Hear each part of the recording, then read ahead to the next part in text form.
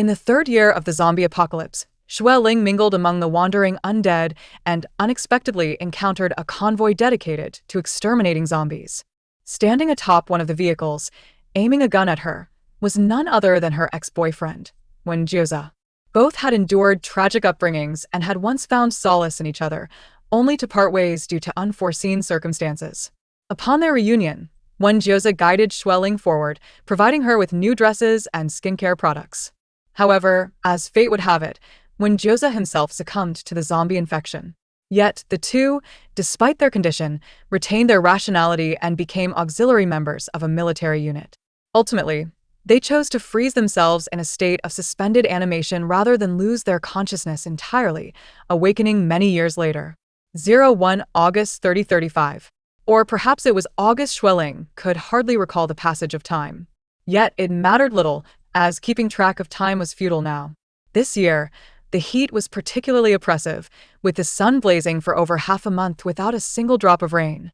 Xue Ling sought refuge beneath a dense canopy of trees, lying upon an old rocking chair, creaking under her weight as it had endured 3 years of wind and sun.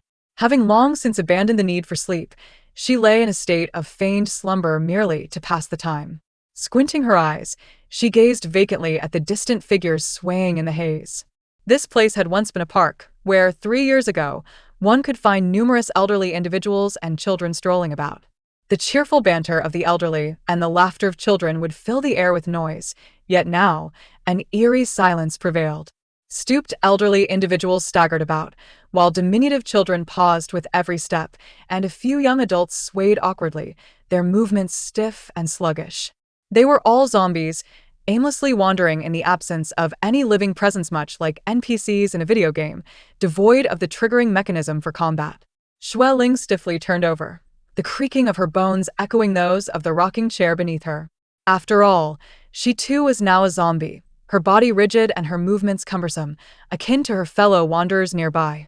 She lay on her side, fixating on the bark of an old tree, where an ant climbed steadily higher until it vanished among the lofty branches, no longer visible.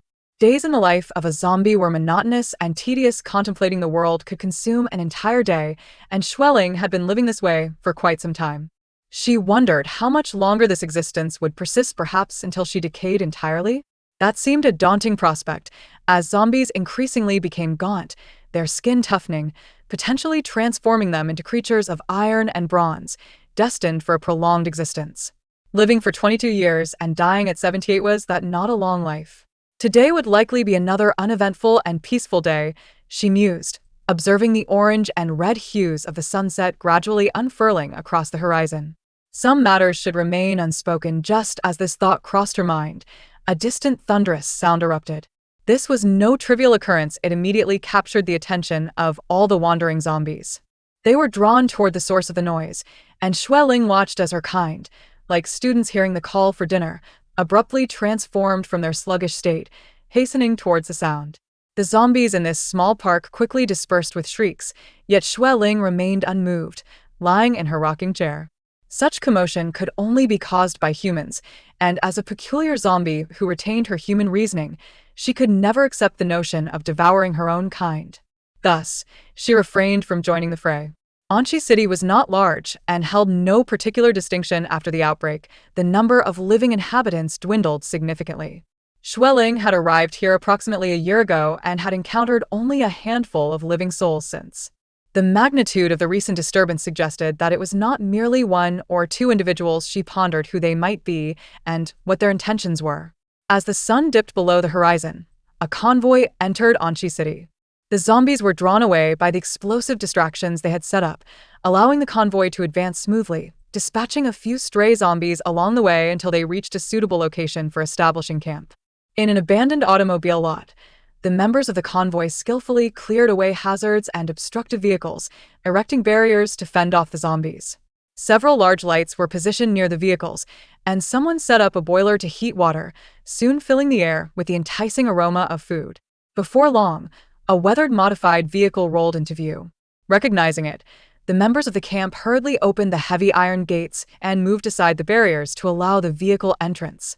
Once the vehicle stopped, several individuals disembarked. "Miko, Was your mission to lure the zombies to Southeast Square successful? We're all seasoned veterans, what could possibly go wrong? Xue Ling, was this your first time with me, Ge? Did you get scared out of your wits, haha? You were the one scared. Am not that feeble. Alright, the soup is ready, time to eat. In the camp, over 20 individuals bustled about, lively and animated. Dai Ying embraced his golden retriever, affectionately ruffling its fur.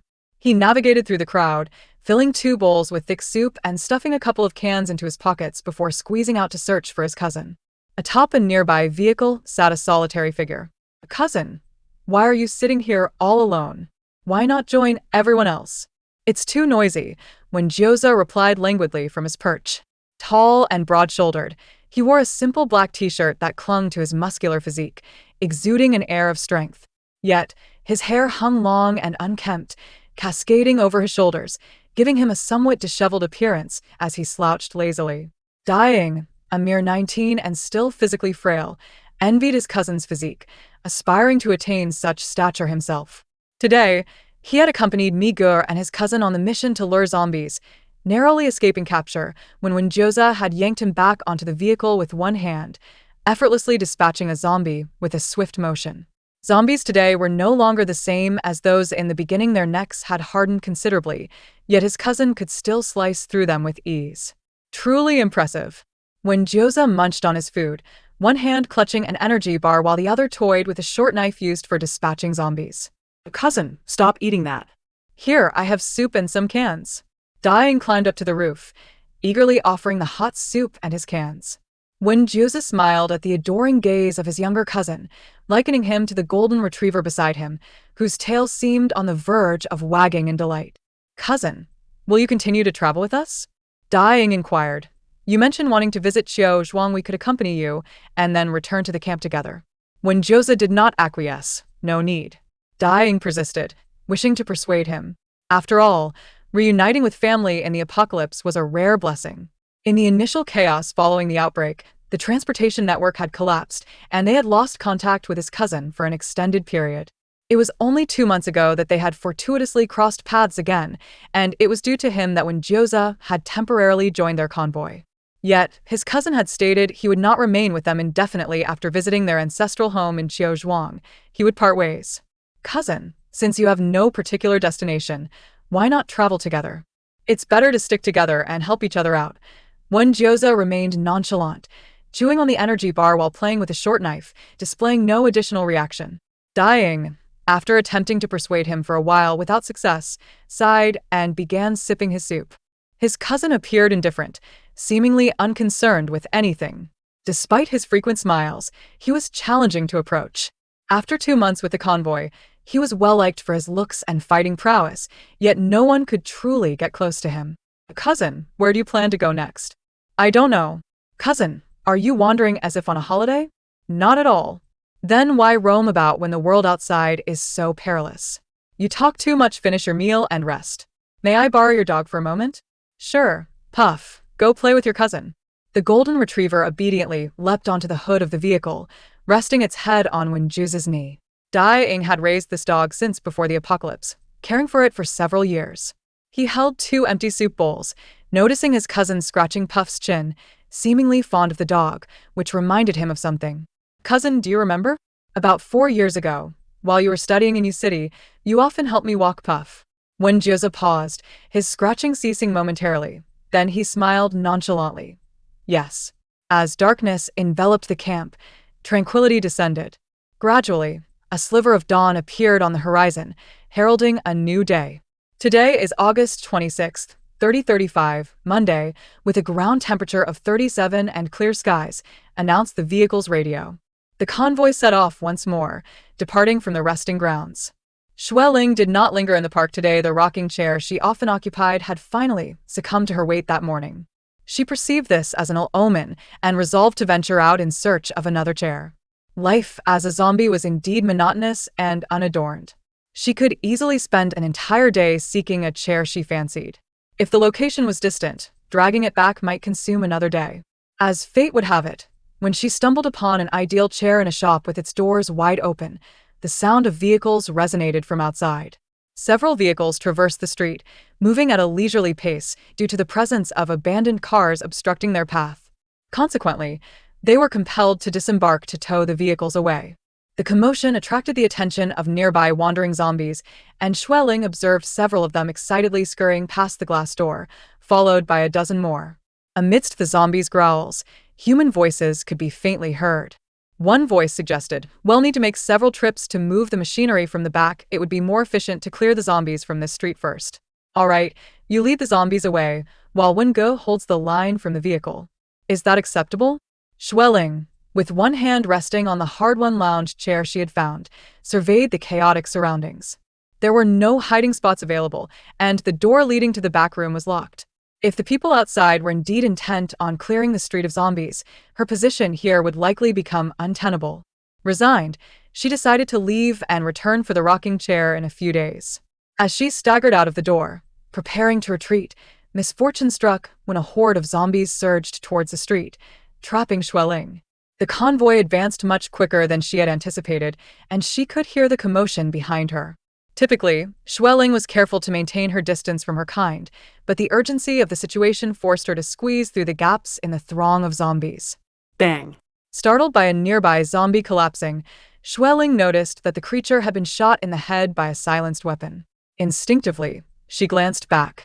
Strangely, the slowly moving convoy was still some distance away, with several individuals dispatching zombies beside the vehicles.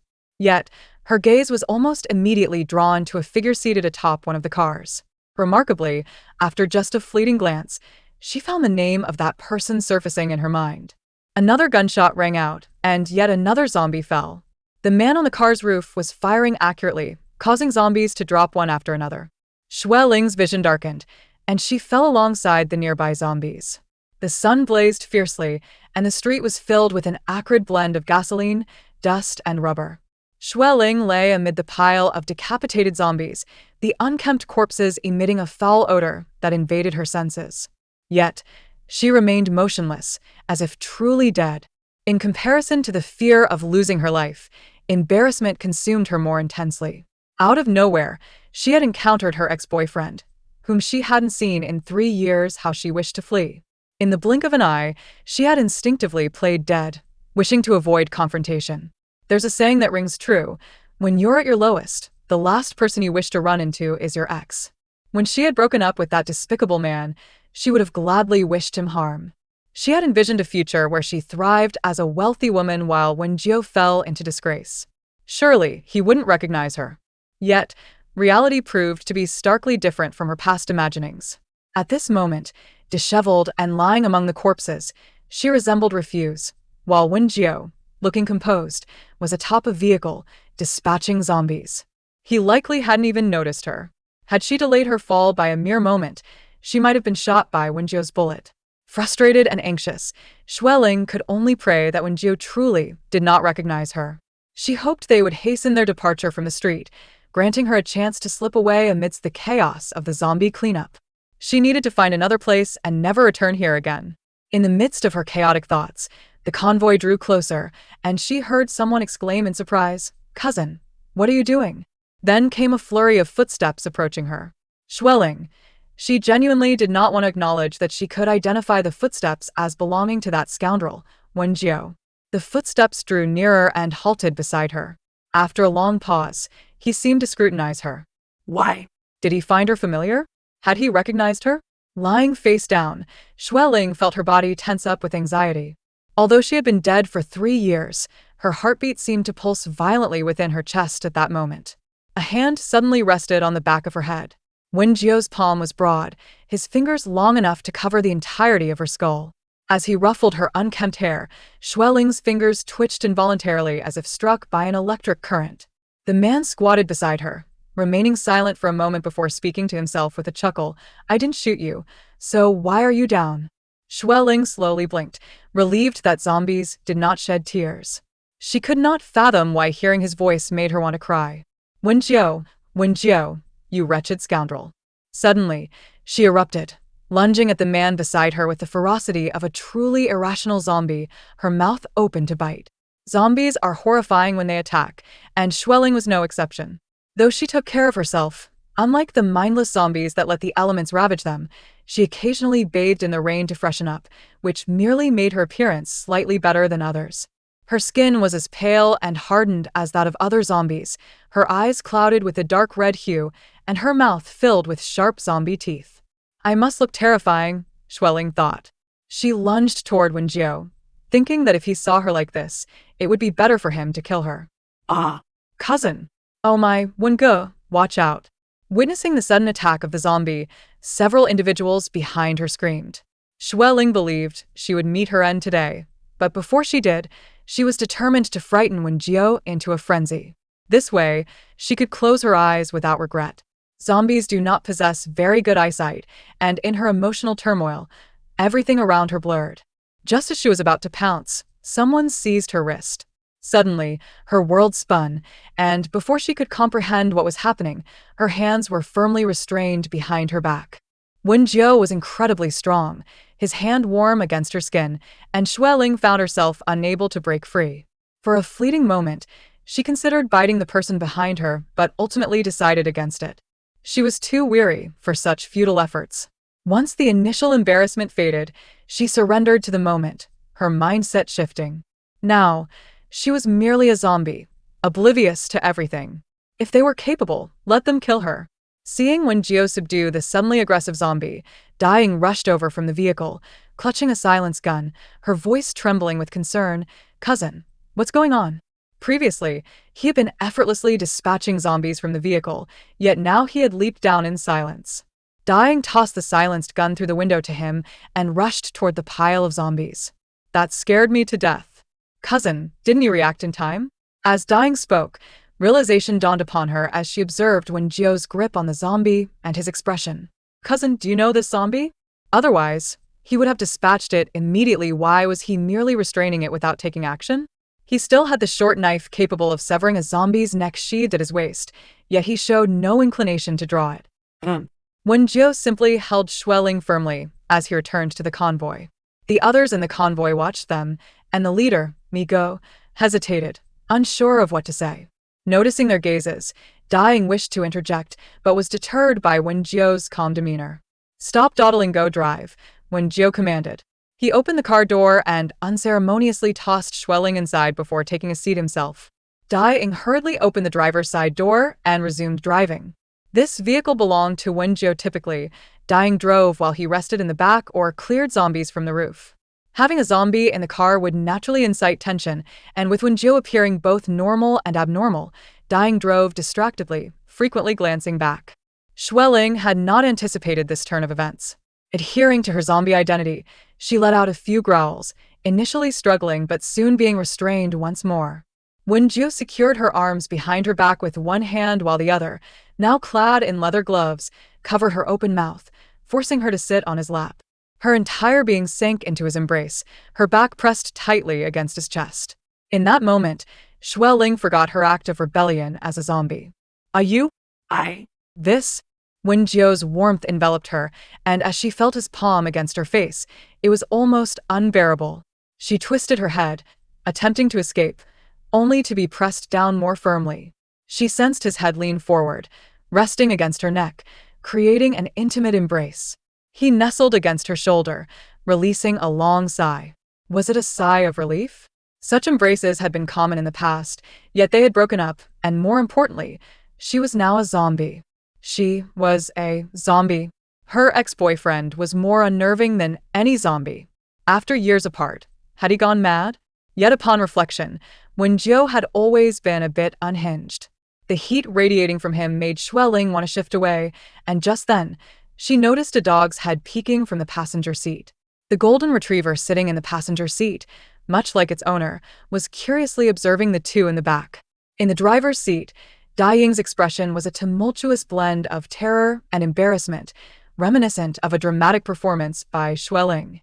In stark contrast, the large dog, with its dark, moist eyes, gazed at Xue Ling, its tongue lolling slightly, seemingly unfazed by the bizarre scene unfolding before it. Dying suddenly recalled that his own dog, Puff, was in the car. Puff was astute whenever zombies were near. It would emit warning barks. It had once valiantly protected him during a zombie attack, embodying the spirit of a courageous companion unafraid of the undead. Dying felt compelled to soothe Puff, urging it not to bark at the zombie inside the vehicle. However, Puff merely stared at the two individuals in the back seat for a moment before barking twice, a sound that lacked the usual hostility associated with encountering zombies. Its tail wagged animatedly on the seat, resembling a feather duster, a reaction reserved for familiar faces. This reminded Dying of something. He scrutinized the restrained zombie in the back seat, held firmly by his cousin. Could it be that this was his cousin's former girlfriend? Several years had passed, he could hardly recall the details. His cousin had been attending university nearby and often came over to walk Puff, mentioning that his girlfriend adored dogs and wished to take Puff along for companionship. Dying had only met this young woman twice. Was it truly her? He remembered that she, like him, hailed from E-City, so what brought her to the distant Anchi city? Xue Ling, seated in the back, was oblivious to the expressions of her younger cousin. Upon seeing the golden retriever's head appear, she instinctively leaned back. It was a dog. A familiar dog. She vividly remembered this canine, for it had chased her relentlessly for half a month, instilling in her a profound fear that left psychological scars. This had occurred roughly 4 years ago. Not long after she and Wen Jiuze had become a couple. She could not recall the exact reason for her desire to exercise, but she had invited him to join her for a night run. Yet, maintaining a workout regimen proved more challenging than studying, and she could hardly make it a block before gasping for breath and contemplating giving up, dreading the idea of stepping outside. Wen Jiuze, ever cheerful, had encouraged her, coaxing her out the door. They had barely begun their run when a golden retriever suddenly charged at her, barking ferociously. While she had never been particularly fearful of dogs, the sight of such a large, aggressive one approaching was enough to trigger her instinct to flee. As she sprinted away, she called out for Wen Jiuze, who was ahead, grinning, sometimes even running backward, showing no intention of helping her. He would occasionally chime in, "The dog is catching up, it's going to bite your backside." She could only curse him while running for dear life, summoning a fierce willpower to escape. Exhausted, she finally made it home, where Wen Jiuze caught her fist and comforted her, suggesting that encountering such a fierce dog was an unfortunate accident and proposing a different route for their next outing. However, on that new path, they once again encountered the fierce golden retriever. The moment their eyes met, the dog began to chase her. After weeks of being pursued by the dog, Xue Ling eventually discovered that the golden retriever belonged to Wen Jiuze's cousin, who had been taking the dog out nightly to chase her. The acting was quite convincing. Both man and dog played their parts well. Had she not caught sight of this man feeding the dog and praising its performance, she would have remained oblivious to the ruse. Reflecting on this incident even after so long, Xue Ling felt an urge to deliver a punch to Wen Jiuze's perpetually smiling face. "Are you even human?" she thought. No man with such a grin could be trusted. As her expression twisted in frustration, Wen Jiuze, holding her, suddenly chuckled. "Even turned into a zombie, would you still be afraid?" The convoy of vehicles formed a circle, pausing for a brief respite in an open area. This location had been deemed suitable by Migo, Wen Jiuze, and Dying during their earlier reconnaissance, as it was sparsely populated with zombies and conveniently close to the suburban factory they intended to reach, with desolate farmland stretching in the distance. Wen Jiuze's vehicle remained at the outermost edge, and various members of the team glanced toward it, their curiosity piqued. Earlier, from their vantage point on the street, everyone had witnessed Wen Jiuze bringing a zombie into the convoy. A zombie, devoid of reason, perpetually driven to attack humans, posed a threat to all within the group. As Dying disembarked, Migo, the team leader, beckoned him over to inquire about the situation. Dying glanced back at the vehicle and whispered, "That zombie is my cousin's former girlfriend." Migo, a sturdy man in his 30s, taken aback for a moment, sighed, "I can understand Wen's feelings, but bringing a zombie into the convoy will surely raise concerns among the others. A zombie is still a zombie, not a living person. Even if you keep a zombie close, it won't remember its past friends and family, it will only seek to devour the living. Dying, you should persuade your cousin to eliminate that zombie and bury it." Dying recalled how his cousin had nonchalantly held the zombie in the vehicle, a chill creeping up his spine. "I doubt my cousin would agree to that. If he can't bring himself to do it, he could at least leave it behind. Ultimately, he cannot keep a zombie with him indefinitely," Miga suggested. Dying shared this sentiment. At the onset of the apocalypse, Many had seen relatives, friends, and lovers transformed into zombies, and some found it impossible to take action against them, even when they understood that those they loved were gone. Many had tried to keep their zombified loved ones, hoping for a miraculous recovery. However, after a day or two, those who clung to their zombies either fell victim to bites themselves or were ostracized by others, ultimately dying alone outside the encampments. Some even kept zombies as pets, preying on others to feed them, only to be hunted down alongside their undead companions. Having witnessed numerous such tragedies over the years, Dying understood that the best course of action was to eliminate and bury those who had turned. He did not wish for his cousin to be marginalized due to a zombie, nor did he want to see him inadvertently jeopardize his own life. Determined to speak with his cousin, Dying returned to the vehicle, only to find his cousin still clutching the zombie, his previously resolute expression now wavering. "Cousin, about that zombie, shut up," Wen Jiuze murmured, eyes closed, resting against Xue Ling's shoulder. Embarrassed, Dying turned back to the vehicle, deciding to give his cousin some time to cool off before broaching the topic again later that evening. The atmosphere within the convoy was subtly tense during their rest, and this unease persisted until they reached their destination, devoid of the usual banter and laughter. Their mission in Anxi City was critical. 3 years into the apocalypse, the disruption of communication networks persisted, complicating long-distance contact. Numerous bases scattered across the landscape operated independently. Dai Ying's base was of moderate size, surrounded by fields and forests, achieving self-sufficiency in food, though essential supplies remained scarce.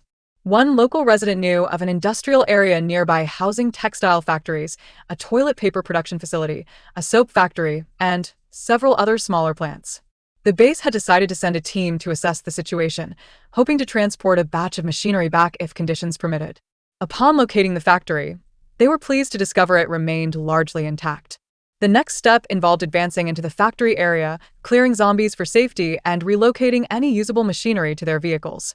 If they found a substantial amount of functional equipment, they would need to return to the base for assistance. Migo assigned cleaning tasks among the team, and some members glanced toward Wen Jiuze's vehicle. "Migo, isn't Wen Ge joining us for the zombie cleanup?" Given Wen Jiuze's impressive skills, it was evident he had prior training, and his presence lightened the burden for everyone. Typically, Migo would inquire about Wen Jiuze's participation in such missions, and he often obliged. One member mentioned Wen Jiuze, prompting another to add, "If he comes along, what'll happen to that zombie? Just leave it at the camp? I'm uneasy about leaving a zombie at the camp. My wife still has to cook there. What if that zombie attacks someone?" Dying, who had overheard this, quickly interjected, "My cousin has tied the zombie up in the car as long as we keep our distance. There should be no issue." Someone attempted to counter, but the moment the car door swung open, Wen Jiuze emerged, silencing any dissenting voices. With a hearty smile, Migo waved to Wen Jiuze, proposing, "We plan to check the nearby soap factory. Would you like to join us for the zombie cleanup? According to our previous agreement, once the cleanup is complete, it'll give you 2 barrels of gasoline and 100 rounds of ammunition. Sound good?" Gasoline and ammunition had become the currency of the apocalypse, proving difficult to acquire. Wen Jiuze's willingness to assist the convoy was partly due to his connection to Dying, but Migo's generosity also played a significant role. After a moment of contemplation, Wen Jiuze readily agreed, "Sure." Relaxation washed over Migo and the other members of the convoy, and Dying raised his hand. "I want to go too." Wen Jiuze patted his younger cousin's shoulder. "You're staying behind to watch my car. Make sure no one gets too close." "Fine," Dying conceded, watching as his cousin departed with Migo and the others, leaving only a few individuals at their temporary camp.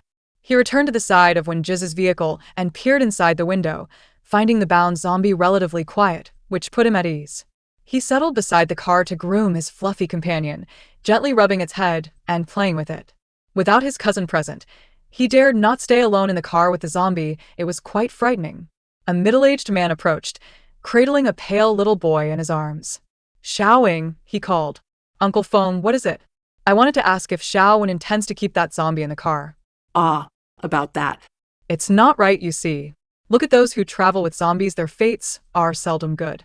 Feng Wei and his son were not regular members of their convoy. They had accompanied the group to Anxi City in search of medicine. The 9-year-old boy, Feng Zicheng, suffered from a heart condition, and his medication was unavailable at the base. Feng Wei could not bear to watch his son succumb to illness, so he took a leap of faith and joined the convoy, hoping that Anxi City might still have the needed medicine in its hospitals and pharmacies. Due to the boy's condition, Feng Wei took him everywhere, protecting him like a precious gem. The convoy members looked after them, sparing Feng Wei from the duty of clearing zombies, allowing him to assist within the camp instead. With gasoline scarce and usable vehicles few, everyone was cramped together. The little boy could hardly tolerate the tight quarters, so the father and son frequently rode in Wen Jiuze's vehicle, as it was the most spacious. Out of compassion for the child's heart condition, Wen Jiuze had permitted them to ride along. When the journey did not require dealing with zombies, they would occupy the seats in his car. However, if there were a zombie inside, they would surely hesitate to join him again. If I were you, I would take advantage of Xiao Wen's absence and handle that zombie quickly, Feng Wei urged earnestly. No. Dai Ying instinctively protested. My cousin would be angry. If you can't do it, I will. A robust, middle-aged woman approached, wielding a kitchen knife. Just say the zombie was killed by me, I doubt your cousin would dare to retaliate. The woman, known as Sister Lu, was responsible for cooking and guarding the camp. Along with her husband, Brother Wang, they were seasoned members of the convoy. Occasionally, when the group was short-handed, she would join the men in combating zombies, often handling them more deftly than some of the weaker men. Having witnessed their only daughter devoured by a zombie, she harbored a deep-seated hatred for them. What is a zombie? A man-eating beast no longer human. Because of these creatures, our lives are fraught with danger, and we must harbor one in the camp? I, for one, will not agree, she declared vehemently. If it were only Feng Wei's persuasion, Dai Ying might have hesitated, but Sister Lu, having spent more time with him, made it difficult for Dai Ying to remain steadfast. After all, he too felt that his cousin should not be bringing a zombie along. Kill it. No, how about this? It'll drive the zombie far away, Dai Ying said after a moment of hesitation.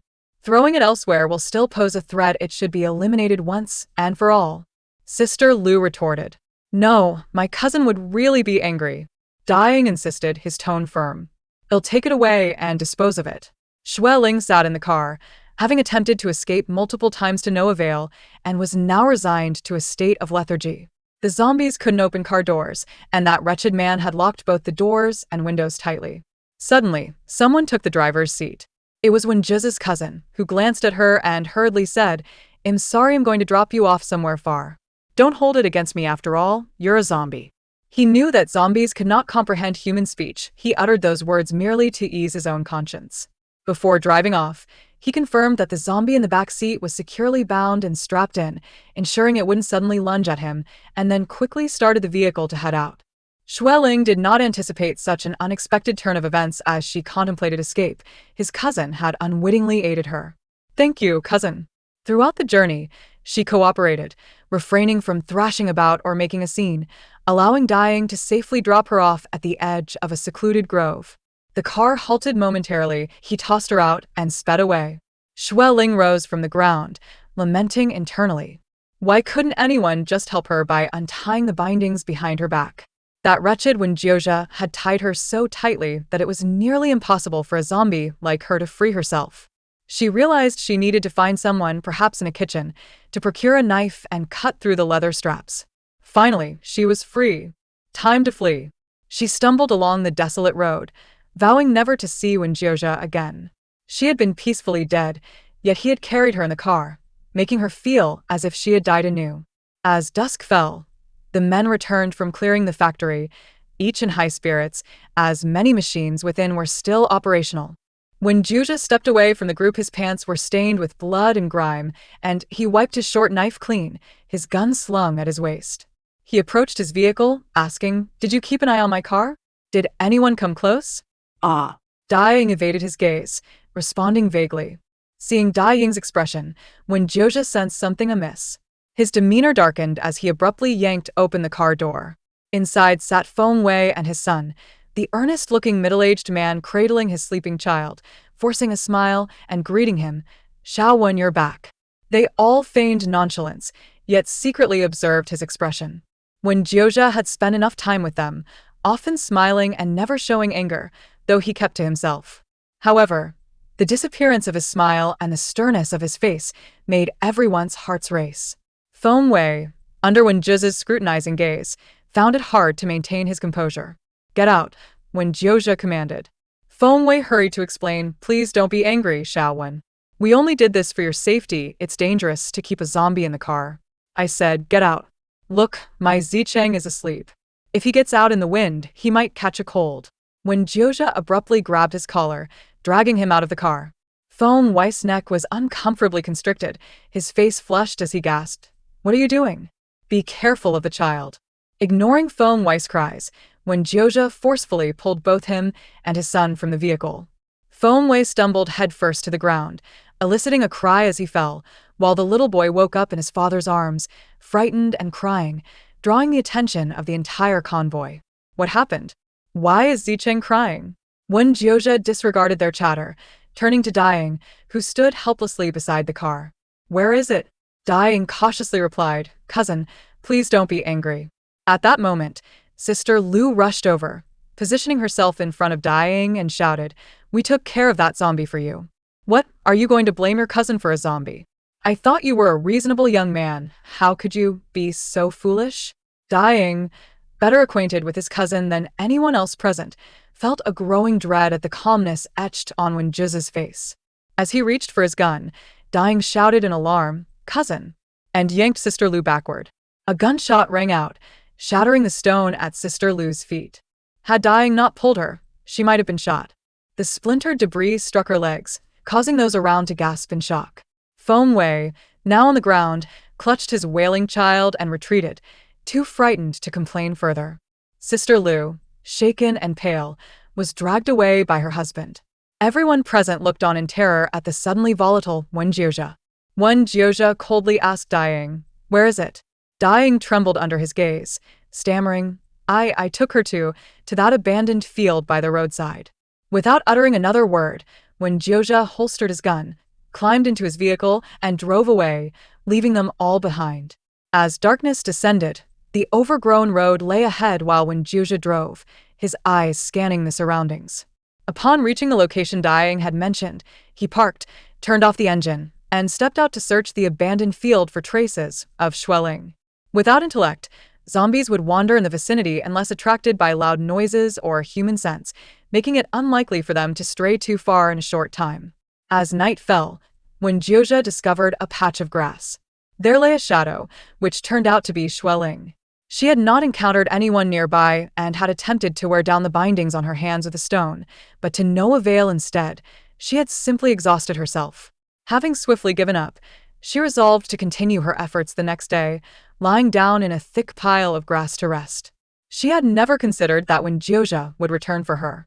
Clearly, the people in his convoy, including his cousin, wished for her to be gone.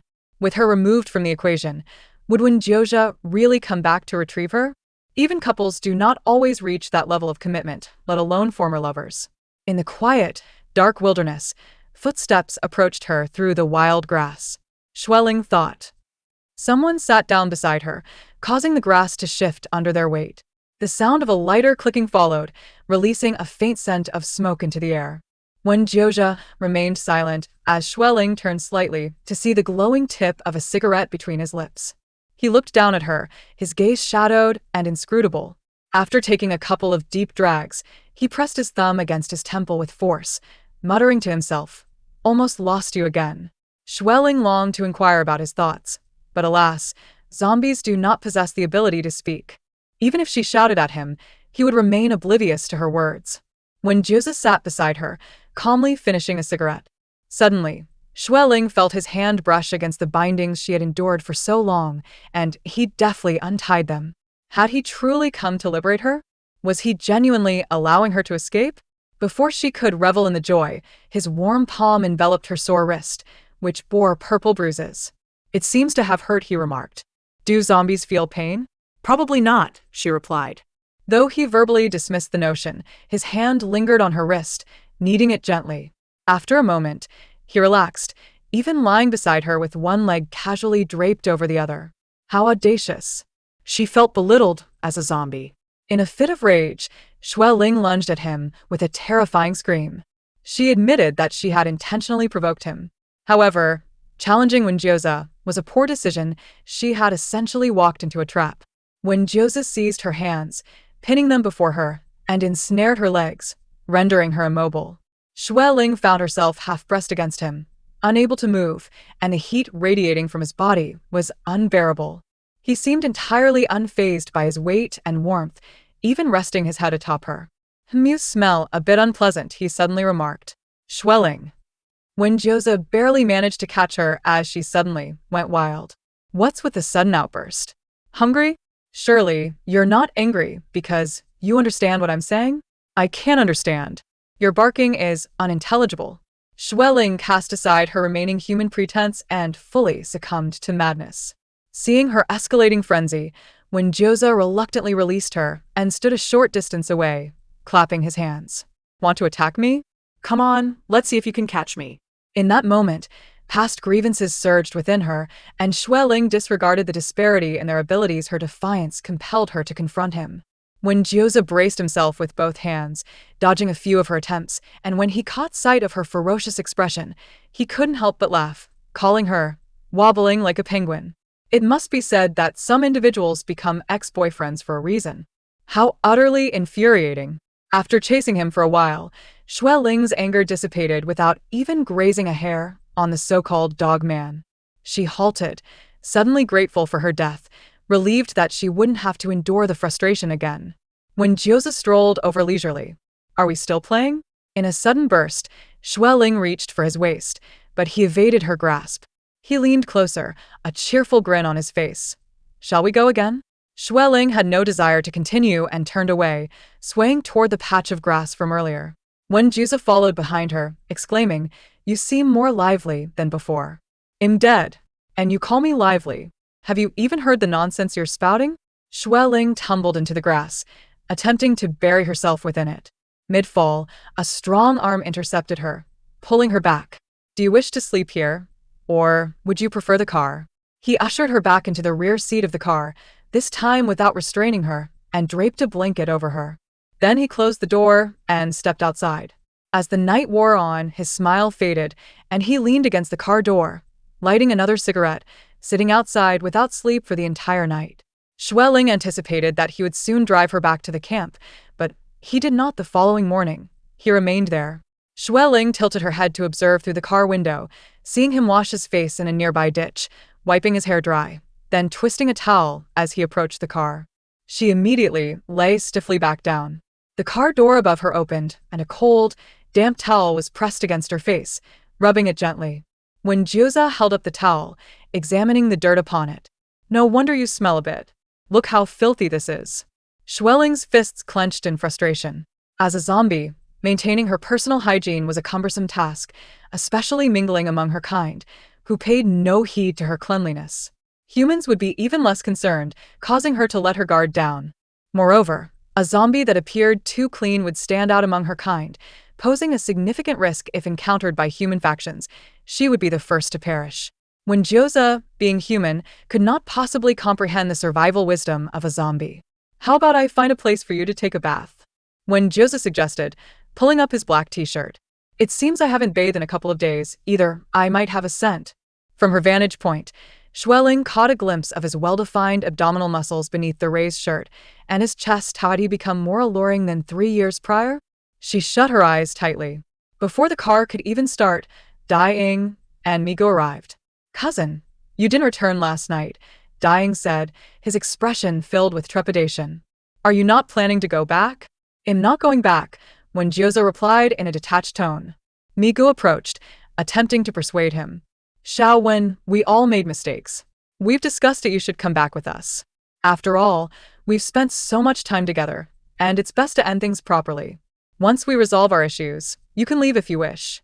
You can also bring that zombie back. I've told them that as long as you keep it under control and prevent it from harming anyone, it's fine." "You seem to be mistaken," Wen Jiuze said, leaning against the car, a sardonic smile on his face. "What they think is of no concern to me. My reluctance to return has nothing to do with their objections. It's because I don't want them to harm Xue Ling."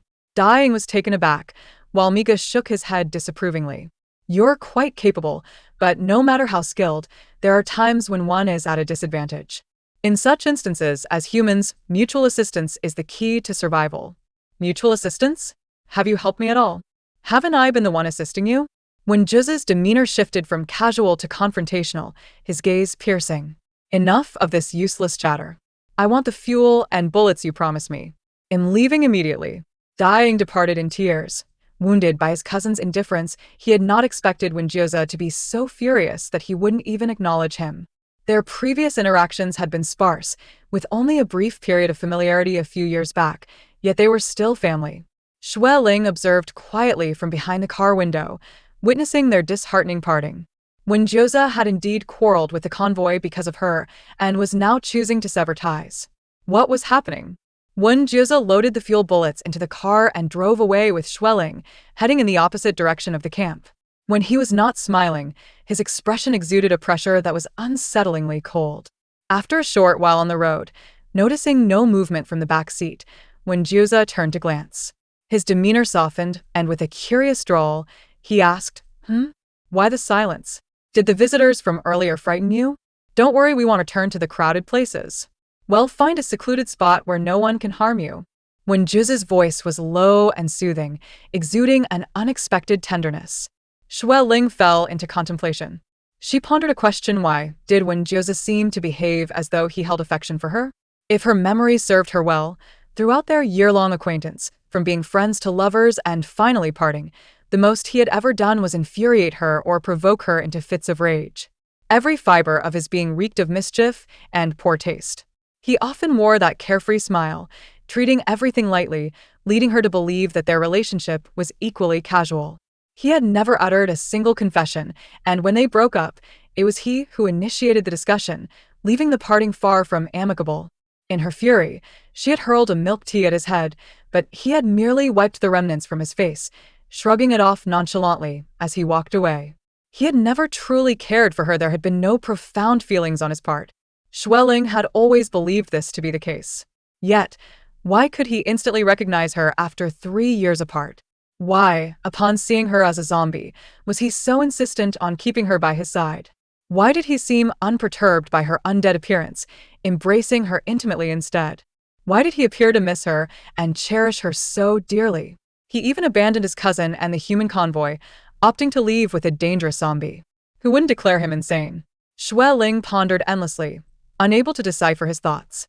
It had always been this way. She could never fathom Wen Jiuze's mind, while he seemed to understand her thoroughly within a short time, possessing an innate talent for provoking her ire. After much reflection, Xue Ling couldn't help but question whether she had lost a memory. However, upon recalling past events, she found her mind clear, her memories intact, and she hadn't overlooked anything. Rather, she had revisited Wen Jiuze's numerous past misdeeds and transgressions. One truly should not form a relationship with a neurotic boyfriend too early in life, for one would remember him forever, unable to forget, much like Xue Ling. Amid her contemplations and self-doubt, Xue Ling remained committed to maintaining her zombie persona, occasionally growling, clawing at the seat cushion and safety belt, and scratching at the car windows and doors. The incessant commotion stirred by Wen Jiuze seemed to him nothing more than background noise, akin to a white noise radio. While driving, he hummed along, his fingers dancing on the steering wheel in rhythm with the creaking sound of Xue Ling scratching the back of her seat, creating a surprisingly melodic ambience. Xue Ling inquired, "Am I here for your entertainment?" Wen Jiuze appeared quite adept at amusing himself. "Let's find a place to bathe. The tap water has ceased, but some households in remote areas do not rely on it. They draw water from their wells, which is still usable. Can you endure cold water?" "Oh, it seems that's our only option now given the sweltering heat. Even cold water won't be unbearable, right?" He made decisions without awaiting Xue Ling's response. In frustration, Xue Ling kicked his seat forcefully, the sound resonating loudly. Rather than being deterred, he seemed to take pleasure in it, nodding in agreement. "Oh, as long as you consent." They had not strayed far, still within a town on the outskirts of Anqi City. Xue Ling found herself once more confined within the vehicle, observing as Wen Jiuze exited to seek a bathing location. His movements were deft and practiced, whether exploring abandoned houses or skillfully dispatching the encroaching zombies. He displayed remarkable agility, swiftly eliminating threats without hesitation. Xue Ling noted his fearlessness not only towards her, a familiar zombie, but also towards the unfamiliar ones. He remained composed even when a grotesque zombie lunged at him, effortlessly drawing his knife to sever its neck. Although he had a gun holstered at his waist, it remained untouched. He relied solely on his short knife. Xue Ling had witnessed many individuals combat zombies, most preferring longer weapons to maintain distance. Yet, when Jiuze chose the short knife, his arm's length creating a heart-stopping proximity each time he reached out to behead a zombie, making Xue Ling tense with anxiety. When Jiuze scrutinized the layout of the street, searching for a house with a yard that might house a well, entering those that appeared relatively undamaged, he forcefully broke open locked doors, rummaging through the rooms, occasionally emerging with a zombie's corpse or other assorted items. "Look at this lovely dress," he exclaimed, holding up a sunflower-patterned skirt, displaying it through the car window. "I shall clean it for you to wear later." Xue Ling held no expectations regarding his taste. The ugliest dress in her wardrobe was a gift from him, one she could never bear to wear in public. "I found several unopened skincare products. I recall you using this brand before. I shall apply it for you later." He tossed a few boxes of skincare and makeup into the car. Xue Ling was incredulous. "I am a zombie, yet you presume I need skincare?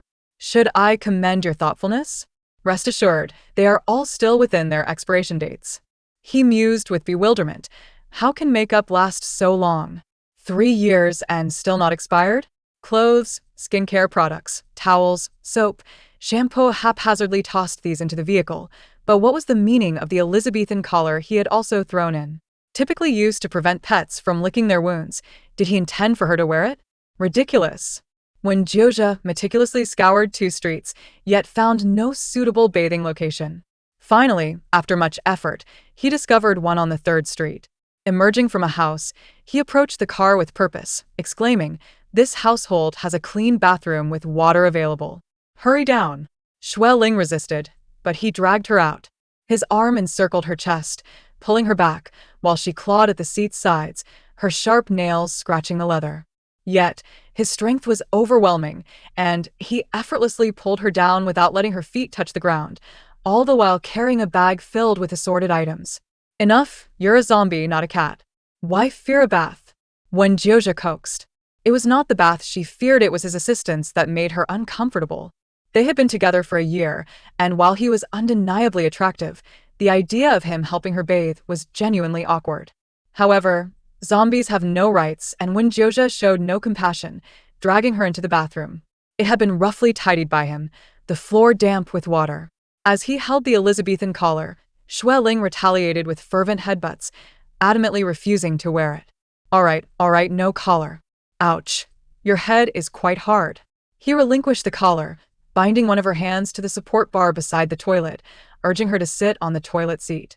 He then produced a nail clipper, preparing to trim her nails. The nails of a zombie were dark, sharp, and oily, yet when Jiuze skillfully shaped them into a neat, smooth finish. Though Xue Ling had long desired to groom her nails, her annoyance led her to resist, often feigning an attempt to bite him. It was as if he possessed a sixth sense. He skillfully avoided her bites as he efficiently finished one hand. He held her hand, examining it closely. The skin of a zombie appeared pale, veins more pronounced, presenting a dark red network beneath the surface, giving her a somewhat neglected appearance. Xue Ling acknowledged her own efforts at maintenance, recognizing that she did not resemble the rapidly decaying zombies. Though slightly thinner, she appeared as if she had recently passed.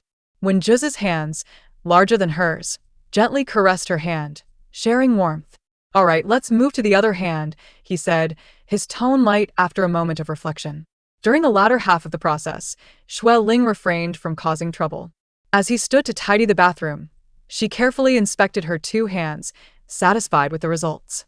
Previously, she had found her nails inconveniently long, attempting to trim them herself, but the stiffness of her fingers made it impossible to maneuver. Thus, she resorted to biting, only to leave them in a more ragged state. Cool water cascaded from the showerhead, splattering against white tiles. Xue Ling, having discarded her tattered, grayish clothing, sat on a small stool beneath the shower, the water flowing over her gaunt back. She curled up, too embarrassed to lift her gaze. Behind her, Wen Jiuze posed a curious question. Do zombies fear water? Why else would she have been so lively moments ago, yet now remain motionless under the deluge? His assumption proved advantageous, sparing him from the need to restrain her further. He preferred not to bind her constantly. The mint-scented body wash lathered above her head, and the sensation of fingers kneading her scalp was unexpectedly pleasant. Xue Ling rested her chin on her knees, squinting to prevent water from entering her eyes. He continued to massage her scalp, probing a specific area for an extended period. "Why does your occiput feel a bit flat? It used to be rounder," Wen Jiuze pondered aloud.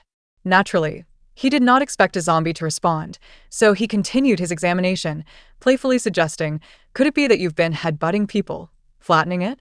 Xue Ling took a moment to contemplate. Had her occiput truly flattened? Perhaps it was due to that incident 3 years prior when she had just transformed into a zombie and realized she could still think, setting her apart from others.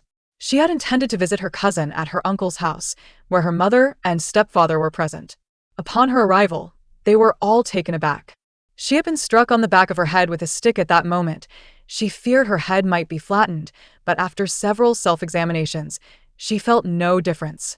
So it had indeed been flattened. How amusing. How had Wen Jiuze discerned that so quickly?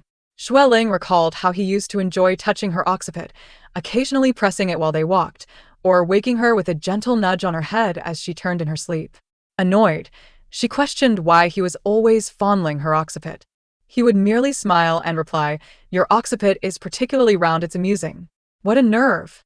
Xue Ling, who had been thoroughly drained by her ex-boyfriend, had become utterly despondent, lacking the energy even to emulate a zombie, remaining stiffly seated in silence. Meanwhile, Wen Jiuze busied himself by combing her tangled hair and sitting beside her. Examining a pile of skincare products he had discovered, he held up the packaging and bottles, reading the inscriptions aloud. "The bottle is covered in English. Oh, this is a toner, but why is this one entirely in Russian?" Pouring out the liquid from one bottle and rubbing it between his hands, he sniffed it, confirming it's water. Pondering over the array of skincare items, he pressed his temples and recalled, "What was your skincare routine after washing your face? Was it to apply toner first, then lotion, cream? Was there also oil? When was the oil used?" He engaged his clever mind, glancing at Xue Ling as if seeking validation. "Oil doesn't mix with water. They shouldn't be applied together, so it's water first, then oil, right?" To hell with that, Xue Ling could no longer contain herself. As she prepared to erupt, Wen Jiuze swiftly restrained her again, trapping the rebellious zombie in his embrace. Pinning her hands and waist with his knee, and lifting her chin with his hand to meet her gaze, "Don't rush. It will be ready shortly," as he spoke. The other hand squeezed the liquid from the bottle. Ready to pat it onto her face, Xue Ling struggled fiercely, wanting desperately to curse him out, but Wen Jiuze lifted her chin and closed her mouth. "I'm just giving you skincare. Don't make a fuss."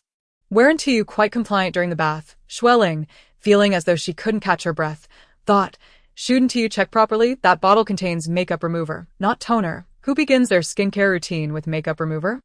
Are you blind?" Wen Jiuze resolutely followed his self-devised sequence and completed the skincare routine. After his haphazard application, Xue Ling felt even more haggard, lacking the strength to resist the hideous sunflower-printed dress that now adorned her. She resigned herself to the garish garment. "Thank you," she thought. At least Wen Jiuze remembered to put her in a bra, which fit reasonably well. "Now you look just like before," Wen Jiuze remarked with a smile as he scrutinized her. Xue Ling's expression remained blank. "Exactly the same? Oh, in your eyes, when I was alive, I looked like this, pale with prominent veins." Wen Jiuze continued to smile at her, suddenly covering her face with his hands and gently squeezing. The familiar gesture stirred some memories within Xue Ling in the past, when she would laugh heartily. He would often do this, prompting a flurry of question marks on her face. The mischief in his hands was undeniable. Wen Jiuze tenderly asked, "How did you become a zombie? When did you turn into a zombie?" "I must say, your timing is rather poor," Xue Ling replied, sitting under a large tree at the entrance of a courtyard. Wen Jiuze had placed a chair for her and found a wide-brimmed straw hat to shield her from the sun. "I'll go take a shower. Wait for me here, and don't wander off." Though Xue Ling wanted to escape, she knew she wouldn't make it 200 meters before Wen Jiuze would catch up to her. A two-wheel zombie. She couldn't outrun a four-wheel Wen Jiuze. Moreover, observing how he treated her like a living girlfriend made her wary of provoking him. After all, it was said that even the dead fear the insane. The gentle breeze rustled through the trees. Carrying the scent of her shower gel, Xue Ling thought, "Fine, let Wen Jiuze take care of me. He probably won't last long anyway." From a distance, Two men watched Xue Ling, huddled together in hushed conversation. They were brothers who had roamed around Anqi City since the apocalypse, surviving by robbing passers-by. Many such robbers existed, usually in groups of 3 to 5, laying in wait for solitary individuals or vehicles. At this hour, those daring enough to drive outside were typically formidable characters, often carrying substantial supplies, making any successful robbery a significant windfall. The brothers rarely encountered such easy prey in Anqi City and were particularly envious of Wen Jiuze's modified vehicle, which boasted a high chassis unlike their dilapidated ride. "Brother, shall we strike now?" the younger, stockier man eagerly suggested, eyeing the slender figure in the dress. "Let us grab her too.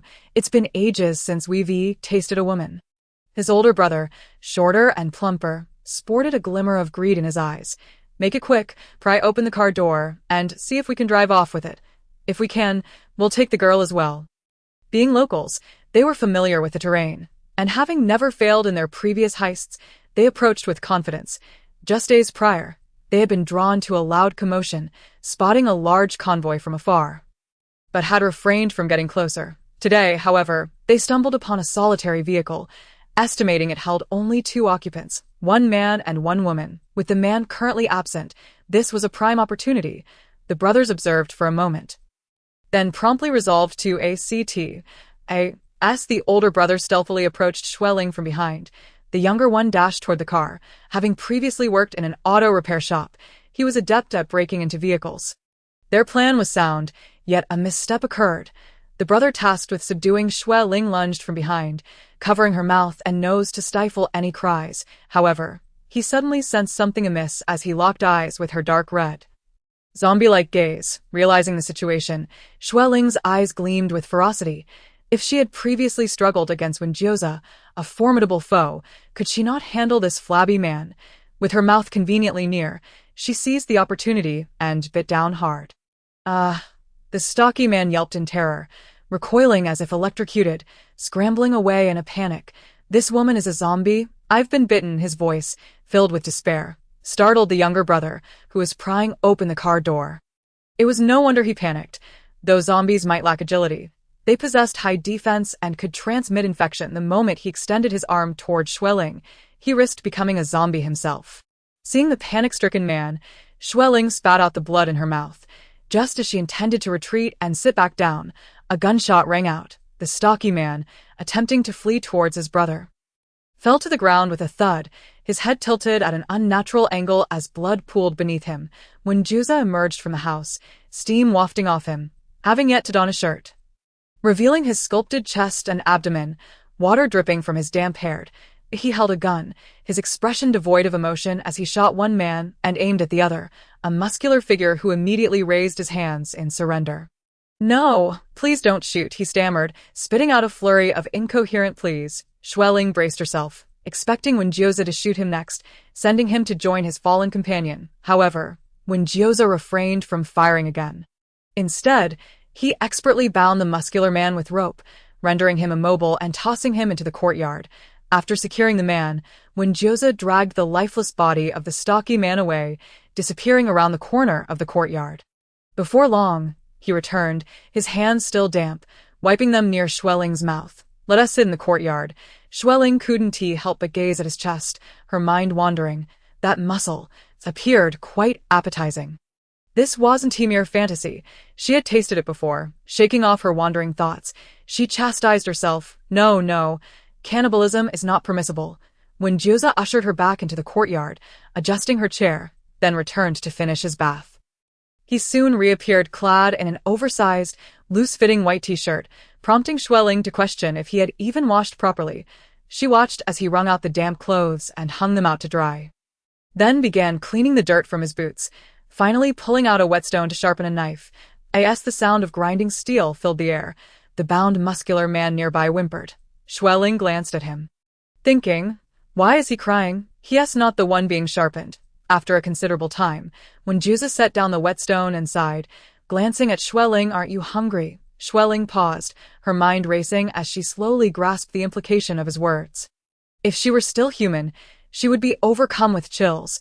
The bound muscular man beside her was a meal Wen Jiuze had prepared for her, and he had been waiting for her to feast.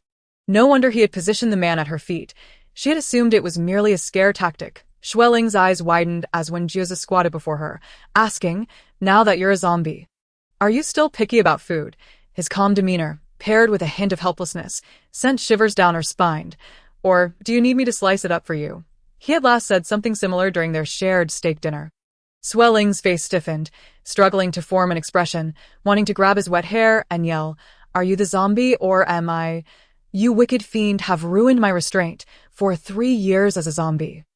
I've not consumed a single person, and you arrive wanting to break my fast." Her mind raced as she waved her hands, distancing herself from both him and the bound man. "Get away." "I don't want it." Seeing her frantic movements, Wen Jiuze realized she had no intention of eating and reluctantly departed, taking the bound man with him once more. After returning, he rinsed the blood off the knife, unwrapped a pack of compressed rations, took a couple of bites, and then offered it to Xue Ling. "Do you want to eat this?" Xue Ling, however, turned a blind eye and walked past him, finally facing the courtyard wall, where she leaned her forehead against it and gently knocked her head. "Help me." Why is Wen Jiuze acting so erratically now? Wen Jiuze, who had quietly finished an indeterminate meal, approached her, took her hand, and patted the white powder on her forehead. "Let us go. We'll change locations." "Where are you going again?" Xue Ling found herself seated in the passenger seat as Wen Jiuze secured her firmly with 2 seatbelts. As the car started moving, Xue Ling noticed a bakery on the street outside with shattered glass windows, suddenly recalling her first encounter with Wen Jiuze. When Xue Ling first met Wen Jiuze, she was taken aback. She was 20 years old, in her second year at Yushu Normal University.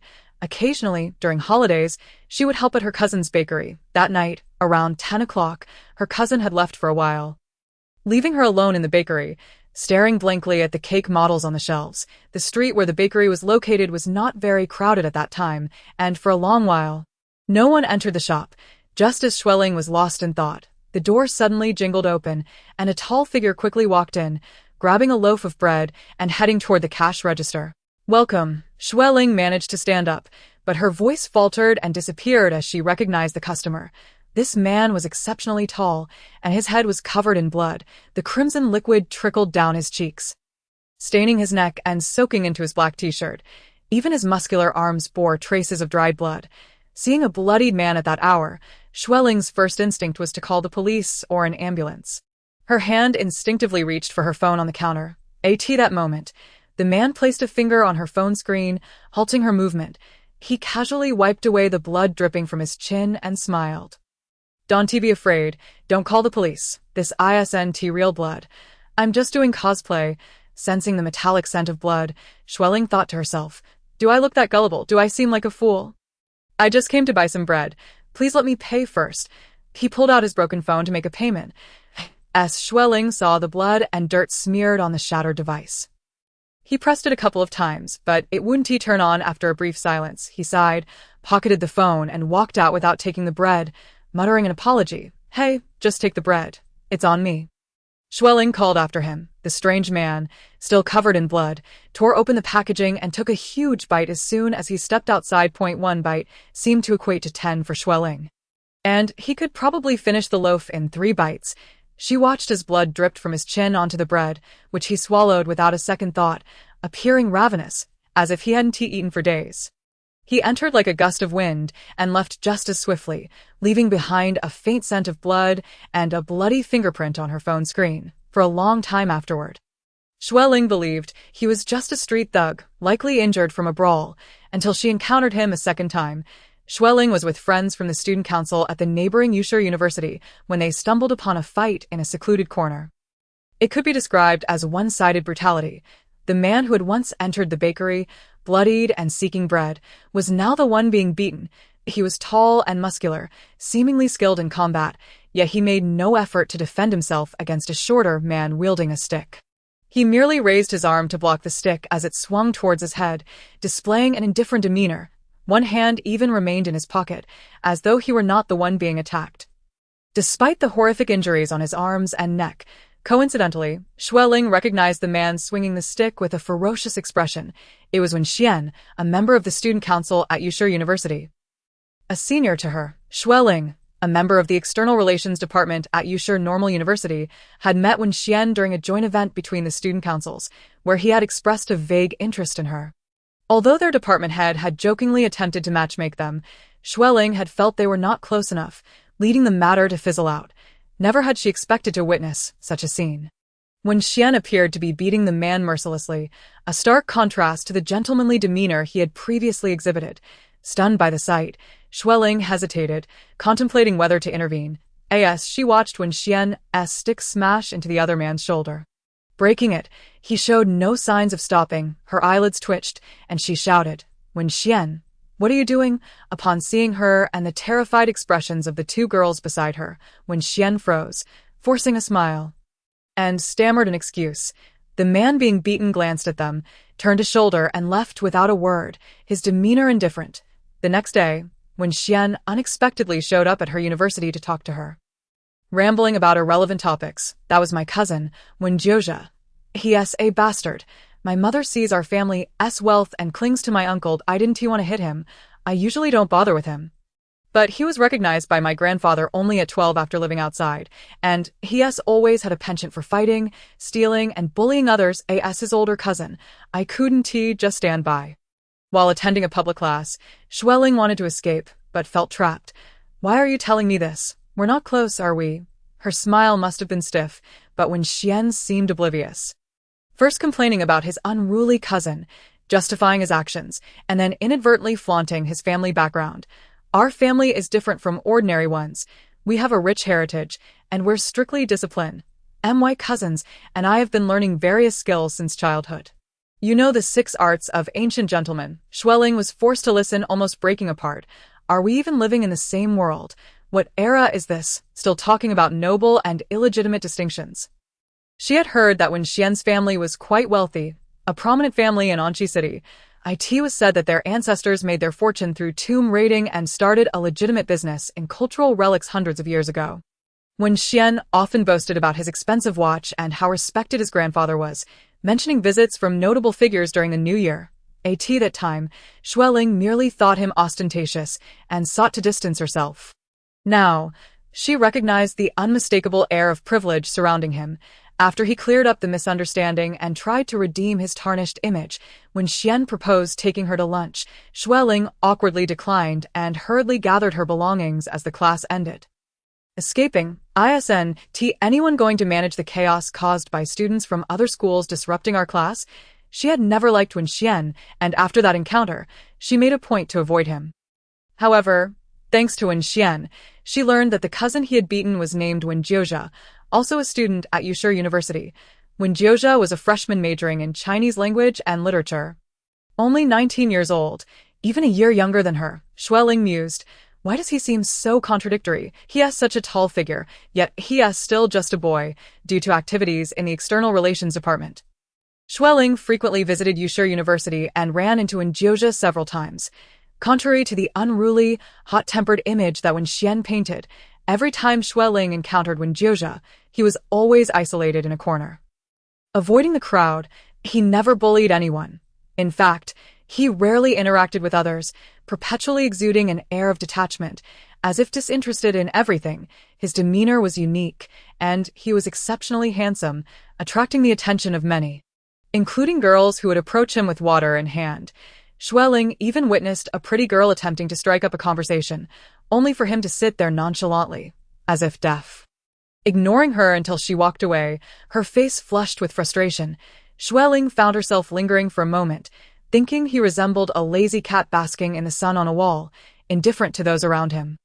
Cats live in their own world, separate from humans. She believed she and Wen Jiuze were entirely different beings and that their paths would not cross further. Not long after, Xue Ling received a confession. The boy, surnamed Wu, was also a member of the student council, and they had interacted during work. Xue Ling was utterly baffled as to why he would confess to her so grandly. Wu arranged hundreds of candles in a heart shape beneath her dormitory, surrounded by flowers, and stood in the middle with a guitar, serenading her while shouting her name. Just after finishing her hair, Xue Ling was informed of this spectacle, seeing the growing crowd of onlookers below. Her vision darkened. Her roommates teased, "Ling Ling, you have so many admirers. You're so lovable." Go down and see. Don't keep him waiting. They urged her to change and join them, listening to the loud shouts from below. Xue Ling painfully changed out of her pajamas, pushed forward by her roommates and curious onlookers toward the boy. She was not particularly impressed by the boy who expressed his feelings with a somewhat melodious confession song. Xue Ling, I have contemplated for a long time and believe you are the one I want to marry. Therefore, I am here today to ask you to be my girlfriend, to embark on the first step of our lives together. His gentle nature, patience, and understanding made her feel he was a good person. She recalled how, when she first joined the student council and made a mistake at work, it was he who came to her aid.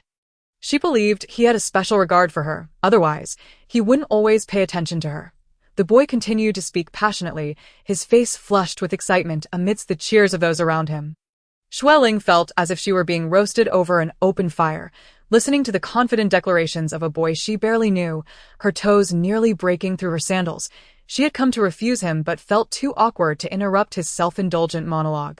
The crowd, egged on by Wu and his friends, shouted for her to accept his proposal, which only deepened her embarrassment and frustration. I end this chaotic scene. Xue Ling suddenly spotted Wen Jiuze. He stood on the periphery of the crowd, hands in his pockets, seemingly enjoying the spectacle. She sensed a hint of schadenfreude in his smiling expression.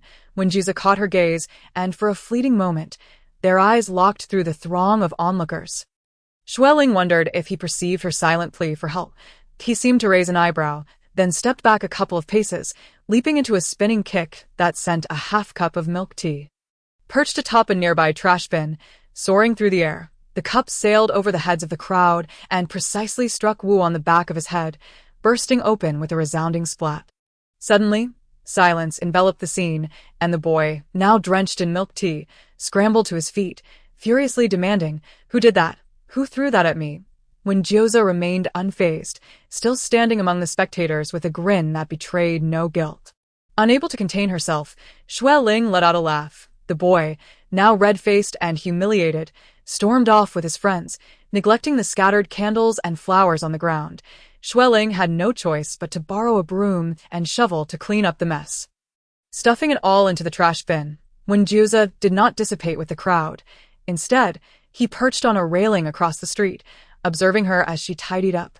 "Thank you for earlier," Xue Ling said after she finished cleaning. Approaching Wen Jiuze, she merely intended to acknowledge him socially, expecting a casual response or perhaps indifference, after which she would retreat to her dormitory for a late-night snack to soothe her earlier emotional turmoil. However, Wen Jiuze surprised her with the question, "Why didn't you just refuse him directly?" Taken aback by his sudden inquiry, she paused before offering a resigned smile. "I'm not very good at rejecting others."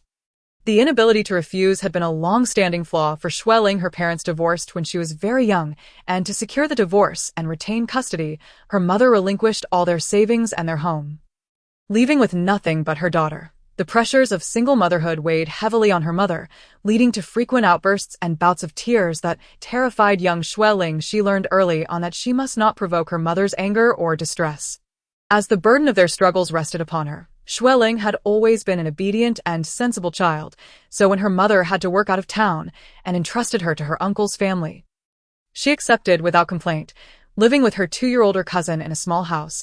At first, her cousin vehemently protested Xue Ling's presence, declaring her room off-limits, throwing her belongings outside. After much commotion, her cousin eventually accepted her.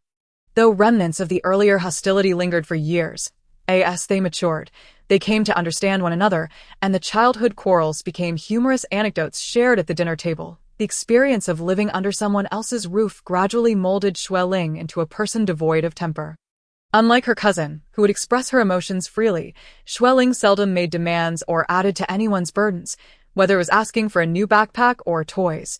She actively helped with chores and cooking, even washing her cousin's shoes alongside her own. While everyone praised her for being well-behaved, Xue Ling was primarily motivated by the fear of being deemed disobedient and ultimately cast aside, despite knowing she wouldn't be easily dismissed.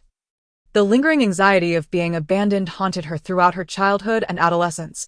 Only during holidays did she feel a sense of security when her mother returned from work. However, upon graduating high school, her mother declared that her mission was accomplished, remarrying and relocating with her new husband. Xue Ling, sensing her mother's relief, chose not to follow but instead rented her own place, AT school. She was also recognized as the good-natured girl without a temper. If someone asked for help, even if it put her in a difficult position, she would comply if they persisted. She dreaded the thought of upsetting anyone, fearing their ire or indifference. People often described her as gentle and kind. Devoid of anger, over time, Xue Ling unconsciously conformed to their perceptions, striving to please everyone around her. This intractable habit persisted into her college years, leading to numerous complications, particularly with the myriad of suitors and confessions she faced. Though not exceptionally beautiful, she possessed a charming innocence that mirrored her gentle disposition. Ironically, it was her unassuming appearance that attracted attention. Many boys felt emboldened to pursue her, believing they had a greater chance of success. Even if she rejected them, her soft-spoken demeanor led them to misinterpret her intentions as mixed signals, compelling them to persist. Standing before Wen Jiuze, a boy she hardly knew, she expressed her inability to refuse. Already foreseeing Wu's continued attempts to pursue her after his failed confession, her spirits dampened. She felt drained of the energy to continue the conversation. When Jiuze remarked, "You can't refuse others? I don't believe that." His expression conveyed skepticism and light mockery. Xue Ling, unsure of why she felt defensive, attempted to explain, "I truly..." But when Jiuze interrupted her, leaning against the railing with a playful grin, "Then be my girlfriend." "What do you say?" Xue Ling froze, taken aback by his suggestion, and inexplicably nodded. When Jiuze was equally surprised, he had merely meant to tease her and hadn't anticipated her actual agreement. After a moment of silence, he scrutinized her with an odd expression before conceding. "All right, now I believe you." Xue Ling felt an overwhelming urge to disappear into the nearest trash bin, realizing she had momentarily lost her mind. "What were you thinking?" When Jiuze seemed genuinely perplexed by her thought process, gathering her scattered thoughts, she managed to articulate a semblance of reasoning. "Well, that boy will surely come after me again. It has been a hassle in the past, so I thought if I had a boyfriend, it might deter such occurrences." The deeper truth eluded her tongue. If the earlier boy had been unmistakably male, the previous suitor had been undeniably handsome, but when Jiuze was strikingly attractive, with an impressive physique and a captivating presence that turned heads as he walked by, it was his allure that had momentarily clouded her judgment, leading her to nod in agreement. Upon hearing her explanation, Wen Jiuze nodded. "All right, then it's settled." Xue Ling pondered what settled truly meant, her toes once again fidgeting within her sandals, wishing time could rewind to prevent this conversation. "So, we are now in a boyfriend-girlfriend relationship. Oh, I forgot to introduce myself. I'm Wen Jiuze." "I'm Xue Ling," she stared, somewhat dazed, as he stood up, her gaze drifting to his chin, and she heard him chuckle softly. And thus, they inexplicably and casually established their relationship. Wen Jiuze was a rather mischievous character, and Xue Ling quickly grasped this after they began dating. He often remarked, "You want to get angry? I don't believe that." Then he would proceed to provoke her in various ways. Oddly enough, despite enduring many irritating situations previously, it was Wen Jiuze's playful antics that truly tested her patience. His penchant for teasing her became an art form, and his efforts bore fruit. Xue Ling, who had spent 20 years as a docile and temperless individual, found herself transformed into a fiery spirit, akin to a robust Russian rye bread. Those who knew her remarked on the noticeable change in her demeanor. She had become much more irritable. Friends who once sought her assistance dwindled in number, and the boys who used to flirt with her vanished, lamenting that her temperament had soured since she began dating. Indeed, her irritability was a direct result of Wen Jiuze's influence. In just over a year, he effortlessly transformed her into a different being. Xue Ling had pondered whether Wen Jiuze's indifferent decision to part ways with her stemmed from a belief that she had changed. Isn't there a classic breakup excuse that boys often use? The one about how you've become different from who you used to be? Could that truly be the reason? Damn Wen Jiuze. It was his own doing. Anger surged within Xue Ling. She refused to engage in self-doubt any longer. Now, her rage demanded an outlet. Madness. She propped her head up from the passenger seat, glanced at the road ahead, which appeared relatively clear. And suddenly, she struck Wen Jiuze's shoulder with all her might. He winced, recoiling slightly. "I don't think I've upset you. What's wrong?" Xue Ling ignored him, flailing her limbs wildly, banging her head against the seat's backrest. "Stop it. Your head will end up flat if you keep that up." When Jiuze reached back to shield her head, inside the cramped car, sounds of chaos ensued as he pulled over to the roadside. released her, and helped her out of the vehicle. "Come on, stretch your legs outside," he encouraged, squatting by the roadside, observing her with a bemused expression. "You're like a cat, causing a ruckus once trapped inside the car." Xue Ling paid him no mind, wandering in circles nearby while Wen Jiuze followed at a leisurely pace. Once she settled down, he scooped her up and placed her back in the car. Resuming their journey, he had no particular destination in mind. Aside from Xue Ling's sporadic outbursts, he rarely stopped, often consuming quick, portable rations while driving. After a stretch of smooth road, they encountered a narrow path that had seen no traffic for quite some time. Wen Jiuze had to exit the vehicle and clear the way, pushing aside the abandoned cars obstructing the route. His strength had always been considerable, but now it was even more remarkable. He could single-handedly move smaller vehicles with a crowbar. And for the larger ones, he used ropes to haul them away. While he worked to clear the path, Xue Ling roamed nearby. The desolate landscape, littered with dust, was filled with derelict cars and houses. Remnants of a world gone awry, alongside abandoned zombies. As Xue Ling wandered a bit too far, she spotted a few of her kind lurking nearby. These wild zombies were everywhere, and she had once been one of them. Now captured, the humans who had taken her hadn't noticed her, but soon approached. The wild zombies, drawn by the scent of food, lunged forward, only to be dispatched by Wen Jiuze with his crowbar. "You've run too far. I can't see you anymore," he called, bloodied crowbar in hand, as he grasped her arm to lead her back to the car, seizing another opportunity to escape while he exited to push the vehicle. Xue Ling noticed a drainage pipe overgrown with weeds and slowly squeezed herself inside. The dry pipe was surprisingly clean, devoid of anything but a bit of dust, and she lay quietly within. In the past, she had sought refuge in such conduits to evade humans, finding it quite pleasant, quiet and clean, though a heavy rain one night had nearly drowned her. Not long after, she heard Wen Jiuze calling her name.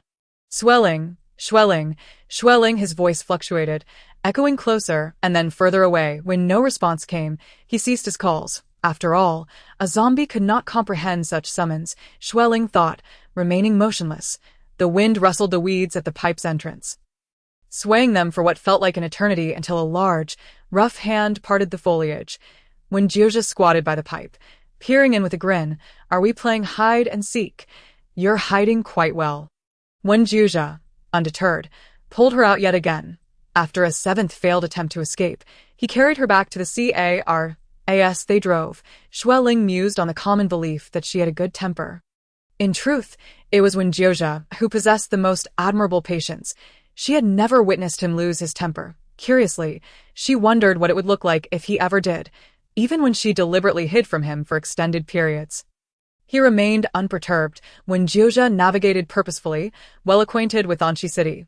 Whenever they encountered impassable roads due to congestion or collapse, he quickly identified alternate routes. However, some areas offered no detours. A few blocks away, she spotted the Anxi Wenkong Hospital sign on a distant building. "We're almost there," Wen Jiuze announced. Was he heading to the hospital? Xue Ling pondered.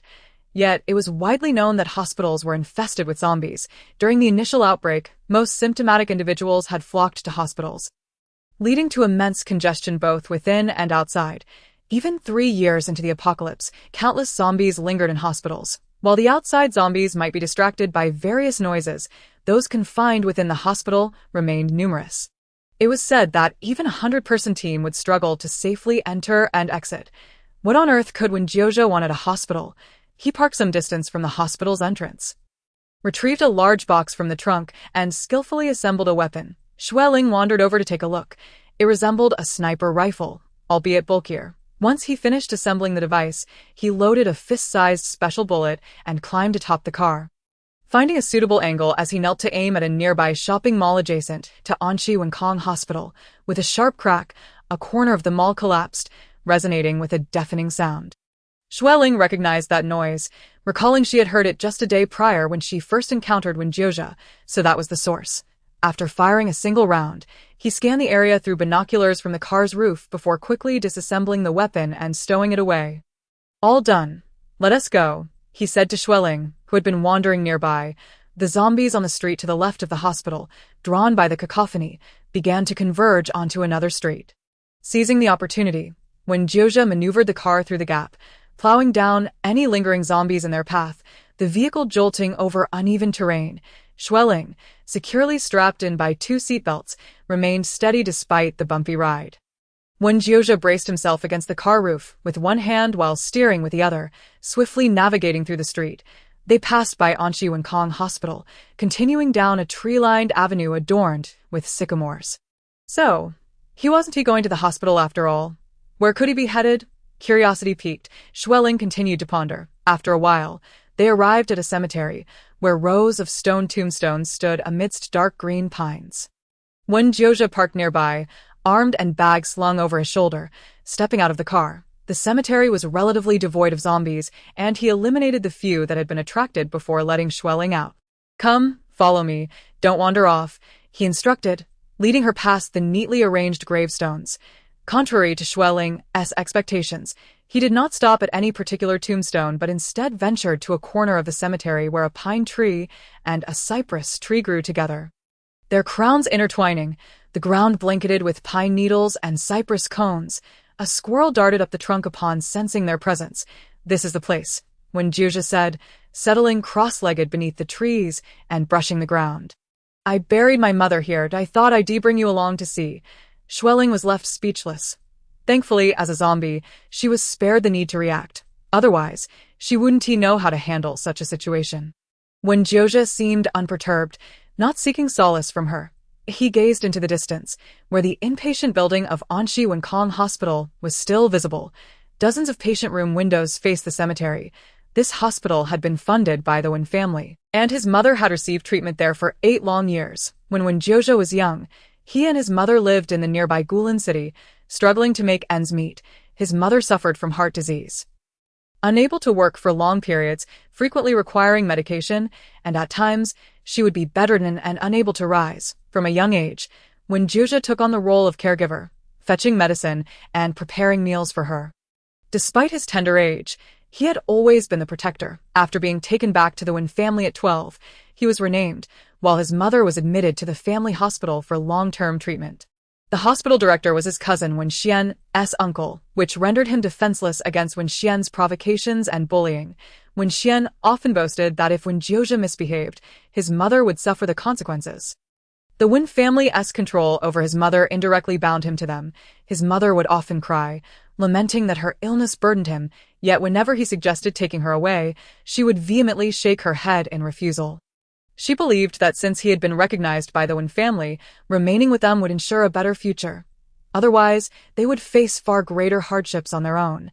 She constantly urged him to endure, to wait until he grew up and gained his grandfather's approval. While she was aware of the injuries he frequently bore, she attributed them to his childhood altercations with street kids, believing it was a common occurrence.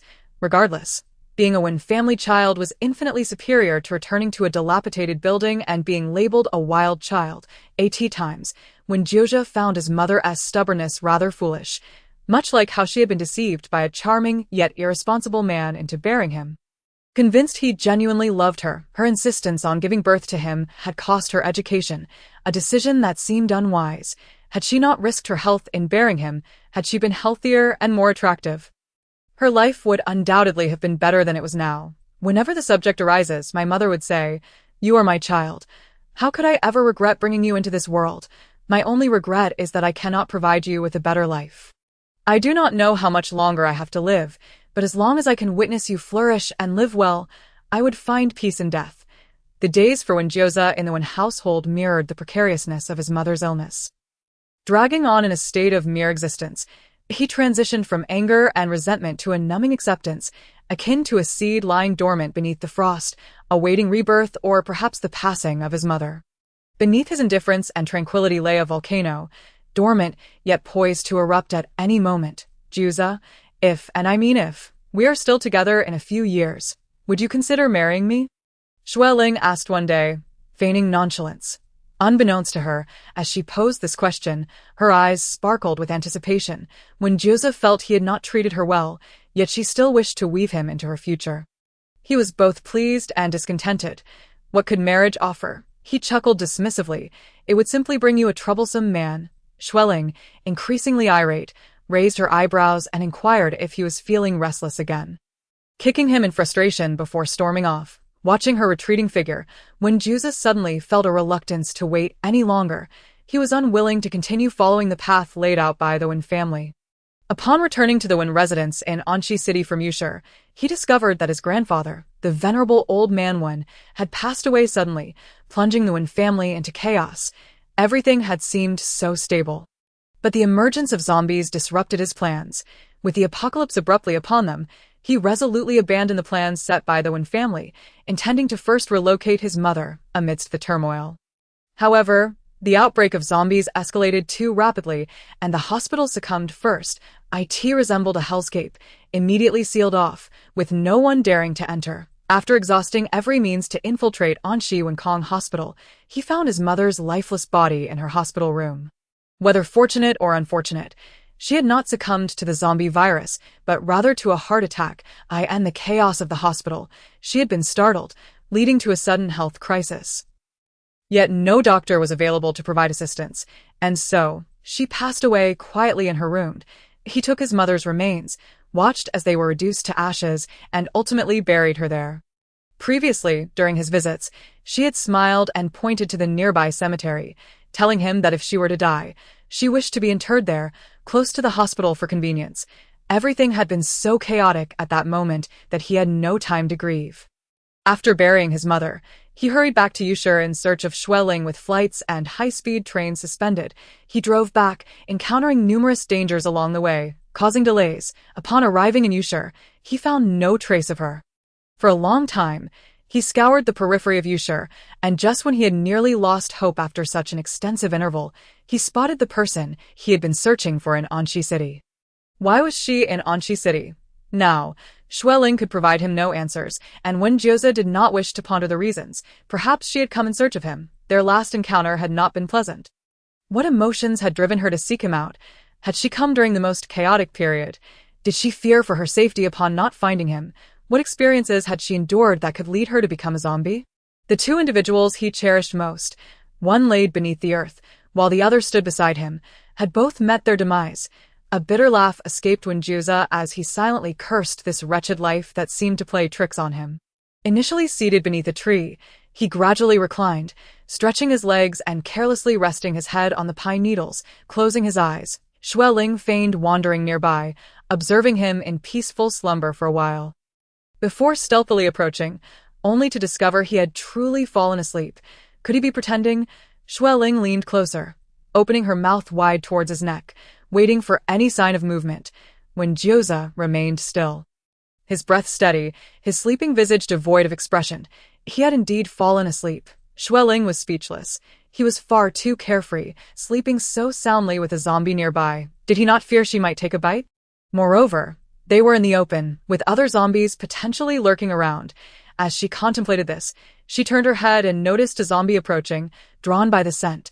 Xue Ling shot a glare at the slumbering Wen Jiuze before advancing toward the incoming zombie. She transformed from her usual stiff demeanor around him, moving with increased speed and fluidity, landing a punch that knocked the zombie's head askew, followed by a powerful kick to its knee. Moments later, she grumbled under her breath, dragging the fallen zombie behind a gravestone to prevent Wen Jiuze from noticing. Upon awakening, Wen Jiuze squinted against the light filtering through the pine needles above and raised a hand to shield his forehead. Astonished that he had not been bitten, the eerie silence enveloping him was disconcerting, and he sat up to see Xue Ling still meandering nearby. Why had she not come to bite him? Did she lack an appetite for immobile prey? After his nap, he suddenly felt hunger pangs. When Jiuze approached, taking a seat on the steps beside Xue Ling, he opened his backpack, retrieving canned meat, canned oranges, instant noodles, and a poorly packaged loaf of bread. He had traversed numerous locations, and every base prioritized food supplies, producing a variety of convenient provisions for trade. The most durable and widely circulated items were compressed biscuits, which were also cheaper. Other more delectable canned goods and breads tended to be pricier. When Jiuze opened a can, presenting it to Xue Ling, "Would you care for some?" Xue Ling subtly inhaled the long-missed aroma of food. It had been ages since she had tasted human cuisine, and her mind watered at the thought, though her body showed no signs of reaction. Noticing her lack of response, Wen Jiuze consumed it himself. He prepared the instant noodles, added water, waited for it to cook, and then offered it to Xue Ling again. Does it smell good? Would you like to try? Yes, it smells good, but I don't want to eat. Xue Ling replied. Wen Jiuze retracted his hand and finished the noodles himself. He noticed Xue Ling's vacant red eyes fixated on the loaf of bread. Could she be craving it? He forcibly pressed the bread into her hands. Observing her reaction, Xue Ling, holding the bread, thought to herself that she did not want to eat it, but if memory served her right, this fellow was allergic to bread, which would result in a rash. With food so scarce in this apocalypse, it was best not to waste any. After deliberating, she released her grip, allowing the bread to tumble back into Wen Jiuze's embrace. Fine, if you won't eat the bread. I shall consume it myself. Wen Jiuze devoured the bread in a few bites, rubbing her head as he sighed. Why won't you eat anything? Don't you feel hungry? Of course, she felt hunger, akin to missing a couple of meals. Her stomach ached, but it was not enough to drive her to madness for human flesh. Besides, after so long, she had grown accustomed to the hunger. Was it any wonder she preferred to lie still in one spot? As it made the hunger pangs feel less acute, that night, they slept in the cemetery. Each found their rest in the vehicle, lowering the seats to create a makeshift bed. Xue Ling found it relatively comfortable. But for the long-limbed Wen Jiuze, it was quite the opposite. He awkwardly propped his legs against the steering wheel, gazing up at the ceiling. Xue Ling noted his nonchalant demeanor as he simply lay beside her. Previously, he would at least remember to restrain her to prevent any biting, but perhaps he had realized she would not truly harm him, resulting in his newfound audacity. Wen Jiuze, he suddenly spoke. The reason I broke up with you.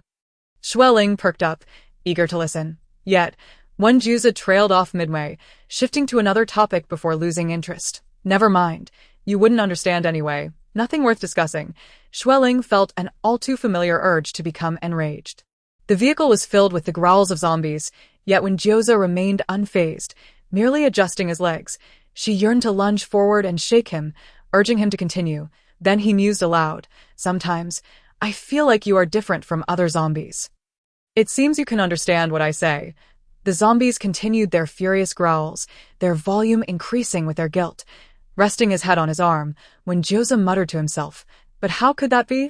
It's just because I like you that I perceive you as special. Xue Ling, taken aback, emitted a series of incoherent sounds. She had not anticipated Wen Jiuze to suddenly express affection.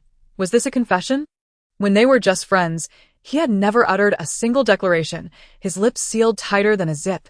He could conjure up 10 taunts in a minute, yet now he spoke of love.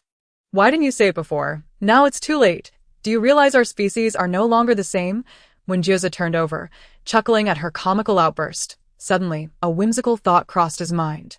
Tomorrow, I will find some sturdy handcuffs. If I become a zombie, we can be chained together. Wherever I go, you'll have a companion. What do you think? Xue Ling was not pleased with the idea.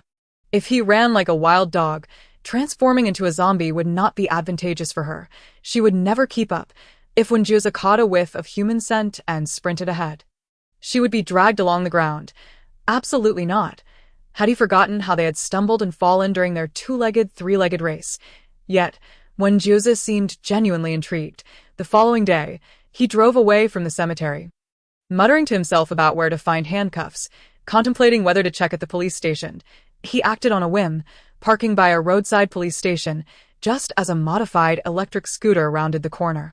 Piloted by a man wearing a mask, I assisted another highway robbery in the past when she was a mere zombie. Encountering a living person was a rare occurrence.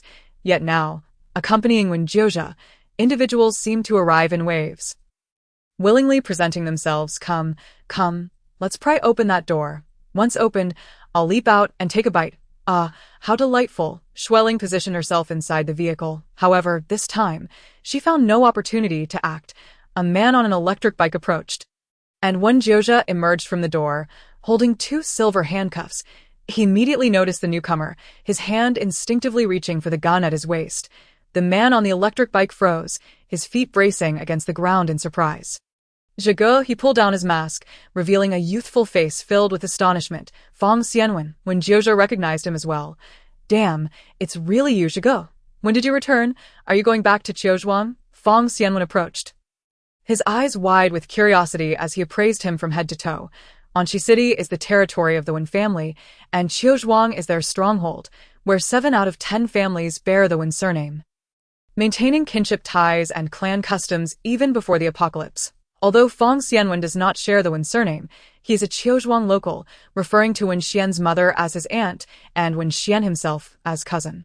Due to this connection, Fong Xianwen grew up as Wen Xian's subordinate. After Wen Jiuze was taken into the Wen household, Wen Xian often looked down on him and would sometimes send Fong Xianwen to make things difficult for Wen Jiuze.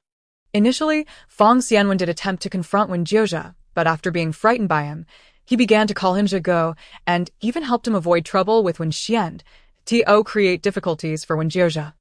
Wen Xian secretly altered Fong Xianwen's school and major, ensuring he attended the same institution.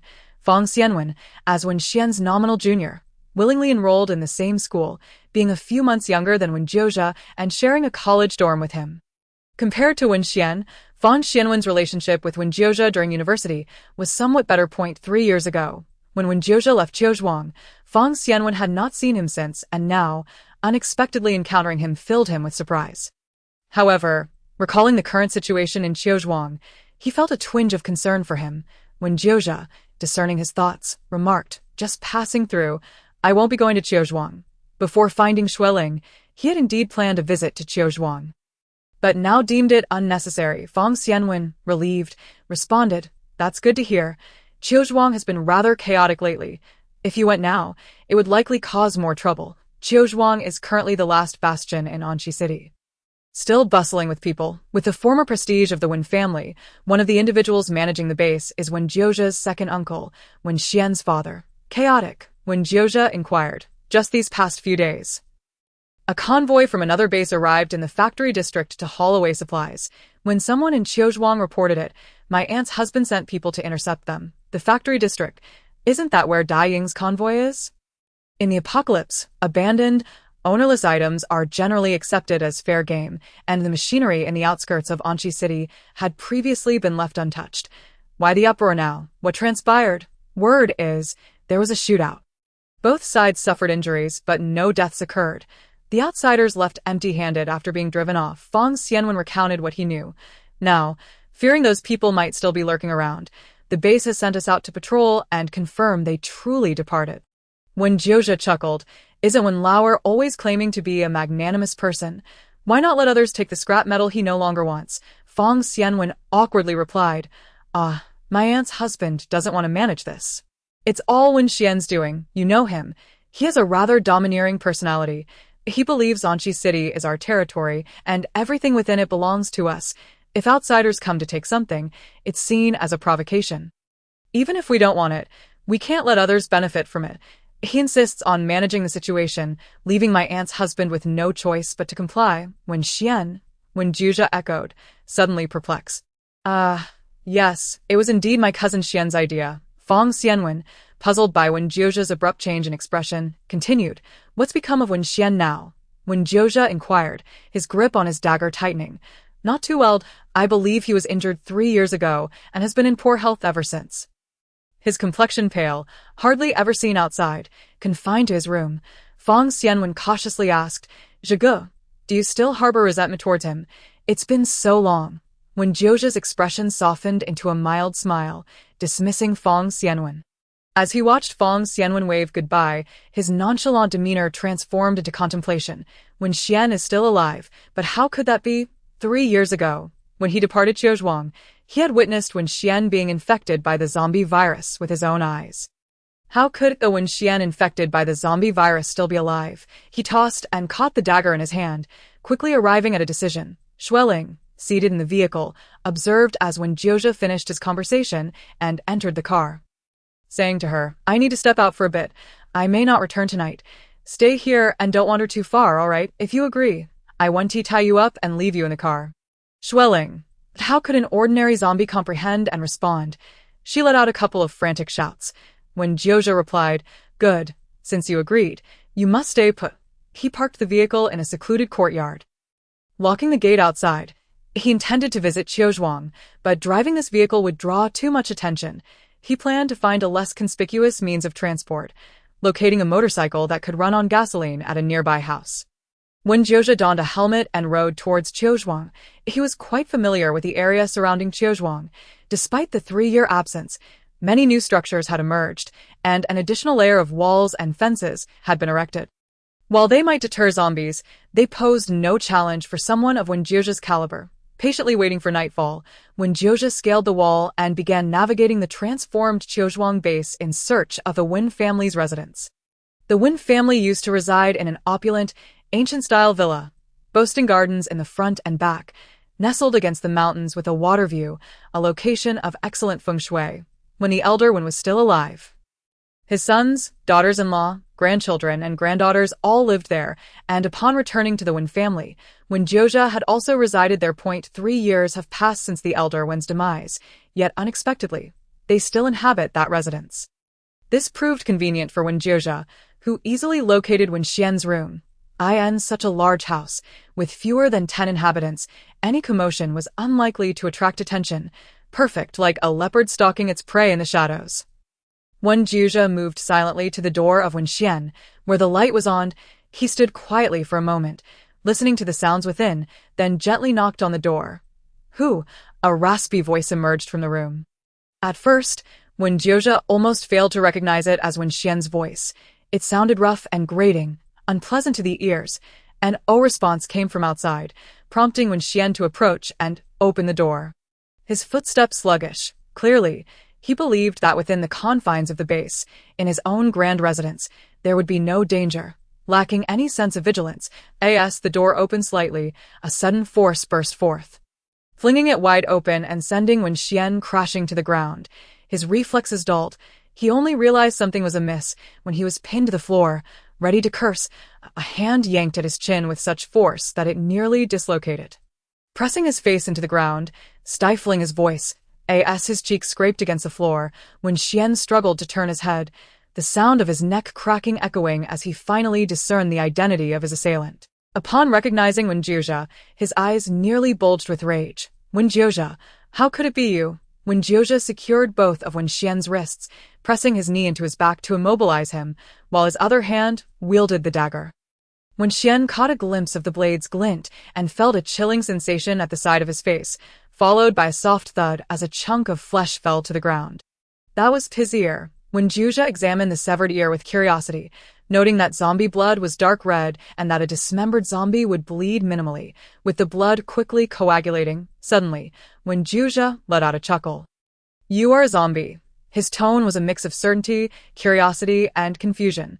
"Why do you show such stark differences from ordinary zombies?" The night was deep and tranquil, with dim streetlights casting a soft glow around the Wen family estate. Inside Wen Xian's room, he was tightly bound, having lost an ear. Unlike the restrained manner in which Xue Ling had been secured, Wen Xian was bound from head to toe, unable to move, forced to lie on the ground. Gasping for breath, the door had been closed again, and Wen Jiuze squatted before him, his toe resting on the blood-soaked ear, twirling the dagger in his hand. "Now, let us converse. Why are you different from typical zombies?" Wen Xian glared at him with hatred, revealing the fangs hidden within his mouth. The animosity between them was palpable, mirroring the mutual disdain they held for each other. The elder Wen had 2 sons, the elder Wen Hengyi and the younger, Wen Xingshuang. Wen Xian's father, Wen Xingshuang, had only 1 child, while his uncle, Wen Hengyi, fathered 2 daughters. The elder Wen adhered to traditional values, believing only men could uphold the family name, while daughters were destined to marry out of the family. Unable to inherit the family estate, thus only considered half a Wen. Consequently, Wen Xian, as the only male heir of his generation, received the most attention and affection within the Wen family. However, his uncle, Wen Hengyi, was known for his promiscuity, having sired several illegitimate children with various women. After succumbing to illness, the elder master of the Wen family found it unseemly that his eldest son had only 2 daughters. Thus, he sought out the sole illegitimate son of his eldest, bringing Wen Jiuze back into the fold. This action threatened Wen Xian's standing within the family as an outsider. This illegitimate child sought to claim what he believed was rightfully his. Naturally, this incited a profound loathing within Wen Xian, who wished for nothing more than for the boy's demise. Alas, the resilient illegitimate child proved remarkably difficult to eradicate, surviving every attempt on his life, especially under the watchful eye of their grandfather, which rendered Wen Xian hesitant to act too aggressively. As they matured, this illegitimate child even dared to pursue the woman Wen Xian coveted, transforming his disdain into pure hatred. When their grandfather fell ill, Wen Xian seized the opportunity to deal with Wen Jiuze, only to be unexpectedly confronted by the emergence of zombies. Instead of vanquishing Wen Jiuze, he found himself ensnared. Nearly meeting his own endpoint, 3 years had passed, yet Wen Xian vividly recalled that fateful day when the one he had mercilessly bullied, who had never dared to retaliate, gleefully pressed his neck towards the gaping maw of a zombie. He had taunted Wen Xian, "If you were to become a zombie and were released, would you devour the Wen family? I must admit, I am quite eager for that spectacle. Unfortunately, I am pressed for time and cannot witness it." As Wen Xian was bitten, terror gripped him, leading to an undignified display of weeping. Yet, he soon felt his body stiffening, becoming numb, and his mind clouding, overwhelmed by an insatiable hunger that eclipsed all rational thought. Had he not inadvertently consumed that substance, he might have truly transformed into one of those grotesque, terrifying zombies. For 3 years, he had existed in a state of limbo, neither fully alive nor truly dead. Cursing Wen Jiuze at every turn. Today, his nightmare was resurrected, for Wen Jiuze had not perished outside but had reappeared before him, even more gaunt and ominously sinister than before, with the same smile that had once brought him to the brink of death. He asked, not willing to speak, Wen Xian's reason, nearly consumed by the flames of hatred, flickered back to life, replaced by fear, yet he refused to yield easily. Observing Wen Xian's defiance, Wen Jiuze chuckled softly and pressed down with his foot. With a sickening squelch, he stepped on a mass of flesh and pressed a short blade against Wen Xian's fingers. "I shall start with your fingertips. Once I am through with those, I shall move to your arms. Let us see at what point you will break and be willing to speak." Zombies feel no pain, but any rational being witnessing their own body being severed would find it unbearable. Moreover, Wen Xian was not a person of steadfast will. Having been coddled since childhood, he could hardly endure any form of indignity. Wen Jiuze pulled one of Wen Xian's hands before him and, with a swift motion, severed his thumb. After 3 years of witnessing unspeakable horrors, Wen Jiuze remained unfazed, his hand steady. Wen Xian, as anticipated, shattered at the first cut. "Speak, I will tell you," he stammered. His dislocated jaw had been reset. Yet Wen Jiuze kept the knife pressed against his fingers. "Speak, I consumed Tai Xue and became like this. The rest, I do not know." Tai Xue, 3 years prior, the elder master of the Wen family, fearing for his life as his health declined, had sought to prolong his existence and his illness. He recalled his deceased eldest son and began to suspect that the family tomb's feng shui was poor. Thus he undertook the task of renovating it himself. The Wen family tombs were located on Anqiu Mountain, and he focused on his great-grandfather's grave. From within, he retrieved a special Tai Xue, a substance lauded in ancient texts, believed to be a miraculous remedy.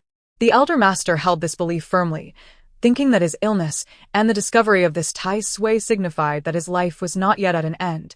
Wen Jiuze scoffed at this notion. What was Tai Xue if not merely a peculiar type of fungus? The existence of this Tai Xue was known only to a select few within the Wen family. The elder master guarded it jealously, sending it for testing before deciding to consume a quarter of it himself. Regardless of its efficacy, Wen Jiuze was determined to thwart his grandfather's intentions. He orchestrated a switch, forcing the bedridden elder to consume a counterfeit version. As for the genuine quarter of Tai Xue, he had inadvertently allowed Xue Ling to consume it. Wen Jiuze paused, realization dawning upon him. Indeed, Xue Ling had ingested a quarter of Tai Xue. "You claim to have transformed because of Tai Xue. Just how much did you consume?" Wen Xian's face twitched. "I consumed all that remained from grandfather." Though a zombie, Wen Xian's appearance was more human than not. His skin was pale rather than ashen, and his eyes not a deep crimson. Only upon closer inspection could one discern a hint of red within his pupils. He was still capable of speech, albeit in a raspy voice. If he had consumed the remaining 3/4 of Tai Xue, it would explain his current state. But what of Xue Ling? This thought crossed Wen Jiuze's mind swiftly. He recalled their recent encounters, where he had occasionally felt that Xue Ling seemed to understand him. He remembered her feigned attacks, which had never truly harmed him, and her refusal to consume human flesh. Wen Jiuze's grip on the knife tightened, an overwhelming sense of exhilaration and anticipation swelling within him. Was it possible that she retained some semblance of consciousness? Suddenly, he fixed a chilling gaze upon Wen Xian. If Xue Ling were to devour Wen Xian, might she also transform into his current state? No, he did not require her to revert to humanity. So long as she remembered him, that would suffice. Whether as a zombie or otherwise, it mattered not. Wen Xian, hearing Wen Jiuze's low laughter after a moment of silence, felt a surge of dread as he chuckled for an extended period, one hand covering his face to mask his expression. Uncertain of the cause behind this inexplicable mirth, Wen Xian could only feel a cold shiver run down his spine.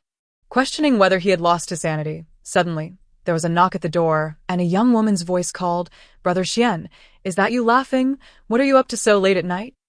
Recognizing the voice of his cousin Wen Xiang, a glimmer of hope ignited within Wen Xian. He opened his mouth to call for help, but Wen Jiuze silenced him with the tip of the knife, asking, "Do you wish to reveal your identity as a zombie?" Wen Xian froze. For 3 years, he had concealed his condition, desperate to keep his transformation a secret. He was not foolish. He understood the ramifications of his unusual state being discovered. Hence he had claimed to be merely ill, minimizing contact with others. If Wen Xiang were to learn the truth, Wen Jiuze, observing his expression, understood her arrival's implications and approached the door. Outside, Wen Xiang was puzzled. Her cousin had been strange for years, always wearing a sullen expression, yet today he seemed inexplicably cheerful, and his laughter was oddly familiar. As the door swung open, she began to call out to her brother. But before she could finish, Wen Jiuze silenced her, forcibly pulling her into the room. Wen Xiang's eyes widened in shock as she found herself bound and tossed beside Wen Xian. She was the half-sister of Wen Jiuze, sharing a mother but not a father, and held a disdain for him purely out of resentment for being the result of her father's infidelity, along with her twin sister Wen Yi. They had often bullied Wen Jiuze on his first day at the Wen household. Wen Xiang had pushed him down the stairs, resulting in a bloody head injury. This shared animosity had once united the cousins, forging a bond stronger than that of siblings. Wen Xiang, your timing is impeccable. I have a question for you. Bah, bastard, how dare you return after not dying outside? Wen Xiang, oblivious to the situation, spat venomously. Wen Jiuze remained unfazed by the insult, still smiling as he turned to Wen Xian. What shall we do if your cousin discovers your zombie identity? Will she go out and blab about it? Wen Xian trembled visibly, while Wen Xiang began to sense something amiss. Turning her gaze towards the two, especially regarding her cousin. What? A zombie? Impossible. When did Brother Xian become a zombie? How could he be a zombie? However, her keen eyes quickly discerned the truth. The remnants of Wen Xian's ear, the dark crimson clots of blood, and the telltale signs of his zombie nature revealed through his uncontrolled display of fangs when threatened by Wen Jiuze. Horrified, Wen Xiang instinctively recoiled from Wen Xian, her sheltered life in the castle failing to prepare her for such a grim revelation. Her gaze flitted to the grotesque mass of flesh beneath their feet, her face contorting in disgust. Wen Jiuze patted her cheek. But I ask you, do you know the whereabouts of that Tai Xue? Although Wen Xian claimed to have consumed the remainder of the Tai Xue, Wen Jiuze doubted he would be forthcoming with the truth. Wen Xiang's expression shifted, her eyes betraying her unease. What? I don't know. I've never seen it. What does its disappearance have to do with me? Wen Jiuze replied, It seems you are quite aware of Tai Xue's whereabouts. Yet unwilling to divulge, he dragged her back to Wen Xian's side. You two truly resemble one another, both unwilling to shed tears until faced with the grave. If you remain silent, I shall feed you to him. As Wen Xiang felt her neck draw closer to her cousin's pale visage and bared fangs, fear gripped her mind, rendering her speechless until Wen Jiuze's threat snapped her back to reality. Speak.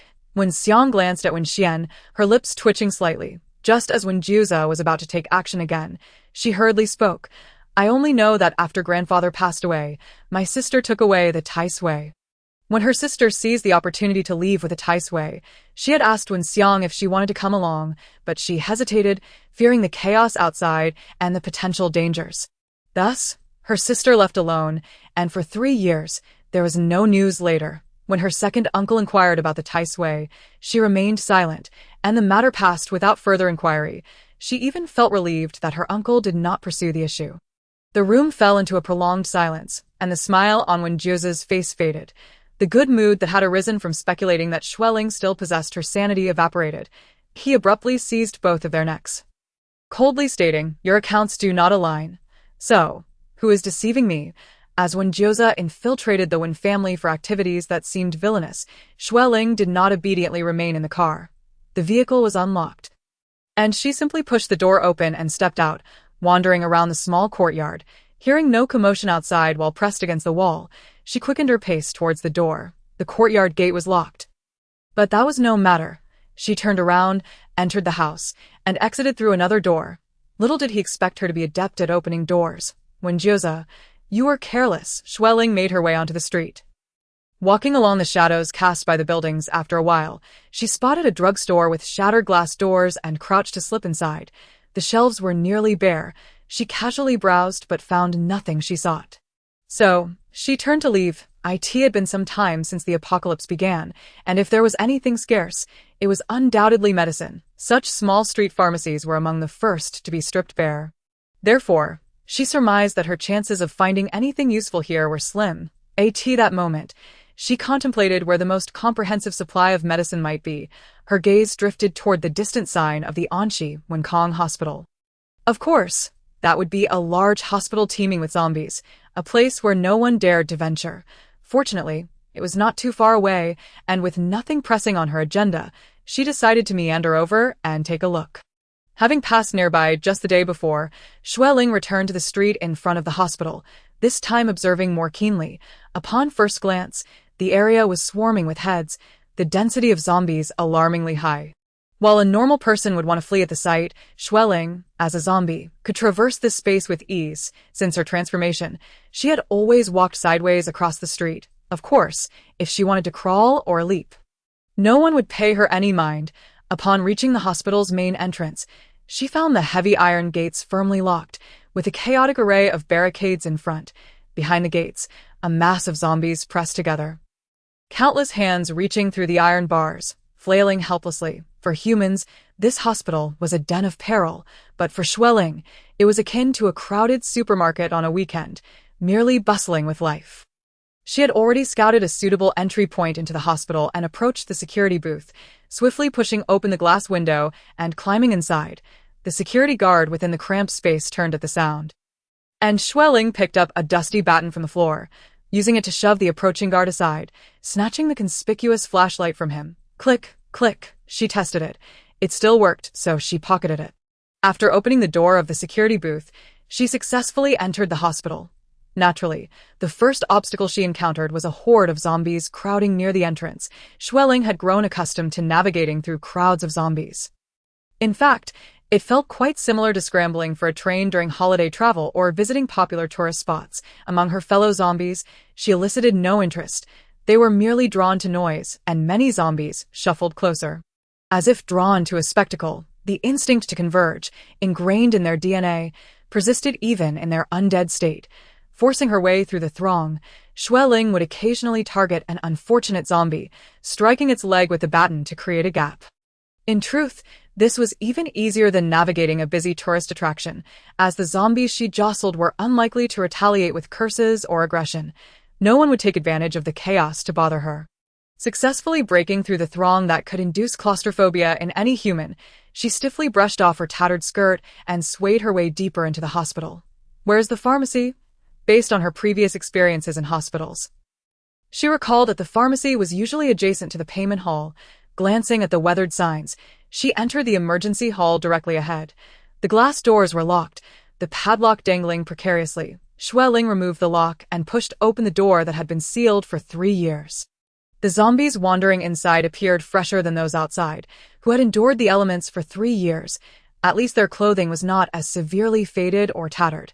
Ignoring the surrounding zombies, Xue Ling navigated the hall naturally. Craning her neck for directional signs, suddenly, a zombie ambled in her direction, seemingly about to collide with her. Xue Ling shifted her foot to let it pass, keeping her distance. The reason was simple. This particular zombie emitted an unbearable stench. Some zombies had become so desiccated that they hardly smelled. However, others, severely decayed, exuded a foul odor, and this one was among them. The Anshi Wenkong Hospital was vast, unlike many public hospitals she had previously visited. After some time, Xue Ling still had not located the pharmacy. With no one around to ask for directions, she could only search slowly. The hospital, filled with zombies, was eerily quiet. Any noise was typically caused by a zombie accidentally knocking something over. A group of zombies, like sunflowers, collectively turned their heads toward the source of the sound, failing to detect any human presence before resuming their prior positions. As the light began to fade, visibility diminished. The hospital's power system had long since failed, leaving it in darkness. Xue Ling clicked on her flashlight. The flickering light cast eerie shadows, revealing the pale, damaged faces of zombies, creating an atmosphere reminiscent of a horror film. For those faint of heart, this setting could induce a heart attack. In her past, Xue Ling would not have considered herself particularly brave, but she had grown accustomed to such environments and focused intently on her search for the pharmacy. Found it in high spirits, she waved her flashlight, drawing a circle on the ceiling before laboriously entering the pharmacy. The nurse, clad in a uniform stained with large patches of dried blood, strolled slowly near the shelves. Xue Ling moved slightly faster than her, weaving around her as she searched the shelves. The selection of medicines was extensive, yet she recognized very few. After a thorough search, she finally discovered some familiar medications, only to find them expired. Could expired medication still be consumed? After a moment of hesitation, she decided to continue searching. Ultimately, she managed to locate some medications that were still valid, having not yet reached their expiration dates. She then surveyed the extensive shelves. Since she was there, she might as well take more. Although her initial intent had been to find a single medicine, it felt akin to shopping at a supermarket, beginning with a desire for just soy sauce, but leaving with a full bag of goods. Xue Ling rummaged through the pharmacy counter, procuring a large bag and beginning her haul. That night, both Xue Ling and Wen Jiuze achieved significant gains. As dawn approached, Wen Jiuze climbed over the tall walls of the base. Departing the Qiuzhuang base, rather than returning directly to the small courtyard, he parked a borrowed motorcycle in a deserted area and lit a cigarette. The horizon began to lighten, and the breeze in the fields still carried a hint of the night's chill. Leaning against the motorcycle, he slowly exhaled the white smoke, which was whisked away by the wind. Lost in thought, he gazed toward the horizon, rubbing his face with a hand. He had just repeatedly sought confirmation from Wen Xian and Wen Xiang regarding the Tai Sui. It was preliminarily established that Wen Xian's mutation stemmed from the Tai Sui retrieved from the ancestral tomb by the Wen family, the eldest daughter of the Wen family, Wen Yi, who had left shortly after him 3 years ago, had indeed taken away a portion of the Tai Sui. However, she had not taken much, as inferred from the accounts of Wen Xian and Wen Xiang. The remaining Tai Sui had been consumed by Wen Xian, who had ingested more than Xue Ling, thus placing him in a better condition than her. Before departing, Wen Jiuze pondered briefly whether to eliminate Wen Xian. Ultimately, he decided against it. Perhaps Wen Xian was the only one in the world who shared a similar condition with Xue Ling. If Xue Ling's anomaly were to be discovered, Wen Xian's presence would shield her from being the most vulnerable. He contemplated further. If Xue Ling's condition was not as favorable as he assumed, he could find a way to study Wen Xian, potentially uncovering a method to improve Xue Ling's state. Therefore, for the time being, Wen Xian could not be dealt with. However, before he left, he placed Wen Xiang's neck near Wen Xian's mouth. The moment of testing their sibling bond had arrived. Would Wen Xian bite Wen Xiang to protect his secret? That remained uncertain to him. Flicking the ash from his cigarette, Wen Jiuze smirked slightly. While he could not eliminate Wen Xian just yet, he certainly did not wish for him to have an easy time on the road away from Qiuzhuang. Wen Jiuze felt an overwhelming urge to return, eager to inquire with Xue Ling about her sanity. Yet, halfway through his drive, with a night wind blowing against him, that fervent emotion began to cool. He began to doubt the veracity of Wen Xian's words. Had he truly spoken no lies? Even though he had subjected Wen Xian to repeated questioning and intimidation, nearly breaking him, perhaps he still lied. Or was it possible that Wen Xian's anomaly arose from other causes? Not merely the Tai Sui, and that Xue Ling did not possess the rationality he speculated. What if he was mistaken? His luck had always been poor, leading him to believe he could not possibly be so fortunate this time. Wen Jiuze contemplated expressionlessly, taking a deep drag from his cigarette. Leaning against the motorcycle, he stared down the path he had traveled, lingering without returning to the vehicle, having gone a night without rest. His previously despondent demeanor was now tinged with weariness. At the age of 24, Wen Jiuze appears to be a mature and charismatic man. However, a few years prior, he was far from this. At 19, During his first year of university, he found himself in the depths of despair. His mother's health had deteriorated, and she lay in the Wen family's hospital, requiring constant emergency care. Several times, he contemplated taking his mother away. Meanwhile, his grandfather, feeling that Wen Jiuze had come of age and sought to extricate himself from control, tightened his grip even further. The Wen family, affluent and influential, had businesses sprawling across Anqi City and even extending to Xiaxing. On the surface, they had successfully cleared their name, but beneath it all, some dark enterprises still lingered. The elder one was reluctant to allow his eldest grandson, Wen Xian, to take the reins, so he aimed to groom Wen Jiuze instead. In Wen Xian's eyes, however, the elder's newfound attention towards him, the illegitimate child, only fueled his disdain, leading to increased harassment. Modifying Wen Jiuze's university and major was both a humiliation and a warning. He felt powerless to resist. Despite the fact that he could easily overpower Wen Xian, he could not retaliate against the latter's physical aggression. The elder one wished for him to act as a compliant dog for the family. Ever since he entered the Wen household at the age of 12, he had been subjected to relentless shaping of his character, and even after years, the elder remained unsatisfied with the elder's indulgence. Wen Xian's bullying escalated, and Wen Jiuze often felt a surge of anger upon seeing Wen Xian's face. His aversion to Wen Xian initially extended to Xue Ling as well. After all, what good could come from someone chosen by such a despicable character? He knew Xue Ling long before she knew him, having first heard of her through Wen Xian's conversations. Wen Xian would boast, "It's that Xue Ling from the External Relations Department next door." I fancy that type. Nowadays, girls lack self-respect. What about Yang Siwei from the Literature Department? No way, she looks too flamboyant to be suitable for marriage. You all don't understand, just wait. If I decide to pursue, it'll be a piece of cake. Wen Jiuze encountered Xue Ling during an event, and she was indeed striking, of modest height, exuding a gentle aura that felt non-threatening. Stationed at the entrance, she tirelessly answered inquiries, provided directions, and offered refreshments. When her colleague abandoned her post, she furrowed her brow but still agreed to stay. Enduring the sweltering heat, she appeared weak and devoid of personality, even more irritating than he had imagined. Wen Jiuze, indifferent to others and disinterested in trivial social gatherings, inadvertently stumbled upon the scene of a confession directed at Xue Ling. His curiosity piqued upon realizing that the protagonist of the farce was the girl his loathsome cousin fancied. He paused, lazily stuffing his hands in his pockets, to watch the commotion. Embarrassment and discomfort were palpable on Xue Ling's face. She seemed desperate to interrupt and decline but remained silent, forcing a smile as she waited for the boy's foolish declarations to conclude. Her absurdly good temper struck him. Suddenly, she caught sight of him in the crowd, her gaze flickering briefly. Wen Jiuze found himself relishing her discomfort, taking a certain pleasure in her predicament. Maliciously, he thought, "Serves you right. In moments like this, if you don't stand firm, who will come to your rescue?"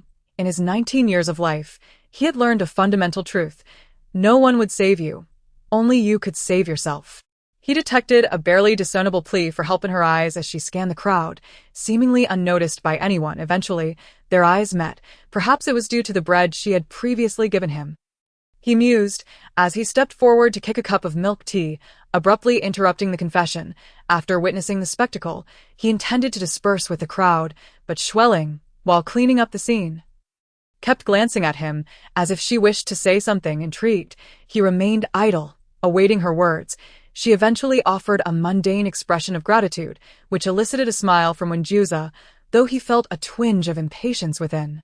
His initial comment about her becoming his girlfriend was made with ill intent, aimed at unsettling her. Yet, to his surprise, she paused for a moment and actually nodded in agreement. Wen Jiuze met her gaze for a fleeting instant, perceiving a certain foolishness in her expression, as if her mind were not fully engaged. The casual remark shouldn't have been taken seriously, he thought. Yet, observing her oblivious face, a dark idea began to form in his mind. Isn't Wen Xian fond of her? If he finds out that Xue Ling and I are together, he will surely go mad. Thus, he smiled at her, thinking, who told you to agree? Consider yourself unfortunate. His intention was never to genuinely be her boyfriend. He initially sought merely to provoke her out of disdain for her temperament.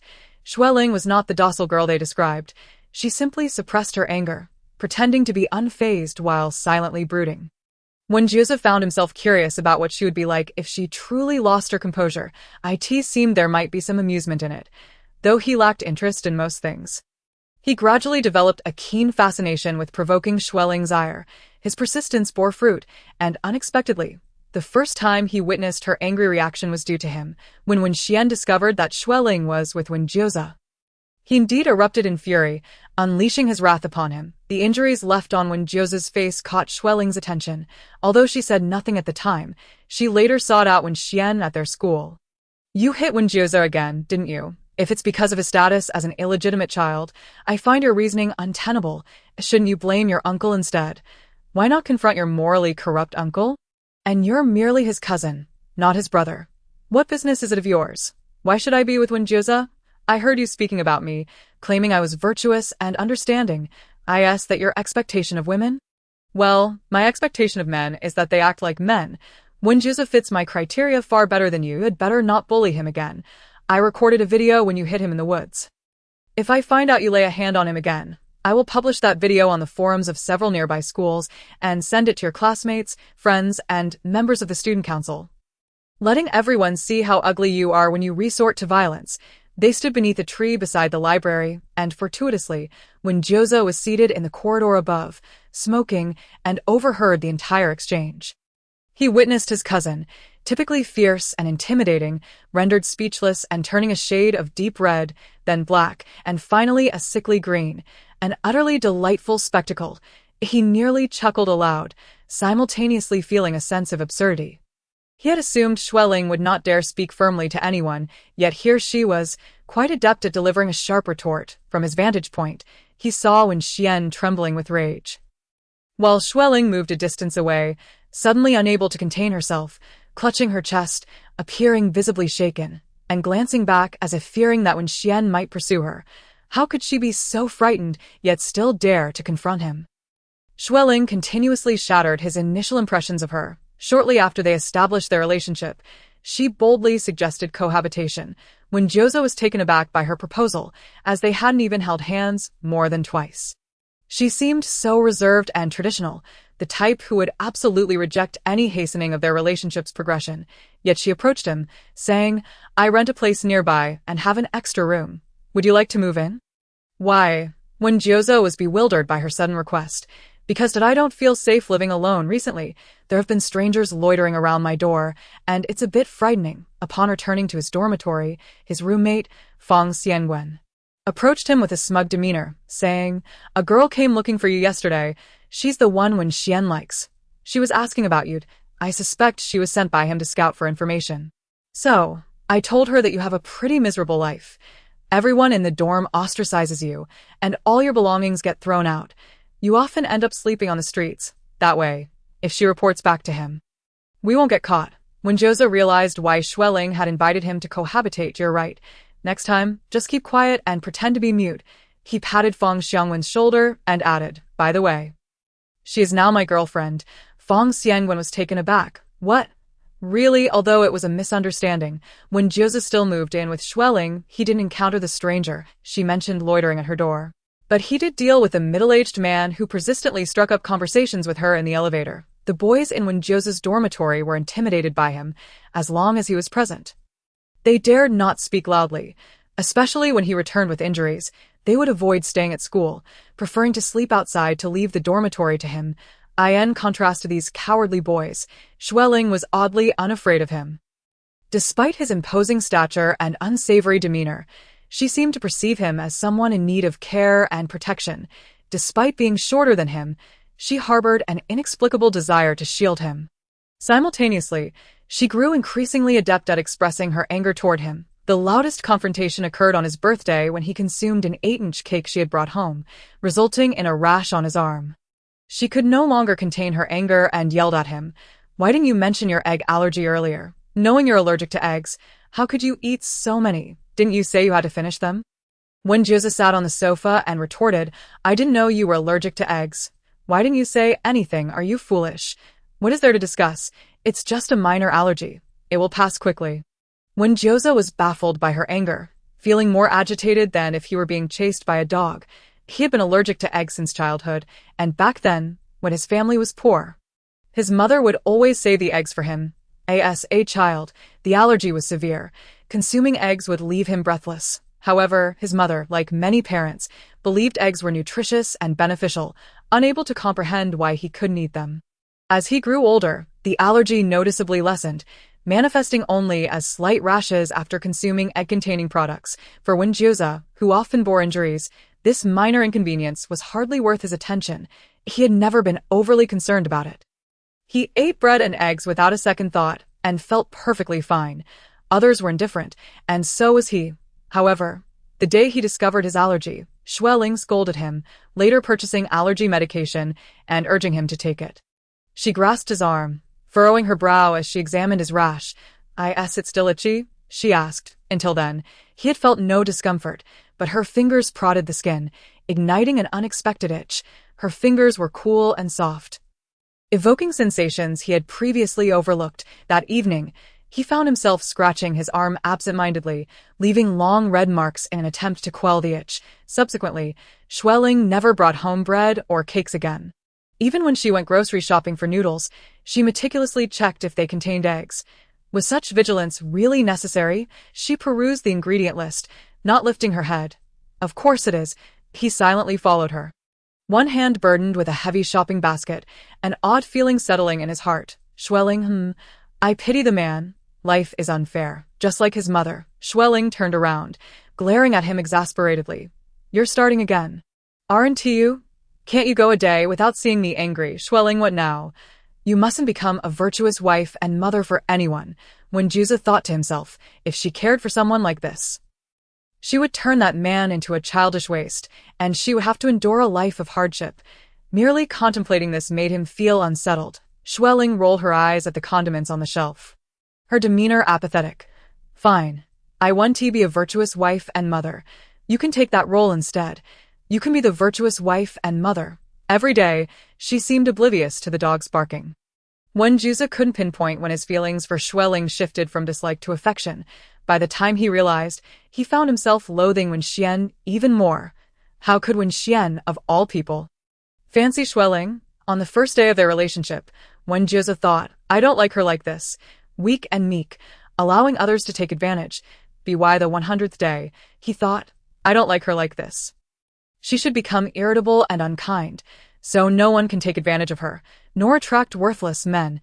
He himself fell into the category of worthless and as the cigarette burned to its end. The sun revealed its outline, illuminating the fields. When Jiuze emerged from his reverie, he finally remounted his bicycle, returning to the courtyard where he had parked it. The gate was securely locked. He unlocked it and, as he approached the bike, felt his heart rate quickening, a heavy thrum in his chest. It seemed as though, at that moment, he was about to reunite with someone he had missed dearly.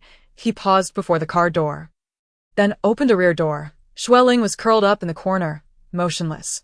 When Jiuze gazed at her, unsure how to speak, suddenly, his eyes landed on a small box on the seat, a box of allergy medication. He distinctly remembered it not being there before. His hand rested on the box of allergy medication, but his gaze remained fixed on Xue Ling. Her head rested against the car window, and the hem of the dress he had gotten for her spread across the seat. Upon closer inspection, he noticed some faint gray smudges and stains on it. She had gone to fetch him medication. She still possessed her wits, and she remembered him. When Jiuze felt a sudden catch in his breath, the uncertainty of the past few days and the pain of seeing Xue Ling transformed into a zombie after 3 years of searching washed away in an instant. Only one thought remained: to embrace her. He climbed into the back seat, enveloping her in his arms. Master Xue, exhausted from a night of labor, was startled by the sudden intrusion of this silent man who pressed against her. She was already huddled in the corner, but now she found herself tightly pressed against the car window and the seat back. His force was overwhelming, as if he were about to squash her into a pancake.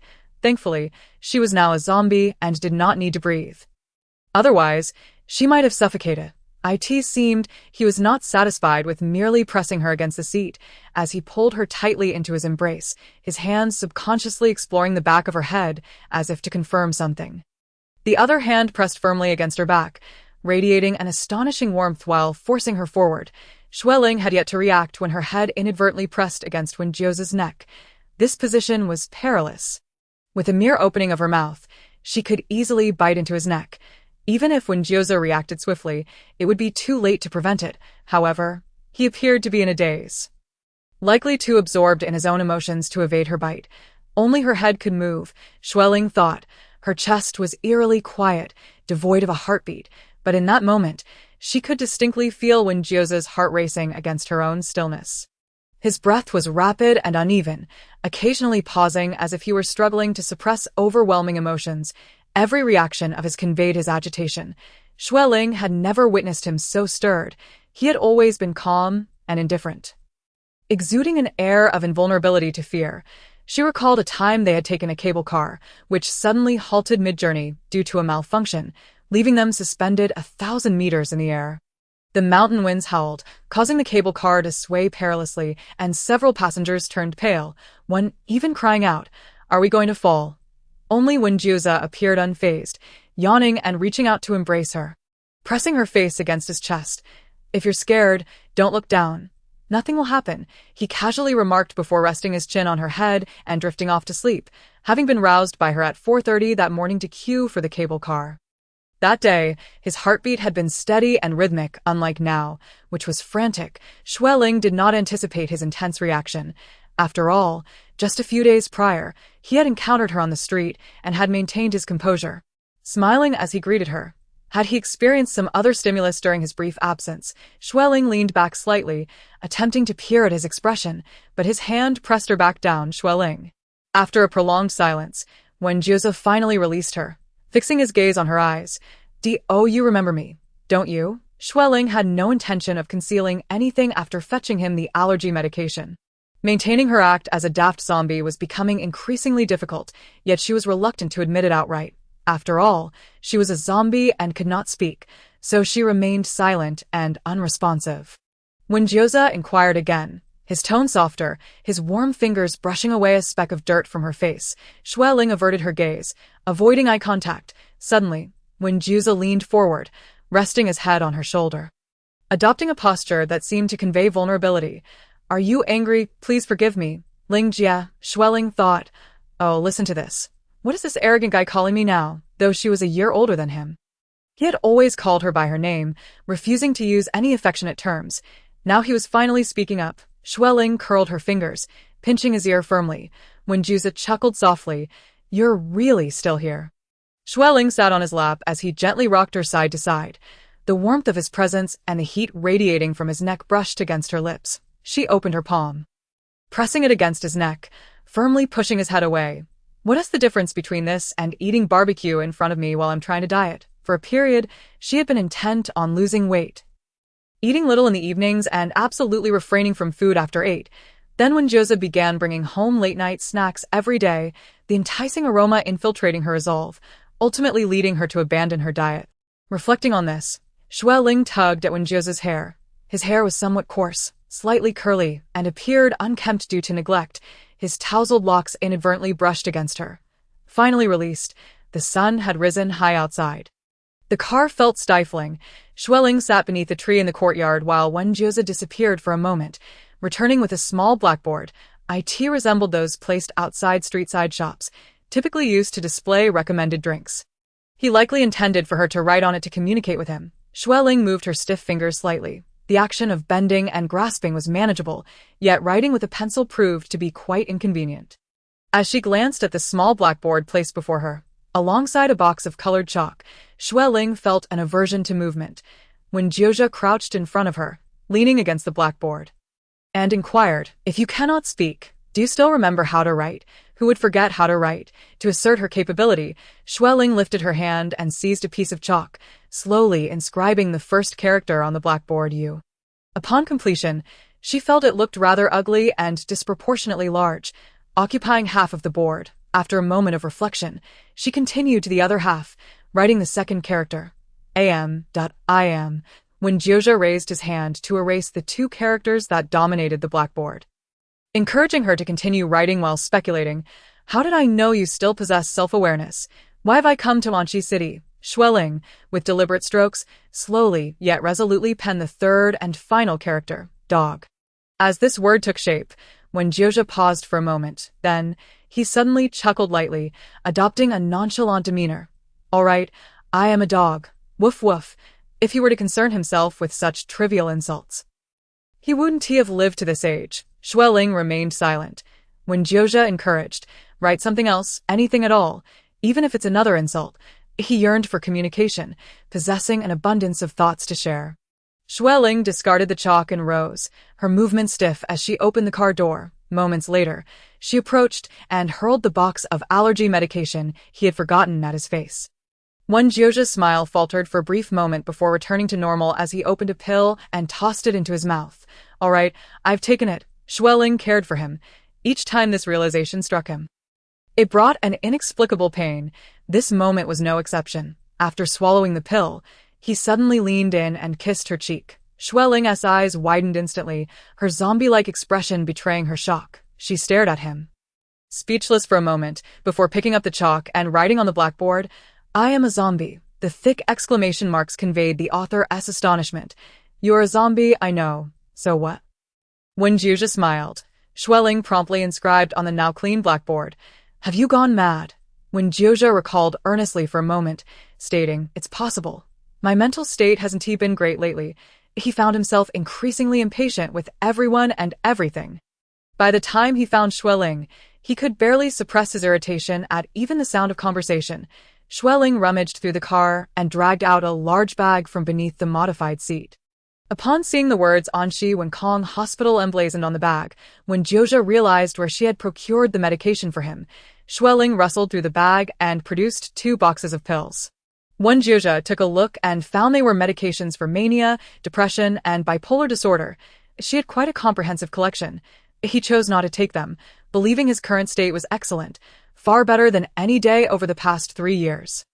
Around the small blackboard, Xue Ling gradually wrote various nonsensical phrases that lacked substance. Whenever Wen Jiuze teased her, she felt compelled to retaliate in writing, forgetting her initial reluctance to write, for the most part. Wen Jiuze supported his chin with his hand, watching Xue Ling write slowly, showing no impatience, even assisting her in erasing the board when necessary. However, occasionally, when she hadn't finished, he would start erasing it himself. As Xue Ling struggled to complete a complex character, she could tell he was doing it on purpose, prompting her to become annoyed. Aware of his intentions, she nevertheless allowed her irritation to surface. Snapping 2 pieces of chalk against the blackboard and 3 against him, there's no need to write overly complex characters. Leaving it blank is acceptable. "I can guess," Wen Jiuze suggested thoughtfully. "You can guess?" "Can you really?" Xue Ling challenged. Before long, it transformed into a fill-in-the-blank game, where she intentionally omitted words, in a 9-character sentence. She left 4 blanks for him to guess. "Aren't you quite capable?" "Guess, you stole," and "dog," Wen Jiuze pondered. "Did I sneak around last night?" Surprisingly, he guessed correctly, yet Xue Ling immediately shook her head, indicating he was wrong. "Well, if you didn't guess it, would you like to know what I did last night?" Wen Jiuze asked. Under Xue Ling's unwavering gaze, Wen Jiuze lowered his eyelids. "I visited some remaining family members. Although they had not treated him well, knowing they were doing all right brought him some peace." The Wen siblings, who had nearly been dismembered. Xue Ling sensed a hint of sadness in his expression and began to write on the blackboard, steering the conversation away from this somber topic. The chalk scratched against the blackboard, and as she grew accustomed to writing with it, her characters became progressively smaller until she could complete an entire sentence. She wrote, "I do not understand why I am different from other zombies." When Jiuze read each character slowly, gradually deducing, "You are unsure why you differ from the other zombies?" Xue Ling nodded. When Jiuze returned the gesture, "I know." Xue Ling, having transformed into a zombie retaining its sanity. Xue Ling had pondered countless times the reasons behind her uniqueness. However, this question remained as perplexing to her as the reasons for the outbreak of zombies or the onset of the apocalypse. Lying amidst the wild grass by the roadside, gazing at the stars, Xue Ling had wondered if it was due to some unknown exposure to radiation that led to her mutation, hiding from the rain beneath an abandoned melon shed. She contemplated whether, like Spider-Man, she had been bitten by a zombie and transformed into a zombie hero instead. Strolling along the desolate highway, she mused if she were, in fact, a product of a laboratory. With all her past experiences artificially implanted, making everything a fabrication, while observing her kind wandering aimlessly beneath a tree in the park, Xue Ling's thoughts drifted to the novels she had read. Believing she had awakened some supernatural ability, an ability to retain her sanity despite being infected by a zombie virus, perhaps she was the key to ending the zombie virus, capable of producing a special antibody to eradicate it. One day, researchers in white coats would capture her for experiments. Wasn't that how it was portrayed in countless novels and films? Now, Wen Jiuze casually claimed he knew the reason. You know the reason? How do you know? Xue Ling questioned, perplexed. Are you a zombie or am I a zombie? She stared at Wen Jiuze, who returned her gaze, and they remained in silence for a moment, just as Xue Ling was about to shake him vigorously. Wen Jiuze spoke. It's because you consumed Tai Sui. What is Tai Sui? Xue Ling wrote out the pinyin on the blackboard. To her surprise, writing those distorted letters was even more challenging and unsightly than writing in Chinese. Wen Jiuze wrote the characters beneath her pinyin. Xue Ling scrutinized the characters, suspecting Wen Jiuze was mocking her. The last time she encountered those characters was in a fantasy film, which claimed that Tai Sui was one of the ingredients for the elixir of life sought by Emperor Qin Shi Huang. Capable of resurrecting the dead, clearly a fantastical embellishment. Xue Ling shot Wen Jiuze a disdainful glance, finding his tale more absurd than her own wild imaginings. She drew a question mark on the blackboard. Expressing her confusion, eager to hear how he would continue his fabrication, Xue Ling anticipated that Wen Jiuze would, as he had countless times before, drop a hint and then leave her hanging, deliberately provoking her impatience. It was his old habit to speak halfway. Yet this time, when Jiuze refrained from his usual antics, he gazed at the two characters on the blackboard, his tone calm. 3 years ago, the Wen family unearthed something from our ancestral grave. After identification, Old Master Wen believed it to be Tai Sui, and a very rare special variety at that. I took some back and, by accident, you consumed it. This tale had taken a turn towards the believable, prompting Xue Ling to clutch the blackboard and draw another question mark, wondering when she had ingested such a thing. Before she could articulate her thoughts, Wen Jiuze anticipated her inquiry, stating, I placed it in the refrigerator. Wrapped in gold foil. You ate it, remember? Upon his reminder, Xue Ling recalled the incident. It had occurred shortly before their breakup, around the time of the Qixi festival. That weekend, she had slept until nearly noon. She had been feeling faint due to low blood sugar, so she opened the refrigerator in search of something to eat. That moment, the fridge contained only bottled water and raw leafy vegetables. Feeling quite unwell, she suddenly spotted a round object wrapped in gold foil on the side shelf of the fridge. The packaging resembled a particular brand of chocolate. She did not remember placing it there. It must have been left by Wen Jiuze. Having lived together for several months, he often stocked the fridge with fruits, drinks, and snacks. Perhaps this chocolate was meant to be a Qixi gift for her. But only one feeling unwell. She didn't ponder further. Unwrapping the chocolate-esque gold foil, she popped the dark, round item into her mouth. She initially tasted nothing, but soon an indescribable bitterness overwhelmed her senses. Just moments ago, she had felt faint, but the bitterness jolted her back to awareness. Clutching her chest, she felt nauseous and on the verge of retching, unable to expel the bitterness until she drank 2 cups of water to suppress the overwhelming taste. She finally realized that what she held was not chocolate. Gripping the crinkled golden wrapper, she doubted if she had mistakenly consumed the injury ointment that Wen Jiuze had stored in the fridge. Just then, Wen Jiuze returned and, upon seeing the golden wrapper in her hand, displayed a peculiar expression. Did you eat what was inside? At that moment, Xue Ling observed his expression and felt a wave of anxiety. What was it? Was it something inedible? Wen Jiuze's demeanor was unusually serious, his brow furrowed, startling Xue Ling, who anxiously inquired about what it was. After a moment of silence, Wen Jiuze, with a grave look, replied, That was dog feces I found by the roadside. Xue Ling retorted, I see you as the dog feces. Wen Jiuze's serious expression suddenly relaxed, replaced by a mischievous grin. He walked over and took the wrapper, which still bore some dark remnants. Actually, it was a kind of wild mushroom.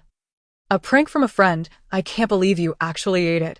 You deliberately put it in the fridge to prank me, didn't you? Xue Ling accused. Wen Jiuze merely smiled nonchalantly, offering no explanation. Later, he insisted on taking her to the hospital for a thorough examination, which Xue Ling initially thought was an overreaction. However, due to his earnest attitude, she began to doubt whether the item she had consumed was poisonous. Just as she became anxious, Wen Jiuze explained that the detailed examination was to check if her frequent anger had caused any breast cancer. Ultimately, the test results indicated everything was normal and the incident was soon forgotten. It was only now that Xue Ling understood Wen Jiuze's reaction at that time. Having turned into a zombie for 3 years, she had even doubted whether the meteorite she had seen at the astronomy museum in her childhood was radioactive. Yet she never suspected Wen Jiuze. Holding a piece of chalk, she felt at a loss for words. Wen Jiuze remarked, "I only realized upon my return that the Tai Sui you consumed was problematic." That is essentially the reason his expression appeared calm, yet he fidgeted with a piece of chalk, dusting his fingers white. If Xue Ling was not mistaken, he might be feeling apprehensive. Did he fear she would blame him?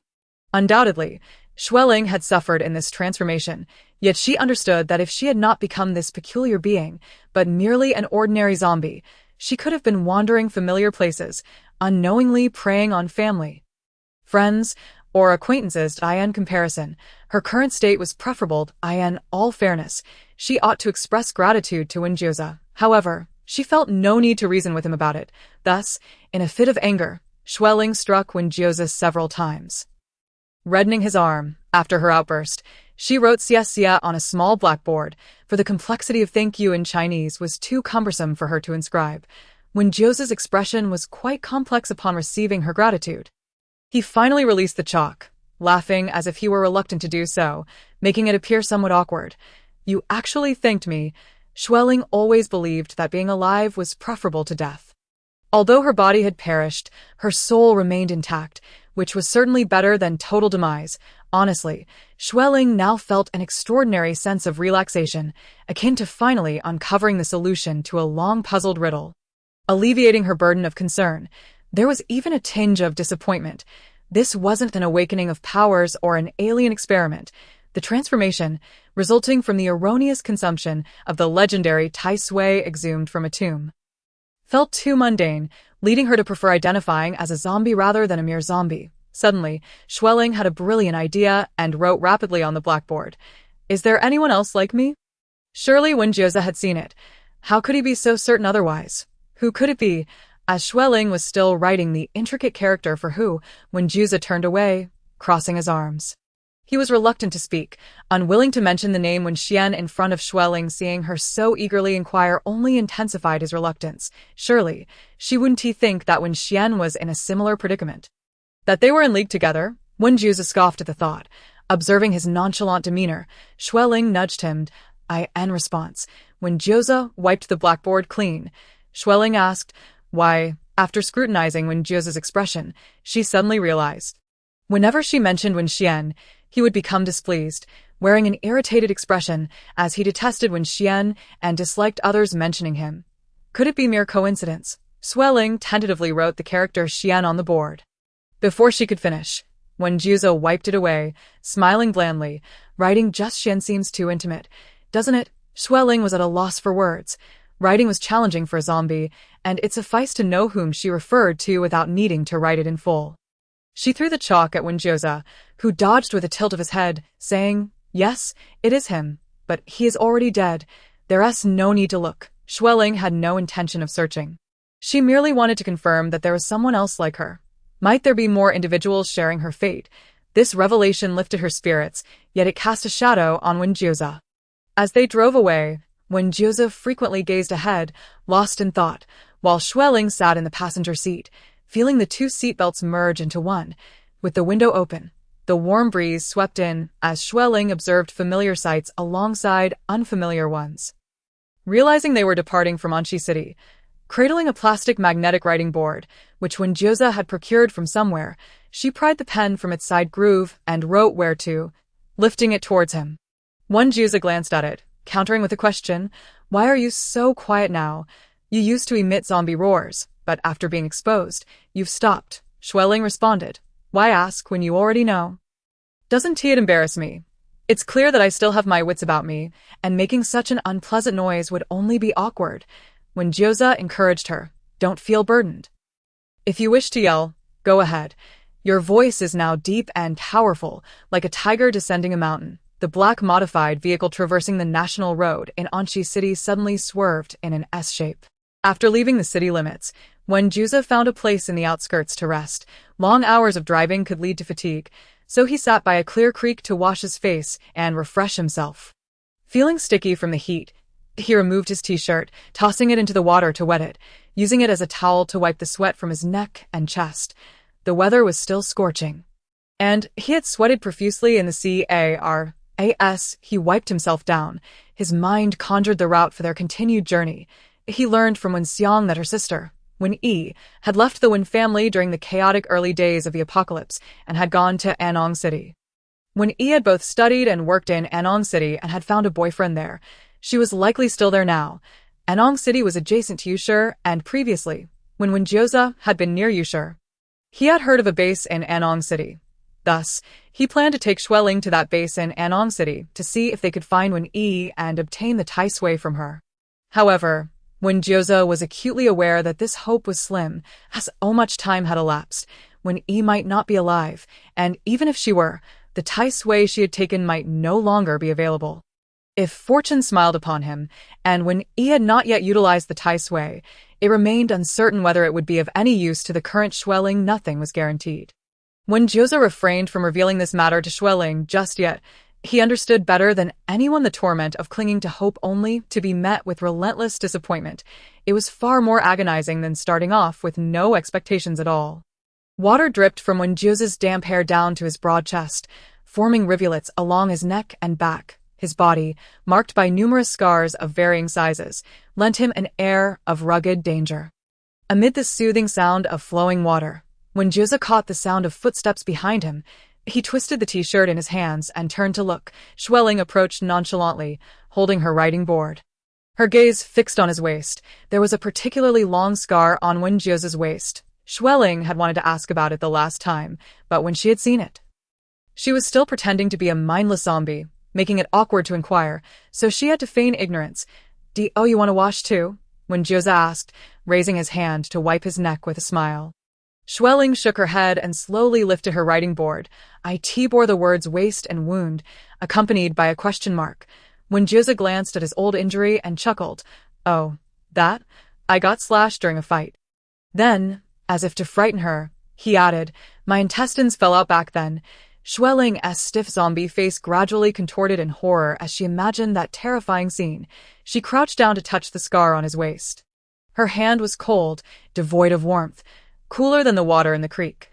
Wen Jiuze grasped her hand, and as they discussed scars, he had his own questions to ask. Suddenly dropping his t-shirt, Wen Jiuze pushed Xue Ling down onto a large rock and lifted her skirt.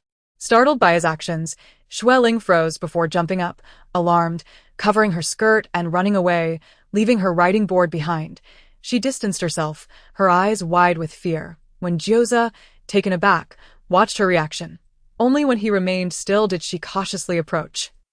Like a creature nearing danger, retrieve her writing board and hurriedly scrawl a few words to show him from a safe distance. "No, it will infect." She swiftly erased that and wrote, "Calm down." Her speed of writing had nearly matched that of an ordinary person. What did she think he intended to do? Wen Jiuze felt both exasperated and amused. In Xue Ling's eyes, he truly seemed to have lost his mind. "I merely wish to inquire about the nature of those injuries on your body," Wen Jiuze stated, beckoning her closer. Xue Ling, holding the board with skepticism, hesitated. If it were anyone else, she might not doubt them so. But Wen Jiuze's behavior was too erratic. He could casually embrace a zombie in slumber and kiss her cheek. Who knows what madness he might actually be capable of, given his peculiar mental state. It was entirely plausible. He refused to take the medicine she had brought, which only heightened her concern. Finally, having deceived her into coming closer, Wen Jiuze lifted her skirt, pointing to the area on her thigh, where flesh was missing. "How did you sustain this injury during their previous bath?" He had noticed several wounds on her body. The injuries on the zombie were shriveled, devoid of blood or scabs, simply dry and taut, while he had tended to those wounds. He longed to ask Xue Ling when they had appeared, but the zombie was oblivious. Even if he asked, she would provide no answer. Thus, he remained silent, pretending all was well, cleaning her and dressing her again. Covering those injuries. Was this wound the result of a flesh scrape? His fingers gently brushed over it. Who caused this, a zombie or a human? If his guess was incorrect, it was neither. Xue Ling felt an awkwardness wash over her. After all, hadn't she become a zombie? Ordinary falls or bumps wouldn't harm her, and she had felt somewhat invincible, wanting to experiment with everything she encountered. Once, she had spotted an unattended motorcycle by the roadside. Its design too flashy to resist, with the keys still in it. She thought, having never ridden such a motorcycle in life, why not experience it now? She had been reluctant to walk, so she decided to take the motorcycle.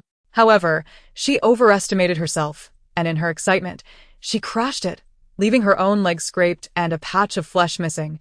Seeing the concern mingled with faint fury on Wen Jiuze's face, as if he intended to hold someone accountable.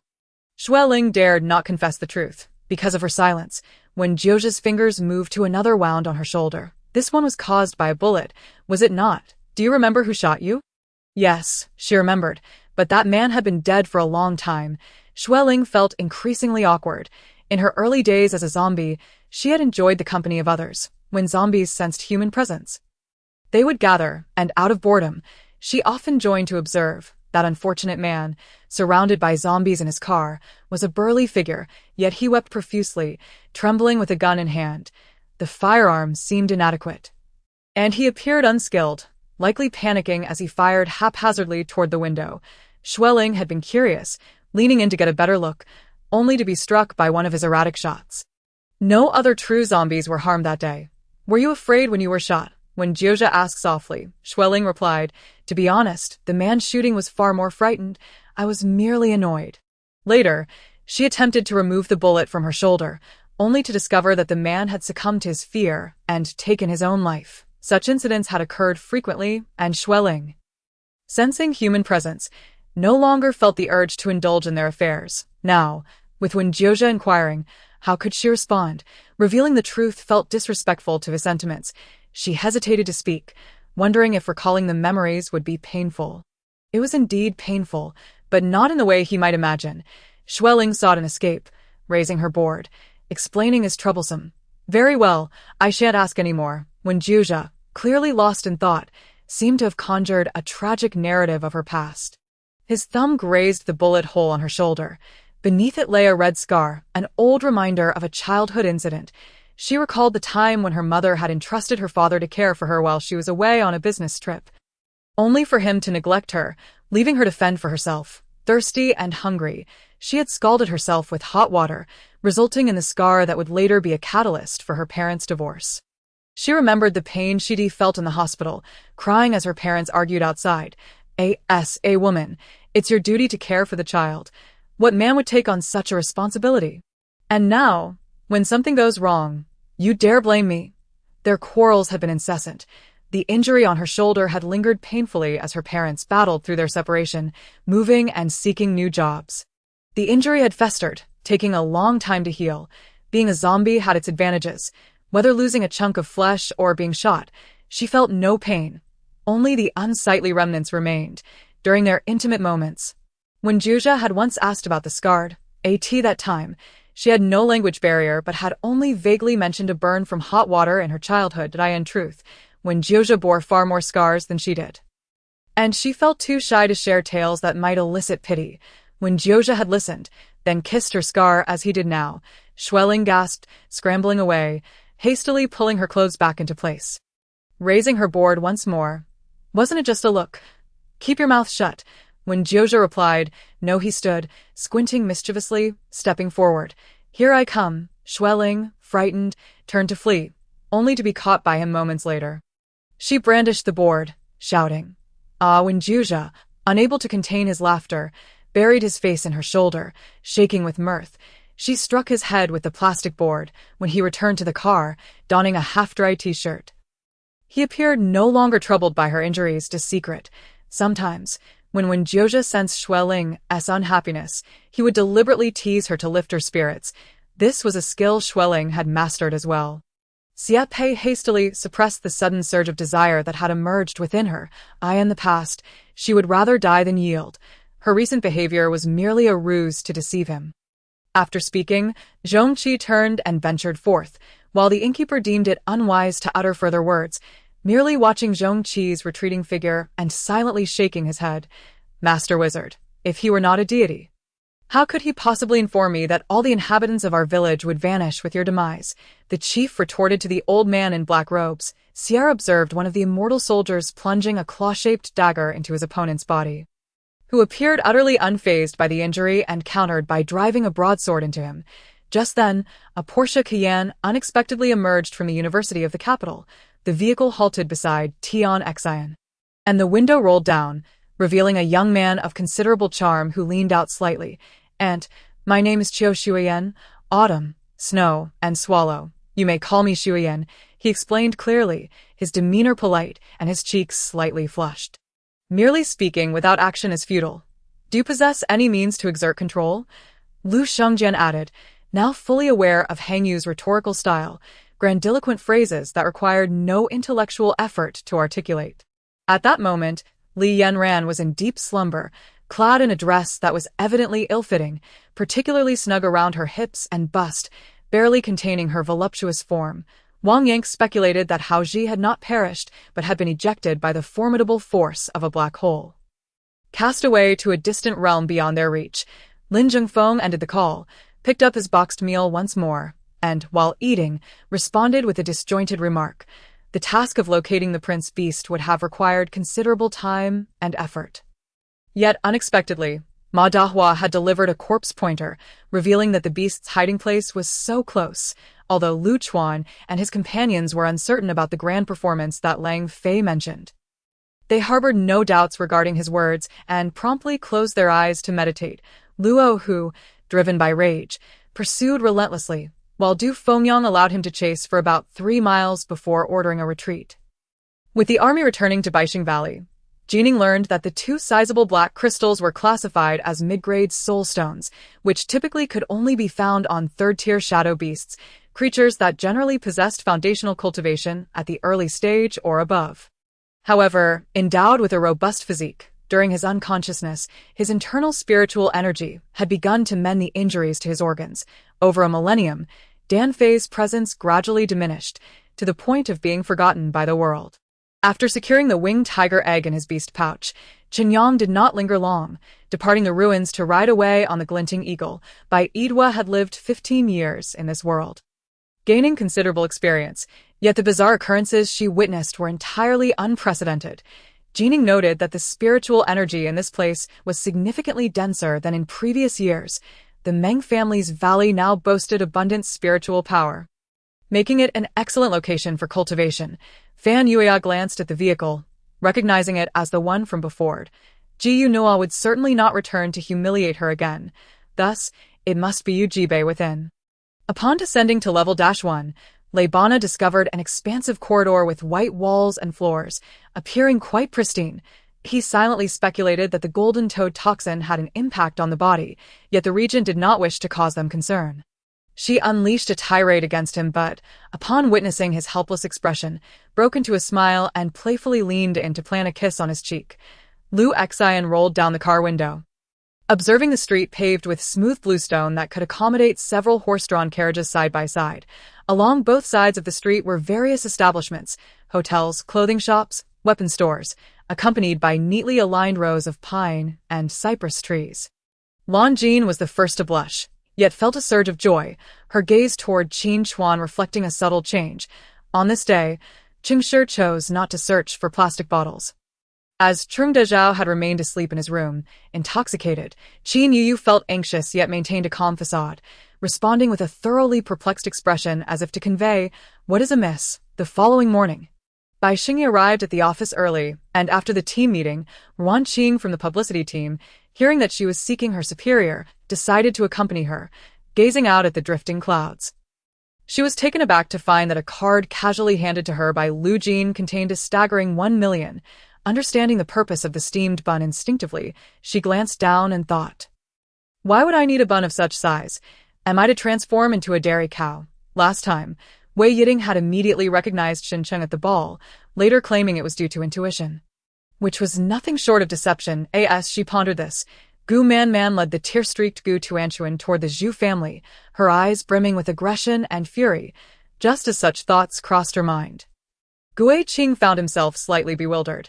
The dragon beasts were naturally proud and would never submit to anyone, This led to the curious sight of the novice throwing a pillow in frustration at the spot where Han and Jing had previously Saturday. This formidable individual was unlike others in his threats. Regarding the nephew of a director, he paid him no heed whatsoever. The unmatched sword energy lay dormant, yet once unleashed, it could annihilate the heavens and earth. He picked up a battle rifle, sweeping it around him, momentarily halting the advance, causing several Vesuna soldiers to fall, a single shot piercing one through the chest. However, Taiya's attacks gradually weakened. The individuals within could not be mere ruffians. They must hail from the Jiuze camp, and only the elite among them would suffice, their names long absent from the camp's roster. Well, the official business is mostly settled. We still have time. Shall we discuss something else? Anderson fidgeted with his fingers, a bit anxious. As the two raced towards Sinluo Mountain, they also cast glances at Jiang Wei. Murom Dai's gaze was laced with mockery, while Wu Fan's was as cold as a serpent's venom. Qin Yuan sighed quietly. Originally content with the unexpected 150 skill points, he also felt pleased with the alluring figure beneath him, harboring a favorable impression of the audacious Zhan Ruodong. He spoke with a hint of self-admiration. Throwing a fierce glare at Qin Yuan, contemplating how to humiliate him, there are indeed other methods, but it is inconvenient to disclose. I hope you understand. Death politely declined, upon noticing Shinfeng in peril. The warrior Lina quickly wielded the starry chain to assist him. The powerful celestial energy summoned forth a cosmic tempest, shattering the ice and fire forces, restoring the air to its normal flow. Upon activating the communicator to inquire about the trading time for the purple wind bow, the system emitted 2 beeps, fortuitously coinciding with Tang Shi's call. His physique remained robust, my fingertips brushed against his pectorals. Igniting a tremor within him, this man possessed astonishing endurance. Even past 30, he could elevate me to the zenith of ecstasy, sometimes more than once. Why fret about the present versus the future? Let those from them manage their own. We shan't interfere. If problems arise, the blame rests solely on Da, Gao Hongbo retorted with stubborn resolve. Before his subordinates, he always appeared as an iron-fisted figure, although the disc fighter was far from a match for Shinfeng. His insight surpassed Shinfeng's. In Shinfeng's eyes, the disc fighter embodied sincerity and trustworthiness. The shadow, having heeded Zhang Xueliang's words, sprang into action. He seemed intimately familiar with the hotel's layout, swiftly descending 4 flights of stairs. Zhang Xueliang rushed forward, but the other had already descended halfway. Without hesitation, he fired a shot at the man's leg. With the power of the Soul Reaper, he would not suffer a crushing defeat, even against the Bull Demon King, yet he preferred to avoid direct confrontation. Thus, he sought to retreat swiftly, aiming to regroup with Shinfeng.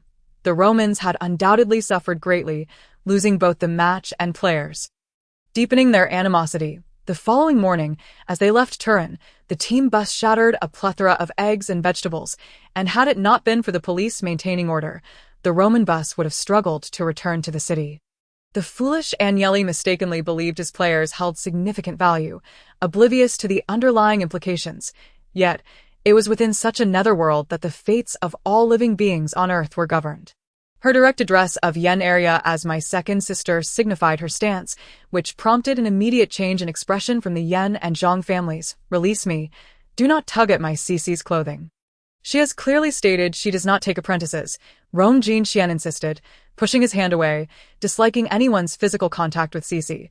Recalling how Chang Huadu had attempted to sell Yenner previously, she had been powerless to resist while still under the Luo family. But now, having moved out, she had gained a measure of courage against Shin Miaoyan. My master hopes you won't be angered. Sang Ma lifted her head to gaze at me, her eyes filled with concern. However, I was not afraid. After all, I had weathered many storms, having faced hundreds wielding machetes and gunfire. How could I fear such trivial matters? Under the pretext of an evening stroll, Xiao Nuoying stealthily orchestrated the mechanisms of the Scorpion and the Flying Dragon to activate the Secret Realm's gate, facilitating the safe exit of the 2 injured disciples of the Zixiao sect. The Secret Realm feels utterly foreign. Who knows what dangers lie within? The elder in black suddenly bellowed, taking flight as a chilling black wind whipped around, hastily propelling everyone forward. Before Zai Yunyuan could make a move, she was unceremoniously thrust into the boudoir of Qing Hong by the madam. Upon entering, she sensed an atmosphere far more oppressive than during the day. the air thick with an intoxicating fragrance that seemed to ensnare the heart. It was said that the maidens there possessed exquisite skin, as if they could produce water with a mere pinch. Yang Qingqing squinted and continued, hunting. Do you comprehend the level of the monster before you? This creature is revered by the Elu tribe as a deity, and it is absolutely inadvisable for those like Ania, who possess little combat prowess, to confront it. Father, I'll take Cece for a stroll around the school, Lin Yu remarked, glancing at his father in the living room. Do not approach them. They have already succumbed to corpse poison and transformed into zombies. Madame cautioned, her expression betraying concern as she observed Tai Zhu and others drawing near to Kuang Tianyu. Correct, I shall remain your instructor at Jiangnan Martial Science for the next 2 years. Provided you do not request a transfer, Fang Ji stated. Subsequently, Han Misheng tore through the void, creating a dark portal through which he entered the soul realm. Lin Yu remained silent, murmuring to himself, aware of the significant value of their home to the family despite his mother's seemingly casual demeanor. Times have changed. What was once viable is no longer feasible. The newcomers, without exception, are compelled to endure relentless pressure and accept humiliating penalties, while these so-called foreigners continue to enjoy elevated status within Huaxia. Is it truly of the demon race? He pondered, gazing at the mine. Yet, if it is, why would they excavate this tunnel? The surrounding ores appear untouched, suggesting a different motive for their actions. The demon and human races uphold a strict and clear peace agreement. Neither may intrude upon the domain of the other. The princess consort initially regarded Li Shu with trepidation, for the Duke of Rong had enjoyed favor since birth, leading many to believe that while others might lose imperial favor, he would not. Who could have anticipated that such a turn of events would indeed occur? I found it, Han Yun exclaimed joyfully, perusing the webpage that listed numerous necessities, including food, water, and a serene environment. After hesitating, Guolin finally spoke. His gaze fixed on the bird. Hello, my name is Guolin. It was generally expected that large parrots could speak, and having overheard prior conversations, he deduced that the creature possessed linguistic abilities. These past few days spent idly on the bed had prompted Dia to reflect deeply on her past and future. One could argue that today's failed plan was entirely due to unforeseen circumstances, and thus, no blame could be attributed to him for taking it seriously. The two of them fell silent, choosing instead to discreetly inquire about the situation at Kaoshan Tuner over the next few days. However, the thunderous assault reverberated with such magnitude that upon colliding with the formation's barrier, the colossal energy hand shattered, causing only a slight ripple in the transparent array covering the bronze gate, which quickly returned to its original state. Thus, confronted with Zhang Tianshur's fiery gaze, Xiaoyu maintained an air of nonchalance, regarding him as one might an imbecile without further explanation, merely casting a sweeping glance over the crowd before smiling at those Zhang Tianshur had sent flying. Indeed, Lan Zhe's attacks could inflict pain upon Poseidon and induce tremors within the divine body. Yet such tremors did not equate to injury. A mother without children is often shaped by a fixed worldview, burdened by familial obligations, those who know too much, if they are wise enough to understand. Fare better. The real peril lies with those who lack intelligence yet presume to possess it, oblivious to the brewing consequences of their entanglements with hidden forces. Luo Yen glanced at the ice cream packaging, her cheeks flushing upon seeing the brand name Keduo. In a moment, you should go greet them and ascertain what transpired, Miao Ran suggested while retrieving items from the storeroom. After an extensive conversation, Qinwan mused that Chen Xingyue's darkening disposition remained unchanged. Was her assessment mistaken, or had she failed to strike at Chen Xingyue's vulnerabilities, leading to no increase in her darkening value? Perhaps a different approach was warranted. The two exchanged glances, silently signaling a mutual vow of silence on the matter. She had been contemplating how to locate Ivan, yet before she could act, he appeared before her. Now, Qinwan found herself uncertain. Could it be that she mistook a ghost for a person? If that were the case, Zi would also be unable to perceive it. Just then, a sudden thunderclap shattered the air, and rain poured down in torrents, prompting Zi to hurriedly open an umbrella. As the door slammed shut with a bang, a shadowy figure darted past in the darkness outside, more than a dozen disciples from the temple, clad in white robes of mortal cultivators, alongside gray-robed practitioners of the first layer of qi cultivation and others in blue and yellow robes, gathered, having previously worked as a cashier in a restaurant. She had never encountered such a sum of money in a bustling crowd, feeling as though she were cradling a bundle of explosives. Certainly, a prominent flaw of Xingxi was widely acknowledged. She had nearly exhausted her potential. Those connected to the village chief were deeply unsettled by Mu Qindong's earlier remarks, fearing their veracity. Whether it was merely her imagination or not, the golden-winged Great Peng sensed the colossal mountain tremble in fear of its imposing form. With even the chaotic currents within the vast cavern appearing disordered, akin to a frightened individual gasping for breath. Thus, after 5 full minutes of combat, Lin Bin suddenly ended the ancient elder with a swift strike. A month elapsed, and after indulging in drink, Li Li withdrew from various shouting performances, once again propelling the style to new heights. The two reclined by the bed, gazing at the numerous shimmering talismans before them. Exchanging knowing smiles, with a sudden whoosh, Rong ignited the fuse, the flames crackling to life. Yang Boya, upon hearing this, reluctantly released his grip, watching his mother and the others depart with a sense of profound loss. As if facing a life-and-death separation, in an instant, the backyard descended into chaos, with civilians coming to pay their respects, witnessing the commotion and joining in the fray. When Zhang Zixuan emerged, he was met with this disorderly scene. His brow furrowing in displeasure before he strode forward. Guo Kenglin heard the voice, Li Zhen, resembling a spectre, floated before him, embracing Zhang Herong. Upon boarding the car, Li Zhen noticed Zhang Biao slumped in the back seat like a lifeless swine. Deeply unconscious, Li Dongyang's expression darkened. The situation was evidently troublesome and particularly challenging to resolve. "No, I have an urgent matter. I cannot get through on the phone," I shook my head, speaking with urgency. Lin Heng resolved to seek out peculiar abilities in the future, pondering the potential for unique effects. As he spoke, he struck himself several times, the force alarming Su Jingling, who momentarily forgot to cry. A melodious voice pulled Gung Haosher from his frantic emotions. Turning, he saw Yang Mimimai standing behind him. Long Huxiang surveyed the surroundings with renewed scrutiny, as the primary purpose of this expedition was not to seek treasure. Thus, the numerous burial items scattered on the ground held no allure for him. Even if some were enticing, he dared not act recklessly, having learned from past experiences.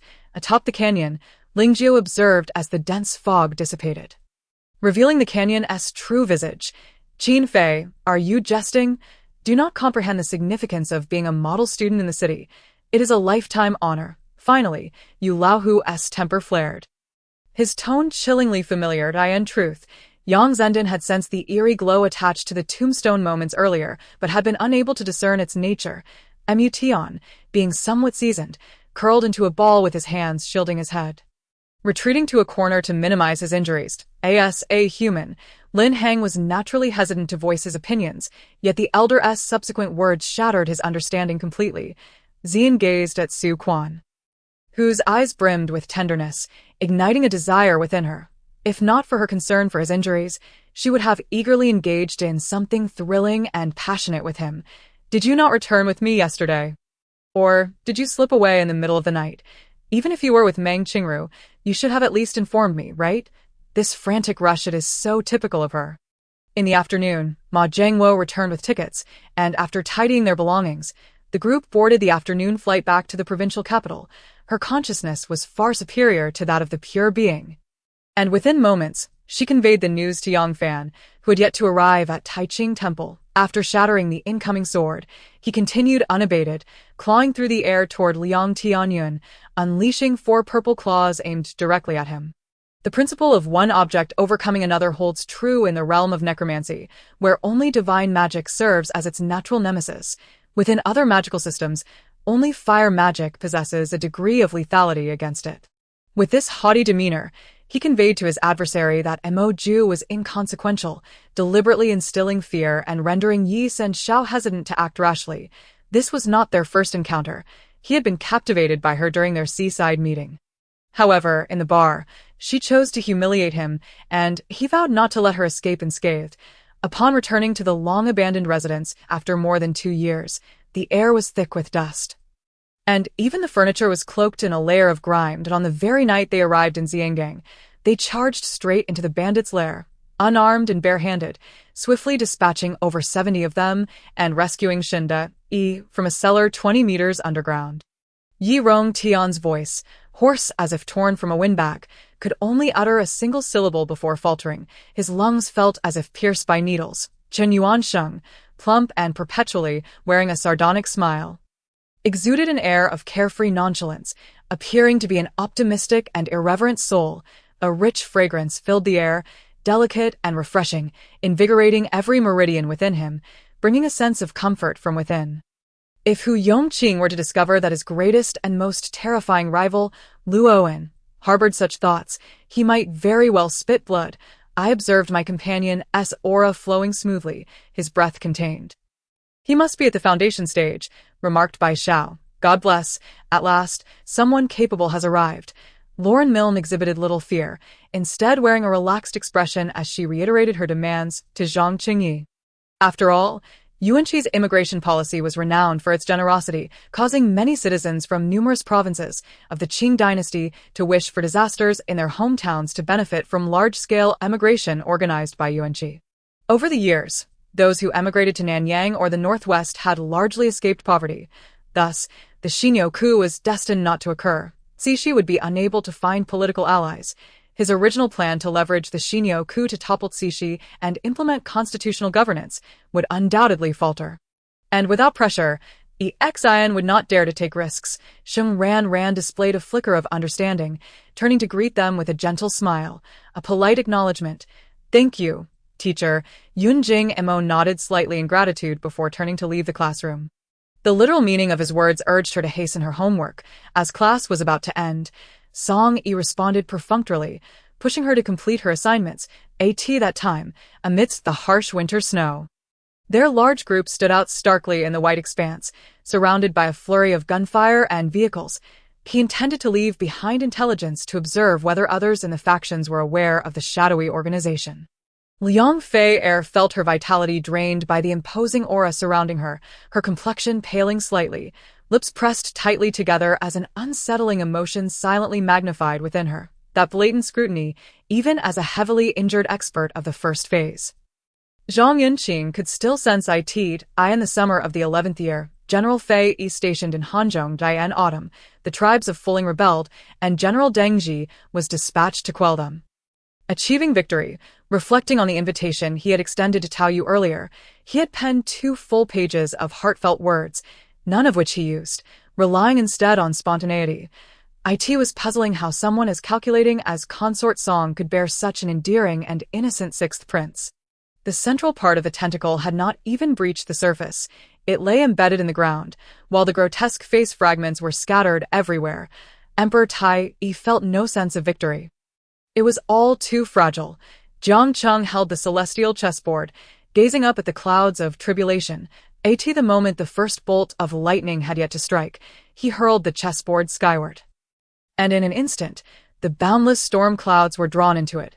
Very well, you may assist me in fetching water. Lu Qingyan suddenly shifted the conversation, a smile gracing her lips.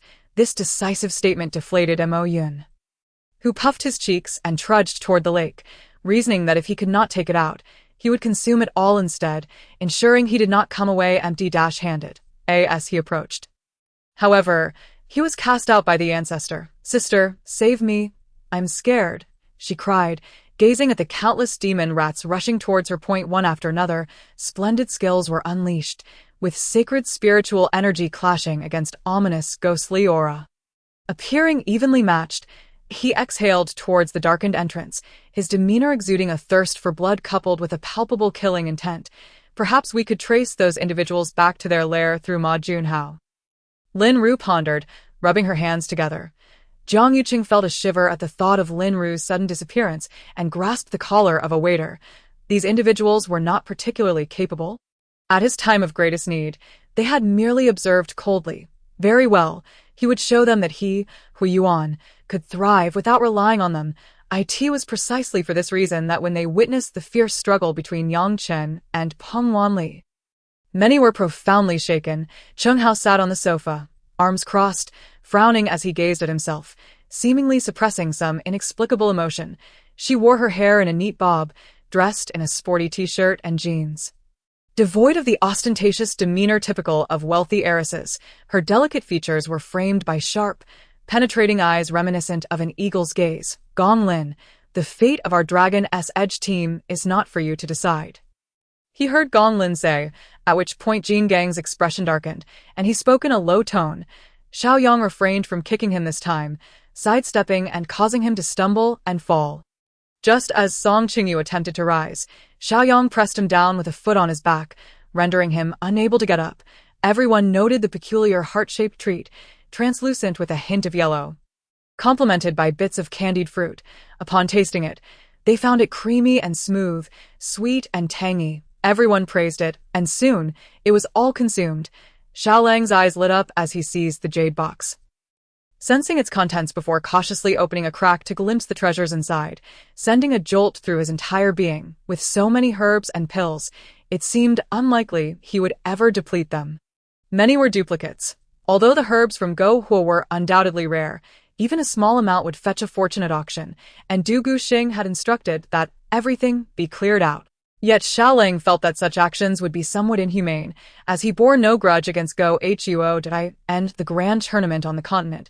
Selecting exceptional talents was paramount, a matter equally significant to Gong E Tianheng. And he naturally could not disrupt it. The following morning, Xiaoyang arrived at the Misty Rain Tower, where he found the recovering Song Mian in the 10th floor lounge. Helian Yenyu had been very considerate, even providing her with a wheelchair for moments when she felt confined in the room. Like a beam of light originally directed at a planet, it was drawn off course by the gravitational pull of a black hole, ultimately vanishing into the nearby asteroid belt. Of course, the high-ranking officials of the Eagle Nation could never have anticipated that the purification tree planted by the split-body spies within the conference room, intended to cleanse the air, would transmit every word of their discussions back to the Titan group. The meeting explored the various challenges and difficulties faced by the supplementary regiment, alongside potential solutions. Ultimately, the conclusion drawn was that while problems and difficulties were abundant, viable solutions were scarce. Principal, do not worry. We wish to learn from you as well, one student promptly declared. The myriad of tentacles before Saber was obliterated by this crimson strike, vanishing completely. Curiously, they encircled the slumbering villagers, some even dashing to the bonfire to cheer, as if finding it all rather amusing. The two exchanged a knowing smile, akin to old friends who had known each other for years, until Li Yunge called them out to film. Lu Ling tossed the car keys to Luo Shuanghua, then opened the back door and sat down, slowly reflecting on the intelligence provided by Lu Mengze. After all, the strength of the dragon clan of Huaxia was formidable. If they were to truly engage in combat, it would not bode well for him, likely resulting in catastrophic consequences beyond his control. Lin Tian scoffed, as a sound akin to popping beans erupted within him, the rhythm rising like ocean tides, a ferocious aura of annihilation beginning to erupt.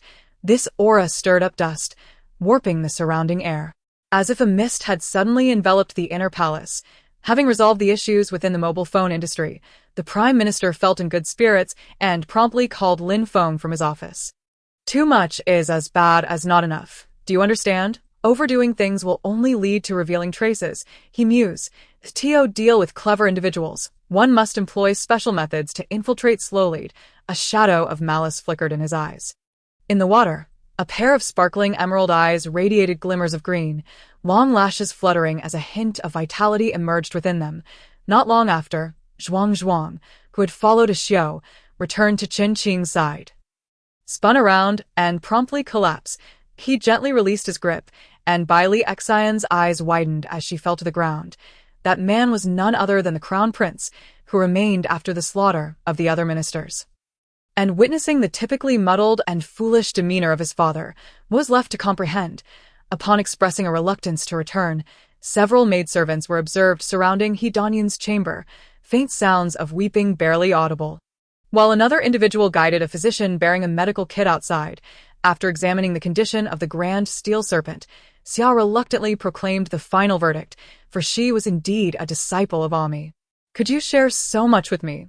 Are you not afraid that I might truly seize all the blossoms and fruits from your clan? Su Jin inquired. I and her youth. She fervently desired a prosperous life in a wealthy household, even willing to become a concubine, but as time passed and her sisters thrived, whether by blood or by bond. They became either the wives of marquises or princesses, rendering her increasingly inconspicuous. It was only now that she realized she possessed wisdom and grace, a rare elegance that captivated all. Regrettably, this world knows no what-ifs, and having missed the age of awakening their spiritual realms, they could not attain superhuman abilities akin to Naruto and his companions, thus destined to remain incomparable. The dining establishment, filled with patrons sampling dishes, showed no inclination to spare Saitama despite his anger. They unhesitatingly cast their votes for Mofeid. As Qin Feng reflected on these matters, he became aware that this nefarious practitioner had infiltrated the Forbidden City. With a group of professionals, including the reconnaissance-trained Qin Yuan and several nimble-minded retired soldiers assisting, they formed a formidable assembly. Having chosen such an exceptional individual, managing this relationship required not only emotional bonds but also wisdom and an open heart. The elder offered Luo Yuzhang a definitive response, affirming the substantial presence of the Chu family, a major grain dealer in Jiangnan, whose movements significantly influenced other merchants. He gritted his teeth, gazing at the pitch-black official road. Knowing that should he miss this golden opportunity today, he might never again have the chance to eliminate her. He had long held that Madame Fan was his arch-nemesis, despite her lack of a conspicuous red mole. He would rather mistakenly slay 1,000 than let her escape. Indeed, as a descendant of the Xianbei tribe, I, Fan Jun, await your recovery, for then we shall engage in a true contest. Fan Jun harbored immense admiration for her, noting her unwavering commitment to her original intentions in such circumstances, a testament to her extraordinary temperament. General Wei, with the Xingshan army currently stalled, what course of action shall we take? Chang Yi inquired. Over the phone, the third sister-in-law did not elaborate. Although her relationship with the third brother was amicable, they both maintained their independence in their respective endeavors. With the last hope extinguished, the one who had been the most vociferous in criticizing Su Zheng and his companions was now rendered powerless. The crowd hurriedly steadied themselves in midair, only to realize they had already entered, immediately rushing towards Su Zheng without a glance around. Upon the appearance of the bald giant, Zhang Tianyi sensed the excitement of Qin Yaguang beneath his feet, who seemed eager to rise. Zhang Tianyi exerted a slight pressure, pressing him back down. What is this? Dark energy, a master. How could these terms converge? Is there some hidden truth? Perhaps I should just call you for breakfast. Zhang Ziqiang restrained his urge to flee and politely inquired. Beverly Hills, located in Los Angeles, is renowned as the most prestigious residential area globally, symbolizing wealth and fame. The first report was relatively benign. As the news spread, it was accompanied by the announcement that the general of the state had led the Qin army to assist Haima City. The citizens of Shenyang City had begun to express confidence in the war between Donglei and the Yao Kingdom, with few believing Yao would emerge defeated. Consequently, rumors circulated that Xu Han had offended the production team, while Xu Han's supporters flooded various social media platforms to voice their grievances. Nishiyama Hideaki was a spiritual leader for the entire Japanese Air Force and an undefeated legend among pilots. Now, seeing a hint of confusion in his gaze, one wondered what others might feel. With each utterance steeped in wisdom and life philosophy, the three individuals on stage nodded in agreement, infecting the audience below with their fervor. Players near the wall quickly vacated their positions, gathering in the center as the former team leaders, Zhou Rong, Liu Dabing, and Fang Ge, directed the formation, allowing the law enforcement personnel to enter while preparing for close combat. Meng Yu was nearly overwhelmed with rage. She certainly desired the Dongfang group's downfall in Kyoto, but her father was unwilling to act against them. What could she do? It's all right, tell me about what happened earlier. Yi Kaiqing showed little concern, nudging Su Zuiyan to explain the earlier events. Beiwei, stop playing. Mo Dongyang glanced at the jade pendant belonging to Mo Beiwei on the table and spoke. However, the four demons captured were neither able to commit suicide nor subjected to the torturous demise by Feng Yang. Nor did they experience the special poison concocted by the Frost Maiden of Hanyu Villa. For that night, they were rescued. Wei Feng had thus become an enemy of our villa. Did father truly believe he could be of service to us? Ling Wei exclaimed in astonishment. Lita sobbed quietly, yet ultimately, Wei Feng forcibly took her away from the Ling family. As for what could be found, Zhang Tianyo, a newcomer to this place, could only gaze upon the remnants charred and corroded by acid rain. treating it as a return to his former profession of rummaging through ruins. That moment, there was no room for idle chatter, as 4 individuals, including the corpse bear controlled by the Xue, swiftly excavated the 3 from beneath the debris. Observing the situation, several sect leaders were uncertain whether to stay or brazenly follow along, momentarily at a loss. Nevertheless, she felt a degree of wariness toward the elders of the Long family, particularly the old matriarch, who prioritized the Long family. It was likely she would not expend effort arranging for her return home, and might insist that she wait for everyone to return before departing together. In recent days, she felt an inner longing for her child to arrive swiftly, eager to meet him, yet also anxious about what challenges might await. Urgently needed medications were prepared in the ward. As Nurse Yu quickly arranged everything, Yuan Jinxia inserted the syringe, administering the medication into the elder's arm, who finally ceased his restless movements, his eyelids drooping as the nurse gently laid him back down. Good master, I will input your commands into the engineering robot's command system. Do you have any further instructions? After conversing with Wu Kai, Shinong's tone began to shift gradually, noticing that Yi Yang possessed only peak warrior skills. Some assumed he had relented under pressure, leading to a degree of disdain for him. I asked, there truly no way for wooing? No. The current wooing was far more ruthless than Wu Qin could imagine. Seizing the opportunity while Wu Qin floundered, Wu Ying decisively released his grip and even kicked Wu Qin for a bit of encouragement. Whether they could evade the pursuit of the Yuan army and preserve their main forces in Danta depended on the efficacy of the so-called celestial techniques that Yu Ji took pride in. I believe you should perhaps inquire about my opinion, Yu Qianbai awkwardly suggested from behind. After drinking, regardless of their sincerity, these individuals offered high praise, as Yu Xiangyue and Renjun displayed smiles, indicating that securing the advertisement space should be a matter of course.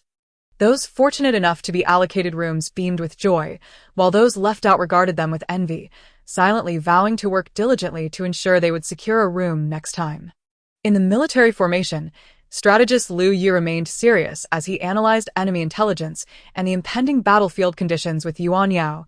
A kick from the child within her stirred her thoughts. She stroked her belly, reflecting on the love of her considerate husband and the clever child, realizing that the beauty of her life was only just beginning, uncertain if he had heard her. After casting a lingering glance at Su Li, Yi Beichen turned and closed the door. The adage of slow work produces fine products was not lost on him, yet it did not deter Ashu from eagerly anticipating the completion of his mech.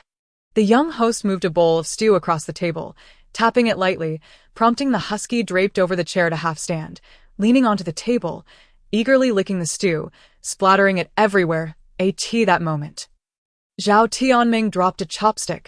To cover his embarrassment, he quickly retrieved another pair from the bamboo holder on the table. Luo Dali pondered how he might save Commander Sun when the time came for him to falter. With the sound of the Gatling gun ceasing, the commander promptly ordered the troops to converge towards the Gatling's location, which was likely the breakthrough point of the encirclement. Soldiers complied with the command, firing while retreating, yet their plans ultimately met their end at the hands of the SEAL sniper jester. The Qipao accentuated Mei's alluring figure even further, showcasing her voluptuous curves. Her physique truly embodied an exquisite harmony. From her bosom to her waist and hips, every aspect radiated an irresistible allure and charm. Were there indeed a cash infusion of $10 billion, many matters could be resolved effortlessly, marking a moment worthy of celebration for Lin Hongfei.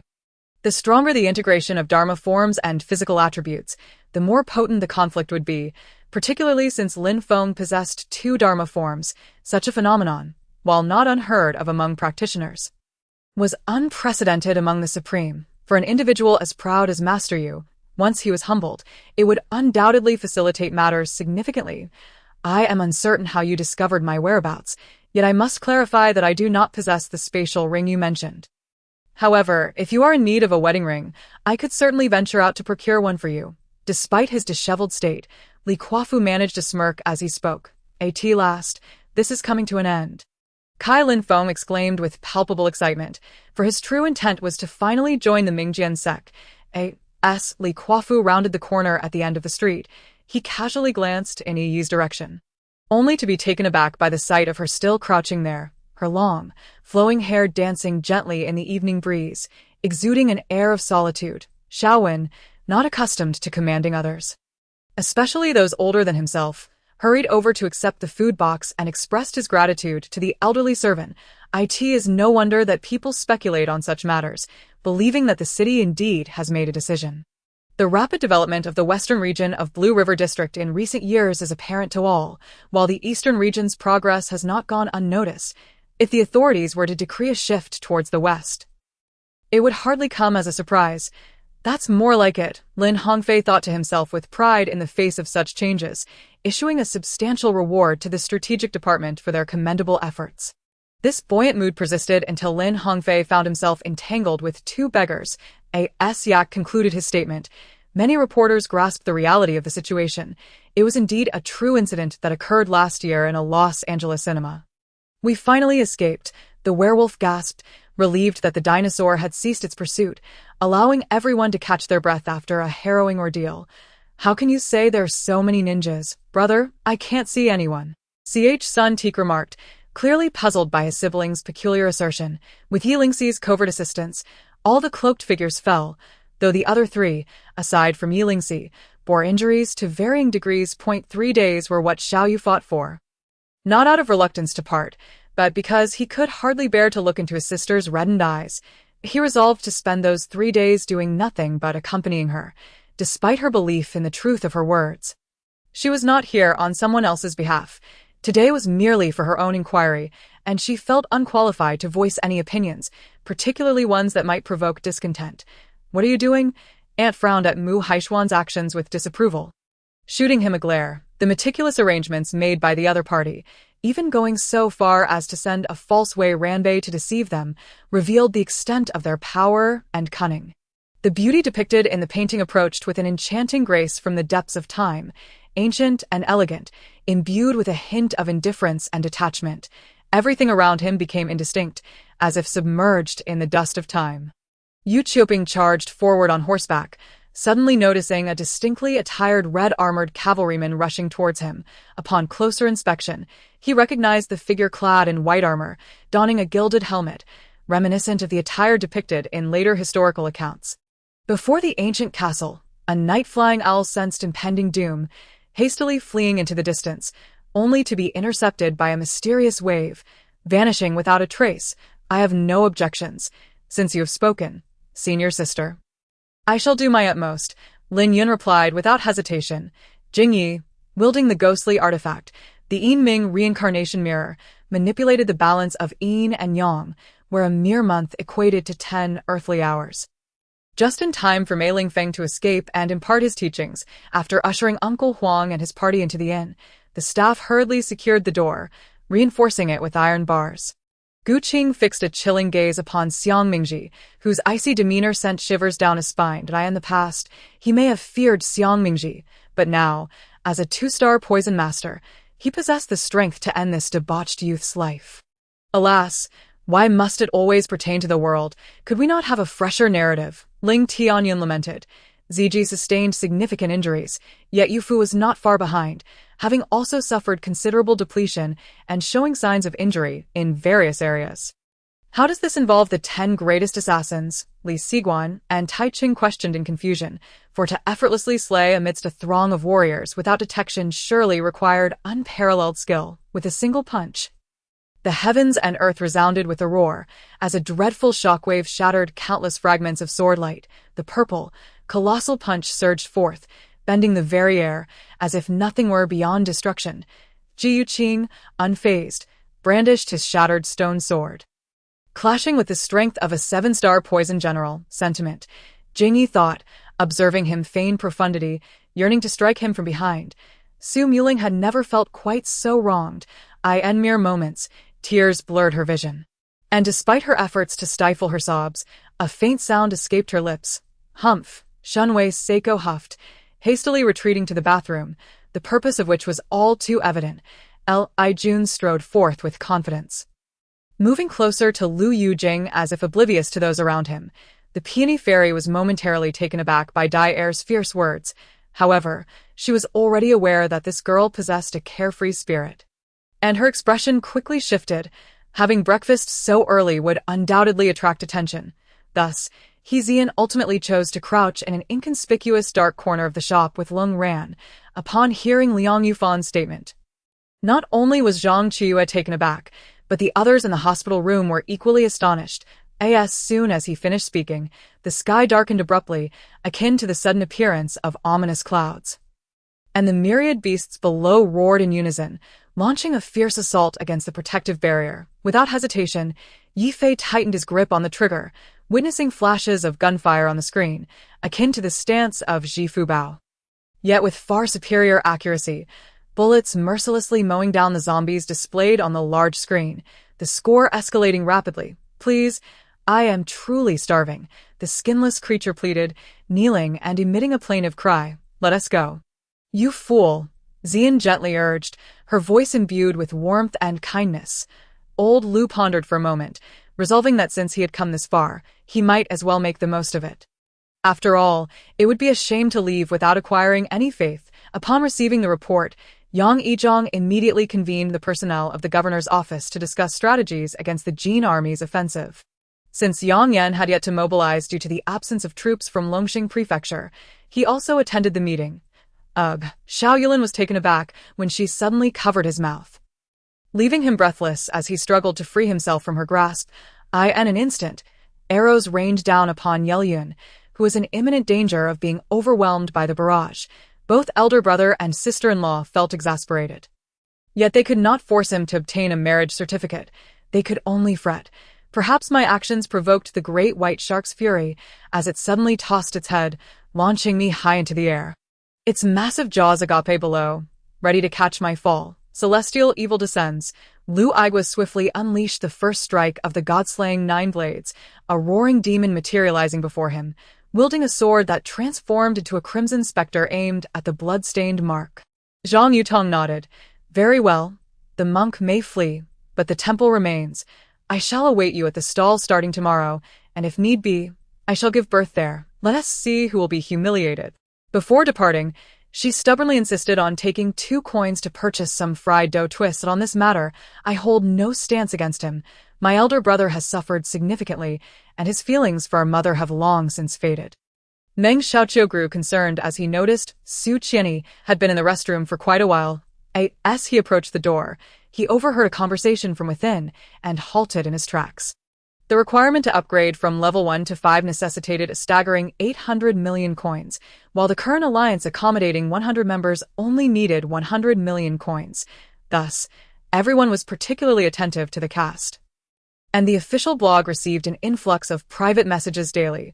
Wang Feng and the blood mage Salnos traversed the burial ground, where a distant squad of skeletons stood bewildered, empty-handed, and questioning the whereabouts of their weapons. Wondering if they had been robbed by 2 bandits, Shin Rianyan remarked, "I am about to depart. In roughly 2 months, this course will conclude, and you still dare to curse me?" Alas, the man shook his head. Wu Jing had made up his mind. It was time to begin. He was tired of being mocked by Roxman for his poor health. However, Qi Xingyu lacked sufficient confidence over the past few days. As she delved deeper into embroidery, she realized that her initial ambition to sell her work on Taobao had been misguided, given the chaotic reality of the marketplace. Ning Yimeng sighed in exasperation.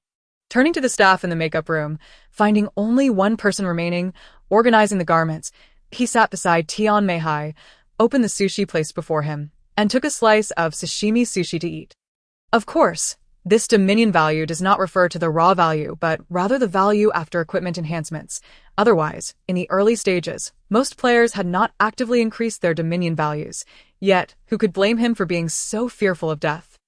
What initially seemed to be a minor issue had been prolonged by his treatment, and it was uncertain how much silver he had lost to others. Feng Shu recalled the adjectives he had just used to describe her, and could not help but feel that these individuals before her still had not penetrated the depths of his heart. In truth, Gu Liangsheng's attire was meticulously tailored by a dedicated team. Yet Lin and Wan still purchased clothes for him, at the very least. Thus far, the existence of the inner domain remained largely unknown, even among the upper echelons, where he doubted anyone possessed true knowledge of its existence, let alone the ability to traverse between the inner and outer domains without detection.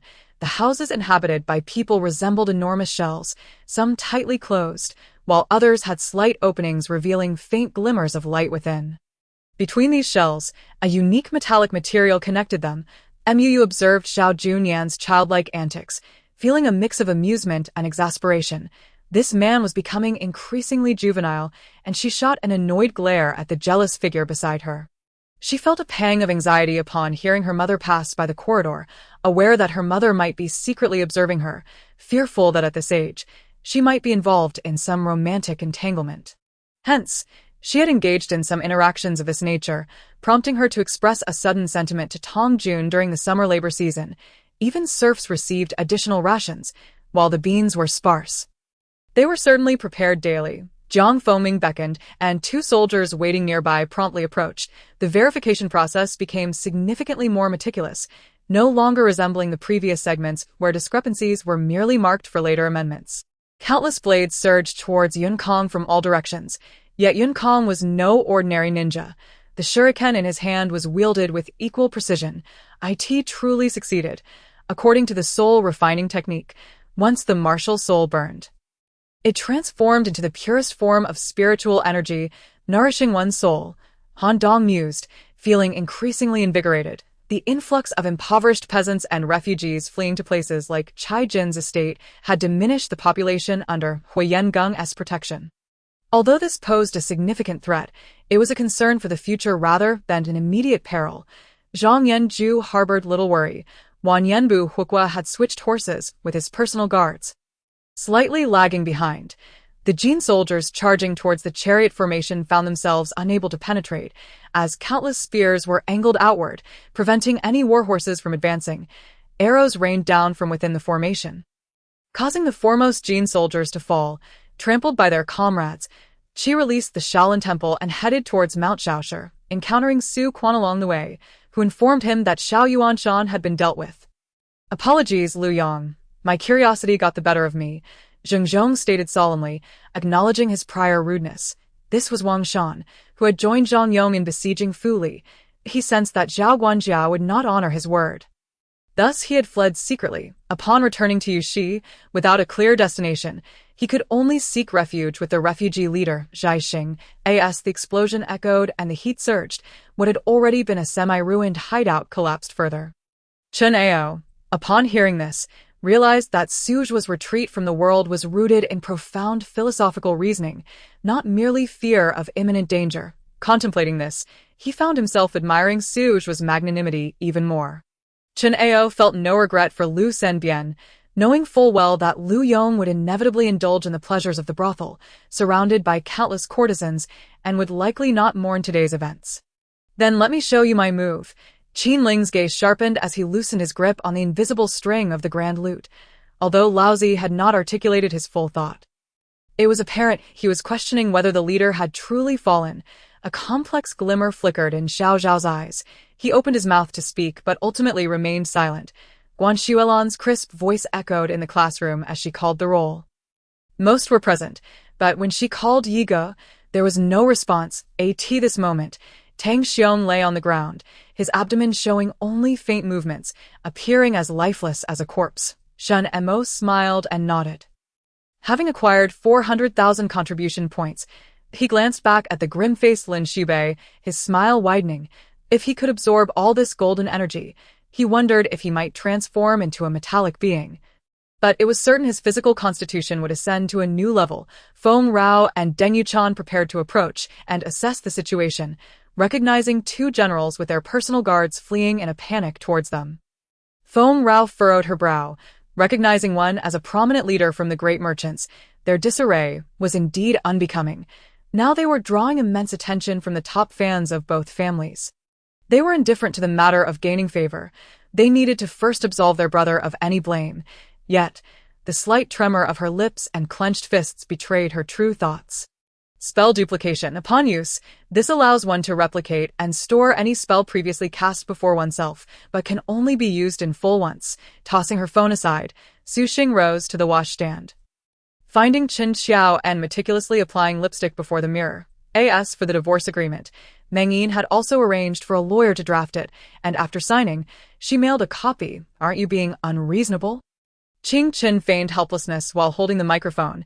"If all of you fellow Taoists insist on thinking this way, there's nothing I can do. Lu Changsun nodded.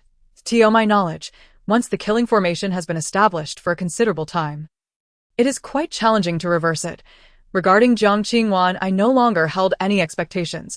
The last remnants of feelings and concern had been shattered by her own hands. Liu Xian Tang fell asleep shortly after. While Yili tossed and turned, unable to find rest, her mind flooded with memories from 3 years ago, including her encounter with Liu Baiting at the airport. The film crew was already aware of her unique personality and preference for remaining out of the spotlight. Thus they accepted this mode of collaboration. After a call with Zhou Tong, the two met at the airport, completed their boarding procedures, and headed straight to their destination. Some elders who witnessed AO when 16 years ago were taken aback and stepped back in shock. Their faces pale with fear. What manner of man was this? The tenderness radiating from his gaze was in stark contrast to the aura he presented to others, appearing as two entirely different individuals. Previously, due to the influence of Lu Sha, Zhou Tong had already encountered Angela and even witnessed her malevolent nature. Thus, upon seeing her again, she felt a deep sense of trepidation and reverence.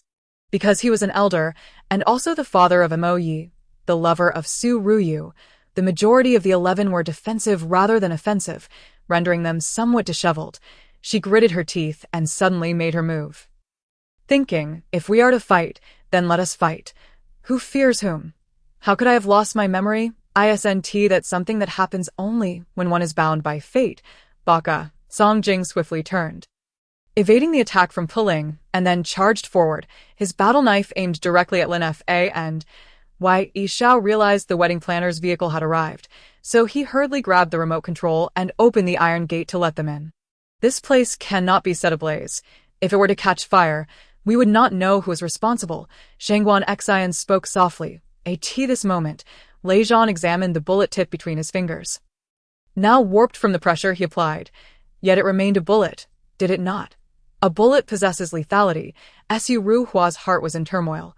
The next day, Mo Shirtian indeed returned, arriving at night to avoid disturbing Su's parents. He stealthily entered to see Ruyu without alerting anyone else. The air within the underground chamber thickened. Even the flames that perpetually burned on the Ming high stone pillars stilled in a fleeting moment. All right, we shall take over this ghost town.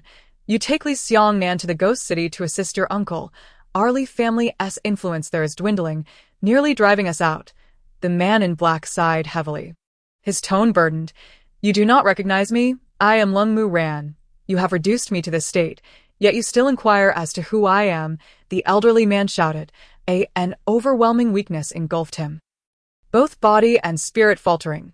Even Master Xiyin, having survived 5 heavenly tribulations, could not withstand it, collapsing into Xiao Nu's waiting arms. Beneath the ground, nearby lay scattered bones, while further away, a vast expanse of dried crimson blood. Such in-depth analysis resolved a current dilemma, underscoring the significance of this intricate cultivation method. At that moment, the head of Luohan Hall exclaimed in a frantic tone, "Why is this person lingering at the entrance? Come and lend a hand." He could not fathom the tumultuous thoughts within Xiaoju's mind, believing this individual was merely hesitant to disturb him, prompting him to call out again. But alas, his words were garbled. Even if he truly needed help, it would be unintelligible, even in the presence of the absolute ghost, should it be confirmed that he had indeed committed acts of slaughter against ordinary people. Then he would be dealt with accordingly. Su Qi would show no mercy. Ultimately, it was Xiao Wuxia who spoke up to drive away the tenacious figure, instantly restoring tranquility to the world. This situation had finally infuriated Yan Qi-Kuang, who in the past would have met such circumstances with merciless violence, rendering even the most powerful of figures ineffective. Yi Bai's gaze was one of indifference, a calm detachment. He recognized who this person was, the very individual he had come to eliminate. For no one could coerce his sister into actions she did not wish to undertake. Good heavens, the 7-star locking heaven array. Listening to Yan Luo's explanation, Lin Tianxian discreetly wiped his brow. Internally contemplating, his eyes held an eternal frost. No wonder she was referred to as the Ice Fairy, as Yi Bai stood in the middle of the path, the unique aura emanating from him, reminiscent of the former demon emperor of the Yuan Meng world, was exceedingly easy to identify. Many matters in this world do not simply vanish because one chooses to ignore them. Ultimately, one must confront and resolve them. Only in doing so will they truly cease to exist. The people of the Divine Sword Manor. Wu Ziyan instantly recognized the identity of the man wearing an iron mask. If you look down upon her, feel free to descend and challenge her. Meanwhile, Lolita had already issued a duel invitation. It is always prudent to gather a bit more information about a crucial opponent encountered throughout the trials. The design of that turret was evidently guided by a master, offering an expansive view. The shooting range could encompass almost the entire courtyard and its surroundings, if Li Ziyuan wished to avoid alarming anyone. He could only scale the wall from this point. Though he harbored concerns about potential hidden sentries on the other side, he had no other alternative. A series of sounds echoed, and the elusive head of the Seven Meridians, known for his mysterious appearances, approached gracefully, as if a celestial being. Litanyu was not well acquainted with the Cloud Mist Valley and did not oppose accompanying the new recruits guided by other elders. In his household, he had over a dozen brothers and several sisters, being the fifth among them. The bonds between them had grown tenuous, particularly in recent years, expressed in his still gentle yet tinged with melancholy tone. Before either could react, Lin pushed open a nearby window, her eyes emanating a green glow as she soared out. His mind was muddled, like a mass of incoherence. He could not recall what had just transpired. This wasn't his first experience. Lu Mashuan considered Lu Feifei's gift to him as his first, more precious than anything else, and he felt fortunate that Lu Feifei had made the right choice at that time. "I admire you so much, uncle. You are the best," exclaimed Zhong Qiarong joyfully. Since she had expressed a desire not to be disturbed, he refrained from seeking her out for a week. He had endured for so long only to discover that it had all been a deception. Alternatively, after facing fierce competition in the city, one might resort to temporary means of survival. For an urban life, expenditures persist regardless of one's circumstances. Those with homes must pay property fees, utility bills, and waste disposal fees, while those without must contend with rent. How could one truly do nothing when unemployed? Subsequently, Lu Zhan cut down 10 branches, each the thickness of his thumb, removing the knots, binding 4 to 4 pillars, and the remaining 6 atop as beams. One could not deny that Ling Xia's shout was quite ostentatious. He stood amidst a sea of corpses, blood saturating the ground, the air thick with a metallic scent. Wielding a blood-dripping treasure blade, resembling a demonic god, "Huasheng, I shall not coexist with you," Su Chong roared to the heavens, transforming into a divine light that surged upward, a scroll appearing before him, radiating a soft glow that enveloped him. And no matter how violent the thunder, it struck the scroll as if sinking into the ocean, causing no ripples whatsoever. Next, he selected a group of capable new recruits for the review process, ensuring they rotated shifts, as these recruits, emerging from the ranks of the disaster-stricken, were well acquainted with their plight, making them ideally suited for identification and evaluation. The various sects had refrained from engaging with the Special Investigation Bureau, opting instead for passive resistance, which was a remarkable display of restraint. 28 Lei Gang was momentarily taken aback, nodding with a calm demeanor, yet his heart surged with tumultuous waves. Was he not seeking someone at the summit of that colossal mountain? Who could that person be? Lei Gang suppressed his thoughts and trailed behind the woman in white as they descended. The officers from the criminal police brigade swiftly took their meal, having already been awaited by the county bureau leaders. However, the officer guarding Lu Huizu could not leave, only alternating shifts for meals. Wang Bixin tossed aside his binoculars, grasped a handgun, and dashed out. Wang Qiao, carrying a sniper rifle, also rushed out of the residence. Yet it was too late. Wang Lu, dragging a wounded leg, struggled toward the bank of Yinjiang under the cover of zombies, and with a splash, he leapt in. "Spirit, do not act impulsively, there are too many of them," just as Linger prepared to engage. Sister Ling pulled her back, using a secret code to halt her. Oh no. Jing Ling, initially seated on the ground, was caught off balance when Luoyang released her, toppling backward, in the blink of an eye. 10 years had passed. Lu Yundao had visited 3 times, all unbeknownst to Lei Gang, inspecting and then departing, though this ignorance was solely Lu Yundao's perception.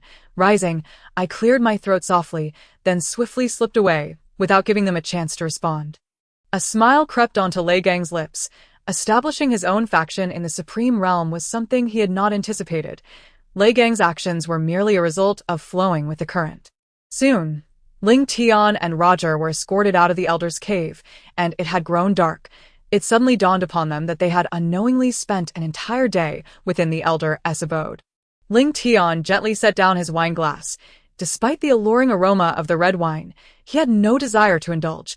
The Audi drove away gracefully, emitting a faint trail of exhaust as Wang Xiefeng waved. Leaving Zhang Mingyu and Can Jiaxing standing by the roadside, awaiting a vehicle, initially, he had thought he could catch a glimpse of the other party here, but instead of spotting anyone, he found that they had disposed of the magic crystal. This was the most formidable defensive treasure Yi Xian had ever encountered, effortlessly blocking the attack. Chen Xueshan had such intentions. Perhaps he should not have said what he did, feeling somewhat self-defeating, present. He merely wished to be a free man, unexploited by any faction, be it Aizen Sosuke or the rigid Yamamoto Genryosai Shigekuni. My heavens, Wu Peining is too ruthless. I haven't even kissed her. And she has already told my parents that we are in a relationship, and a wonder they are arranging a marriage for me. Lu Yang remained silent. Truth be told, he too felt uncertain. If he were to face Dian Cheng in a battle of strength, he would undoubtedly be confident in defeating him within 10 rounds. However, a sudden one-on-one duel posed a different challenge. An off-road vehicle is already on the road. There are injured individuals lagging behind in the east. And I will transport them a distance, replied Qian Qian. Li Daji had always been known for his deceit. Everyone was aware of this, yet no one could have anticipated that this time he would be so heartless as to swindle the medicinal herbs meant for saving lives from the temple. With an overwhelming influx of guests, the wedding was set to occur in 7 days, but on the 5th day, the Tang court dispatched envoys. An invisible force guided Gris toward the green crystal, which then vanished entirely. Clearly, the gratitude spoken of by the Tree of Life likely referred to this crystal. Inside the vehicle, Wang Yifan had already removed the scarf from his face, although his large sunglasses still concealed half of it. Golden Eagle Wind. Iagos was equally unwilling to be outdone, showcasing his signature skill. The term ancestor was not a respectful title for the youth before him. Rather, it was because the boy had forgotten all past events, including his true name. Thus, he often referred to himself as ancestor, akin to a mere pseudonym like Zhang Sand or Li Si. This persistent headache typically lay dormant, but would often flare up at critical moments.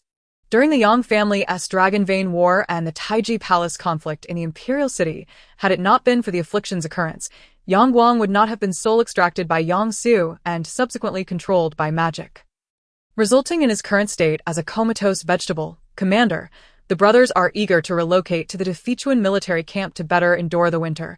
The Tibetan generals dispatched Dambo Werji as a representative to advise Galkinling. Thus, it was evident that Xiao Qi had no intention of selling to the bank. Had he truly sold to another bank while refusing to sell to Citibank, it would have been unreasonable. However, since Xiao Qi had not done so, it could not be said that he disregarded their relationship. This shout alerted Shinkai to the tentacles attempting to ambush her from behind, yet the 3 tentacles attacking the lowly turned in a fraction of a second toward the unprepared Shinkai. Shin Sisi, with her unique status and extensive knowledge, did not speak without reason.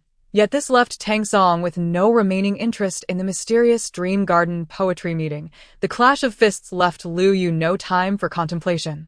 He had to focus entirely on the battle. He gripped the water spirit cabbage with his right hand, parrying the dagger aimed at his throat, and kicked back with his left foot. The scorching sun blazed overhead. Yet Qin Shao felt no trace of heat. A wave of coolness seeped from his skin, dissipating the oppressive heat from outside. 2929. Just as Wang Ming completed his work, Wang Jie and the others finally spotted his figure. In such a confined space, over 3,000 people gathered, meaning, according to the grid layout, there would be an armed individual every 300 meters, among whom there were certainly dozens, if not hundreds, of elite fighters. Simultaneously, as Tang Chen observed the spear approaching General Li, he inwardly lamented, unsure if General Li could withstand the sudden assault from Colonel Yan. The two were akin to an elephant and a hyena. As long as one maintained the right balance, there was no need to worry about relentless pursuit. He Xue searched for this name on the internet, discovering that aside from official promotional news, there were almost no substantial revelations. The online discourse was filled with fans speculating about the name, but given the timeline, the broadcast was not far off. You may disperse, Otherwise, it won't be as simple as just blocking the way. No need to see you off. Tang Feng's voice resonated with authority. However, just as he raised his arm, it suddenly came to a halt, and at that moment, his steps also ceased. He stared blankly ahead. Li Hao could empathize with Han Yuing's feelings, yet his heart was filled only with hatred for Wang Xiuan. A mere 17-year-old youth had managed to render the business elites of the Hongye group helpless, and even dared to extort such a formidable entity. His audacity and capability were evidently remarkable. One can survive as long as there is land, and the invasion of beasts is not an easy task. With the troops stationed on various hilltops and equipped with heavy weaponry, they were essentially invincible. This made the Tianlang Immortal Lord appear even more vulnerable under Xiao Yingjian's relentless assaults. Being distracted is a cardinal sin in battle. With the Tianlang Immortal Lord caught in a daze while Xiao Yingjian's continuous strikes rained down, the outcome was predictably bleak. It turned out that in the brief moment of hesitation, the invisible pressure had morphed into nearly tangible attacks, catching the less powerful birdman off guard, leading to inevitable consequences. The Great Scissors cultivator, intending to flee, was too gravely injured to escape, and Xu Yunxi easily subdued him with a single move of the water silk ribbon. Infuriated by Lu Xingdong, Lu Xingjing temporarily forgot the formidable enemy before her.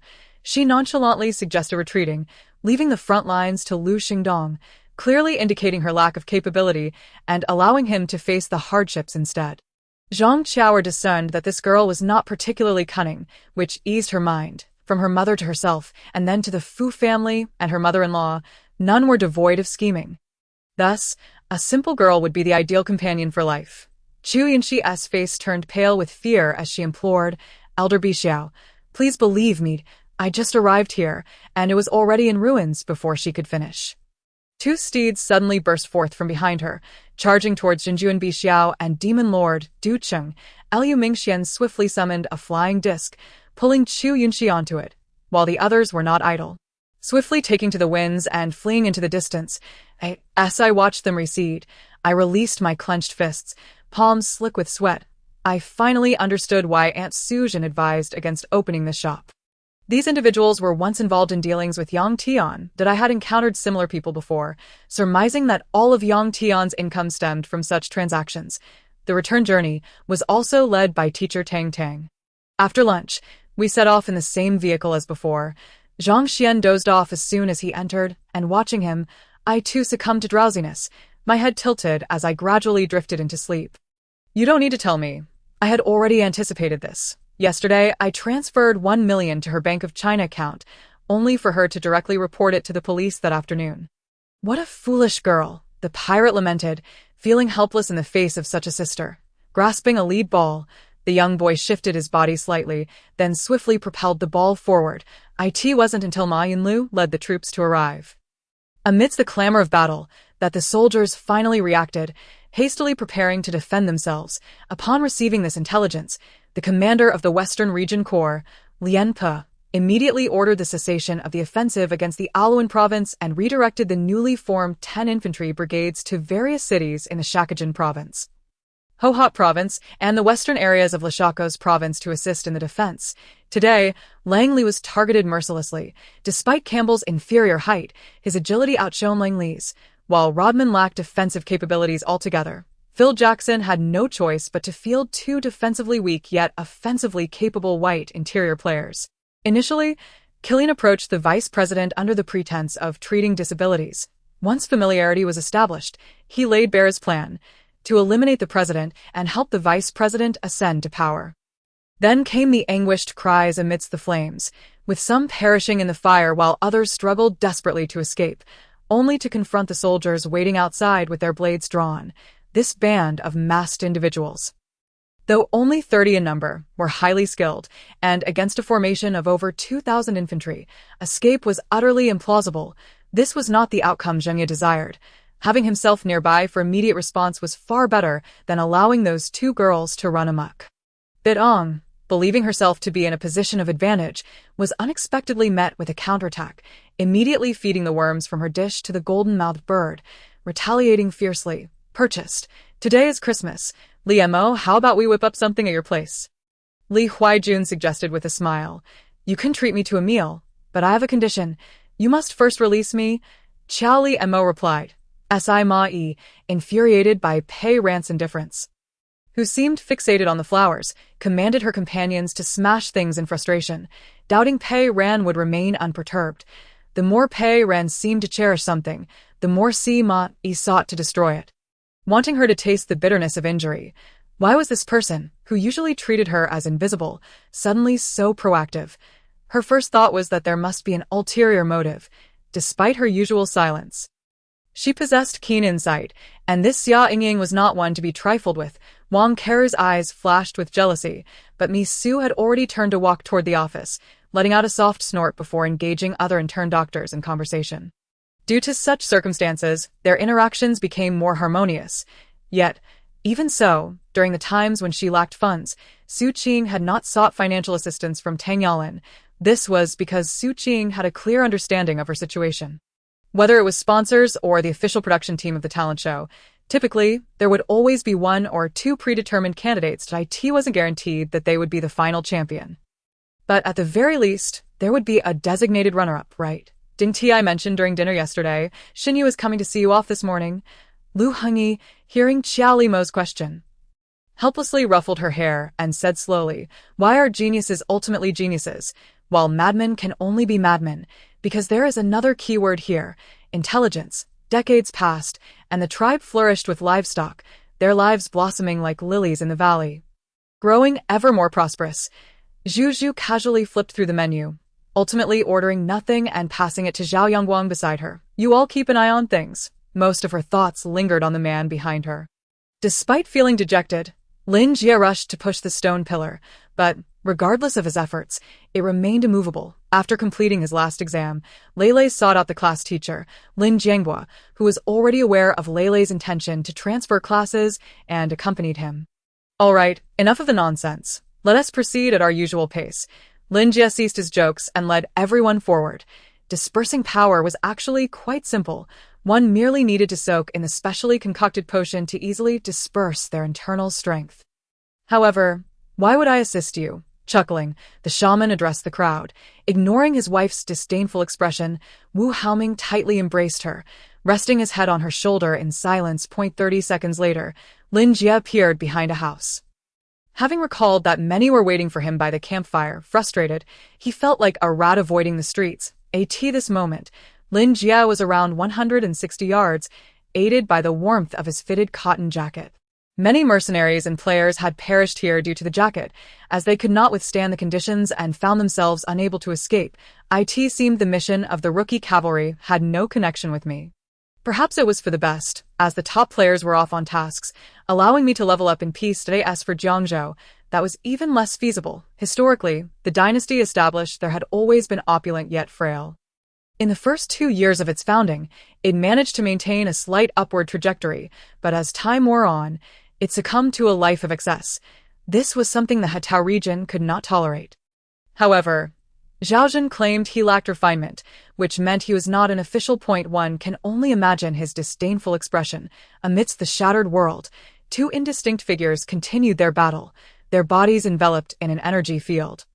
Like beams of light traversing darkness, colliding repeatedly, repelling all but themselves. Lin Ai watched, bemused, as 16 passed by, offering her a salute, before turning to Kasha in exasperation. It decisively shut off its auditory system, and after a while, felt a tap on its shoulder, prompting it to reactivate its hearing. Are the sages of the Round Table Council on high alert? Lin Ai couldn't help but inquire, aren't you afraid of these beasts emerging? Can your 10 sages withstand them? 12 sage-level beasts, if unleashed, could potentially devastate half the continent. After speaking, the demon prince unleashed a blue energy sphere from his mouth and, with a fierce grip, crushed it, resulting in a loud explosion. He then struck his palm forcefully toward Yi Tian's head, prompting Yi Tian to adopt a serious demeanor and channel his energy into a counterpunch. Unexpectedly, they fortuitously discovered a multitude of severed limbs of magical beasts scattered across a certain mountain ravine. Perhaps a recent skirmish among the demon clan had transpired here, resulting in their unearned bounty. Since encountering the formidable leader of the Sun and Moon Divine Sect, Yi Tian resolved to cultivate a higher divine technique of the ancient god body, refining scripture. Regrettably, without achieving the 6th star, he found himself unable to advance. Excellent. Very well, subspecies. Should you fall into my grasp, I shall ensure your existence is more tormenting than death. The expression on Hao Yan's face gradually twisted into a snarl. Zhao Yufan did not shy away from responsibility.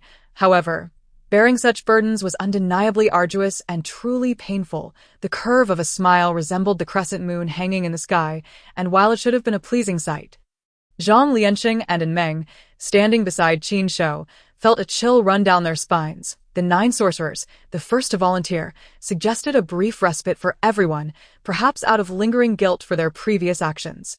Yet, none of us intervened. This man exuded an air of politeness, warmth, and charm, akin to a gentle spring breeze. Today marked Ji An's return from a business trip, and the Ji family had eagerly planned a gathering. Recently, everything at home had been going smoothly, and they saw an opportunity to reconnect. Thick gray-white fur cloaked a robust body, with limbs of considerable girth and a massive head resembling that of a bear. Adorned with a single spiraled black horn atop, the Amulet Guild and the Pill Immortal Sect, along with the Array Gate, served auxiliary roles. Although the Amulet Guild could engage in combat, their prowess was limited unless one attained the legendary status of an Amulet Master. Capable of inscribing the 5 Thunder Talisman to obliterate a target, a Zhu clenched the talisman paper, flicking in the wind, and with gritted teeth, she followed Zhao Yufan's teachings, forcefully slapping the shock talisman onto Air Mao's forehead. Each of these individuals appeared remarkably robust, their arms inked with tattoos, unmistakably figures from the underworld. Yet, the contraption crafted by Jun Wujie proved too advantageous for her to ignore. Moreover, with Ma Ji nearby, it was evident that Ma Ji had yet to notice her presence. Despite Wan Jia's desire to greet Ma Ji, he prioritized his training and continued shooting hoops. Yanling Tian, in a state of surprise, exclaimed, "Is that true? So, Wu Ji is truly this formidable. What an extraordinary stroke of fortune." Even having undergone professional training and witnessed numerous farewells, his steely heart softened unexpectedly. Had she remained inactive from the beginning? Would Jun Wujie and Xie Lujing have ascended to the divine realm by now? At this moment, the chaotic primal energy within Xingyue was nearly depleted. If this specter continued to persist, once Xingyue exhausted her essence, the outcome of their confrontation would be utterly unpredictable. Just then, the dark figure of Mingzi, observing Xingyue's seemingly reckless actions, burst into laughter. One day, he received a call from Gao Yang, informing him of a farewell for Lu Yu. The commencement of classes at Tsinghua was notably shorter than in the United States. Wan Jia acquiesced, then perused Hu Heining's WeChat updates, realizing she would be taking the train to Beijing for her enrollment tomorrow. He approached Xie Lujing, his palm poised to strike his chest, with no time for hesitation. Tao Tai fixated on the 3-legged crow, his expression darkening. Jiang Yao seemed to notice the shift in Tao Ye's demeanor. Astonished, he recalled the rumors overheard during the rescue of Lu Xingyue from the underground torture chamber. Unbeknownst to him, Florano's voracious movements momentarily halted, his gaze betraying a hint of horror. Chang Wen met with Lu Yishou, who had also dispatched individuals for a rescue. Upon arrival, they found the person had already perished and was being laid to rest. Lu Yishou inquired, aside from his cousin, whether the steward had also met the same fate. Yang Yingyi responded, "What I mean is to handle affairs with propriety. We are currently in school, and without evidence, I am unable to assist you," the doppelganger stated sternly, observing Han Fei's astonished expression, which only deepened his amusement. "Aunt, the Emperor has consented," Li Haohong said, seated on a guest chair, inching closer to Sun Pin and speaking mysteriously. The lion roar beast would undoubtedly not shy away. This was its most familiar and favored method of attack. At present, Yidan had nearly acquired half a century's worth of human fortune, ensuring that future endeavors among humanity would proceed with remarkable ease and efficiency. He turned his gaze and immediately spotted Jin Junfan wielding a section of a black iron whip. Clearly an ancient artifact, rusted with red and green stains, shedding flakes as it swung. Wang Wu's methods of assimilating factions lacked decisiveness. More accurately, in his quest for stability, he had deliberately slowed his pace to guarantee that once Xingyang Gang commenced assimilation, it would be swiftly and thoroughly absorbed. In front of the massive palace stood a staircase. each step measuring 33 meters in width and 9 meters in height, equivalent to 3 stories, by the time his mother arrived to exchange places with him at noon.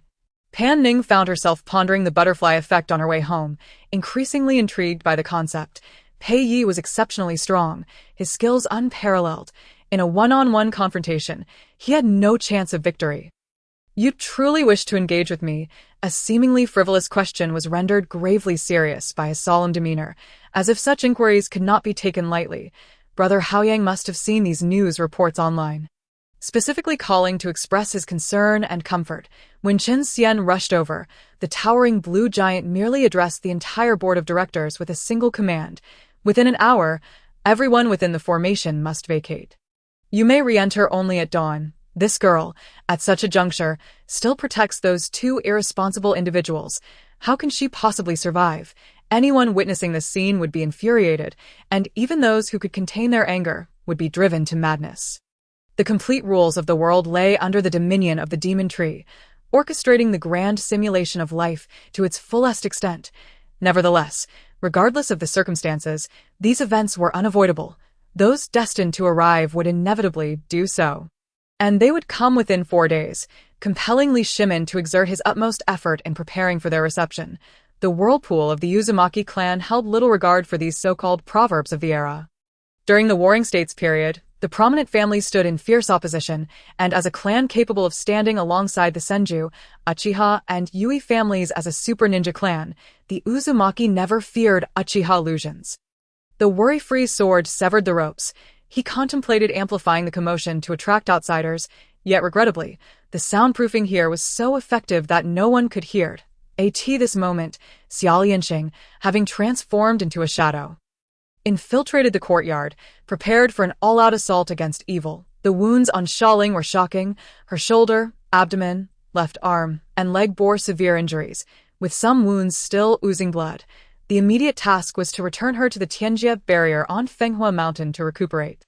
In the depths of the dense forest, the plant people flourished under the nurturing of the spiritual spring, their number swelling. The luminescent flora attracted a multitude of zombies from outside the forest. Encircling it tightly, Ella Yunxiao had set the time for their meeting at 11 o'clock that night, uncertain of what confidence he possessed that Lin Xian would attend for Mu Qingxue, yet he had already begun meticulous preparations. The overwhelming force tore apart and devoured all residual data from Tsukiyomi, yet just as the owl was on the verge of success, a fierce energy erupted from Tsukiyomi's wedge. However, Lin Donglai was reluctant to intervene prematurely in the unfolding plot. And thus he contemplated the opportunities within the myth, resorting to divination that cost him a significant fortune to arrive early and await, although the two were not at the stage of discussing marriage. Gaining the approval of their elders was still a cause for celebration. A hint of gloom shadowed Zhang Yan's face, yet it could not conceal the joy in his smile, observing such a radiant expression. Wei Xiao felt warmth. It had been a long time since she had experienced such emotions following her mother's passing. "I am willing to share the burden with the king," the 11 clan leaders responded in unison. Albeit still grappling with the idea of wind, after careful consideration, they concluded that this posed no detriment to their clan, thus opting to agree. Not long ago, the second elder, Gao Yuan, and the third elder, Gao Ze, who had been basking in self-satisfaction as the opposition leaders among those dissatisfied with the wind, were abruptly ordered to be apprehended by foam, causing a significant uproar. "Boss, please refrain from reiterating those words once we reach Jinmiao City," one elder in the group urged, his expression betraying concern. "So, this news has now spread to other corners of the tribe." Gao Song, familiar with the nature of gossip, appeared delighted, regardless of their motivations for disseminating this information. These gossip-mongers inadvertently aided him. General Hertz's icy gaze remained unperturbed. As his words fell, the retreating Tianlang army simultaneously emitted low growls, forming a battle formation, their resolve coalescing into a shield to withstand the thunderous lightning. It now appeared that matters were far from simple. While we studied the enemy, they too were scrutinizing us. At this moment, Su Molin was engulfed in anguish and guilt. Others understood her sentiments, but could find no words. For it was a fact that Ji Shirue was in grave peril. With a resounding boom, the Thunder God arrow collided with the golden void dragon sword, erupting in a dazzling brilliance. Su Ran bit her lip. then shyly glanced at Ji Shirui, having completely forgotten about this matter. Master, master, a disciple hurriedly approached Li Xingyue, drenched in sweat. Li Jiefu felt as though he were a mute enduring bitter hardship, unable to articulate his grievances to the villagers, leaving him perceived as a great deceiver. Once the villagers departed, Li Jiefu pulled Zhao Taizhu aside for a thorough inquiry. The mountain bandits, shouting fiercely, surged down like a tide.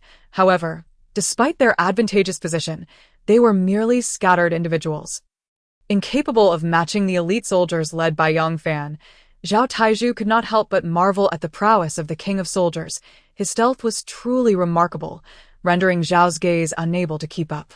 Unfortunately, the dim light in the room prevented Miyamoto Koji from discerning the stranger's face, only catching sight of a grand top hat. Below, Yi Chen's celestial fire and heavenly thunder had transformed. The celestial fire morphed into a divine bow of flames, while the heavenly thunder coalesced into divine arrows of thunder. A torch thrown atop the pyramid ignited the pile of severed heads soaked in oil, a fiery beacon to console the people of Weinan. Lu Ziguan sacrificed heads that could have been presented to the capital for accolades, choosing instead to incinerate them. Zhang Kun intended to refuse, yet upon seeing the elderly man's seemingly stubborn expression, he quickly changed his tune. Xi and Qing wished to decline the trouble, but, feeling the intense gaze of a Che from the driver's seat, she silently nodded, aware of the challenge in his eyes. At that moment, Gao Shuai's voice enveloped her like a warm embrace, granting her a sense of calm and dispelling her panic. Ning Xiang's expression altered, declaring her refusal to consume the food, fearing it would unveil her true form as a nine-tailed fox, which would terrify him. With that, she gracefully dashed away. However, was it truly necessary to don a gown? Chuanhuan chuckled, observing the brawny youths resembling figures from traditional paintings, all the while believing themselves quite charming. Some appeared to possess African lineage, adding to the humor of the scene. By this time, the Tubo kingdom had long been extinguished, and Su Bai and Xiam Xiong were locked in relentless conflict. Japan and Silla had transformed into the Tang dynasty as Fuso and Silla provincial governorships. An Peiqing had finally agreed to serve as the deputy governor of Fuso, summoning the wild Japanese who had fled to the mountains back down to prostrate themselves before the grand governor Yuxia of Fuso. The trio's words could summon tigers, yet the media's power of dissemination was even more exaggerated. Food safety issues were one thing. If drug safety were to be implicated, it would likely trigger a new upheaval. The old man vividly recalled Zhang Kuen's words from yesterday. The intensity in Zhang Kuen's eyes bore no semblance of deceit. This was the divine module, indeed, part of the same system as your mother's. When Xie Kalai and Karayakan arrived, Gao Shuai remarked, after a moment's contemplation, Dong Shirquan's gaze fell upon the storage pouch, feathers, emerald ring, and the seated young man's corpse left by Li Daojin. But who could he turn to? Initially, he had pinned his hopes on Zhong Linger, yet her coldness and ruthlessness led him to believe seeking her would be futile. As the printing gradually progressed, the elemental seed within Lin Dong's meridian suddenly emitted a subtle fluctuation. Fleeting and elusive, Kong Pung shook his head, disheartened and speechless. Zhao Yun also chose silence, retreating to arrange the guards and procure some nourishing supplies like ginseng and bird's nest from the treasury. This was a temporary plan of the Bone Clan, intentionally steering the two towards each other's encampments, as if prearranged. Following this operation, the relations between the two families grew exceedingly intimate, their conversations evolving from mere pleasantries to revealing intentions. In truth, the emergence of the Bone Clan was a profound secret, laden with many hidden tales. Although these experts had escaped and survived, they had failed to preserve the flame of the Bone Clan, for they lacked the ability to reproduce. Just then, Li Xiantong burst into the room, laughing heartily. Upon seeing her grandfather, Li Jie dashed into his embrace. Zhao Yun was taken aback, disregarding the need for stealth, and hurriedly led the team forward, racing down the main road for about a mile until they discovered that the bridge over a wide, deep river had indeed been dismantled. The rushing waters rendered passage impossible, whether on foot or horseback, as the opposite bank was choked with felled trees, completely obstructing the route. Lin Dong chuckled awkwardly, fully aware that in terms of true skill, he might only be on par with Zhou Tong.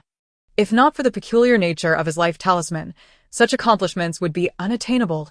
Fu Jing'an heard the notification sound from his phone, impatiently unlocking it with the intention of blocking the caller. Yan Shi arrived in Mexico, having slept for several days and nights, and upon awakening, learned from her bodyguard of her father's tragic demise. Lin Shuichen donned a black short-sleeved woolen sweater, a black leather skirt, and long black boots, resembling a dark fairy dancing and drinking to the rhythm of music. If Chu Wenyu resembled a charming yellow oriole emerging from the valley, then Lin Shuichen was akin to a mysterious bat soaring through the night. Ethereal and elusive, after defeating the leopard army, the man did not pause, stepping forward to land a punch in the leopard army's gut. "I will not leave, even if you ask me to go. I shall return, for this is my debt to my master." Unbeknownst to her, the old lama had likely administered some sort of enchantment to Cheong, rendering her resolute. The ancient Tiantai temple lay nestled within the valleys of the Tiantai and Yupu peaks. Facing south, shielded by the ridges to the east, the Yupu platform serving as its wall to the south, and rugged cliffs connecting the west and north, the ancient Dioro River flowed east to west. Expansive and grand, resembling a weary elder recounting tales of history through its tired song, the strong Western elder, if a current doctor were unaware of his illustrious name or had never seen his likeness. It would be as unbelievable as a professional Go player not knowing Lin Haifeng. Perhaps the misfortune befalling old Zhang was merely a means to vent their anger, but could the blame rest solely on him? Perhaps it lay in the hands of fate. Liu Dafa contemplated deeply, nodding in agreement, pacing a few circles before sitting on a sofa, clasping his head in thought. Bone-like ornaments lay scattered on the ground. Supporting the body of the ancient corpse, its feet suspended in midair, the skull swaying precariously, as if searching for its next prey with hollow eye sockets, Chang Sheng leaped forward, dashing to a corner where he seized a porcelain bottle. Tossing a handful of medicinal pills towards the Dragon Rock sect, Jiu Shaoran crossed her arms. Noticing the blush on Su Xiaoqing's face, her mood lifted as she stood at the door, with a swift lateral movement. She quickly countered, tracing a reverse 7-shaped arc that detonated a disorienting effect upon contact with the edge of the time field, subduing the master of Shadow Stream. Shile was not merely exchanging pleasantries with Wang Tian. She had brought clients to this place several times, each visit igniting her fondness for it. Regrettably, her company could not afford such a splendid locale. "Jiu Shaorand, are you there?" After receiving in 4, Su Xiaoqing lay quietly on the bed, her sleep restless as she continuously called out Gu Xiaoran's name. Gu's mother was tidying the dishes while Gu Shijin wiped the table, overhearing the old man's words and suppressing a cold laugh. "No, I shall not fall in love with you. Leave at once, do not return, for I do not wish to see you again." Jin Qian crossed her legs and leaned back on the sofa, her indifferent demeanor chilling Jiang Jingqing's heart. To transform one into many, and wield such exquisite control over needle-like sword energy, it was evident how extraordinary the swordsmanship of the Western saint was. Shangguan Ro's advancement brought immense joy to the sect's elders, witnessing the increasing strength within their ranks. "Have you decided on what type of house to buy? A spacious apartment, a duplex, or a villa?"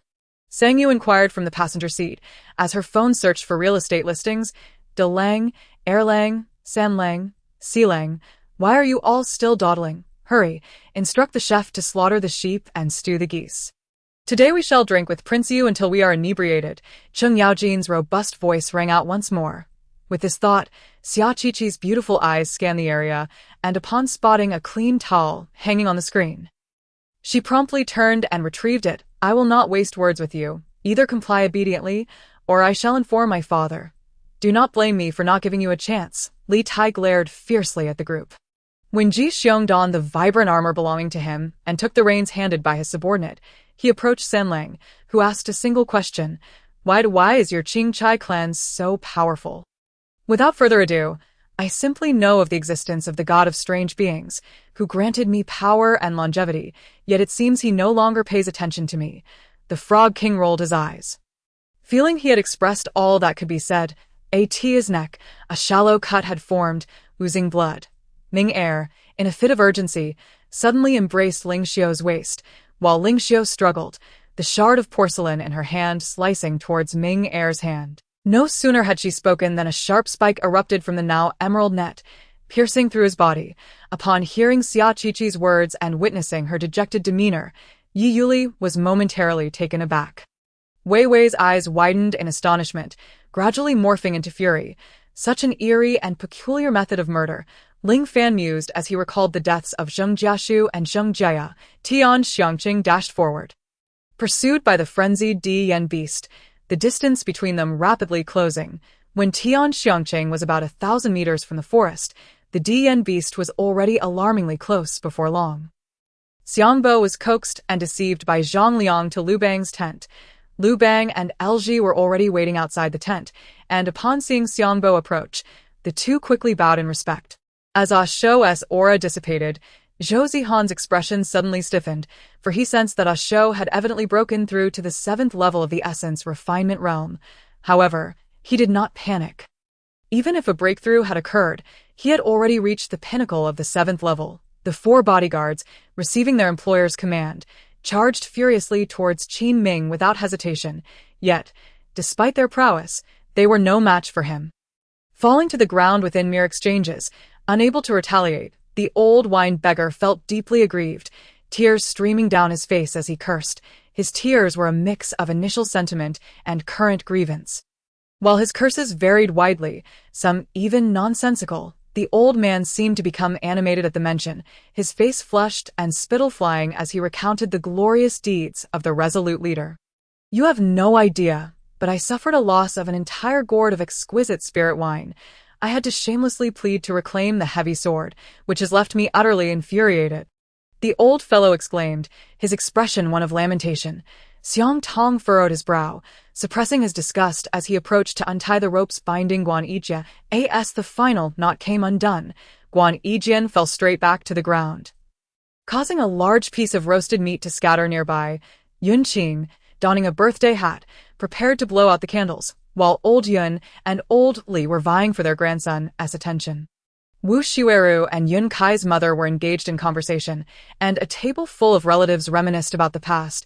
When Li Luo made his entrance, their impoverished hometown, being a 10,000 yuan household, was still a commendable achievement. "No, I remember I initially asked Xiao Lin to send the email for me," Mu Yao recalled as she watched. A young man dressed in a white shirt, adorned with golden embroidery depicting a majestic qilin, stood with his hands clasped behind his back, surveying the entire landscape of Yindu from above. Ba Bao climbed over, peering into the pot and spotting the reddish porridge, unable to resist dipping his hand in. Without any large supermarkets, Li Hamlin's construction sequence reverted to its original state, prompting him to discard the supermarket. Bai executed a backflip, retreating deftly. As an assassin, she naturally possessed an innate sensitivity. Dari's heart sank, and he pondered the implication of the question posed to him. Did they know their plans? Xue Jiangli cleared his throat, regaining his composure, and approached He Yuan with a polite greeting. "How can you still be the lead singer if you can't even understand this album?" "You shouldn't dream of stardom," Lin Luo retorted sharply. Observing KBT's renewed spirit, Ma Wei suddenly grasped a profound truth. The reason melodrama persists is that there are still individuals who revel in it. Existence is justification. Isn't it clear? Your identity does not suit driving such an expensive car, whether borrowed or purchased. It simply does not align with who you are. It would be best for you to return to where you came from and avoid unnecessary trouble. Lan Xiaoshan advised again. Moj moved swiftly, pouncing towards Han Yu, unleashing hundreds of strikes that firmly locked down a 10-zhong radius around him. And no matter how Han Yu tried to evade, he remained ensnared within Moj's relentless assault. There were whispers regarding the situation in Jiangnan, stating that the Yi family had descended into chaos, with the heir, Yi Shi, mysteriously missing. The power struggle had already resulted in several deaths among the Yi family. Alarming both the emperor and the head of the Yi family in the capital, he had already given her an opportunity. It was her own pride that led her to squander it. The frail black warrior turned to flee, but Xiao Huanyin called out, swiftly striking Qin Wuji in the back with her sword. Ji Yuheng tugged at his tie, struggling to swallow, his throat parched and burning. Witnessing his comrades cheering for the opponent, the scarred man shot a fierce glare at the crowd, which fell silent, leaving only Chen Jingyi cheering for Lin Feng. However, on Fu Jingxing's side, she found it difficult to expose her arms and legs, let alone reveal her back and chest like her elder sister. Gong Chen and Jingyu charged ahead, using the moonlight as cover as they raced towards the sleeping chamber of the dragon god. Luo-yi, along the way, they encountered only minimal resistance from a few guards, with no significant forces to contend with. Yet in this ruthless arena, while one might wield a 10,000-meter-long blade, others could strike from 800 li away with bullets. That mere 10,000-meter reach truly only qualifies as close combat. Yue gently kicked Arya's bottom, causing her to giggle beneath the blanket, likely awakened by their vigorous collision. The first 4 needles of the Tai 8 needles were intricate. Yet Tang Feng had mastered them with ease. However, the 5th needle, returning vitality, was of a complexity unmatched by the previous 4 combined. Yes, Di Ba accepted the jade slip, reviewing it before contacting the remaining absent beasts. While it's true that fewer troops are prized for their excellence, they cannot withstand an overwhelming enemy force. If every prefecture dispatched 100,000 troops, relying solely on sheer numbers, could lead to their own demise. Gu Enxiong absent-mindedly stroked his sparse goat-like beard. Despite the passage of time, it had barely grown. The process of enhancing attributes was not new to the group. Following the established procedure, Xue committed suicide once more to reset time. "Brother Lang, your successor has arrived," Feng Hanxiao called out to Qilong, pointing at Tang Feng. The insect tribe was well aware of this. They meticulously protected their queen, and a saint-level powerhouse would not be easily found. "No, I won't go anywhere. I want to see if this monk dares to harm me." With that, he shifted slightly, adopting a combat stance, with true energy swirling subtly within his fists. However, Tu Fengqi felt drained. Her body soft and devoid of strength, as if all her energy had been siphoned away. Regarding the wedding, when Xian was kept in the dark, every day, as Mu Beichen contemplated the wedding details, he communicated with Luo Yin about what Xian liked and disliked, showering her with affection. As this pure energy began to circulate, myriad benefits followed. First, Chen Feng could sense the influx of external energy into his body, perhaps indicating that the pearl was finally free from the brink of extinction. The thieves from both sides engaged in a deadly struggle out of sight, with the bodies of the defeated revealing themselves from the shadows. As for side effects, after consuming so many red fruits, Dai Dong felt no discomfort. If anything, he found himself hungrier, relishing every morsel of food. Even the celery he once detested now tasted delightful. Their residence was secure. Equipped with a full suite of surveillance from the wolf team, and Xia Chuani had hired several elite mercenaries to monitor the surroundings. Any disturbances would promptly alert him. Seeing a ferocious golden dragon charging towards him. Xue Zhan was struck with panic, hastily retreating. Yang Dongtian didn't recognize the 2 individuals, but through his mental prowess, he sensed a disturbingly familiar energy emanating from one of the men, eager to ingratiate himself with the Mu group. He pressed on in urgency. Neither AI, Tang Dang nor I encountered any problems. Although we were asked a few extra questions, we didn't slip up. As for Yang Yuechen, the subject of discussion, she stood momentarily dumbfounded. Deeply impressed by their impressive embellishments, she wondered what her previous judgment had been to mistake Bien Nemo for a hero descending from the heavens. The old matriarch pondered deeply, startled to realize that Dr. Qin was actually a young lady. If she were to disguise herself as a man, that would indeed be an act of treason. Once you pursue her, Gong Sun Li would instantly teleport back towards her umbrella, rendering your attack futile while enduring her basic strikes. However, after so many nights of habitually staying up late, his well-conditioned biological clock would not easily yield, coupled with Dr. Tao's diagnosis confirming his kidney deficiency. He felt that someone with such a condition could hardly sleep soundly. Moved by the situation, Yu sighed inwardly, realizing that heaven had indeed favored him. Otherwise, how could he have encountered such fortuitous opportunities as the forget-me-not and stalactite without facing any danger? However, based on Dong Mingxiang's understanding of the Lin family, Lin Qinger, and Yi Yu, there would be no hidden protectors surrounding him. As Jiren approached, all eyes turned towards her, filled with envy and jealousy. The old matriarch had just exited the queen's palace, only to unexpectedly encounter Qin Jialu and several physicians on their way to see the queen. Realizing the impropriety of her presence, she quickly turned to retreat. But upon reflection, thought it wiser to seek assistance, and hurriedly moved forward. That moment, Yu felt as though he had found a savior, though he wondered why this savior bore such a striking resemblance to his wife. Lin Qinger, however, We all chose to avoid discussing the suppression and matters after the fivefold heaven, as delving into these topics would only impose invisible pressure on both her and myself. I sighed deeply. Within the divine city, the only ones close enough for me to truly sense were Xia Jibai and Zishan, along with Li Erniu, who could be considered abnormal, rendering any comparison with him futile. Now, I command you to pull up your trousers immediately and cease to discuss me, the boy said. He had escaped the villa, issuing orders to attack it in pursuit of killing Tang Yao. Xing Tian, my brow furrowed. He was an ancient deity, ascending to the 9 heavens and descending into the abyss, the foremost troublemaker in the heavenly palace. Compared to him, the chaos caused by Sun Wukong and Journey to the West pales in significance. However, the once formidable bronze immortal palace no longer held its previous advantage, for at least half of the universe's masters could possess a pinnacle treasure. Long Shao Tian acted swiftly, and within 5 seconds, the man was dead. Upon witnessing the scene, those behind finally reacted, leading to a sudden uproar.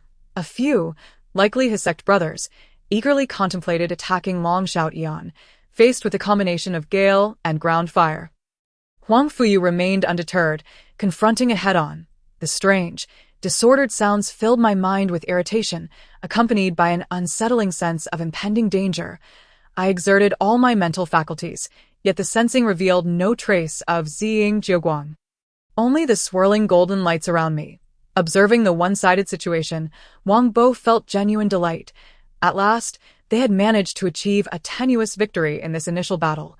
Chen Yuan aimed to convey the situation to his master, Zhang Mei through a talisman, hoping that Zhang Zhenren would descend from the mountain to visit Old Jiang and gain a comprehensive understanding of the matter. Upon pushing open the door, I heard a muddled voice. Wine, I want wine, as Ma Zetian reclined on the sofa. At that time, the superiors of various factions were present. Even those capable of escaping captivity dared not step outside their cells. Why? Even if they rushed back now, it would take at least 10 days, and by then, you would have already been slain. What would be the point of returning? Yet, influenced by the seawater, Fong Gully food became soft and powerless. What should we do then? Shi Jie replied irritably, clearly upset at Zihuang's skepticism regarding his methods. Behind Nangong Jie, the seemingly chaotic earth, stones, and plants were akin to an expanse of mountains and rivers compressed into a tiny space. Exuding a majestic aura, with dragon energy rising forth, flawless in both momentum and form. When Liang Chen read the last few words, he was momentarily stunned, his gaze fixated on the final 4 characters. After agreeing and sending a delivery address for the 16th Division, he promptly fell back into a deep slumber. Aiden leaped into action, wielding a massive battle axe that glinted coldly, aiming to strike down the fleeing Wu Haiying. Previously, Lin Qianyu would have felt embarrassed and hastily denied it, urging him to leave. Preoccupied with thoughts of Jiang Yizhou, Lin Qianyu had been somewhat distracted. However, due to a streak of recent misfortunes, Zhu Kiki was also hesitant to act rashly. Not only did he refrain from saluting, but he also dared not meet his gaze. It was clear he was merely a thug who had no idea how he had come to occupy this position. Without sparing another glance, he swiftly turned and soared towards the bustling market outside the cave. The atmosphere in the gorge was tense and perilous. Mo Tian observed coldly, but his attention was primarily drawn to the eastern horizon. Though the sky was high, it was obstructed by towering mountains, making it difficult to perceive fully.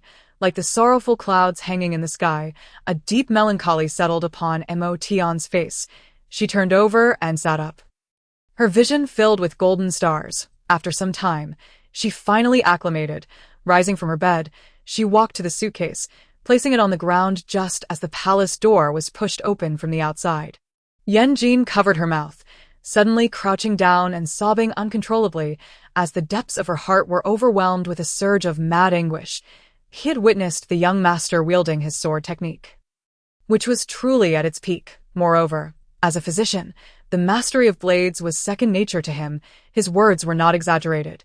Though the iron chains were rusty, they remained exceptionally sturdy, making escape utterly impossible.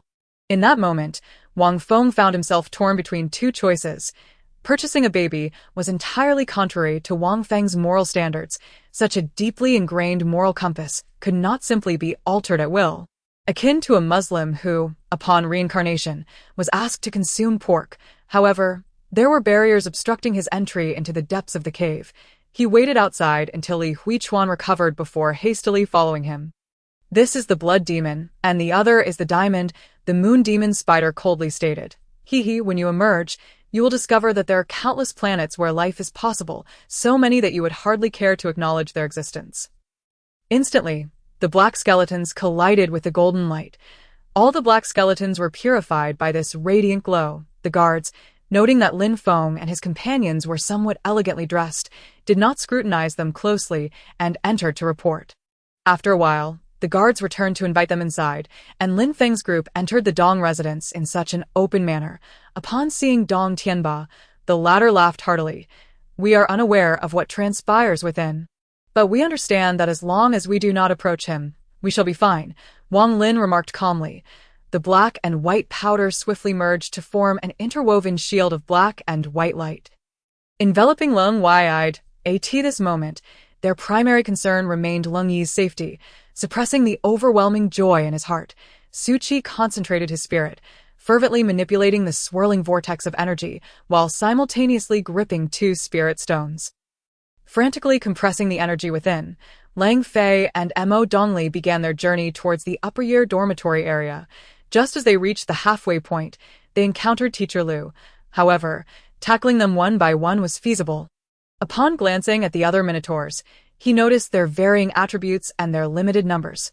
Perhaps if there were too many, no one would be able to defeat them. "Let's send it flying a kite," the ghost girl exclaimed, lifting me into the air, accelerating to the maximum speed, and I felt myself transform into a gust of wind. The annual harvest referred to the bearded one, while the multi-year harvest pertained to Pang Yunfei. The Pang family had entrusted a cargo ship to Pang Yunfei, sending along the best crew for training. He had performed commendably, managing to avoid losses after 2 round trips. Huanyu had harbored feelings for Andy for 2 years.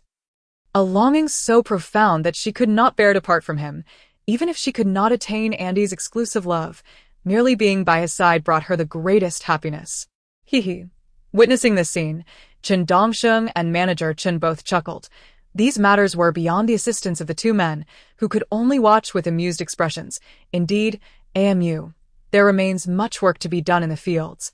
Once harvested, we must dig it up and bring it back. It is impossible to rely solely on our 2 families, Zhang stated emphatically, declaring that she would never allow her son to venture outside. At the front end of the pedestrian street, a gentle breeze wafted by as Wang Ming walked ahead, softly murmuring, showing no mercy towards the gloomy-faced Li Fanming behind him. He was not a benevolent person. Especially given the deep-seated hatred he harbored for Li Fanming, the giant crocodile seized the opportunity, desperately shaking its head in an attempt to fling the man off, while reclaiming the blade that had wounded it twice. Qiu Yu and Yulan exchanged glances. Though they did not fully comprehend Bai Su's words, they recognized that Bai Su's actions were unavoidable. At that moment, even if they had countless grievances, they found themselves unable to voice them. However, diligence bore fruit. Within 6 months, the originally 6 unicorn goats had multiplied to over 50. This success was inseparable from his diligent efforts. Chen Feng instantly recognized the entity. It was identical to the spirit he had faced that night wielding a ghostly blade. Ordinary weapons proved ineffective against it. "I will make him pay. I want him to know that the Jin family is not to be trifled with." Jin Guangyi gritted his teeth, clenching his fists. "Grandma, we know we were wrong. Please do not tell our parents. And do not let Uncle Li send us to jail." The eldest Changlin pleaded with a hint of tears in his voice. Unfortunately, Leng Xuening was equally bewildered. After all, their White Snake clan, once boasting a powerful figure who had ascended to the nebula stage, had long departed from the magic cube star and ventured into the universe, leaving no trace for years. She remained in a state of perpetual anxiety. Why is it said that Zhou family village is different from other villages? Other villages might experience discord, but Zhou family village is entirely composed of the Zhou clan, all descendants of a single ancestor. Naturally, their relations are harmonious. In such matters, as long as the village chief deems it acceptable, everyone will comply. However, what if the main hive consciousness resembles that of a bug? This seems to differ somewhat. Despite all being linked by a common thought process, The Divine Clan's Kara path resembles a central computer sharing data with its servers. The ache in his foot had been present, yet inexplicably. As Zhou Zekai's hands caressed it, Tang Bingyu became entirely oblivious to the pain. Instead, he felt the warmth of Zhou's hands, significantly more intense than the discomfort in his foot, evoking an indescribable sensation. The clash of weapons, the swift motions of strikes and slashes, all unfolded seamlessly. The vanguard maintained their formation, methodically dispatching the Roman warriors. Upon hearing the vibrant voice of his opponent, Zhou Zekai smiled gently at his phone.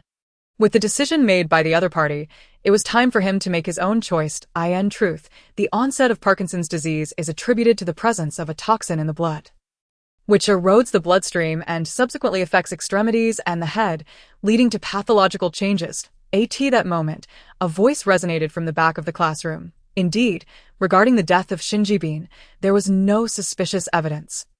Li Yi was acutely aware of this, yet the entire interpersonal network suggested that Xin Jibin's demise was unexpectedly premature.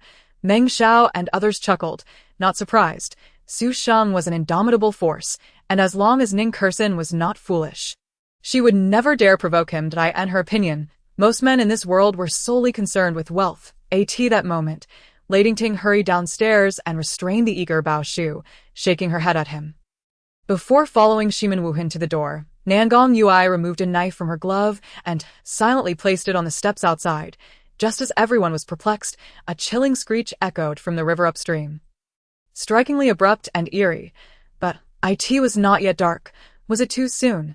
Ling Xiang still hoped for Mu Suli's return to continue showering affection upon her master. Lu Shi scoffed softly, recalling when she had brought Yuziyu to meet Zhao Shi, only to be humiliated in a most severe manner. In Lu Shi's view, it was undoubtedly Mu Jing who had whispered ill intentions behind her back. Otherwise, why would Yuziyu perish at such a young age? Was this not a mere scratch? Wan Qi found it somewhat amusing. He Chen's gaze was too discerning.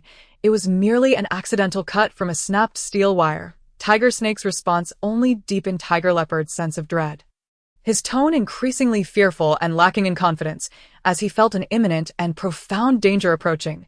Though merely 2 days had passed, the valley's restrictions stifled any form of immortality techniques from surfacing. Miao Miao seemed to have heard a grand joke. Was this era merely for amusement? She turned to Wan Ro with a puzzled expression. Underwater, even the remarkably skilled Xinyu could not contend with the dragon. Despite his efforts to rescue someone from the riverbed, he ultimately could not succeed. At that moment, a monk carrying a bucket of water passed by and, overhearing their discussion, approached to inquire. The stock market had dropped by 2 as Wang Nuo remained optimistic about the future, believing it would surely rebound, turning from green to red. As long as the market flourished, he would undoubtedly profit handsomely. Without a serendipitous environment, if Wang Nuo were to backtrack on his word and attempt a similar venture again, it would be a wonder if official organizations such as the China Scholarship Foundation collaborated with him. Beneficiaries would remain skeptical, resulting in diminished efficiency in energy acquisition. As the market neared closing, an astonishing event unfolded before Renlikuan. A flurry of sell orders cascaded down as if they were worthless, shattering the 3,000 yuan per ton resistance line, and soybean meal futures approached a limit downtrend. Following Huling Feng, they slowly returned to their room. Upon entering and closing the door, Zhuang Qingqing immediately dashed to the large bed, burying her entire body within it, although Lu Wulizhen appeared of noble descent and spoke rationally.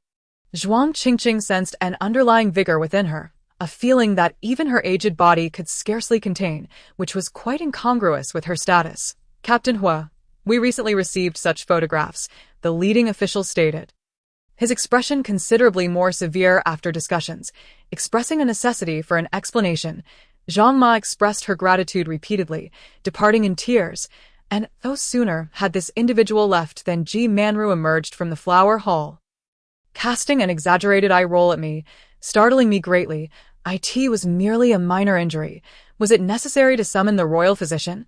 If the emperor were to learn of this, would he Lan Yu not also face rebuke or even punishment? Peach Blossom entered the courtyard with a wild chicken, uncertain whether to present it to the impeccably dressed Granny Ma, fearing the chicken might flail and soil her garments. The sun rose above the morning clouds. casting a golden hue upon the hillocks as Pei Ziyun gazed at the fleeing figure of King Lu alongside a row of demon soldiers, memories of the past flooding his mind like a tidal wave. With a flash of cold light, the demon general, in disbelief, was split in two, collapsing to the ground. Liu Jun's gaze towards Liang Yan was filled with admiration, causing Liang Yan to feel slightly bashful. In the brilliantly lit camp, blue and red forces intertwined, the demon beasts, particularly the magic wolves, initially hesitant against their human adversaries. "What are you doing?" Feng Yan noticed Wei Yishan gripping the knife, her expression frigid.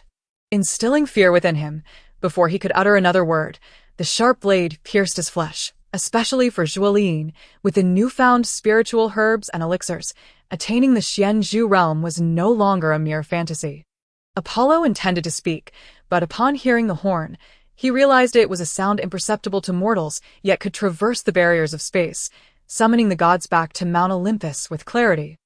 Regardless of distance, had it not been for Qin Qin's previous admonition to avoid trouble, he might have leaped into action. Having died once in the 21st century, Lung Manyan was unwilling to perish in this world so easily. "This is my first visit, so of course, I am unaware. I have never been to the Zihua kingdom," she responded to Xiao Shan with a shrug, speechless at that moment. The Candle Shadow sect found itself in a precarious position. While Ning Dao's Yin-Yang erupted with intense golden-red light, engulfing all in an instant, a sword aura spanning hundreds of meters melted away, surprising Hai Juqiong. "Do not worry. I will handle it," I feigned nonchalance. Yet I secretly wondered if I could earn Linner and the matriarch's trust. To be honest, I felt quite anxious. However, Jiuze's shifted attitude presented a potential solution to the dilemma. Time would reveal one's true character. And other matters could unfold gradually. The RV had come to a halt on the pristine asphalt, and before them stood a black iron gate obstructing their path. Everyone disembarked, for Xianyuan Yushi had declared they had arrived home. Regarding the so-called father of music, Li Mingqiu felt somewhat disdainful. How many remarkable figures could possibly exist in such a minuscule circle in Korea? Certainly, this gray-haired, rotund man before them was not one of them. Yet this was merely Li Mingqiu's personal opinion. Within the dim cavern, apart from the thunderous sounds of the attacking black-armored mutants, silence enveloped them. The trio's conversations were crystal clear to a nearby group. As Xia Hoing articulated his explanation, Su Xiao gradually became astonished. Casting a peculiar glance at the centipede in the passage, Su Roga sensed that there seemed to be a grand cosmic chess game at play, with the player having extended their hand from billions of years ago to drop the pieces. However, what she had just said about caring for Kim Tion's emotions, knowing her identity but remaining passive, suggested a deliberate concealment of her identity to spare Kim Tion from distress. However, the situation in Baoding was dire. Farming here was not an ideal task, primarily due to the dwindling population amidst abundant land. The debt of gratitude he owed his master was immense, yet he had not managed to repay even a fraction. Likely becoming a lifelong regret, the handprint appeared quite peculiar, resembling both Buddhist and Taoist symbols, exuding an essence of returning to simplicity amidst its transformation. These objects, shaped like ant eggs, yet slightly larger, featured a silver-white half and a greenish half, their convergence evoking the illusion of a gaping abyss. There were a total of 24. Without much contemplation, it was evident that the person who had arranged them had done so intentionally. "Qingyun, later visit my residence. I have matters to discuss." Suddenly, Han Chaoyang's voice resonated from above, lacking any commanding tone yet tinged with a hint of pleading. "Hey, brother, what is that guy doing?" one security guard inquired of another. "Of course not. What if something unexpected occurs?" The two companions appeared somewhat anxious, as they had yet to ascertain the other party's background. How could they allow Bai Feng to venture into the tiger's den alone? In mere moments, Su Wen had expedited his cultivation of the hate-extinguishing blood sea technique, elevating it to the realm of refining the demon of desire. Both his cultivation and comprehension of the technique had far surpassed his previous mastery of the devouring sun technique. With only a brief period of practice, Su Wen could completely master the hate-extinguishing blood sea technique. Apao finally straightened up, realizing his suit was ensnared around his arms, akin to being shackled. Furious, he intended to cast the suit aside. However, The golden-haired adversary offered him no opportunity, swiftly charging forward and landing a devastating punch on Apao's face. "You are the genius spoken of by Konoha. Yet you are truly nothing remarkable." As Niji ascended the stage, he caught sight of Gaara's disdainful expression, yet Niji remained unperturbed, merely curling his lips into a cold smile, as the subsequent remarks sent him into a frenzy. Upon hearing of the disciples being tested with the poison, Gu Qing's expression changed slightly. Long ago, he had been a pill boy at the Falling Cloud sect, risking his life while testing the poison pills for Master Ning. This Gu poison, much like Master Ning of old, possessed a heart as cruel as a beast, devoid of humanity. After approximately 30 seconds, the power returned, and the mark gradually faded under the light. It was evident that the perpetrator had employed a special red fluorescent paint to achieve such an effect. An hour later, in the dilapidated yet tidy courtyard, the limping man politely invited the three to take a seat. The heat was intensifying. Even Luma complained that this summer seemed particularly sweltering. Yet, Ouyang Jing remained at home clad in long-sleeved sportswear, her increasingly slender figure making the attire appear as though it had been borrowed from someone else, so loose it could serve as a swing. Qiuyi crouched down to inspect the eggs in the iron bucket, noting that Brother Zhu's eggs were indeed superior to those he purchased at the market, both in size and price. He entered the house, casually closing the door behind him, and abruptly Prestu ran against the wall, eagerly claiming her lips, passionately licking and kissing her, his tongue deftly slipping inside. Yu Rand initially intended to speak, but found herself silenced. His kiss was fervent and urgent, seemingly stealing her breath away. The plump man recounted all he had witnessed, and after a moment of contemplation, Yi Huan remarked, "This is not the road to the underworld. It does not appear as such. What you see is the true visage of this house. If you proceed and pass through that hole, perhaps you shall find your way out." A Tong smiled alluringly, the heavy tortoise shell on his back seemingly weightless. "Jialo, have you lost your mind? This is the foot of the mountain. There is no path downward," Do Zhanlong exclaimed, his expression one of confusion. After over 50 exchanges, El Bu had grown impatient, resembling a cat that had tired of toying with a mouse, ready to pounce. Su Nanshan's final words struck her heart like a hammer, possessing grand aspirations, yet lacking foresight. Though her godfather intended to settle the bill, Qiuyi declined, feeling embarrassed to have him pay for something she insisted upon. However, should he insist, she could not refuse, yet he graciously allowed her to pay. Causing her heart to ache, as the gaze of the crowd fell upon Qiuyi with Jiangshi's movement, she began to ponder how to inquire about the inner workings of the Meng family from the young Master Meng. Xu Ning was in shock, unable to fathom the sensation of witnessing her mother plummet from a great height, nor could she imagine the terror and fear that must have engulfed Mu Liyan at that moment. Was it truly acceptable to leave the matter of Yupu to the First Lady? After the warmth, Qiuyi returned to the matter at hand, but was interrupted by the Princess of Qing, who suggested that the prince immediately dispatch someone to capture Jiangshi and her companions, leaving no one behind. Moreover, under this pretense, they could seize the entirety of the Chu family's estate for the prince's residence. Luo Qiheng appeared eager to avoid delay, pulling Lin Weiwei along as they exited, with Lu Mingchuan following suit. Tian Mingya hurriedly grasped his sleeve, attempting to speak, but was interrupted by Lu Mingchuan.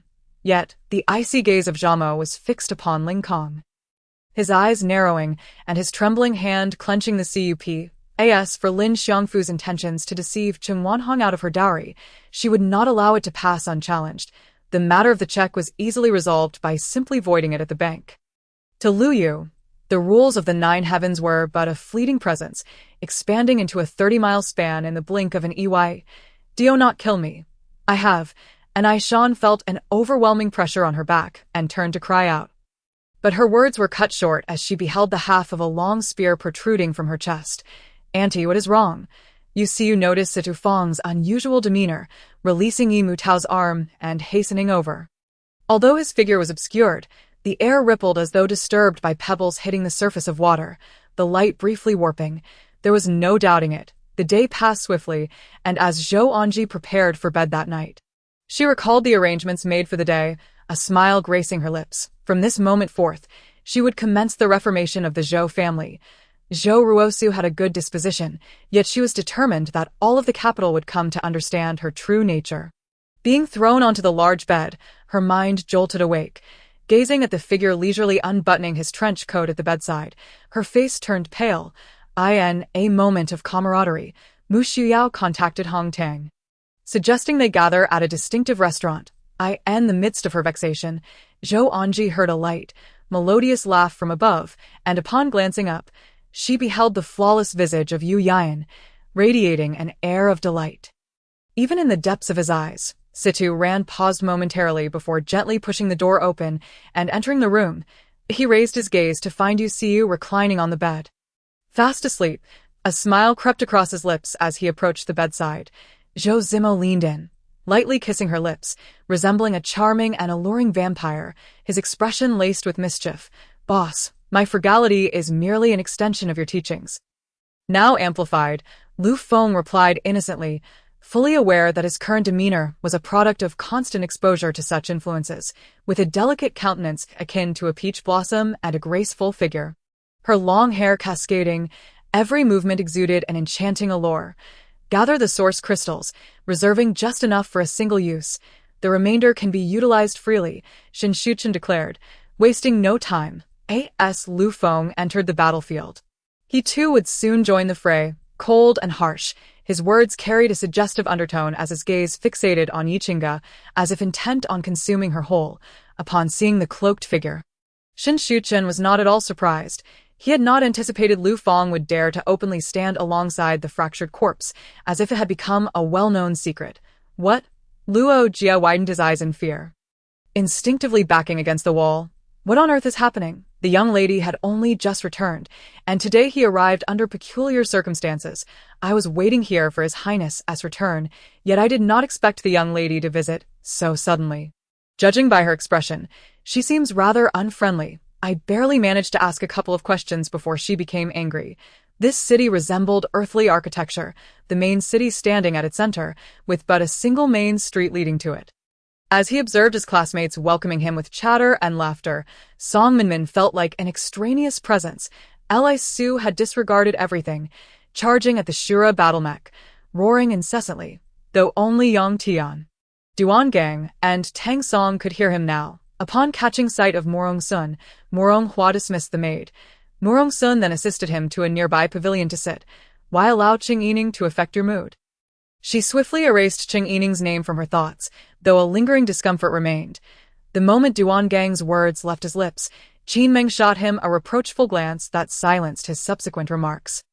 I carefully examined the place where the golden Buddha was situated. It was nearly at the ceiling, over 10 feet from the ground, surrounded by nothing, making it clear that an ordinary person could not reach it. In recent years, the pirates on Black Dragon Star had become increasingly formidable, rendering mecha mercenaries incapable of countering them. Both the Earth Alliance and the Solar Alliance had previously dispatched troops to quell them. Yet ultimately, neither could subdue the pirates of Black Dragon Star. "You demanded to hear it, yet now you want me to remain silent. How can you be so domineering?" Morong Sun laughed. "This is my greatest secret. If you want me to reveal it, you must offer something of equal value in return." Digested, relishing the playful banter. Even if the spirited was quite formidable, I helplessly tapped my forehead, choosing silence. I feared I might truly be driven to frustration. These days, which should have been filled with joy and excitement, living with EE and having obtained a hidden profession, had instead become a source of gloom. Based on Ling Feng's experience, any formation must possess a focal point. Otherwise, it would not take effect. Thus, this 10-breath-killing formation surely harbored a focal point, and now Ling Feng's task was to uncover its existence. The Source of Stars is a capability that enhances a specific aspect of our abilities, allowing us to surpass others in that regard. Even the most ordinary Source of Stars would provide some assistance. "Rest assured, old Xiao, I am fine." Hanwei shook his head, feeling somewhat fatigued. Each new clue brought forth a multitude of questions. Despite having achieved accomplishments and status far surpassing his peers, Bei Chuan Qian Air maintained a humble demeanor when facing Qin Han. In the end, Bian Yuan Hang could only describe his feelings with the phrase "unbelievable." A resounding boom reverberated through the city's skies, a massive wave of fire obscured by thick black smoke. A gentle breeze swept through. The smoke dissipated, and the flames were carried away. This moment, Aside from a few exceptionally talented classmates, the rest struggled to write the meaning of the star-striped word, which signified bewitched, and puzzled. Zhang San understood that these mysterious individuals might indeed discern something, and chose to remain silent as they proceeded toward the princess's residence. "All right," Su Zij chuckled indulgently, observing Yanqing using a lotus leaf for leverage, stepping onto the lotus pond, and thinking that since Qing Air was now safe, he would join them in their playful endeavors. Stretching his limbs in the process, in the moment of truly grounding himself, how you finally took a deep breath to savor the essence of this secluded realm. Was this truly the eye of a blind man? Yanqing couldn't help but wonder, simultaneously retreating slightly. The impact site of the meteorite revealed a chasm nearly a kilometer deep, its edges completely crystallized. At that moment, Chenny felt a profound sense of liberation. As if he were soaring through a kaleidoscopic sky, a euphoric force of expansion frolicked within every cell of his being. "Why have you come here again? Don't you realize that your actions are the utmost insult to a true man?" Jiao approached chewing, his voice tinged with irritation. As the year drew to a close, the preparations for the officially titled film's release and the end-of-year review of the studio's operations, including employee benefits and the planning of the next year's agenda, once again hindered Ningyi's progress. "Now, let us commence our first meeting. First and foremost, we must clarify our objectives for the upcoming operations," Tang Yuan declared, gesturing with his hand. The AI, which had been performing an exuberant pole dance, obediently withdrew from the projection screen.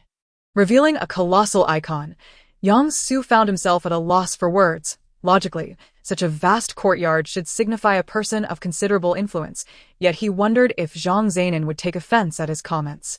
Xue Qingzhang, his face contorted with anger, bellowed, "Your foul mouth will lead us to ruin. Always mingling with your group of rascals. Before you drag me down, I shall strike you down first." He kicked out suddenly, taking advantage of a moment's distraction. Just as Zhou Yuanqing prepared for a thunderous reprimand, a voice from outside saved the guards' lives. Judging by Duan Yihui's demeanor, it seemed that her assertion of relying solely on one's own abilities was no mere boast. During this discourse, she subtly referenced the queen, insinuating that the queen had afforded Linger the opportunity to poison. After all, it was not only the Lu family before them that had concerns. Yang Qingxian was equally apprehensive, which explained her reluctance to appear publicly. Noticing the unusual atmosphere, Lu Chenyang remained silent. Thus, the two moved forward and backward, each consumed by their thoughts. At his fingertips, Zhuang Jian wielded the power to tear through the fabric of time and space. The world, in his hands, resembled a series of coordinate points that formed any desired reality, capable of traversing dimensions once the coordinates were locked in place. Moments later, Xueqi tossed a dark object that soared towards Gu Luo's head. Just as he reached out to touch it, a tremendous force surged through his palm. Instantly, a glimmer of light appeared in his eyes, and he commanded with a sharp exhale, his fingers curling forward in a grasp. The sound of applause erupted from the surrounding classmates, and Ling Xue, unable to contain herself, tightly embraced Gu Nianfei. Suddenly, the crowd fell silent, and people began to disperse on the 99th floor of the Nine Dragons Tower. Two elderly men furrowed their brows and slightly opened their eyes. Simultaneously, Lan Yuo lazy blinked, observing her adversary, the ice elemental, Noxala. Luo Qin recognized that she had already conveyed enough today. Any further words might be too much for the other party to bear. So she stood slowly, yet her face beamed with joy, as if to say, "See, I was right. Even Donggo agrees with me." "Very well, clan leader, I shall take my leave," Dean said with a smile, upon seeing Zhan's Silic nod in agreement. Dean grinned and turned towards the door. "Where did I ask this place?" Lan Nuo lazy gazed at the boundless expanse of ice-blue terrain, composed of crystalline structures, her expression a mixture of confusion and caution, though his physical form was robust. His internal spiritual energy was woefully scant. In fact, it was weaker than that of anyone present, including the youngest, Shen Yi, whose spiritual energy was several times greater. Drawing a long sword, he inflicted several horrific wounds upon himself, and then stepped into the fray. Lu Sanqian paid no heed to the few words spoken, believing them to be the futile thrashings of a cornered beast. Mere bluster. The man had not anticipated that Lin Jingyi would genuinely dare to stand up for her. Threateningly asserting, "It seems you are not well acquainted with the Five Elements sect.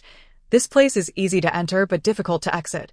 Given your current state, you might as well abandon all hope of leaving. Zhao Desheng's heart sank.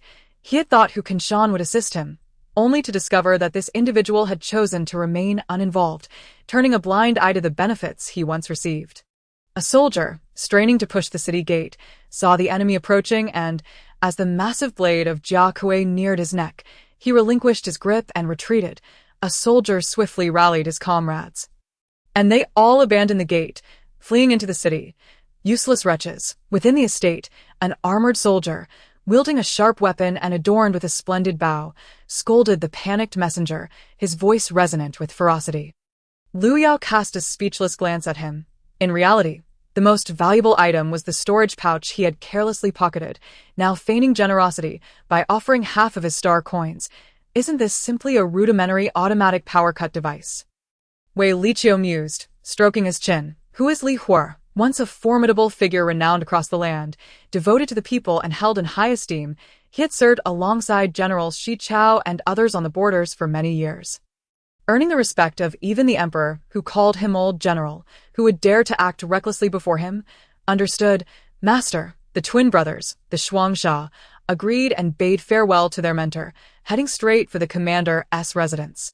Qin Shou, straddling his bicycle without touching the pedals or handlebars, let the bike move of its own accord, while he brandished twin blades, charging toward the red giant like a gallant knight.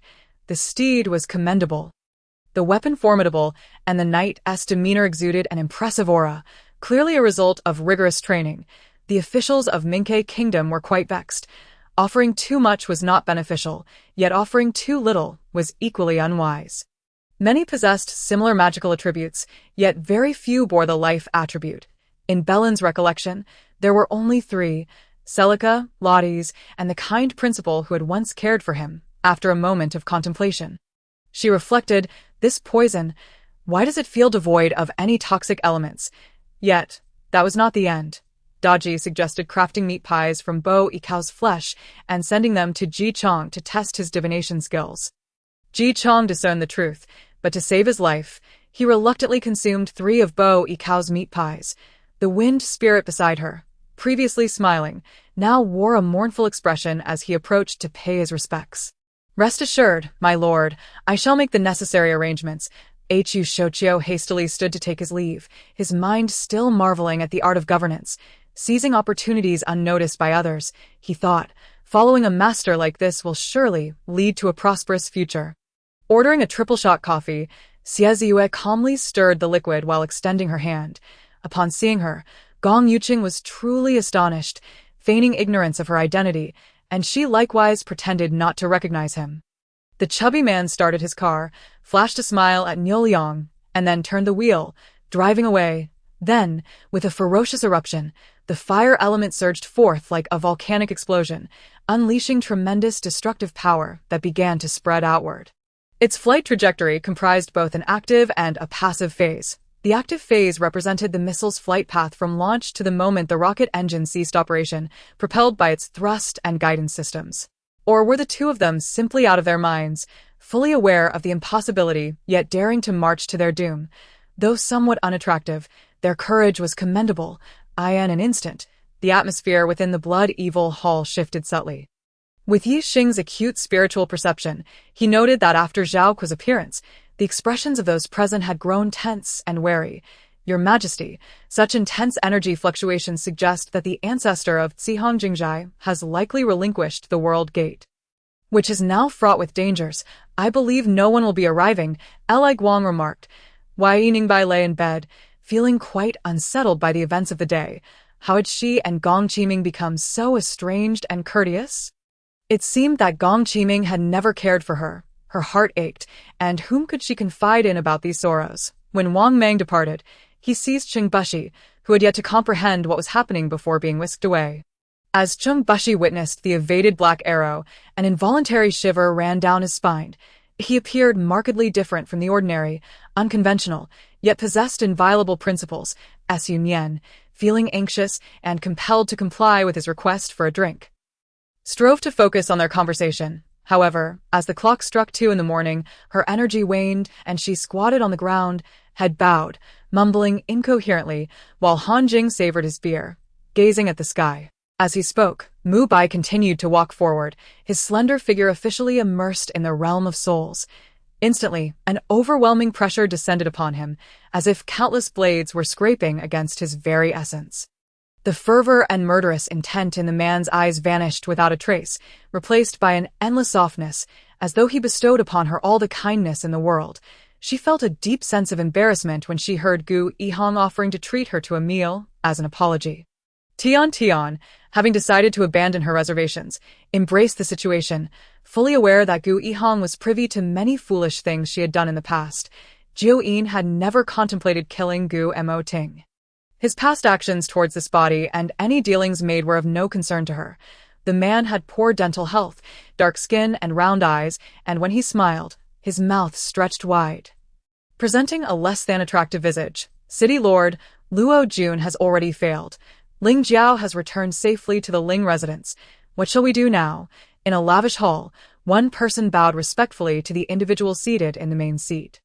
Until the call ended, Gu Yuanming remained incredulous, patting his cheek to confirm he was not dreaming. After 2 days of work, Jiang Qin and Gu Yuanming's itinerary was set. They were to depart today. According to his recollection, there was a soul stronghold at that location, a critical point contested during the Battle of the Emerald Garden.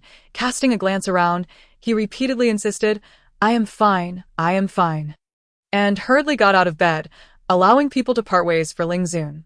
Without waiting for a response, he headed towards the main camp, where a transmission array was established in conjunction with several key locations, including Shuli Mountain. However, recalling their agreement, should Gu Qi find inspiration to paint, he would exchange it with him. Correspondingly, he too must present something of value for the exchange. With this thought in mind, the Emperor dispatched representatives to various planetary factions, hoping they would venture to the rebellious planets, promising titles of nobility in the Empire for those who performed well. This time, the team not only failed to breach humanity's border defenses, but also allowed humans to slay a high-ranking death beast. An unforgivable act that was deemed entirely unacceptable. In the realm of gaming, the most suitable profession for drawing aggro in levels above 25 was no longer the ranger, but the assassin did too swiftly mounted his horse. Not daring to linger, and with a wave of his hand, led the remaining Turkic cavalry around the mountain ridges. Belud dared not continue. Instantly, he assisted in Lily, darting away like a monkey without hesitation. Just as the advisor entertained fanciful thoughts of returning triumphantly, numerous warships suddenly appeared before him, surrounding him completely, an unforeseen predicament. Did he not know? The more furious she became, the more she cared. Yet, there was nothing anyone could do about her constant mischief. With such a formidable disciple, his own mastery was beyond imagination. It seemed this was indeed Tao Muwan's scheme. She wished to ruin Gu Yan's reputation without sullying her own hands, thus utilizing Hu Jingyi to achieve her ends. Upon hearing this, Yang-side concubine suppressed her panic and slowly exited with the medicine tray. How could the young master have returned to the northwest? How could the holy martial emperor allow this? She fumed. Suddenly, cries, screams, and shouts for help echoed throughout the capital. Li Ajin's culinary skills were commendable, especially her wild onion scrambled eggs, which emanated a mouth-watering aroma and tenderness, a testament to her dedication. Indeed, Ji replied, commanding that Mu Qin's body be moved to a shaded area. He had rolled a 1 in the last round and still had a chance to reach the finish line in this round with another roll of 1. I will remember to attend your wedding. I look forward to how you'll fare 3 years from now. Moria was unabashed, clearly adopting a wait-and-see attitude regarding the fire in Will's backyard. Tian Hao. Have a little patience. Master Wu said he would definitely return tonight. Fong Hongwei felt a pressing urgency, a quality possessed by those who had experienced grand spectacles. To a man, standing at 6 feet tall, with extraordinary skills, was now apologizing to a slender man barely reaching 5 feet 7, his face a mix of embarrassment and eagerness, evoking a sense of sympathy. In the tranquil Summoner's Canyon, a brilliant light shone for the first time outside of Valoran and the human realm. A bone-chilling wind surged from Lin Yuanfan, scattering the flames and repelling arrows and sword energy. All divine abilities were rendered ineffective within a 3-zhong radius of him. Meanwhile, Lux found herself at a loss against the agile and deadly Katarina. knowing she could unleash spells like a machine gun, but should her magic falter, she would merely become a human ATM, surrendering funds without question. Yet, this collision was not without merit, for it jolted him from his chaotic state, allowing him to reflect on the peculiar sensation of his soul nearly detaching. A temple need not be grand or opulent, nor must it be cramped. It simply must possess divine power, an ability to instill peace and trust, to exorcise malevolence and guide hearts. Chu Wangxian's sword was drawn from the body of a demon in the Tianyan Tomb Sea, a celestial blade that, even when sheathed, could not be withstood by foundational cultivators. Her evolution had but one requirement: to grow into her animal form. Currently, she appeared as a cat caught between youth and adulthood. Only upon attaining her full form would she have succeeded in her evolution. In an instant, Lu Yan and Zhang Chong clamored to join, while Li Junjie remained notably calmed. In the days past, aside from regular training, he had pushed himself to the limits. As she spoke, a fiery red fox tail shot forth, enveloping Yu Zhu's soul in a dazzling blaze. Han Yuan chuckled lightly, his fierce demeanor softening like mist, this being his first genuine smile directed at a person rather than an animal. Threads of silk floated before her eyes, and as she followed their path, she saw that Taoist Tianji had seized this opportunity to escape, having swiftly approached Mutton. It is only natural you do not understand. You are considering the Lin family's interests. Let us enter first. Lin Yun waved her hand. Should anaerobic cultivation require sterilization of the instruments used? Chu Xiaolin inquired. Lord Demon Emperor, Morgana, bewildered by the circumstances, appeared before Chu Wanjun, her voice laced with shock. Ning Tao had yet to reach the doorway when he felt a sharp tug at his collar. Realizing he had been seized, faced with his mother, on the verge of tears, a Jiu could hardly refuse. Naturally, he assented, assuring her that he was fine, for after all, he was merely seated in a wheelchair. He stole a glance at Tao Hua, who was proudly lifting her chin, exuding an air of self-satisfaction. Jun Feiyu looked at Yi Qingqing, who remained seemingly asleep, unperturbed. After all, Brother Yu is destined to ascend the throne. What is there to hold on to? If he is happy, that suffices. Wasn't there a saying in games where players affectionately called each other husband and wife? One could scarcely discern if their counterpart was human or beast. During their days apart, Princess Lin Chang's heart remained in turmoil, plagued by incessant worry. Longing to return at once, yet held back by Elder Song, without a second thought, she scooped her up and rushed to the hospital, still in her pajamas, causing a stir among the waiting doctors. After taking a dose of medicine, Song Shu was finally released from the nurse's grasp, only to find herself on the ground, desperately attempting to induce vomiting. The second-floor window was open, and peering down was a daunting task. She shook her head and withdrew her neck. This moment, clinging to the Su family was paramount. They represented the pinnacle of familial power and perhaps could help preserve her life, potentially reducing her sentence. The court was ever-changing, and Shi Han frequently sought counsel from the crown prince to familiarize himself with court affairs. This matter should be deliberated by you two brothers. The emperor's voice was calm, yet tinged with reproach. Hu Tianming tilted Wan Ying's chin to examine her injuries. Although she intentionally distanced herself from him, their intimacy was palpable. While onlookers understood Hu Tianming's intentions, this display of closeness, though not overly affectionate, still startled those present. Old Huan, hearing the sound of a car horn, struggled to rise, significantly weaker than Chao Xingli. As he spoke, two towering figures, each exceeding 2 meters tall, forcefully kicked open the shattered door. With a resounding crash, a bronze-faced youth stumbled back, urgently hitting the brakes, his complexion paling to an alarming degree. As he approached the two, Su Mo hoarsely reiterated his previous inquiry, then calmly awaited the giant's explanation. In the recesses of his mind, thoughts about keys were gradually melded into the depths of his memory after being absorbed by the cyclone that engulfed the ocean of souls, becoming an integral part of his consciousness. Now, with the emergence of the ink demon's needle, the thrill of battle surged within him, prompting him to set aside the enigmatic crystal coffin and recite the ancestral incantation of the underworld. The aura of murderous intent was unmistakably directed towards Tang Chen and Clarice, suggesting they were the sole outsiders in this realm. Observing Shen Li hastily returning to the bun shop, her alluring figure swaying, a flicker of tenderness crossed Zhang Xueshan's profound eyes. I had pledged to follow the city lord wherever he ventured, and this time I would not allow myself to be abandoned, no matter the circumstances. That very night, the two met their demise in Luo City as flames gradually spread, consuming all in their path until nothing remained but ashes. With swift precision, Qin Feng repelled 3 adversaries with a single thrust of his spear, his body trembling as crimson stained his once azure robe. Meanwhile, Bai Yu was preparing to enter her senior year, and it was only natural for Han Jun to arrange her internship under his mother's supervision. Thus, seizing the opportunity of summer vacation, she arrived at the workplace early to study alongside Jin Feng. Even on Sundays, Wei Xiaoyun, accustomed to beatings, dismissed the blows with a laugh, taking He Lianrong's hand and entering the estate. Upon returning to Tingyu Pavilion, Bai Lu's heart swelled with joy at their hand-in-hand arrival, as she promptly busied herself with He Lianrong's grooming and attire.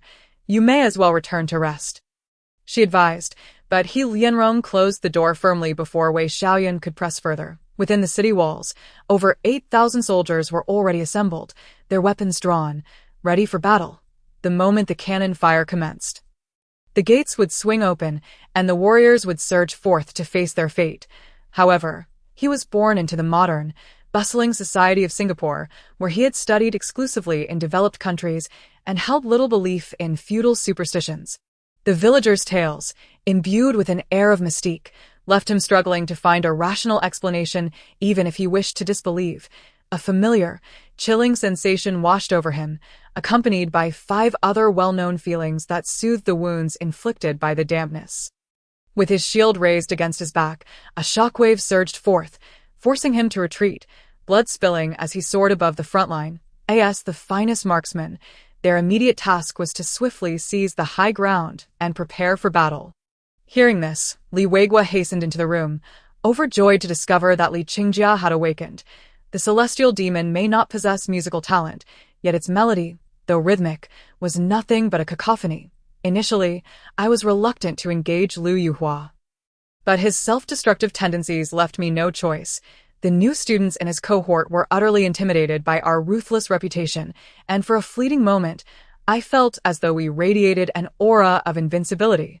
It appeared that this place was inhabited by a motley crew, a blend of the virtuous and the dubious. Indeed, in a city like Longqing, a rented room costing 600 yuan monthly revealed the dire conditions of the surroundings. Old Xiao glanced at the shards of glass, which were transparent and resembled an ordinary household drinking glass. In terms of material quality, the cup was unremarkable, and its price was naturally modest. Liushi looked at the person who had hardly spoken to him during their journey with surprise. As he spoke, he wrapped his arms around the other's hand, preparing to glide downward. "No, I've awakened." A crisp sound erupted as Su Shishir abruptly opened her eyes to halt Qin Yu's mischief. After receiving instructions from Tang Sanzang, Sun Wukong pondered briefly before playfully winking at Zhu Beiji. The grandmother, not only a founding princess, but also a seasoned warrior, was usually kind-hearted. However, she would show no mercy when her bottom line was crossed. Guanyin and the others were equally discerning, contemplating their approach to Li Jing and his companions. Every living being possesses vitality. The stronger the cultivation, the more potent the life force. A robust life force can aid others in extending their lives. The kiss was overly aggressive. Before Ji Mu-yi could react, it had already breached her defenses. Li Nanshuang instinctively stepped back, terror etched on her face, clearly shaken by his earlier brutality. Deidara spread his palm, and a clay bird emerged, flapping into the air. Once again, manipulating the third Kazakage puppet, the expression of the scorpion of the red sand turned playful after the special abilities group took away the personnel connected to the private kitchen. The provincial departments conducted a thorough investigation into the establishment. The golden-armored giant seemed to respond. The golden divine's spear surged forth, merging with the ethereal golden silhouette above. In an instant, the golden spear emanated an intimidating aura, causing the very void to tremble. "Did I want?" The words echoed as the wind howled, and Yi Fifan abruptly pivoted, delivering a kick that sent a jolt of pain through his ankle, akin to striking iron. He frowned, startled to see Mu Yonghong clutching his chest, staring at him in disbelief. Zhe Zhihua attempted to call out to Qin Air but ultimately sighed and gazed thoughtfully out the door. Recently, while writing this book, I have faced malicious attacks from some envious individuals around me. These people cannot stand to see others thrive. Nevertheless, I choose to ignore them, hoping they heed this warning. A.S. Ministers. Who isn't aware of the urgent current affairs, they had little inclination to engage in slander. Thus, the ministers could only silently curse Lu Jiuwei. After finally shaking off Jiang Yihong's entanglement, Lu Hao swiftly returned to his residence. Although Chen Junliang dismissed the manager's words, he refrained from causing unrest among his colleagues, offering a few words of encouragement before leading them to the elevator, where others awaited to escort them to the conference room. In recent days, the teachers wore smiles and spoke in soothing tones, striving to alleviate everyone's anxiety. Classes primarily consisted of self-study, occasionally distributing test papers for practice. I overheard him telling Jia, "You go back first. I'll come by later." Before donning a mask and stepping off the vehicle, classmate Jiang He possessed an array of peculiar shadow abilities, even surpassing others' stellar powers, including Zhou Tian's causal technique. More astonishing was the surrender of Yang Xiao, Lin Chuan, and Su Feng, three formidable individuals among the top 10. Since that day with Gao Yu, the beloved figure in his heart had departed, and Jing Tianming was unwilling to let it end so simply. Although he appeared indifferent to school matters, the impending important examination loomed large in his mind. Surely, he would not forget. Would he? The renovation was not complex, completed by the craftsmen in merely one day. After filling the swimming pool with 7 feet of water, Liang Xiao invited the officials to gather around the pool in a circle, though the process might take a bit longer. One day her performance attributes would surely elevate to that of an award-winning actress. It was crucial to seize opportunities with fervor when they arise, for missing them could lead to lifelong regret. However, Xinyu was clearly unaware of Su Qing's true feelings. She was earnest in her aspirations. Recognizing Su Qing's excellence, which only ignited Xinyu's competitive spirit. Nevertheless, Lu Tianxian, now a prominent system host and a force within the television realm, was surprisingly lacking in ambition, a notion that caught Wei Wu off guard. In total, 31 7th-level silicon-based beings, 1 8th-level silicon-based being, and countless lower-tier silicon-based lives were lost. Surrounding the dead star were 2 7th-level commanders, but their perception range was limited. Wang Fei's mech was also 7th level, and its anti-divine armor configuration was sufficiently advanced. Xu fucking found himself at a loss for words, his intended remarks caught in his throat, unable to utter a single syllable. That moment, Zhang Yanyan felt particularly despondent. Her only companion being Lu Lin, with whom she wept in her embrace. Indeed, I believe directing is a self-driven endeavor. If you aspire to be a film director, and I see potential in you, I can assist. As the city of Yangshi and Nanshi loomed at his mind, he fervently wished for Qin Shu to falter, believing Li Feng would be superior. I suspect Bo Yin's insights are astute. Having faced life and death numerous times, one may find their expectations of love diminished. Yet just as their spirit soared, a barrage of artillery struck their position, followed by the thunderous roar of engines echoing across the field. Before Colonel Jean Balfour could react, the whistling anti-tank ammunition targeted the French Army's freshly activated Sherman 4 Malawian Quachas tanks. Historically, at this juncture, Edison's promotion of direct current held dominance until Nikola Tesla introduced alternating current, leading Edison to employ various tactics to suppress it, including executing death row inmates with AC. Furthermore, Wang Ming grappled with the challenge of controlling the vastly expanded divine constellation array without turning his arduous efforts into the fruits of Taoist ancestors like Hong Jun. Upon exiting Yonghe Palace, most individuals had already departed from Fingyi Palace and were gradually making their way towards Taiha Hall. Yun Qishi also flowed along with the crowd. Thus, the chief of the general staff engaged in some insipid pleasantries with McCoyan before concluding this brief, yet substantial discussion. Once the chief stepped out of the lounge, an unsettling atmosphere enveloped him. The Eastern European officers, who had previously mocked China, suddenly treated him with reverence. Mr. Ueda intended to establish the new Japanese consulate in New York near Juanma Square. What are your thoughts on this? Such matters, Arthur would undoubtedly seek Li Mu's opinion on. Empress Xiao paused for a moment. Her collaboration with Princess Chang'e today was solely to eliminate Wen Jiuze. However, the rumor circulating outside that their northern Vietnamese counterparts were not only unattractive, but also repulsive made her lose her composure. She had come with a singular purpose, to select the Ming dynasty's princess. Since Xianyuan Cheng's gifts had tarnished her reputation, which was utterly unjust, Xiao Nai's deep, chilling voice reverberated in the room, echoing as if throughout the entire world. I mentioned it before. Cheng Fei's flight this morning likely hasn't landed yet. Song Ping chuckled as he hung up the phone, only to pick up his mobile device again and dial another number, setting it to speaker mode. If you acquiesce to one of my requests, I shall refrain from pursuing this matter further. As Yunwanwan understood that Duan Qingyu's patience was finite and dared not prolong the conversation, after 2 previous emotional outbursts, her heart was now calm. Though speaking of these matters still caused her eyes to brim with tears, is one who deceives King Byron and the nation truly fit to become the crown prince. I find it debatable to grant a seat in the 5 Directions Assembly to someone who once deceived the entire Salen's kingdom. Avi wished to rush over and silence the Academy spectre, yet the words had already been clearly articulated. We hope that Chancellor Chao and our Masonic Lodge will continue to collaborate, after the priest concluded. He departed with the Knights Templar behind him. Sue had not anticipated that this token would so effortlessly come into his possession. If one day you truly kill Russell, what else do you wish to accomplish? Fei Ao suddenly inquired. Success. Luca's eyes reflected the soaring flames. The makeshift watchtowers were ablaze. Selena and Fenrir had triumphed, and they had succeeded completely.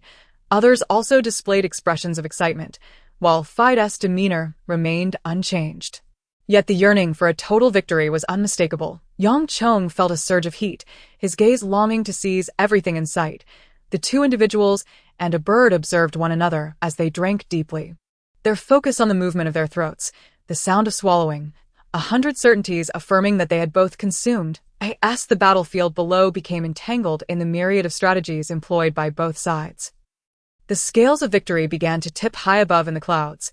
Well, in truth, as Xianyuan Tua became enraged, the fortunes of the entire Chang'an Empire steadily diminished. The auspicious golden dragon soaring above Chang'an gradually became indistinct.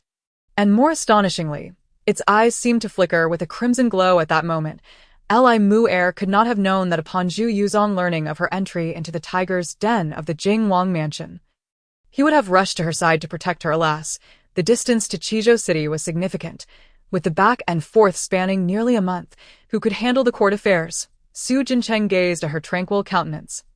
Unable to articulate his feelings, which were quite peculiar, he had expected her to be astonished, to rejoice, to inquire further, never anticipating her to remain so calm, as if everything was merely ordinary.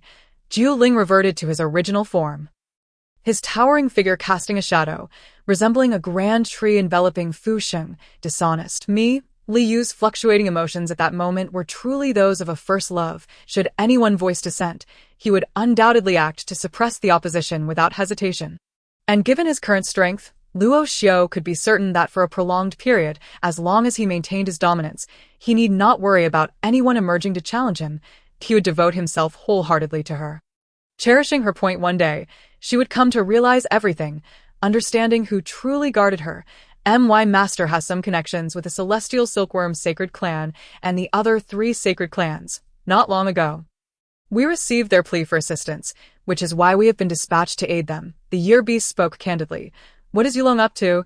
Yuling felt both amused and exasperated. She continued, can the grass tiger enter? If something goes awry, it would spell disaster for him. Yuling expressed her concerns. Are we still playing with fire? Long Tianyi remarked, observing the pale blue 4th-tier beast fire.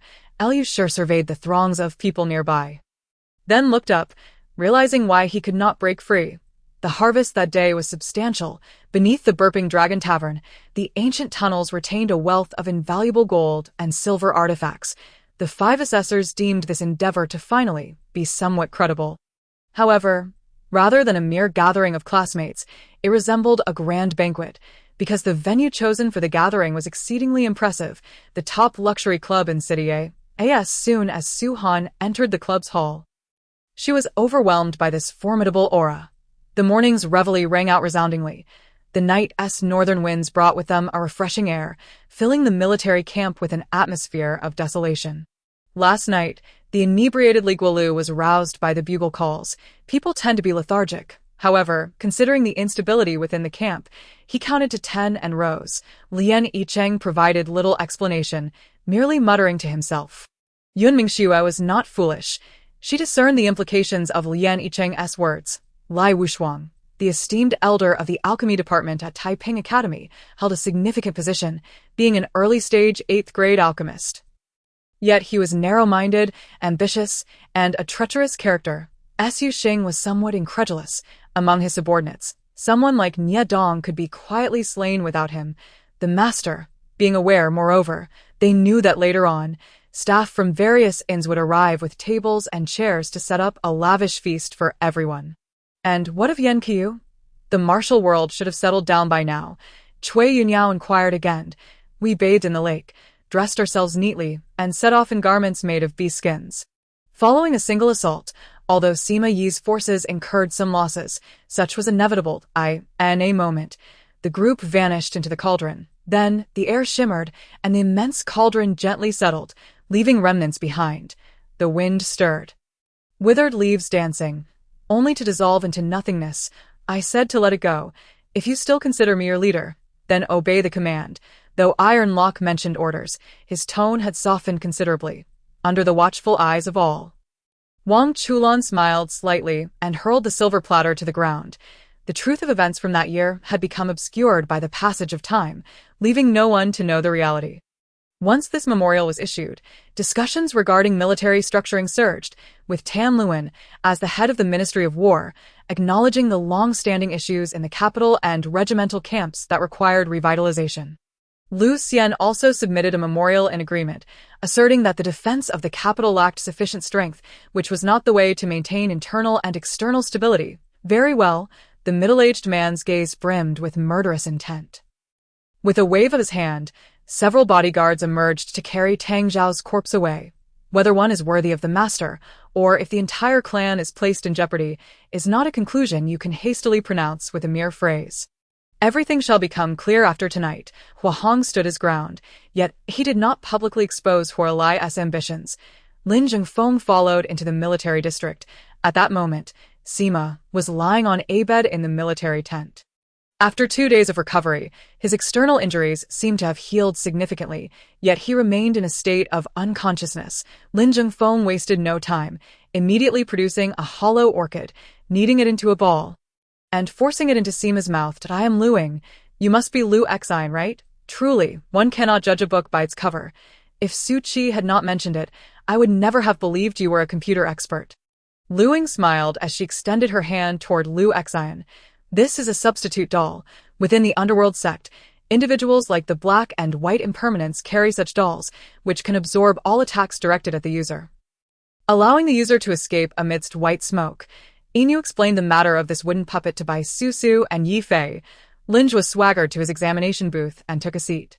He had indeed experienced several major examinations, yet the severity of this one was unprecedented. Quickly pick the fruit and eat it. This way, that colossal being won't catch up due to the scent. The ginseng doll exclaimed anxiously. When the general inquired for his opinion, Dongfang Chenxi suddenly pulled back on his reins, leaving the general astonished as everyone reined in their horses upon entering that courtyard. The ghost sovereign sensed something amiss. The once warm courtyard abruptly turned as frigid as an ice cellar. The ghost sovereign had a suspicion, slowly concealing his figure, and approached the waters of the hot spring. Yu Sha, Wan Wushuang, and Chu Lufeng called out simultaneously, seeing the scene before them. Lu Mei furrowed her brows, unable to contain her astonishment. She was overjoyed that Yu Sha had awakened, yet his appearance left her utterly aghast. Having never witnessed such a terrifying Yu Sha, seemingly devoid of reason and utterly frantic, because of this radiance, the night in the heavenly realm was profoundly serene and beautiful, allowing even mortals to walk as freely as during the day. The red boy felt the pain on his rear, his anger boiling over as he swiftly raised his fire spear and lunged at Sun Wukong. Sister possesses remarkable martial skills, leaving few daring enough to seek her hand in marriage. El Changshuan's expression darkened slightly, reflecting disbelief at such an astounding figure. Even those from mid-tier sects likely have never encountered such an abundance of star stones. Pei Shue's demeanor is difficult to articulate. Is she angry? No. Her expression is not one of wrath, but rather resembles jealousy. The object crashes to the ground. Mei Yuan stares blankly, muttering to himself in a mix of shock and fear. His legs trembling uncontrollably. Zhao Yunlong's thoughts are suddenly drawn back to a scene from long ago. He recalls saving a young maiden, only to be violently beaten by a disciple of a sect. And it was Yi Qingxian who brought him back. Now, things are different. His vitality has fully returned, and his cultivation is stronger than ever, allowing him to confront the giant bear without difficulty, after drinking a few sips of water. She struggles to swallow, the cold liquid contrasting sharply with her warm throat, trickling delicately down her lips and staining her collar. However, if it turns out that they truly know nothing about Chen Guangrue's mother, Zhang, then the swordsman may have no choice but to return and inquire with Yin Wenjiao about her specific whereabouts. At this moment, they have learned the art of stealth, without absolute certainty of a kill. They will not strike. Su Shangwu longs to teach the arrogant Chen Ran a lesson, but is restrained by his grandmother's firm grip, rendering him unable to act.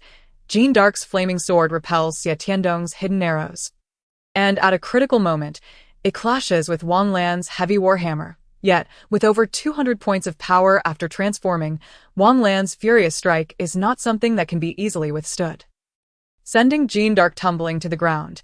Can you share your current realm? Chen Ran inquires with curiosity, glancing at the god of space, intrigued by her enigmatic prowess. Furthermore, Sima Wuji is reluctant for his identity to be revealed. Should he linger any longer, complications may arise, perhaps more troublesome than the current situation. One must learn to be content, and with Liu Bei already crowned, Sima Wuji sees no reason to stay. I see this is a spirit herb shop. Might you lend me some herbs? Hani's expression betrays her embarrassment, as she struggles to voice her poverty. What do you need him for? Bali questions, skepticism evident in her tone regarding Jing Qiangyue's motives. A celestial being at the pinnacle of the human realm, whose combat prowess rivals that of deities, cannot be overlooked by the Lord of Demons. Should he break through to the divine realm, it would spell disaster. The midday sun is suddenly obscured, plunging the surroundings into darkness akin to night, as endless clouds gather, suffocating the atmosphere. Dan Dansworth alone is enough to stir countless hearts. Even those of the sovereigns of sacred dynasties. Muqing understands that she must not be swayed by others. In such chaotic times, those who cannot hold firm to their beliefs will be swept away by the torrent of history. The patrolling soldiers of Dali, upon hearing of Duan Chong's presence, dismount and kneel in respect, but Duan Chong merely gestures dismissively. Continue your patrol. With a sigh, he leads his soldiers toward the palace. Su Yunwei shakes his head. Very well. Where is Miss Li Shishir? Please take me to her. With that, he strides toward the back hall. After arranging all matters, Han Yang prepares to initiate a grand plan, set to unfold upon meeting Qiao Ko. Just then, John's attack lands, a powerful blow striking the fox's back, as Bei Fenna's palms slam into its chest. Although he advocates for Wei Rufeng, he cannot help but question himself. He knows that even the slightest injury inflicted upon his opponent would compel him to exert his utmost effort. Had she known that Qin Shi Huang would deny her even a chance to defend herself, she might not have resorted to such a desperate act, but now it is too late. She has perished, and no fault can be pursued further. Should there be a cycle in the underworld, she would forever be tormented in the flames of the 18th hell, repenting her misdeeds, lightly placing her feet on the ground. The white vortex surrounding her dissipates, and Xue Ling exhales softly, gently lowering the person in her arms while her internal power gradually replenishes her exhausted strength. Qin Tian hurries, yet ultimately fails to rescue me. Finding himself blocked by a mass of writhing tentacles, I am drawn to the trunk of the tree demon, where the internal space is shrouded in darkness, surrounded by countless tentacles, with sunlight filtering through the gaps, as if ensconced in a dense forest. Bai Yongnian recognizes that Gongren must have pressing matters, neither obstructing nor accompanying him, merely nodding slightly. This is our most secure vault, housing precious items, guarded by talismans and magical artifacts. Not even Liu Ling could steal a single thread from here. Zhou asserts confidently. In an instant, the atmosphere shifts, faces devoid of expression, an air of awkwardness settling it is evening, the time when people relax and dine after a long day, a favored hour for the elite to indulge in entertainment. The inn is filled to capacity, voices raised in lively conversation, laughter and games mingling in a vibrant atmosphere. Subsequently, Lin Fan begins a meticulous search. After nearly 10 minutes, he finally discovers a clue on a painting hanging in the second room. Meanwhile, the elderly man's strength has diminished to a punitive realm and will soon be completely consumed by Xiao Kuang. Upon hearing this, Wu Shisen frowns, and suddenly the 8-meter monster transforms into a young man in his 20s. Clad only in black shorts, the steward, engulfed in a storm, resembles a demonic lord, his eyes glowing with murderous intent. Emu Yuchi has returned, freshly bathed and descending from the second floor, her appearance akin to a water lily. Leaving Yang Fan in a daze. Indeed, I know the Huang and Yi families have been on amicable terms for generations. However, a misunderstanding arose thousands of years ago, resulting in escalating hostility, now akin to fire and water. I wish to mediate and resolve the discord between your families, Qingyun states slowly, each word deliberate, suppressing the nauseating stench. Qingyun chews on some bits of meat before discarding the bird's carcass. He recalls Uncle Luo Zhi's advice. After a period of hunger, one should avoid greasy foods and overeating, particularly cold poultry. At this moment, Qingyun's thunder flame hell is ruptured by the blood Luo Demon Emperor and the Yuguang Immortal Emperor when they dismantle the fiery prison. They are met with the shocking sight of 2 9th-level celestials being slain. The Yuguang Immortal Emperor awakens abruptly. However, given the pressing circumstances, sacrifices must be made, and he ultimately opts for the most resilient vehicle. In midair, a blinding light erupts, 100 times more radiant than the sun, rendering everyone unable to gaze directly ahead. Dimly, one can discern the clash of blades and the ensuing explosion, followed by annihilation. As the weapon mold immerses in water, Qingyun's soul force surges forth, enveloping it. Under the vigilant monitoring of his soul power, as the mold's temperature reaches 0, Qingyun swiftly retrieves the weapon mold while reintegrating the Wuyuan heavy water into the Qianzhong pearl. Yet, faced with this unforeseen situation, their limited perspectives prevent them from discerning direction. Merely being able to observe is a blessing, for battles among the elite are often shrouded in mystery, and not everyone is fortunate enough to witness them in their entirety. The blade's edge nudges the sunglasses on his face, his expression grave as he grips his diamond-tipped daggers, straining to sense the opponent's position and energy. Months have passed since the last incident. But Carlos Scott can never forget the moment Yang Fan seized control of the Singapore gaming industry from him. Despite the wealth in Xiao Lingshuan's family, she remains remarkably frugal, eschewing any airs of superiority. However, this does not bring joy to Artoria. Conquering a land is simple, requiring only strength, yet ruling it proves far more challenging, especially for Artoria, an aspirant to be the perfect sovereign. Amidst the chaos, tourists scatter in panic. But this merely disperses the wyvern's target points, proving ineffective. Human reactions to sudden events pale in comparison to those of animals. Note, with a single strike, one can vanquish 100 demons, the weapon of the once great demon lord. Douya Wang now lies in a state of disrepair. Tang Feng sneers inwardly. On the battlefield, aside from life and death struggles, what else remains? Lin Yu, some matters must unfold gradually. This is not the time. Qingyu Daoist glances at old Master Qin. Is it not permissible to eat? Chan Fei's words are laden with melancholy, filled with disappointment toward life. Qingzhu smiles slightly, choosing not to elaborate, as if harboring secrets yet to be unveiled. Endless primal energy surges, symbolizing both inertia devoid of nature and the boundless potential of creation, and desperation. Scott gathers forces from across the Americas to confront the monsters in a final showdown. The battle lasts a week, ultimately leading to the eradication of all beasts. At this juncture, Lingo pauses, nearly uttering the words rival and love, almost stumbling over her words. Seeing Jiang Qingwan's expression, Mu Qiulan raised her chin with a hint of pride. Her gaze upon Jiang Qingwan reminiscent of one looking down upon an insignificant ant. Viewed through the lens of the 21st century, such a lifestyle could be deemed exceedingly healthy.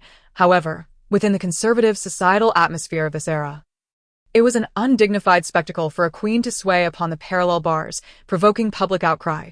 Despite a series of blunders in command, the outcome of the bombardment was predetermined by the superiority of the artillery involved. The introduction of 54 3-inch Armstrong breech-loading guns and 48 4-inch mortars. While the martial world may have placed Zhu Yuyan at the forefront of the 8 masters of the demonic sect, it was well understood among them that Shi Zhishuan was the true number one. Among the ammunition production equipment, there existed 2 sets dedicated to manufacturing edge-fire rounds, comprising nearly 60 machines, including rollers, extruders, and necking machines. Yet these were ill-suited for the production of modern center-fire bullets before he could react. A foot came crashing down, burying his entire head in the earth. The icy surface bore numerous large holes, where men often came to fish, yielding exceptionally delicious and fresh catches. It's none of your concern. I was merely lost in thought. Jiang Yan waved his hand, unable to articulate that the other party's actions reminded him of an embarrassing incident from earlier that day, with a thunderous crash. The eternal silence sword Dao collided with the black circular flame, producing a muffled sound before being absorbed, leaving no trace behind. Metaphysics, physiognomy, and millennia of heritage, claiming that there is no substance to it would be a gross misrepresentation. This esteemed elder Qin is, after all, a master in this realm. Nevertheless, her overseas promotional journey proceeded remarkably smoothly, likely aided by her fluent command of English and French, at merely 16 years of age. Her poise rivaled that of adults. Han Lai gazed into her beautiful eyes, unable to resist nodding, only to suddenly shake his head as if realizing something. Mr. Duan, Xiao Jingnan's expression shifted, and he clenched his teeth into silence. Fixing me with a resentful glare, the buildings stood as they were, unremarkable in their dimensions, and despite the winding roads, they could not stretch on forever, ultimately leading to a splendid platform before the crowd. However, instead of joyous exclamations, the atmosphere was thick with disappointment and sorrow. The scion of the Yin family, renowned entrepreneur in Ji City, and Ping, was the legitimate son of Chairman N and his ex-wife. I refer to this unusual energy as root energy, the fundamental source of life itself, traceable to the origins and evolution of humanity. I still prefer to call the energy we require as exotic energy. As the discoverer of this world, I believe I have the right to name it as such. You've known each other all along. Does that mean I have been deceived? Ma Yaoyao's lips twitched, her face darkening as she realized that what she thought would secure her victory had instead ended with her being slapped. The Empress Dowager could not come today due to concern for the Crown Prince Nan Qingyan, who had sustained significant injuries the previous day, prompting her to tend to him personally. Beneath the brim of her hat, Sakura's eyes gradually narrowed, her palms still feeling the unique roughness of a tennis ball. Her gaze deepening like blood, a profound crimson with a slight flutter of her eyelids. All depth seemed to vanish, replaced by tranquility. Suddenly, a wave of compassion washed over her for Buer. He should have been showcasing his talents on the court. Yet here he was, bowing his head before her, a prodigious youth humbled. Others observed as the second son of Haibu fell to the ground, removing his clothing as if abandoned, howling at the sky like a forsaken wolf. He and Mo Jingyuan seemed perpetually at odds, their words often spiraling into sharp retorts, and even when they managed to collaborate on a project, conflict would soon arise anew, though lost in thought. Zhuang Qingqing still took a seat. Her stomach could not endure even a hint of discomfort, and she prioritized filling her own needs before anything else, for without nourishment, how could her mind function? In the dimly lit paradise, Wang Qianyuan softly uttered a few words before abruptly turning, pulling Zhang Yun along with him. Just as they pivoted, the assassin turned to glance back, as if sensing something. Scanning the street behind them, I deliberately offered advantages to influence their negotiation counterpart, ensuring I appeared at their private booth at the opportune moment. The blonde youth and contestant number 46 exchanged smiles, their eyes directed toward by Luo Qing in the darkness. Mom, I know what you're about to say, and I don't want to think about it right now. I only want to focus on the exam. Ao Xue suddenly declared to her mother. Fortunately, the baby benefited from antibodies provided by the mother, and after 2 days, the fever subsided, bringing relief to Du Rua, joyfully grasping the silver ring from the box. Engraved with her name, she intended to place it on Sue's ring finger, as that was where a blood vessel linked to the heart resided, wishing to embed herself within his heart, if, under different circumstances, they were to launch an attack directly. Even in the case of an assassination, they could breach the first defensive perimeter silently. On one side, makeup artists prepared the actors, while on the other, personnel from the actors' company intervened, creating an awkward situation. Typically, upon accepting a role, one adheres to the script and the director's requirements, a mark of professionalism. Yet in this instance, Bai Majuan was merely making a cameo, complicating matters. However, some individuals refrained from making impulsive moves, including Su Tian, who furrowed his brow to obstruct those itching to charge forward. Li Jingzhe stepped forward, fully understanding the children's state. Once a newcomer himself, he now found himself in the role of a senior, occasionally struggling to adjust. Rest assured, I won't kill you for now. As for the future, that depends on your performance. If you behave and avoid causing trouble, I might allow you to live a few more days. Otherwise, should you dare to play tricks, I will dispose of you immediately. Gao Fei threatened. Give it to him. After all, the commander promised me a batch of weapons. I doubt I'll ever use these outdated mortars again. Yang Fei remarked. Zheng Han's cheeks flushed as she cast a strange look at Niaqing, envious of her audacity to flirt so openly. In truth, Mou felt quite touched by Wang Fan's willingness to risk himself for her. Though she refrained from voicing it, M.A. Chao, observing from the sidelines, was left speechless, genuinely astounded by the unorthodox climbing skills of the unparalleled flying army. With such agility, he could not find anyone among his own cavalry who could compare. Wang Fan's expression shifted dramatically. While he had previously been merely shocked, he was now truly rendered speechless. The prince serves the emperor, and as his mother, it is only natural for me to ensure the prince's needs are met. Hearing his insinuations, the Empress Dowager's expression briefly faltered. Was this a counterattack? At the very least, she was overtly affirming her claim over her husband. Under normal circumstances, this would go unnoticed. But now, Qin Yilong and others felt that Luo Baiko was quite perceptive. Unable to stand seeing them idle, the 200 or so individuals led by Kueisen had a history that their friends were well aware of, upon discovering that over 30 had achieved level 7 within a mere month. The efficiency and probability were astonishing. The 5 or 6 level individuals could hardly resist the temptation. Naturally, Liu Tian sought to test Wang Meng, as the golden emblem of the holy light magic collapse body was universally useful. Bruce nodded in agreement. Maya joyfully accepted, not uttering a word of thanks, yet her gaze towards Su Zheng revealed her heartfelt gratitude. Juneo, Xie Bafeng, Mo Bai, and others nodded in acknowledgement, refraining from further comment. Anyone could discern that since emerging from the demonic spirit cave, Li Qinkong's mental state had been rather dazed. The 3 masters of the Xiantian sword had no further remarks, allowing him to return to the realm of immortals and demons in a state of confusion. These celestial beings dared not disrupt the balance. As the world merged with the heavenly realm, the way of heaven took notice. Should they cause destruction, they would incur divine retribution, resulting in diminished merits and blessings. Or worse, heavenly punishment manifesting as a tribulation, leading to potential demise. I propose that as we commence tonight's banquet, we raise our glasses in gratitude to His Majesty Al-Makudum, the elder declared, lifting his glass high. Earning the respect of all present, Eagle King let out a hearty laugh, leaping into the air and unfurling his wings, flapping them twice. Though his hands bore age spots, they rose with unwavering strength and determination.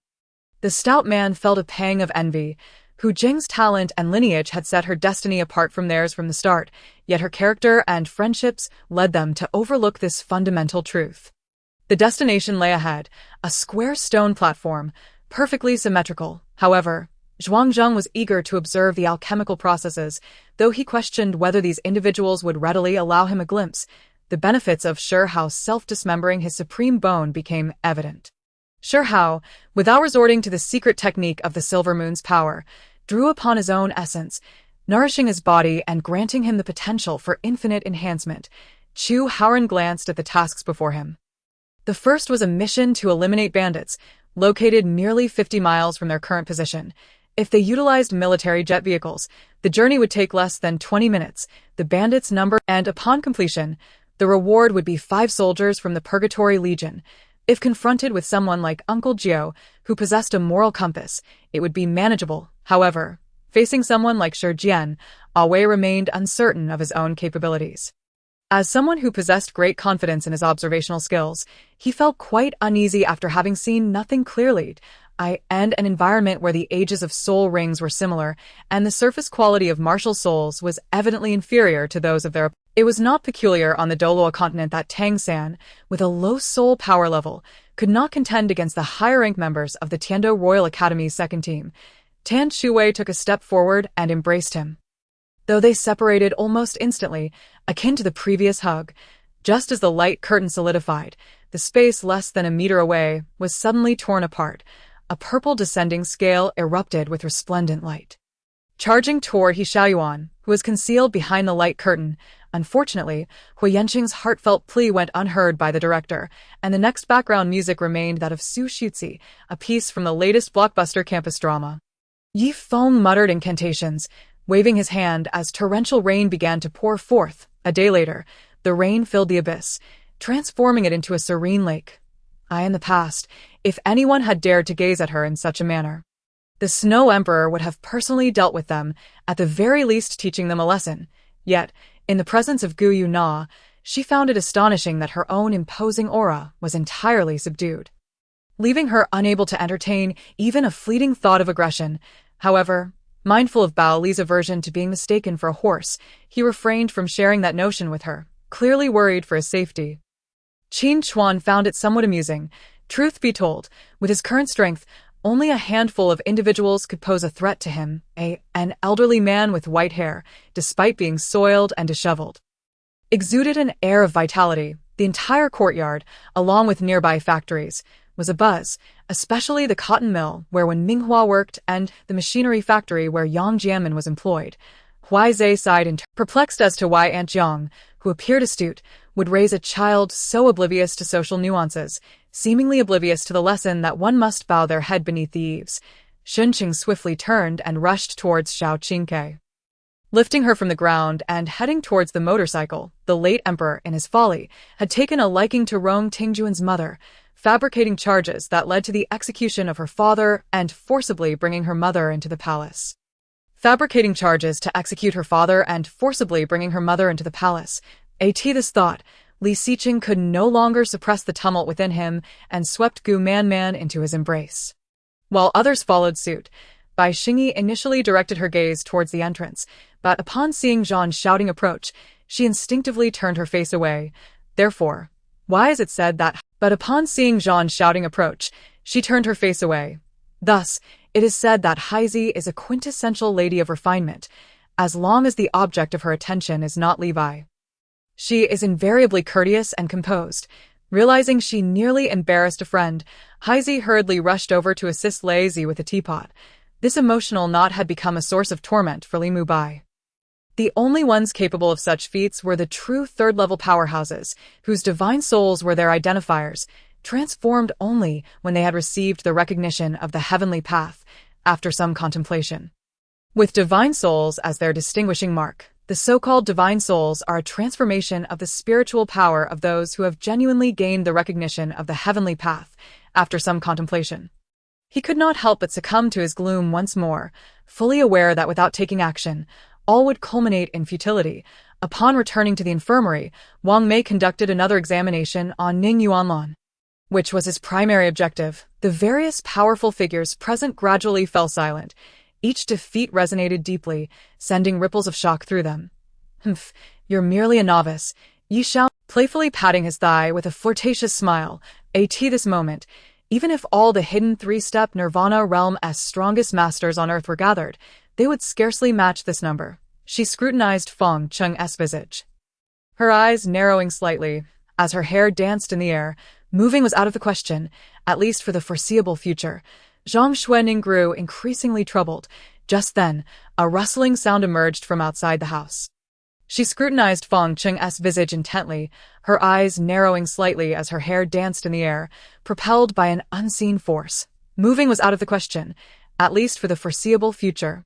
Aware that Ling Baolu required sustenance, amidst the exclamations of the disciples, the 7 of them landed steadily on the only 7 chairs atop the high platform.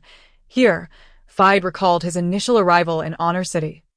Attracting attention from passers-by, Heng Shi chuckled, realizing that even Rong was a clever girl, discerning that Ling Baolu needed nourishment. Amidst the astonished gasps of the disciples, the 7 landed steadily upon the sole 7 chairs atop the platform.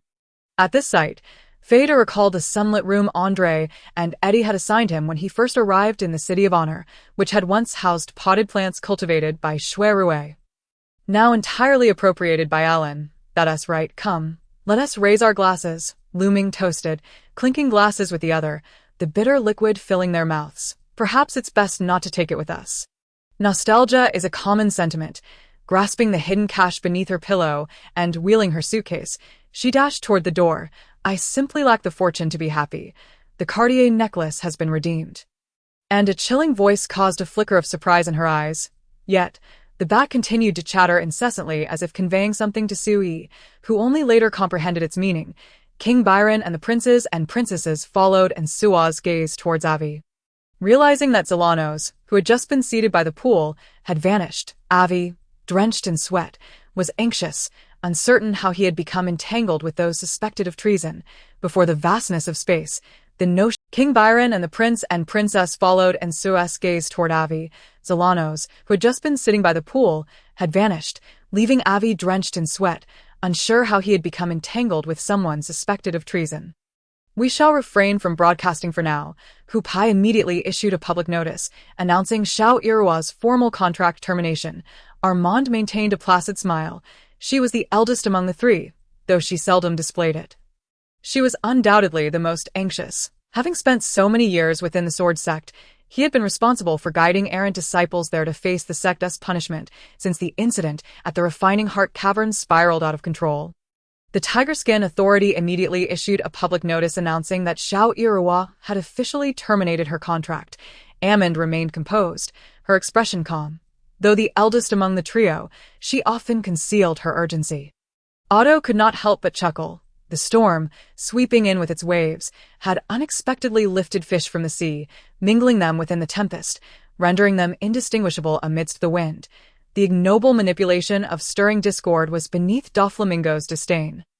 Xue Ling delivered a heavy blow to the head of that audacious individual, causing the arrow in his hand to slip free, flying straight through another unfortunate fellow's legs, nearly qualifying him to serve as a eunuch for the 9th princess. Li Ji's intimidation would have been far greater, and the prominent families would not have dared to take such risks, although Xiao Irua was a captain of a civilian team under normal circumstances. It was either beneath him or impractical against Otto, for should Otto discover he was being schemed against and become enraged, the consequences would be dire. Thus, Jin Shengman regretted that had the emperor not designated Xinqing as a non-conquering nation. Stop, Baldwin, have everyone camp here. He promptly issued a new command, at least show some respect. Upon departing the scene, the cooling capabilities of this individual were noticeably diminished, and she dared to speak frankly, just moments ago. This person had treated the other as a mere attendant, exuding an air of arrogance, as if viewing themselves as a deity. This is my unique skill, silk binding method. Do not resist, I shall impart it into your mind. At least show some respect. Upon departing the scene, the effectiveness of her cooling ability noticeably diminished, and she dared to speak candidly. Just moments ago, this person had treated the other as if they were merely a servant awaiting guests. Embodying an arrogant demeanor of entitlement, this is my unique technique, silk binding method. Do not resist. I will implant it into your mind, Master Randsong stated, as he coalesced a point of spiritual energy and directed it toward Lu Wei's brow. Retreating a step, he had anticipated a dire situation. Scanning left and right, he found neither Lu Chenyang's guards nor Wanning.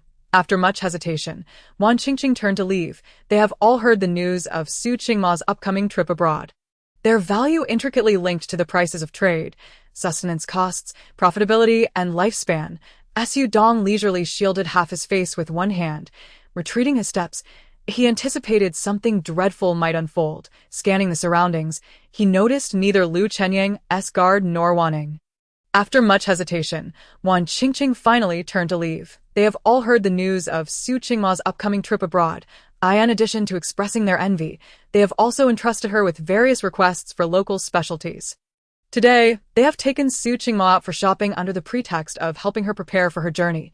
Fortunately, the recent course schedule at work has been quite packed, but thanks to an advertisement I picked up from you. Instantly propelling him away, leaving him with no chance to evade. Though a smile graces his face, a chilling glint flashes in his eyes as he looks down at Su Haoran, his tall and robust physique starkly contrasting with the other's slender form. At that moment, he feels a tremendous force from the shield, instantly propelling him away, leaving him with no chance to evade. though a smile graces his face. A chilling glint flashes in his eyes as he looks down at Su Haoren. His tall and robust physique starkly contrasting with the other's slender form, creating a vivid tableau reminiscent of a scholar meeting a warrior. In his right hand, he wields a long spear resting on his shoulder. Refining the flesh and blood, then tempering the bones to reconstruct the internal organs, and finally achieving the golden elixir and divine soul. As long as the transformation is incomplete, the tribulations will never cease. Of course, in Su Dong's view, another reason for the Golden Horse Award's successful promotion in the mainland is their adherence to Mandarin and an open style that in her previous life. Gu Jinmian was a pseudonym she crafted for the one she loved. Exhausting all her efforts simply to marry him legitimately, yet those affections had long been eroded by the toll of lies that is it not true. Ever since encountering Chao Noa, it has been Li Yu who speaks incessantly while he merely listens. Appearing as nothing more than a mere accessory, a thought flashes through her mind like lightning. It seems her arrival as a wandering spirit is the true anomaly. She had previously observed the original host's body, which bore no scars or signs of poisoning, resembling a peaceful death. Long he withdrew. The wise king stood under the eaves for a moment. The night was dark and windy, with dense clouds overhead. It seems her arrival as a wandering spirit is the true anomaly. She had previously observed the original host's body, which bore no scars or signs of poisoning, resembling a peaceful death. Long he withdrew. The wise king stood under the eaves for a moment. The night was dark and windy, with dense clouds overhead. Though the moon was absent, a faint glimmer of light shone through the thick clouds. He knew that the moon must be hidden behind them. Casually claiming to have lost something and then calling the police could easily frame Li Fan's parents for theft. That night, the Yongshou garden was ablaze with lights. Just as Gao Zetian pondered these matters, Lin Feng had already dispatched the invading zombies with remarkable efficiency. Meanwhile, the resort's entrance had been blown open, signaling that the opposing side intended to eradicate the Li family completely. The chairman smiled, observing, "This is why Wasenjiwen Hotel has been generous enough to offer a free day." Subsequently, the highest-ranking commander dispatched a major, escorted by several soldiers, waving a white flag into the ranks of the African People's Army. The 1st Division commander, Nibron, exchanged glances with the 2nd Division commander, Jariola. He was well aware of the consequences if the misdeeds he had committed over the years were exposed. The Wolf King let out a mournful cry. The chairman smiled, observing, "This is why Wasenjiwen Hotel has been generous enough to offer a free day." Subsequently, the highest-ranking commander dispatched a major, escorted by several soldiers, waving a white flag into the ranks of the African People's Army. With Oscar consideration being given as circumstances warranted, Liu Tianhe's previously casual demeanor shifted to one of seriousness upon hearing Qin Zili's words. This race held significant importance for his racing career. So even if his opponent was a novice, he would remain focused on the competition. After some contemplation, Lin Feng decided to visit the security department. Although he wasn't officially on duty, he still held a position and felt some obligation to fulfill his responsibilities. Treating it as a way to pass the time, "Sister-in-law, could you take me out for a stroll?" Gong Qianqian pleaded with her big, sparkling eyes as she looked at Xia Fengyuan. Suddenly, the sound of the door opening caught her off guard. She quickly buried her face in the blanket. Unfortunately, he failed to learn from past mistakes, forgetting how the sect had treated him. Now, in hindsight, it only served to amuse the Lin family further. Jiang Chen's gaze, though cold, bore an intense lethality, especially towards someone like Song Yi, who harbored guilty secrets. After speaking, Tuoba Li waved his hand. This was his opportunity to showcase his abilities to Chioao. Jiang Chen had a total of just over 60,000, still a fair distance from the 100,000 he needed. As he stepped outside, his pupils suddenly constricted. Song Yi and Han Yu appeared in his line of sight. Though cold, bore an intense lethality, especially towards someone like Song Yi, who harbored guilty secrets. After speaking, Tuoba Li waved his hand. This was his opportunity to showcase his abilities to Chioao, and he was unwilling to let it slip away. "How about I accompany you for a walk? It's on the house." The tone was rather unpleasant. Ying, choosing to break up with Gu Beima and be with Arda Ge is undoubtedly the right choice. The members of Class A mocked Class F, each taking turns to ridicule them. Though far from the explosion's epicenter, Mo Wudao still felt the terrifying power of the super explosive. An elder from the Nangong family was instantly enraged. But upon meeting Bai Jian's gaze, filled with murderous intent and provocation, he felt somewhat intimidated. If this torment were to persist, it would likely lead even the resilient Wu Yi people to the brink of mental collapse. The members of Class A mocked Class F, each taking turns to ridicule them. Though far from the explosion's epicenter, Mo Wudao still felt the terrifying power of the super explosive. An elder from the Nangong family was instantly enraged. But upon meeting Bai Jian's gaze, filled with murderous intent and provocation, he felt somewhat intimidated. If this torment were to persist, it would likely lead even the resilient Wu Yi people to the brink of mental collapse. Even in normal circumstances, she is very mindful of her relationships with others, disliking irresponsible flirtations. At the dining table, Madame Lu incessantly served her dishes, piling her bowl to the brim without pause. Both she and old Lu were exceedingly enthusiastic. Though Qiao Yeni did not wish to offend their hospitality, she genuinely had no space left to eat. This was more pressing than her breakthrough to the golden core stage. Yet who is Gu Shijin? Even in normal circumstances, she is very mindful of her relationships with others, disliking irresponsible flirtations. At the dining table, Madame Lu incessantly served her dishes, piling her bowl to the brim without pause. Both she and old Lu were exceedingly enthusiastic. Mo Yue's expression at this moment was indeed peculiar. Rather than appearing anxious, she seemed somewhat exhilarated. Listening to one report after another, Gu Shijin mainly only interjecting when absolutely necessary. It felt as if she had awakened from a long slumber, lethargically yawning before casting a sweeping glance that seemed to disdain everything. He sensed Mo Yue's expression at this moment was indeed peculiar.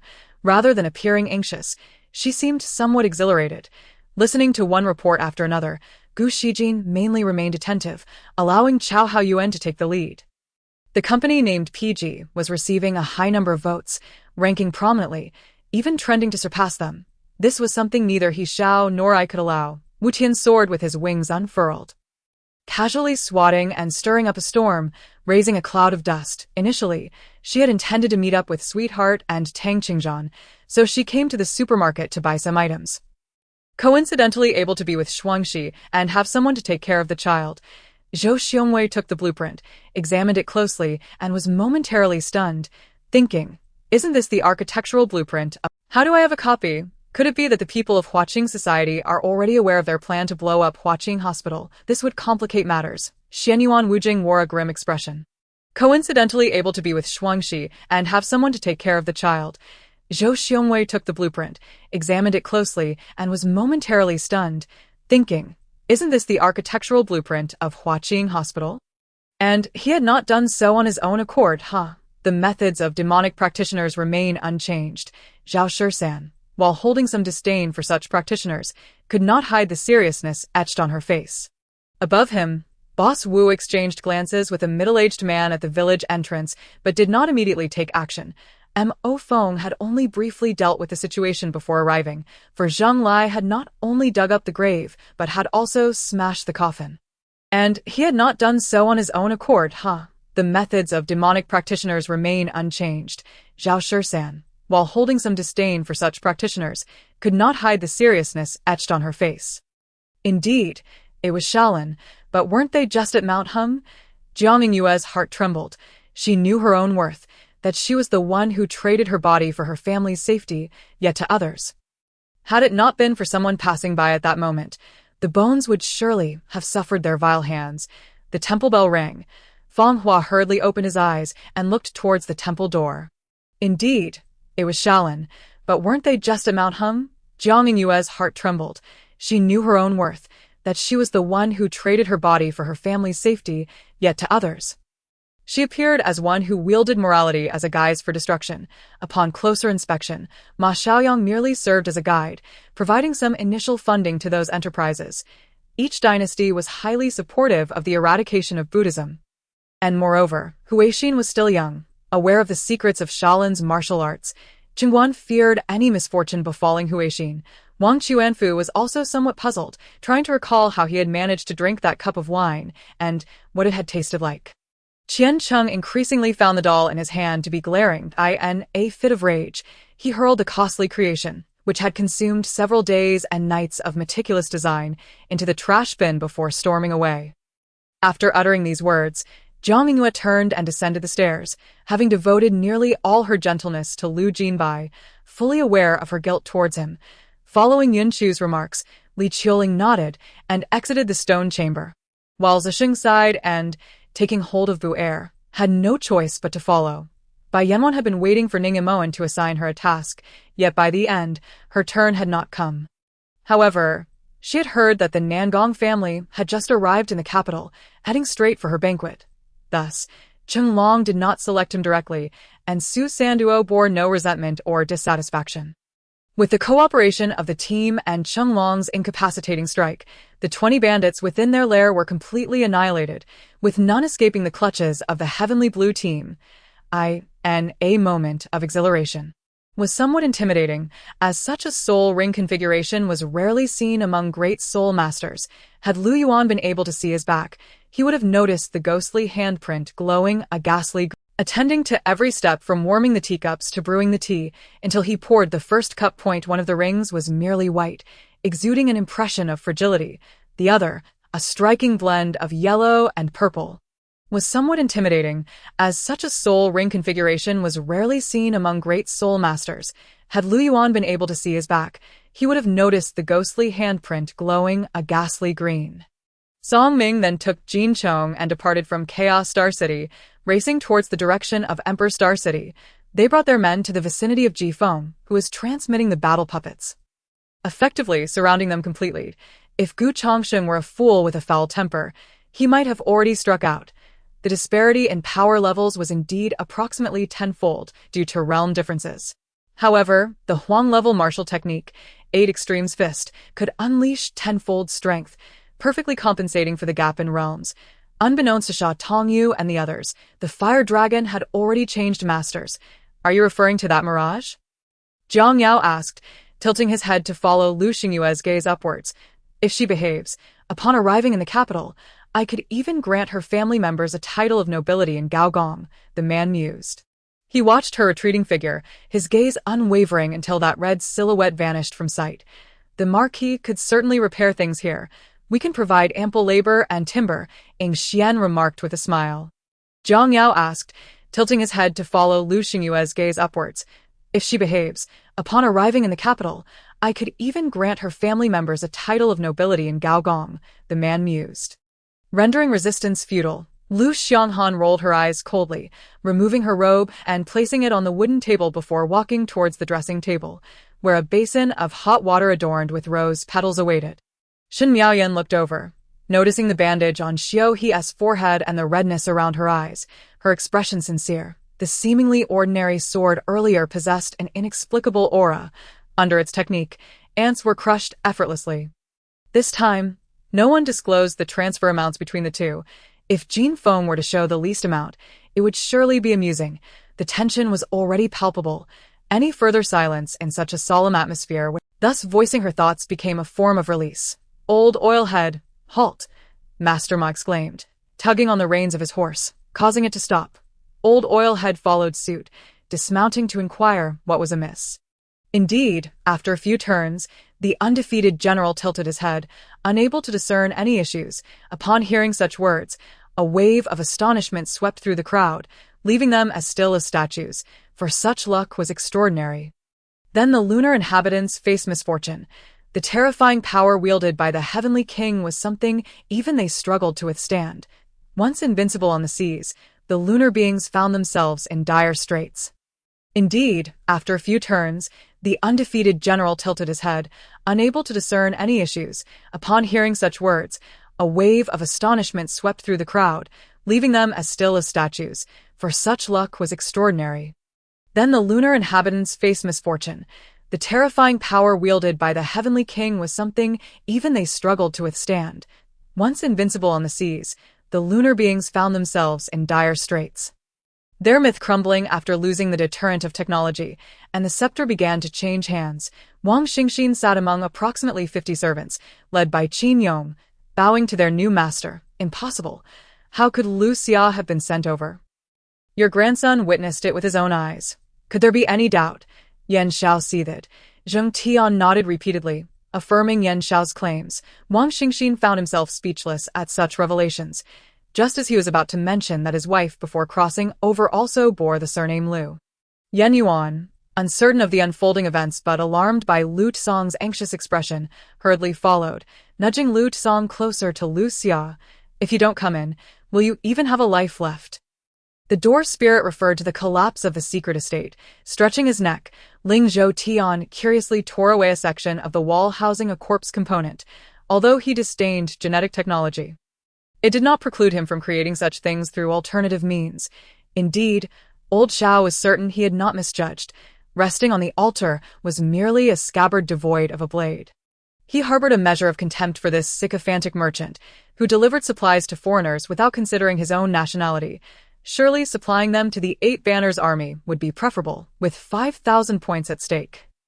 It did not preclude him from creating such things through alternative means. Indeed, old Xiao was certain he had not misjudged. Resting on the altar was merely a scabbard devoid of a blade. Their foundational strength could not compare to even one of the 100 domains of the elf world, let alone possessing even a fraction of it. Ling Zhou Tian remained silent, merely waving his right hand slightly.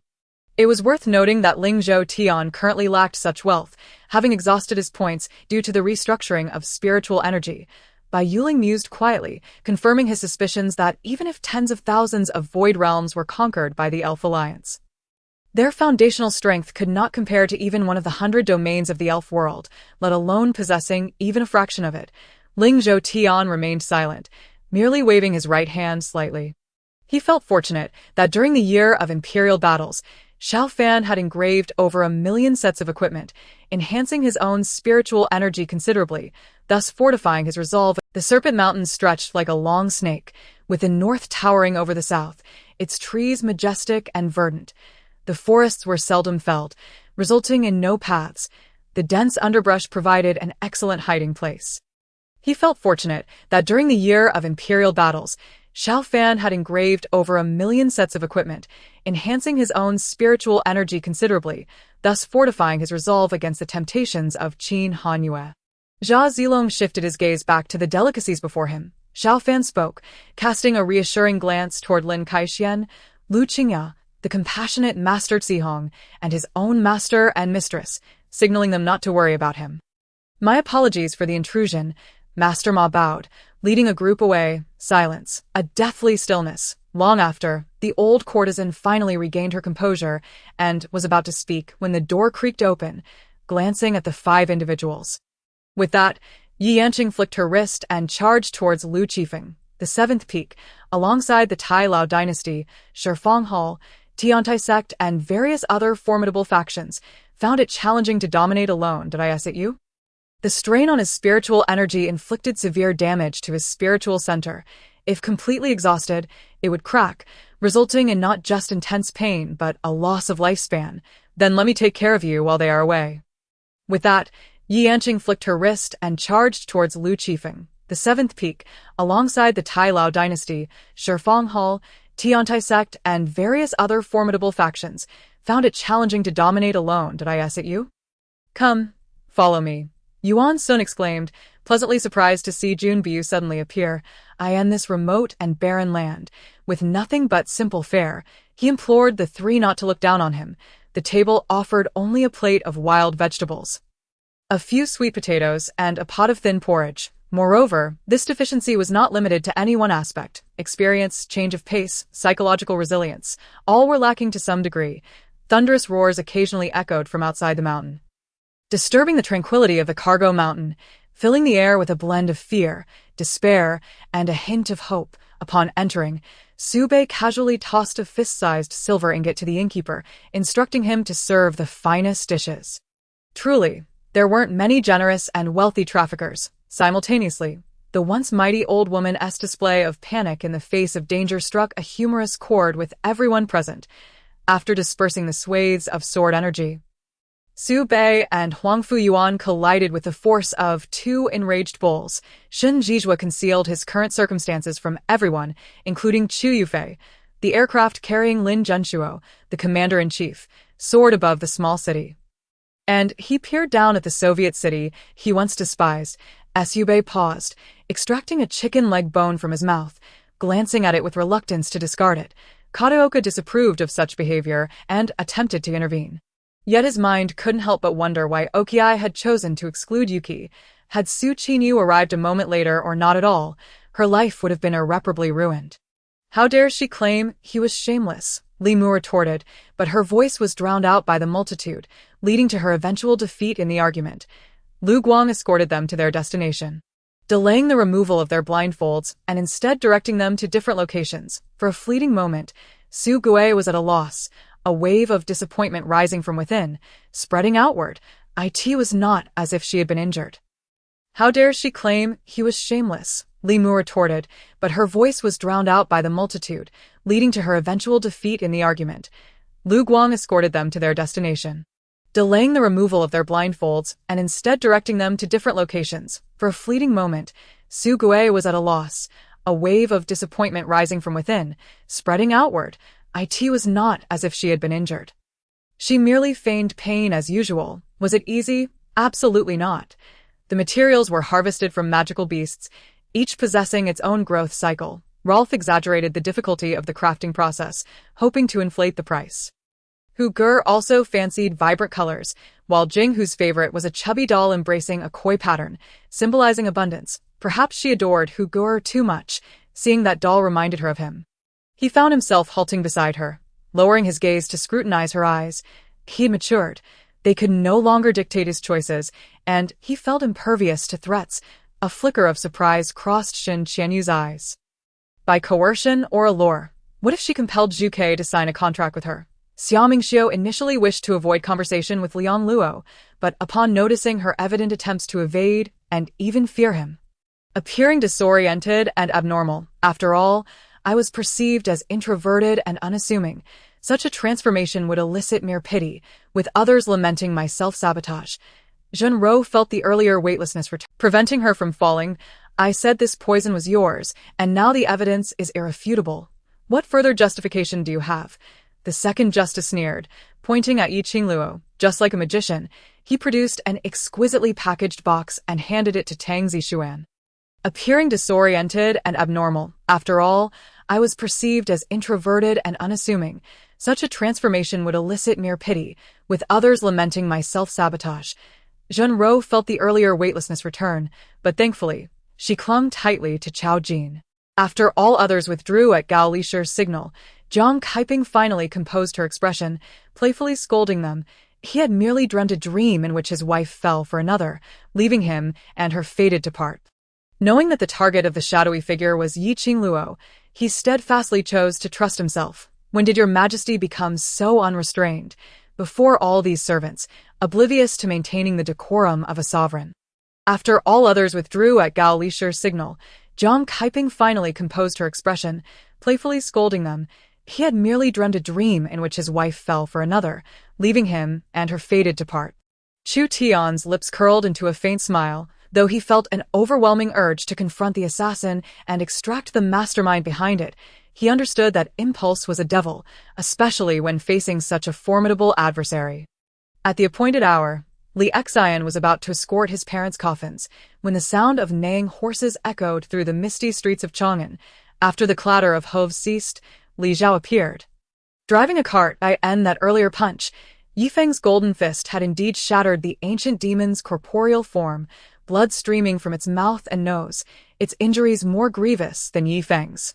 Yang Jiao, not one to hold back, took the wine and downed it in one gulp, feeling a refreshing stream cascade down his throat and transform into pure spiritual energy within his dantian.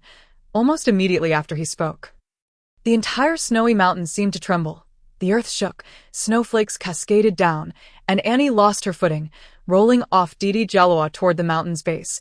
Huaxi rose and approached the vanity, removing a hairpin and rubbing it thoughtfully in her hands. The colorful butterfly design appearing almost alive, the golden rose pattern matched that of a gown she once wore. Was this the valiant leaf foam, for whom the phoenix would defy life and death? Such individuals, could they be provoked in any nation or family worldwide? One could shake the earth with a single foot. What would happen if they grew angered and obliterated the planet with a punch? Even with immense wealth, power, and connections, it would be futile then. Upon glancing at the large blade in his hand, he noticed it had become a heap of shattered shards, leaving only a wooden handle. With bloodshot eyes, he turned sharply to find a prehistoric crocodile barreling toward him, a surge of uncontainable killing intent flooding his gaze. After collecting scriptures, he deliberately abducted Sun Wukong to the heavenly court. Intending to cause a ruckus, what happened instead? Thunder roared, but no rain fell, and he was ultimately expelled from the heavenly realm. The large yellow dog let out a strange bark before leaping into the moonlit lake. With bloodshot eyes, he turned sharply to find a prehistoric crocodile barreling toward him, a surge of uncontainable killing intent flooding his gaze. After collecting scriptures, he deliberately abducted Sun Wukong to the heavenly court. Intending to cause a ruckus, what happened instead? Thunder roared, but no rain fell, and he was ultimately expelled from the heavenly realm. The large yellow dog let out a strange bark before leaping into the moonlit lake. Splashing water everywhere. Upon arrival, the expressions of the two instructors grew more serious, imbued with a sense of reverence. However, before the laughter subsided, a servant reported that several prominent merchants had arrived for a visit. Prompting mutual wry smiles among the group, a bothersome matter, surely seeking the rights to bamboo leaf green or proposing collaboration, intelligence revealed several had gathered at the Huang residence to pay their respects. He gathered his entire fortune, managing to accumulate 50 copper coins. Although he desperately needed the money, spending 50 copper coins to identify equipment was imperative. Thus, Wu Ying chose to proceed with a swift movement. Haha, I wonder what it will be like. Rest assured, it will certainly surpass my concoctions by 100-fold, he asserted with unwavering confidence. Feng Takai finally smiled, deeply grateful to Mei Yubing and Li Chong, after contemplating. He gathered his entire fortune, managing to accumulate 50 copper coins. Although he desperately needed the money, spending 50 copper coins to identify equipment was imperative. Thus, Wu Ying chose to proceed with a swift movement. Subsequently leaving the school and soaring to success, though they remained a minority. Both teams primarily fielded substitute lineups, and the match unfolded in a rather mundane manner, devoid of thrilling moments to excite the fans. The Pistons' offense outperformed that of the Wizards, whose defense left much to be desired. Li Chong, unlike Xianlong, could not easily disguise his cultivation level, although he transformed the heavenly destroying armor into ordinary battle gear. Subsequently leaving the school and soaring to success, though they remained a minority. Both teams primarily fielded substitute lineups, and the match unfolded in a rather mundane manner, devoid of thrilling moments to excite the fans. Yu Jia reflected that as the campus belle, she had countless admirers, whether at the medical university or now at Peking University. To be reduced to competing for a man was, frankly, quite embarrassing for her. His cultivation was too profound, giving the impression that he was at least at the integration stage. Just as Yu Ming finished speaking, Wang Lin eagerly swung his knife toward Li Chunqing, though he thought this. Yu Jia reflected that as the campus belle, she had countless admirers, whether at the medical university or now at Peking University. To be reduced to competing for a man was, frankly, quite embarrassing for her. The figure in the purple robe suddenly raised his head, his body trembling violently as a torrent of energy surged forth, an overwhelming pressure emanating outward, astonishing all. Furthermore, with the invincible potion nullifying negative effects. Even the concussion from impact was entirely alleviated. Moreover, it was only when Chen Hao's cultivation advanced that hers would also rise. Only by engaging in intimate acts with Chen Hao can her cultivation truly advance. And a wave of melancholy washed over them. Father, if you introduce me to another man after this, I swear I will run away from home. Midi thought to herself. In front was a luxury van. Lifeless. Before Luo Chen could finish his sentence, Luo Ao stood up, offered a faint smile to the former, and, after his words fell, slowly made his way out of the grand hall. Luo Cheng and the others observed Luo Ao's somewhat solitary figure. And a wave of melancholy washed over them. Father, if you introduce me to another man after this, I swear I will run away from home. Midi thought to herself. In front was a luxury van. Indicating that the ailing individual was likely affluent. Ba Qing speculated. Due to Qin Yan's influence, the second round of selections lasted less than 2 hours. Although there was still ample time left, the grand finals were already scheduled for the day after tomorrow. Making Jiang Kai Ran feel he could rely on him, Even when he was with Long Hao half awake, she attempted to push away the weight pressing down on her, but after succeeding, slightly angered, Jiang Kairan still remembered the name Lingyu because he was undeniably handsome, at least more so than Huang's senator. Moreover, Lingyu's charm was not merely superficial, it emanated a sense of justice and trustworthiness from within. I shall not eradicate them, after all. Their kin are my kin, so kindness shall prevail, Qing Long declared. What's wrong, Wen? Why are you grinning foolishly? Su Fu. Ladies and gentlemen, I may not comprehend the ways of governance or the duties of a ruler, but I possess a heart that cherishes the people. The family of Qing Shao has done no wrong. Each expressing their gratitude towards Su Wei. Perhaps this was what he desired. Since the last battle in New York, Thor had not seen Shaolin, and upon their reunion, he realized that looking at him felt akin to gazing upon death itself. However, after Qing Su finished speaking, Dijio Go indeed gradually retracted the aura of celestial energy from his hands. Without hesitation, after Tang Jingyao shared the news with everyone, they erupted into cheers. Each expressing their gratitude towards Su Wei. Perhaps this was what he desired. Since the last battle in New York, Thor had not seen Shaolin, and upon their reunion, he realized that looking at him felt akin to gazing upon death itself. Perhaps due to an unexpected connection with the three sisters of the Spirit Soul clan, Yang Ye's perception of people's souls had become clearer since then, had it not been for the police's sudden intervention. No longer wide-eyed, but still unblinking, it is said that the leader of the Inhumans, Black Bat King, possesses formidable strength, ranking among the top superheroes. Captain Wang had knowing Shaolin, searching for Tony Stark, found him tirelessly tinkering with his Iron Man suit in the lab, muttering to himself incessantly. They sat face to face at a transparent glass table, studying each other with calm gazes.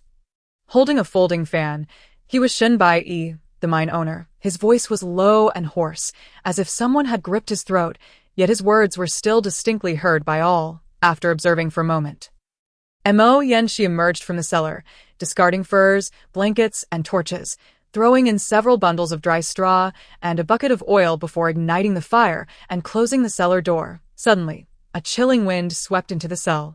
Holding a folding fan, he was Shen Bai, the mine owner. His voice was low and hoarse, as if someone had gripped his throat, yet his words were still distinctly heard by all. After observing for a moment, the pig-deer butterfly trio's approach was somewhat circuitous, yet their method proved advantageous for them while posing significant challenges for their adversaries. Before departing from the frontier city, Han Laosheng merely instructed him to seek out a man named Lu Xuebing, causing Lu Ziming to shiver uncontrollably. I have left you all with soul power marks. You can return here through the teleportation array in the Gale Valley, Chen Yi announced, compared to Sasuke's straightforward combat style. The pig-deer butterfly trio's approach was somewhat circuitous, yet their method proved advantageous for them while posing significant challenges for their adversaries. Before departing from the frontier city, Han Laosheng merely instructed him to seek out a man named Lu Xuebing, leaving the means of finding him to his own devices. After apologizing, Zhong Lixiu managed to ease the atmosphere, though he felt too aggressive earlier and was reluctant to seek assistance from the Bu family. Along the way, Qin Muan and Gu Huang held hands, which irked Long Yuan, yet he felt too timid to voice his discontent. Utilizing the flame battle technique, he seemed to possess boundless power, slicing through dozens of three-headed serpents with each strike.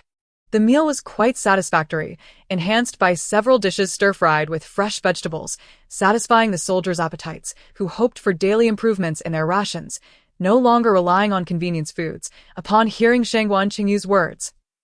Furthermore, Lin Qian was on the verge of breaking through to the Awakening Realm.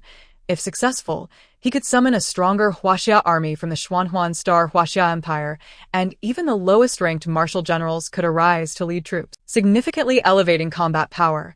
Even his beloved wife, whom he regarded as his lifeline, had consumed the elixirs they provided, having endured immense hardships together, with another arduous journey ahead and no confidant to share his thoughts with.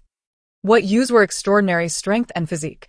Tang Gao bent down to pick up a sticky note from the coffee table, which had been affixed there, requiring some effort to lift. Guokui and the elder merely watched Yu Ju, significantly elevating combat power. Even his beloved wife, whom he regarded as his lifeline, had consumed the elixirs they provided, having endured immense hardships together, with another arduous journey ahead and no confidant to share his thoughts with.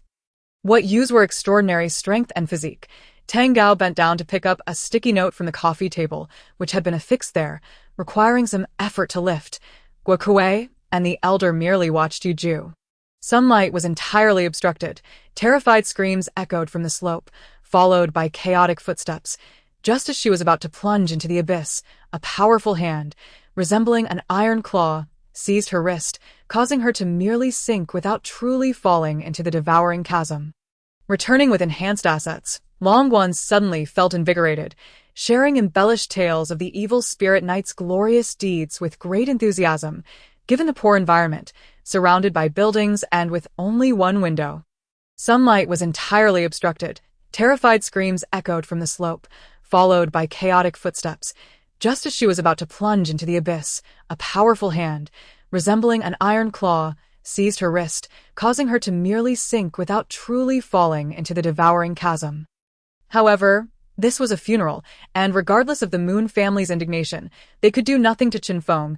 It was heard that Yi Xian had arrived at the hospital. Xiao Zhenyu rushed in, only to overhear yet another fool disrespecting traditional Chinese medicine. Igniting his fury, he continued to outwit the criminals, rescuing several students, though some were beyond saving before ultimately apprehending the culprits. Zhang Tian flicked his wrist, causing his sword to sweep upward with a swift motion. Wang Han hung up the phone with satisfaction, envisioning the delight he'd feel when he witnessed the outcome board displayed, picturing Yamamoto Tsukino's face flushed with embarrassment and anger, filling him with joy. The relationship between Meng Tian of the Great Wall Legion and Ing Zi was ambiguous, and the 20,000 elite troops in the Central Plains would heed whoever was on the throne. Wang Han hung up the phone with satisfaction, envisioning the delight he'd feel when he witnessed the outcome board displayed, picturing Yamamoto Tsukino's face flushed with embarrassment and anger, filling him with joy. The relationship between Meng Tian of the Great Wall Legion and Ing Zi was ambiguous, and the 20,000 elite troops in the Central Plains would heed whoever was on the throne. Prompting Tang Hai to smile and inquire, even the battles on the supreme battlefield began to cease, as numerous imposing figures, whose presence shook the endless void, descended from the depths of darkness. Wei Zhuang glanced at Gun, his expression revealing a hint of embarrassment and anger, which soon vanished. Senior brother Zhuang Xie, how could you let them escape? Jiang Henlong clenched his fists, while his companion, Situ Er, remained silent, seemingly in agreement with Zhuang Xie's actions. Prompting Tang Hai to smile and inquire, even the battles on the supreme battlefield began to cease, as numerous imposing figures, whose presence shook the endless void, descended from the depths of darkness.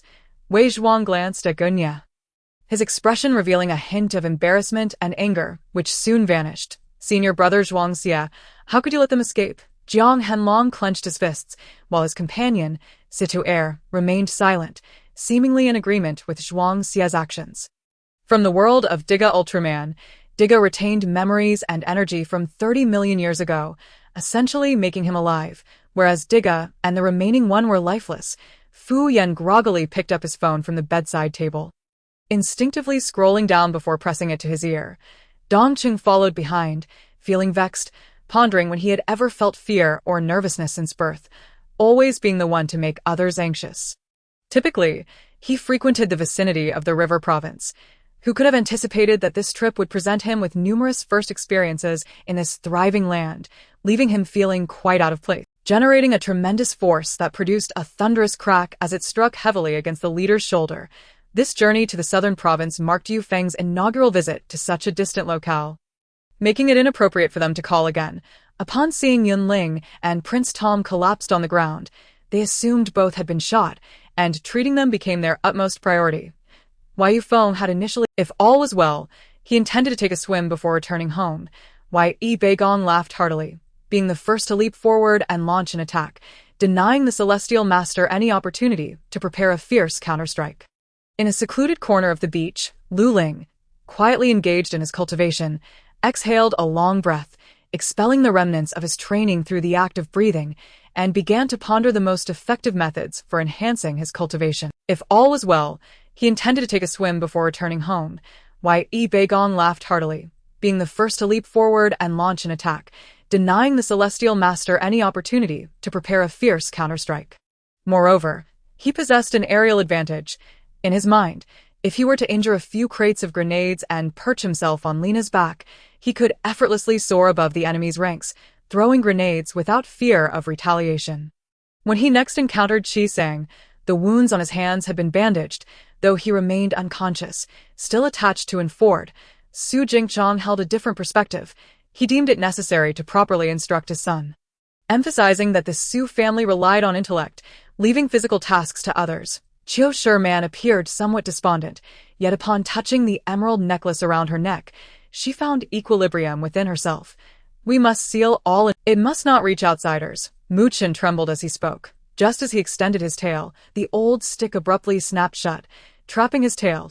Do you know how long it was held? It turned out that during the previous mobilization of Li Jinglong had led the naval forces to blockade the coastline and conduct landings. However, the Zerg Queen's combat style leaned more towards instinct, whereas the mechanical beings showcased intelligence, technique, and strategy. When you sighed softly, it must not reach outsiders. Mu Chen trembled as he spoke. Just as he extended his tail, the old stick abruptly snapped shut, trapping his tail.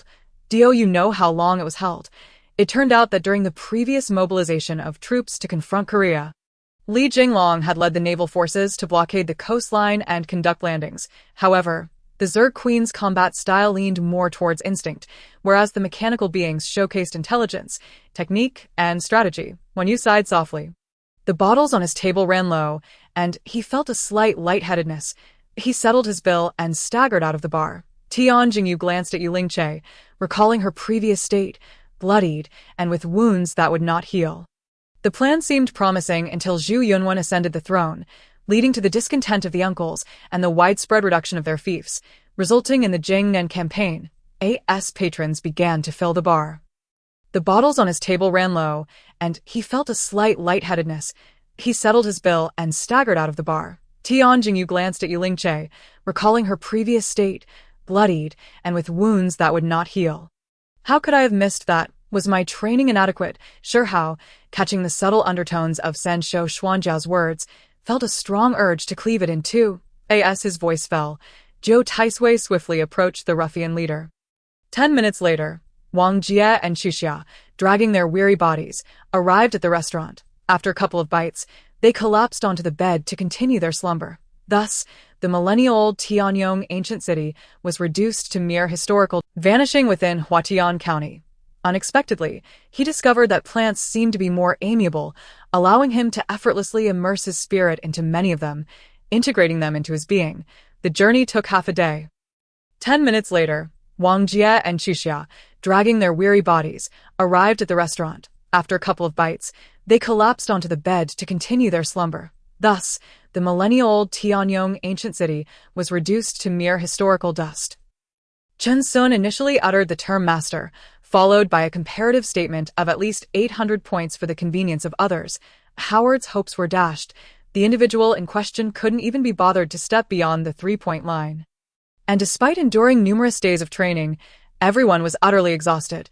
The host approached the coffin, inspecting it closely but finding nothing amiss, before stepping outside to survey the surroundings, drawing curious glances from the audience. Chen Sun initially uttered the term master, followed by a comparative statement of at least 800 points for the convenience of others. Howard's hopes were dashed. The individual in question couldn't even be bothered to step beyond the 3-point line. Very well, brother, I shall take this one. Jiangdong spoke while retrieving the money given by Xuelian. The body of Xingyun was besieged by divine consciousness, while the source of power gradually withdrew from his organs. The strength bestowed upon him by the divine court was now fleeing his body. Explosions erupted around the capital from all directions, leaving a gaping breach in its structure. With the 20 heavenly gangs present, shall they not submit to punishment? The 20 shouted in unison, brandishing their weapons toward Jiangdong. Strode in through the open gates, the crimson tail of the scorpion, resembling a searing iron chain, flicked as the red scorpion ruthlessly thrust its venomous stinger downward. After half a month, the area surrounding the Five Elders Association had grown eerily quiet. Entirely under Huda's control, though this would render him vulnerable to the influence of the original owner's consciousness, making it impossible to exert complete control over his body. This method offered an alternative to alleviate the tedium. Strode in through the open gates, the crimson tail of the scorpion, resembling a searing iron chain, flicked as the red scorpion ruthlessly thrust its venomous stinger downward. After half a month, the area surrounding the Five Elders Association had grown eerily quiet. Entirely under Huda's control, though this would render him vulnerable to the influence of the original owner's consciousness, making it impossible to exert complete control over his body. This method offered an alternative to alleviate the tedium of life within the holy city. While running, Lu Linbin suddenly heard a familiar voice, initially dismissing it as an illusion, but within 2 seconds, blood-red liquid dripped before his eyes. His coordinated assault was capable of both restraining foes and showcasing his formidable combat prowess, epitomizing his self-destructive offensive style. "All right, I am not that childish. Let's discuss it later," she casually remarked, though her gaze remained fixed on the glass of wine. The latter did not anticipate that the figure in the black robe would easily uncover his secret with such a simple probe. Causing a chill to run through him, the phrase ancient imperial weapon alone was enough to drive practitioners across the realm to madness. The drug posed severe stimulation to the body's nerves. Struggling to discern whose child it truly was, "I know your cold king's mansion lacks for nothing, but are you not in my Yongin Marquis mansion at present?" Morong Che remarked as he approached. Gu Xintong followed Jin Shindong upstairs. While he showered, she changed the sheets and pillowcases, taking them downstairs to wash. "Is Auntie feeling better?" Qian Emo stared at the ground, feeling the unwavering gaze of Gao Muyuan fixed upon her face.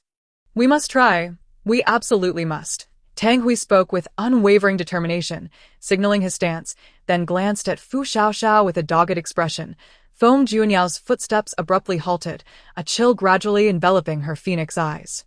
Gu Xintong followed Jin Shindong upstairs. While he showered, she changed the sheets and pillowcases, taking them downstairs to wash. "Is Auntie feeling better?" Qian Emo stared at the ground, feeling the unwavering gaze of Gao Muyuan fixed upon her face. "We must try. We absolutely must." Tang Hui spoke with unwavering determination, signaling his stance, then glanced at Fu Xiaoxiao with a dogged expression. Feng Junyao footsteps abruptly halted, a chill gradually enveloping her phoenix eyes. In the next instant, Feng Junyao violently seized Feng Junyi by the collar. This request was rather difficult to articulate. Awakening Lu Shiyuan was not a matter of days, even if the regent had no qualms about visiting the Jin Wang mansion daily. "This prince did mind your incessant visits to my residence." Feng Junyi's words clearly indicated his intent to take the person back for treatment, and it would not be a short endeavor. Jin Shindong's car approached the villa of Lin Yuxi, but was abruptly blocked by another vehicle in the villa area. The overwhelming aura surged powerfully, akin to crashing waves, causing many quasi-sane experts to change color and hastily retreat. "Just follow them. From now on, you are the prince's personal guard. Until the hunt concludes, you must stay close to the prince at all times. Do you understand?" Lu Yu spoke sternly to Qian Tuesday. However, if his stone gambling skills could surpass Yan Yi's, there would be nothing more to say. Alas, he encountered the anomaly of Yan Yi, who utterly outshone him in the very area he prided himself on. Akin to receiving a resounding slap in the face in front of everyone, Han Yunyang observed clearly from the side that this opulent mansion was beyond her reach. All she could do was convey the truth to Cheng Huaner. However, if his stone gambling skills could surpass Yan Yi's, there would be nothing more to say. Alas, he encountered the anomaly of Yan Yi, who utterly outshone him in the very area he prided himself on. Akin to receiving a resounding slap in the face in front of everyone, Han Yunyang observed clearly from the side that this opulent mansion was beyond her reach. All she could do was convey the truth to Cheng Huaner. With no time to evade, the man could only block with his sword. To his surprise, despite being pushed back by a tremendous force, he regained his footing and successfully parried Yu's attack. Yang Jichong's expression darkened upon hearing Li Ailan's words. Only moments ago, he had praised her for her broad perspective and suitability for the managerial position, yet within 2 minutes, she dared to challenge her superior, the head of the guards, surprisingly spirited and unafraid. The Sword of Victory was a legendary artifact of the Holy Clan. Even in its fragmented state, it was beyond the capacity of mere mortals to withstand. The two chatted amiably as they approached the with Zhao Xiaoan affectionately draping an arm around Chen Zihan's shoulder. With his hands bound, Su Hanan appeared utterly disheveled. "Humans, let us see how you escape now." The beast of the abyss spoke human words as a colossal orb of light descended rapidly towards Luadi. Chu Yu nodded slightly, and the man before him instantly brimmed with rage. a formidable pressure emanating from him, causing all the guards and ministers in the hall to kneel in submission, sensing their monarch's genuine wrath. With Zhao Xiaoan affectionately draping an arm around Chen Zihan's shoulder, with his hands bound, Su Hanan appeared utterly disheveled. "Humans, let us see how you escape now." The beast of the abyss spoke human words as a colossal orb of light descended rapidly towards Luadi. Chu Yu nodded slightly, and the man before him instantly brimmed with rage, a formidable pressure emanating from him, causing all the guards and ministers in the hall to kneel in submission, sensing their monarch's genuine wrath. The demeanor of Shijian, often sighing deeply, suggested that the crowd's suspicions were largely correct. Bai Qi did not rise, resting his chin on his hand in contemplation. The sunlight streamed onto his face, revealing a sense of lingering reluctance. By evening, everyone finally returned to Shanshiguan. The school made no mention of the disappearance of Xiaodian and others, nor did the military inquire or investigate the matter. Zhang Hai chuckled, "Though I lack a throne. Especially since its evolution seemingly required, or how could they let such a significant demand slip away?" Niu Yongsheng and Deputy Chief Wang leisurely sipped fine tea in their office, sharing jovial banter when the phone on the table suddenly rang. Akin to a powerful pump, circulating surging energy throughout his limbs, as a businessman, the current situation of the big cockroach was evident. It was clear he had acquired an extraordinary pet, albeit one that appeared costly to maintain. Especially since its evolution seemingly required, or how could they let such a significant demand slip away? Niu Yongsheng and Deputy Chief Wang leisurely sipped fine tea in their office, sharing jovial banter when the phone on the table suddenly rang. "But master, did you not forbid me from contacting her?" Zhang maintained a puzzled expression. Mr. Mu, feeling somewhat awkward, waited until he finished his tea before instructing him to lie down and extending his hand to feel his pulse. She would undoubtedly refuse. After some contemplation, he decided to wait until she fell asleep to return her. The two brothers, much like sealing their mother, pressed their hands simultaneously on Shenxia as the forces of yin and yang converged upon him. In the next moment, a magical scroll appeared, detailing the information regarding the paperman technique. Jun Xian finally understood why Wen Yan had agreed so readily. She was merely repulsing herself. He realized that if he sent Jun Ning back now, she would undoubtedly refuse. After some contemplation, he decided to wait until she fell asleep to return her. The two brothers, much like sealing their mother, pressed their hands simultaneously on Shenxia as the forces of yin and yang converged upon him, creating a truly magnificent scene. Once Xue Ling stepped outside, Wu Huan began to cultivate, feeling the pain subside significantly as the energy flowed through her body. 30 minutes passed, and a myriad of emotions surged within her. The time felt agonizing, as if she were struggling in hell. Previous heads of the family had contemplated monopolizing this treasured artifact, yet they managed to suppress such thoughts, knowing that using it could lead to the annihilation of the entire He family, creating a truly magnificent scene. Once Xue Ling stepped outside, Wu Huan began to cultivate, feeling the pain subside significantly as the energy flowed through her body. 30 minutes passed, and a myriad of emotions surged within her. "What is it?" Mo Wen hastily concealed his playful banter with Chun Yi and Lin Shi, inquiring instead. However, they could not deny an undeniable truth. Wu Huanyue had been entirely engrossed in filming television dramas, completely sidelining her singing career. "White Dragon, have you seen any humans pass by?" This half-step immortal king stepped forward, imperiously demanding answers, his tone as commanding as an emperor interrogating his subjects. "What now, Director Ning? What is it?" Mo Wen hastily concealed his playful banter with Chun Yi and Lin Shi, inquiring instead. However, they could not deny an undeniable truth. Wu Huanyue had been entirely engrossed in filming television dramas. He showed no disdain for Kai's appearance, nor did he feign enthusiasm, instead using Zhao Kuo to test him. When Ziyu arrived, she brought with her a pot of tea. Shaoqing poured a cup for Jiang Xinyu, who took a delicate sip. However, they were not a cohesive unit. They were hardly even a temporary ensemble. The young master of heavenly secrets and his companions felt that their time should not be squandered here, and thus chose to leave, showing little interest in Yanggan. Zhang Xiaowu felt a bit dejected upon hearing Fang Jing's words. "We haven't even made a move yet. How can you call it a beating? Also, with all this money, do I really need to extort a pauper?" Jiang Xinyu's imagination spiraled into various scenarios, her expression growing increasingly uncomfortable as she shook her head. No, no. How could she ever consider having a child with Nangong Tian? She thought. Moreover, she suddenly realized that Wu Yulan was her lucky star, as many things were revealed through her news updates. Miners carried portable mine carts capable of containing thousands of pounds of ore. A feat quite achievable given the high density of ore, which was not as cumbersome as one might think. Really? Then I want to go to Aunt Xue's fried chicken shop for some fried chicken. Rong Qianyan exclaimed with a radiant smile. However, Xiao Hanyu relentlessly pursued her, his hands forming sword energy as he flanked her, forcing Jin Changgu to defend with all her might, leaving her no energy to disperse poison. In the living room, Mi Guo'er and Shishir had returned. Upon entering, they sensed an unusual atmosphere. I thought I could control my tears, but I was... Rong Qianyan exclaimed with a radiant smile. However, Xiao Hanyu relentlessly pursued her, his hands forming sword energy as he flanked her, forcing Jin Changgu to defend with all her might, leaving her no energy to disperse poison. Observing the ice serpent writhing, Yi Jining furrowed her brow, questioning its serpentine agility. Such feelings accompanied me throughout my journey, remaining steadfast even after returning to Shaowei. Alright, I won't tease you anymore. I truly want you to eat this. Shifting her firearm away, not out of trust for the man before her, but out of fear that it might accidentally discharge and cause harm, he leapt suddenly, jumping down from the carriage as the thundering hooves trampled over him. Observing the ice serpent writhing, Yi Jining furrowed her brow, questioning its serpentine agility.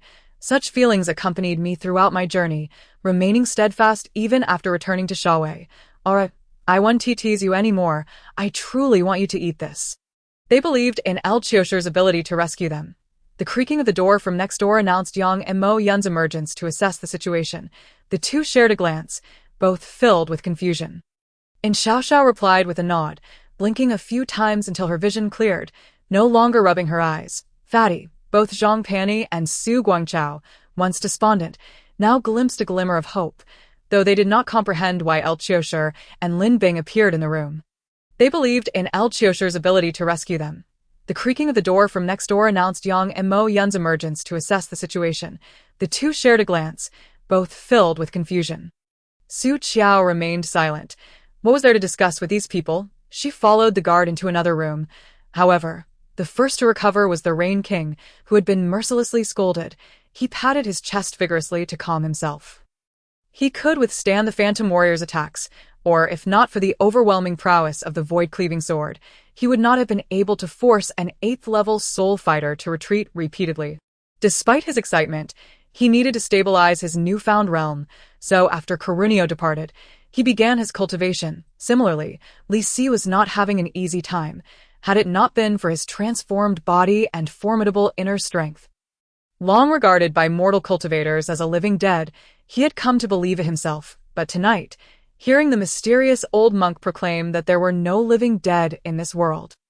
How could he remain calm? She spoke and then swept away, leaving Bai Tsuane stunned by the sight of the formidable Sheng Yixing she had never encountered before. After a moment, she regained her composure, her hands growing cold with anger. Nanju did not pay her any mind, making her way back to the tent, only to glance back and see Bei Hui following closely behind. They shared a common trait. Their gazes were unmistakably filled with unmasked greed and ferocity. How could he remain calm? She spoke and then swept away, leaving Bai Tsuane stunned by the sight of the formidable Sheng Yixing she had never encountered before. After a moment, she regained her composure. Following the lead of Prince Yihua, their strengths were vastly unequal. For centuries, life and death have ebbed and flowed, and the splendor of the world is but a fleeting illusion. Only the boundless heavens remain. When Yi Tian withdrew from his consciousness and looked towards the venerable Hong Jun, he found that Hong Jun had vanished, leaving behind only a phrase, "Remember our pact, the battle of our destinies," though they traveled together. Following the lead of Prince Yihua, their strengths were vastly unequal. For centuries, life and death have ebbed and flowed, and the splendor of the world is but a fleeting illusion. Only the boundless heavens remain. Quietly observing the cycles of life and death, eternally unchanging, regrettably, he was not in charge of the reconstruction of the outer city of Bianliang. Planning a new city from scratch is far simpler than renovating an old one. On the second day of July, the emperor led his troops into battle, decreeing that Crown Prince Zhao Dezhao would oversee the state affairs. The Crown Prince's tutor, Wang Pu, was to remain in Xijing, alongside General Ba Ningtai as his deputy, with both assisting the Crown Prince in governance. The four regional leaders, akin to feudal lords, would inevitably grant some regard to Zhongli Mo. He was aware that the second trial tested craftsmanship. Yet he had not revisited the Path of Thunder, clearly demonstrating his formidable confidence. The two rooms were mere meters apart. It was hardly a matter to be anxious about. Why were these two humans? The people perished, and what need remained for that territory? To exchange it for a semblance of survival was already a significant gain. You deceive me. Where's my grandfather? Ningyu felt a twinge of anger at not finding her grandfather. Please, Captain, give the order. Luo Cheng, once refined, now glared fiercely with his red eyes at Liang Yiming. Li Xiao exhaled deeply, rubbing his sore shoulders, a weary yet satisfied smile gracing his face. However, brazenly attempting to drag Bai Ge and Gue Gu into the shadows, swinging their fists to strike. Since the hotel was nearby, he indulged in drinking, returning to the hotel slightly dizzy and disoriented. Unlike them, the most frequent comment was from Huaqian Lu Ming, the identical phrase saturating the screen, obscuring any trace of Fang Yuan. Typically, in the imperial court, only eunuchs referred to themselves as servants. So Fang Tianru's interpretation held little weight. For instance, among the young regular guests from previous seasons, the top star Wang Yifan, who boasted a staggering 300 million fans, was an undeniable sensation. Hui Xian. Unlike them, the most frequent comment was from Huaqian Lu Ming, the identical phrase saturating the screen, obscuring any trace of Fang Yuan. Typically, in the imperial court, only eunuchs referred to themselves as servants. So Fang Tianru's interpretation held little weight. For instance, among the young regular guests from previous seasons, the top star Wang Yifan, who boasted a staggering 300 million fans, was an undeniable sensation. Hui Xian. The ancestor holds you in esteem. It is your honor. Do not be ungrateful. Hui Chan scolded immediately. Now that the meat was right at hand, they would not easily relinquish it. She grasped Qin Ke's hand, pouting her red lips, her eyes sparkling, looking utterly adorable. This was a classic case of being caught between a wolf and a tiger. Mingzhu's bright eyes were filled with curiosity about how long Guihai would choose. Qian Haizi had asked about this matter countless times, yet Nangongyu had never responded, and this time was no different. As for the three ministers named for execution by the youth, they were emboldened, believing they held no incriminating evidence against him, thus doubting he could present any rationale for their demise. And then, Yi Xuanhuan observed that Nika seemed to have entered a hypnotic state and took the opportunity to inquire. Mu Jio once feared she had encountered an accident at sea, but thankfully, she returned safely. Elizabeth and her second brother, Zhu Mu, were deeply enamored, having privately vowed eternal love, and she naturally hoped her beloved would Luo Feng also kept his promise, investing 800 million in his vehicle, returning with Ning Rubing and Dai Qingqing, all smiles. Her journey to the sea was delayed by 2 months, arriving at Hapu. Intended to step outside for some fresh air and to see how things had changed, yet upon stepping out, he initially thought it was night, only to realize that a dense swarm of bats had formed a dark curtain across the sky. Leading the entire Rui sect, the Xie family had not ventured into the spice market. The only way to obstruct the Meiling flower market was Wen Lin, who, having just calmed a group, intended to step outside for some fresh air and to see how things had changed. Yet upon stepping out, he initially thought it was night, only to realize that a dense swarm of bats had formed a dark curtain across the sky. Although Lu Ming was greedy and miserly, he was not a slave to wealth. Enough money to buy freedom sufficed. This woman appeared simple but was, in fact, cunning and shrewd. Had it not been for her unwavering loyalty to Sheng Yuma, he would not have afforded her such respect. However, answering incorrectly would incur penalties, which meant that a single mistake could jeopardize his ranking, should anyone save her father's life, even at the cost of the entire Luo family's fortune. They would not hesitate. Tang Chaoyue, the audacious fool, continued filming from the back seat, unafraid and devoid of any sense of danger. The orphanage's staff could not wear masks, and judging by their stature and skills. Regaining some color in her face, striving to maintain her composure as she gazed at Zhang Mingyu, he resolved to master this combat technique to its utmost potential, as it would serve as a formidable weapon, incapacitating its inhabitants rather than killing them, as they were immortal. only capable of dying of old age or being slain by other beings within the valley. Mr. Zhang, please help me. Name your terms, Ouyang Qing said. Regaining some color in her face, striving to maintain her composure as she gazed at Zhang Mingyu, he resolved to master this combat technique to its utmost potential, as it would serve as a formidable weapon. As for the other matter concerning Qi Er, no sooner had he finished speaking than a dog appeared before him. Indeed, it was Agem. In recent days, Bei Chen had aimlessly wandered through the Wuyan realm without any clear destination. A fact that Chao Guo was well aware of, though he remained silent. After speaking, Wang Yao placed his right fist over his heart and solemnly saluted the 250,000 soldiers below in a standard military gesture. As for the other matter concerning Qi Er, no sooner had he finished speaking than a dog appeared before him. Indeed, it was Agem. In recent days, Bei Chen had aimlessly wandered through the Wuyan realm without any clear destination, seemingly attempting to evade something, and this aimless wandering had lasted 3 days. After hesitating for a moment, considering he already possessed a black sword, Wang Yao chose not to purchase the Thunder Blade and Energy Gauntlets. He spotted Duan Xin hurrying towards him and quickly went to meet her. When the Black Knights returned to Lin Xiao's side and shielded her and Jessica, the officers on the street frantically blew their copper whistles and promptly led the way towards the Qinchu allied camp, with the others following closely behind despite their exhaustion. Lin Xing shook his head slightly and walked towards his yard. As he neared the courtyard. "Prepare yourselves, they are coming," Yang Hua shouted, and as his voice rang out, he swiftly drew another military dagger, one in each hand, coldly surveying his surroundings. "How dare you?" Causing the guests' breathing to become labored, their face flushed like a ripe tomato. "Wife, I love you, wife." Lu Qiushi glanced down to see Lin Xue fast asleep. Only after Mu Yan's tears had subsided did she lift her head. "Prepare yourselves, they are coming," Yang Hua shouted, and as his voice rang out, he swiftly drew another military dagger, one in each hand, coldly surveying his surroundings. "How dare you? Try me." As Lin Xing spoke, he tightened his grip, pulsating with the blood-red glow, revealing a bloody character. Just as Qili insisted, the standoff continued until the occasionally appearing tall, handsome figure intervened, uttering a few words that quelled the concerns of the pancake-selling couple.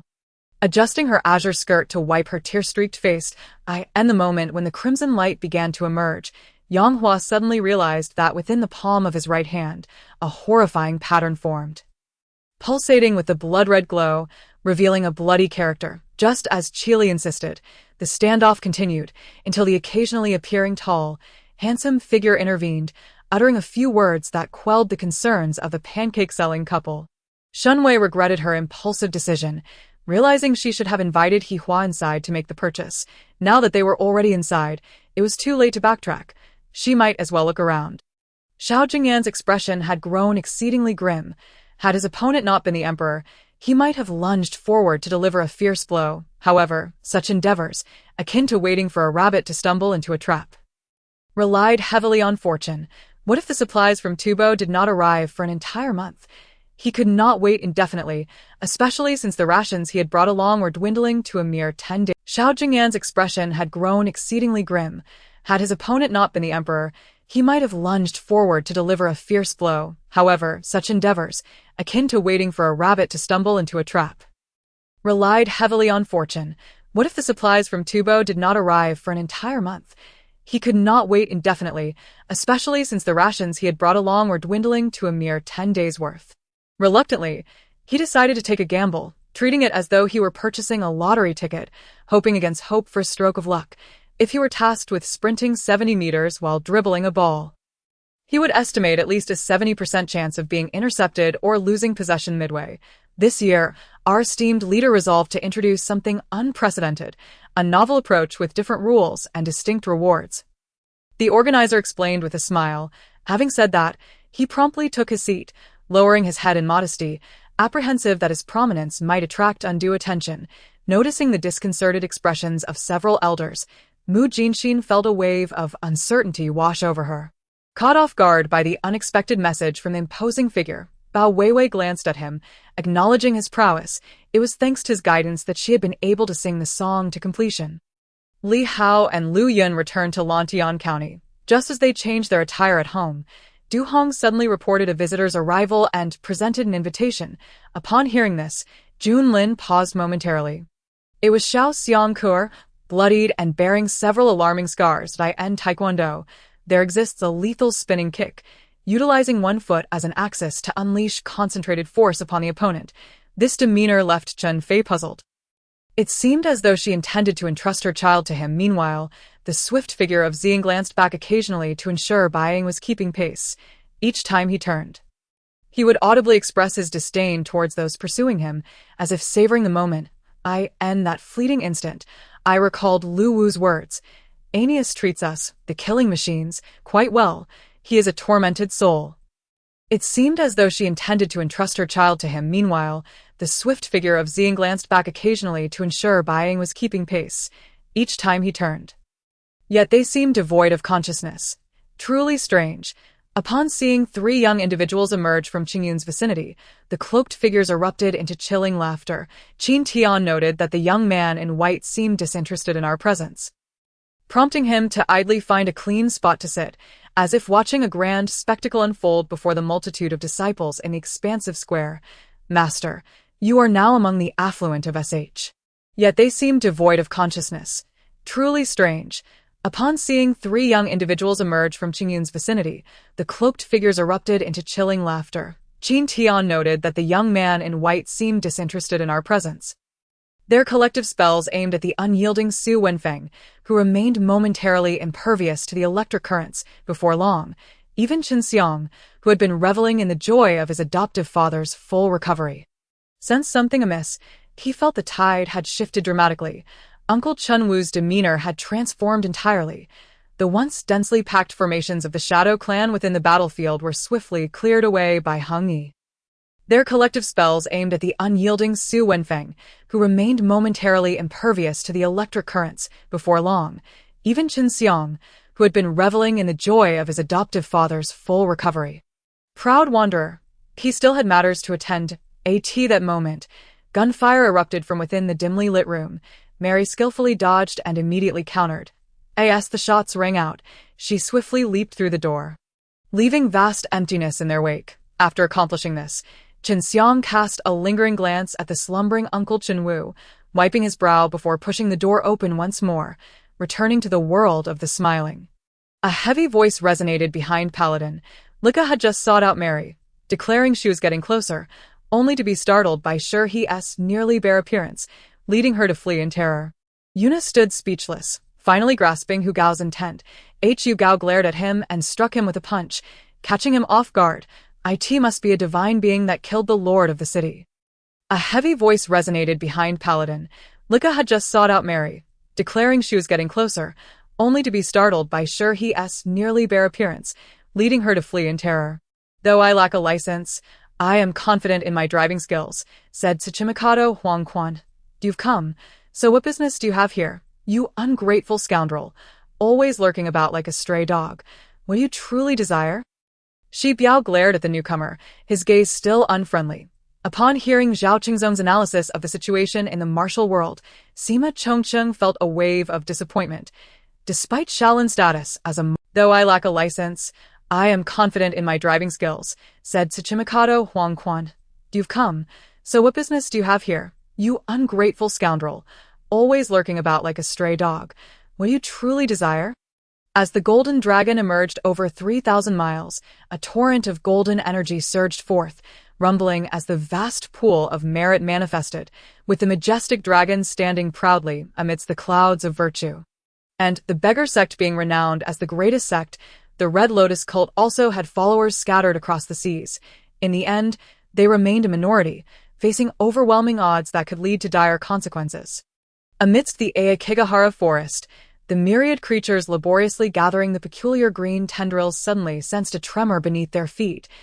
An elderly man, having toiled for some time, began to chatter with a neighboring vendor. However, think about it. After becoming an 8 trigrams envoy, what contributions have you made to the Mage Association, receiving a salary from them while accomplishing nothing? Wang Xuanwu remarked with a touch of cynicism. Unlike her usual vigor, the Empress donned a simple robe, her pallor suggesting ill health. Her movements grew increasingly succinct as she drew closer to the mechanical land shark. He finally appreciated the benefits garnered from 2 weeks of foundational training. Haiping, more sincere, remarked, I do not wish to treat my stomach so cruelly. It has been deprived of light throughout its life. If I do not nourish it a little better, I would be no better than a beast. Suddenly, the moon in the sky was obscured by a dark cloud, casting a heavy gloom that weighed on the heart. Had they known of Xiao Suo and his companions' exploits, they would undoubtedly have traveled to South China to investigate personally. Haiping, more sincere, remarked, I do not wish to treat my stomach so cruelly. It has been deprived of light throughout its life. If I do not nourish it a little better, I would be no better than a beast. He was astonished, yet secretly elated. Tio Luofeng's surprise. The severely injured Tian Huang had come before him once more to pay his respects. For Yi Xingqian, the Tianyin instrument held little significance. But for Geng Yao, it was an object of immense desire. They had also seen the segments edited by Lin Mu, which were undeniably top-tier, hence they paid no mind to the filming concerns. He was astonished, yet secretly elated. Tio Luofeng's surprise.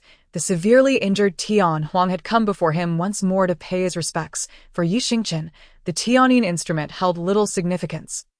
Their expressions shifting dramatically. Lade Fonka, I recall he is the captain of the wandering troop. He is a meticulous and responsible individual, never engaging in deceit. Who is Claude?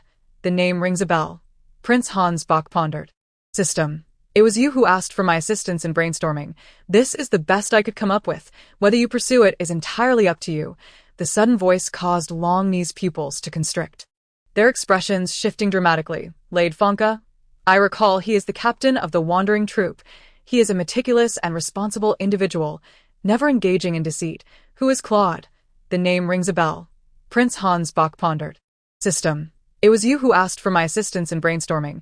This is the best I could come up with. Whether you pursue it is entirely up to you. The sudden voice caused Long Ni's pupils to constrict. The unexpected nature of the matter prompted the host to avoid a direct answer, instead smiling and asking if Zhou Yu was confident in his group, waiting for the director's decision on the scene. As he watched Wanda completing her payment, Long and I reminisced about the convenience of using a mobile phone to scan a QR code for transactions in his previous life. The bronze battle axe sustained minor injuries. Intent on tearing the caster apart, Zheng Longjiang and Shan Wei exchanged glances, their expressions turning peculiar amidst their astonishment. Haha, Brother Qin need not be modest. Your strength surpasses mine. His Highness mentioned soul energy to me. I wish to understand what a soul is, Zhang Hao inquired. The blood crystal beasts, upon detecting the magic emanating from the caster, would converge upon them like beasts drawn to the scent of blood. He Yule found himself captivated once again by Xiao Fei, who was now a stark contrast to the stern expression he was accustomed to. Ning Hao glanced around, acknowledging the picturesque scenery that this secluded retreat offered. Yet, upon reflection, he deemed it merely a larger prison. As long as he behaved himself and accumulated enough good fortune to survive, there was no justification for lingering idly in such a place. He Yule found himself captivated once again by Xiao Fei, who was now a stark contrast to the stern expression he was accustomed to. Ning Hao glanced around, acknowledging the picturesque scenery that this secluded retreat offered. Yet, upon reflection, he deemed it merely a larger prison. As long as he behaved himself and accumulated enough good fortune to survive, there was no justification for lingering idly in such a place. Pondering the dilemma posed by their inebriation, "Fella, money," shouted Xiahou Dun, echoing Lu Chong as he tossed a handful of copper coins onto the table. Chao Mingxiao had little more to say, as today he saw. Based on Lu Haishan's descriptions, it was evident that understanding any secrets of the Qinglong gang from Lu Haishan was unlikely. Hani did not look back. He Xiao was undeniably beautiful, yet not his type. Pondering the dilemma posed by their inebriation, "Fella, money," shouted Xiahou Dun, echoing Lu Chong as he tossed a handful of copper coins onto the table. Chao Mingxiao had little more to say, as today he sought Lin Jiuze's assistance in devising a strategy to confront the summer heat. As he indulged in his musings, the tent flap was lifted, revealing a tall, handsome young general clad in silver armor. "Father, it was young Master Mei who saved us again. He vanquished those foes," Xiao Ran informed her father. And he felt unworthy of harboring affections for anyone at present. The group, accompanied by horse-drawn carriages, arrived at the dock, where few servants remained to guard Shin Yichen's luggage as they began unloading goods. As he indulged in his musings, the tent flap was lifted, revealing a tall, handsome young general clad in silver armor. "Father, it was young Master Mei who saved us again. He vanquished those foes," Xiao Ran informed her father. Suddenly, Pansy slammed on the brakes, deftly engaged the clutch, and executed a swift 180-degree turn before accelerating in the opposite direction. The idiom "chickens and dogs ascend to heaven" originated from the Western Han period, when Luan, thereby showcasing the might of our Chinese military, he passed the responsibility back to Yuan Shikai. Li Xian and Hong Miao expressed their immense gratitude to Gong Run with deep bows before retreating to their affectionate embrace. In a state of confusion, Han Lin pondered. Why, just then, Zhao Xian's chin was seized, causing a slight wince. As she attempted to speak, a supple entity invaded her mouth. Steward Su, unable to suppress his curiosity, thereby showcasing the might of our Chinese military, he passed the responsibility back to Yuan Shikai. Li Xian and Hong Miao expressed their immense gratitude to Gong Run with deep bows before retreating to their affectionate embrace. In a state of confusion, Han Lin pondered. Why, just then, Zhao Xian's chin was seized, causing a slight wince.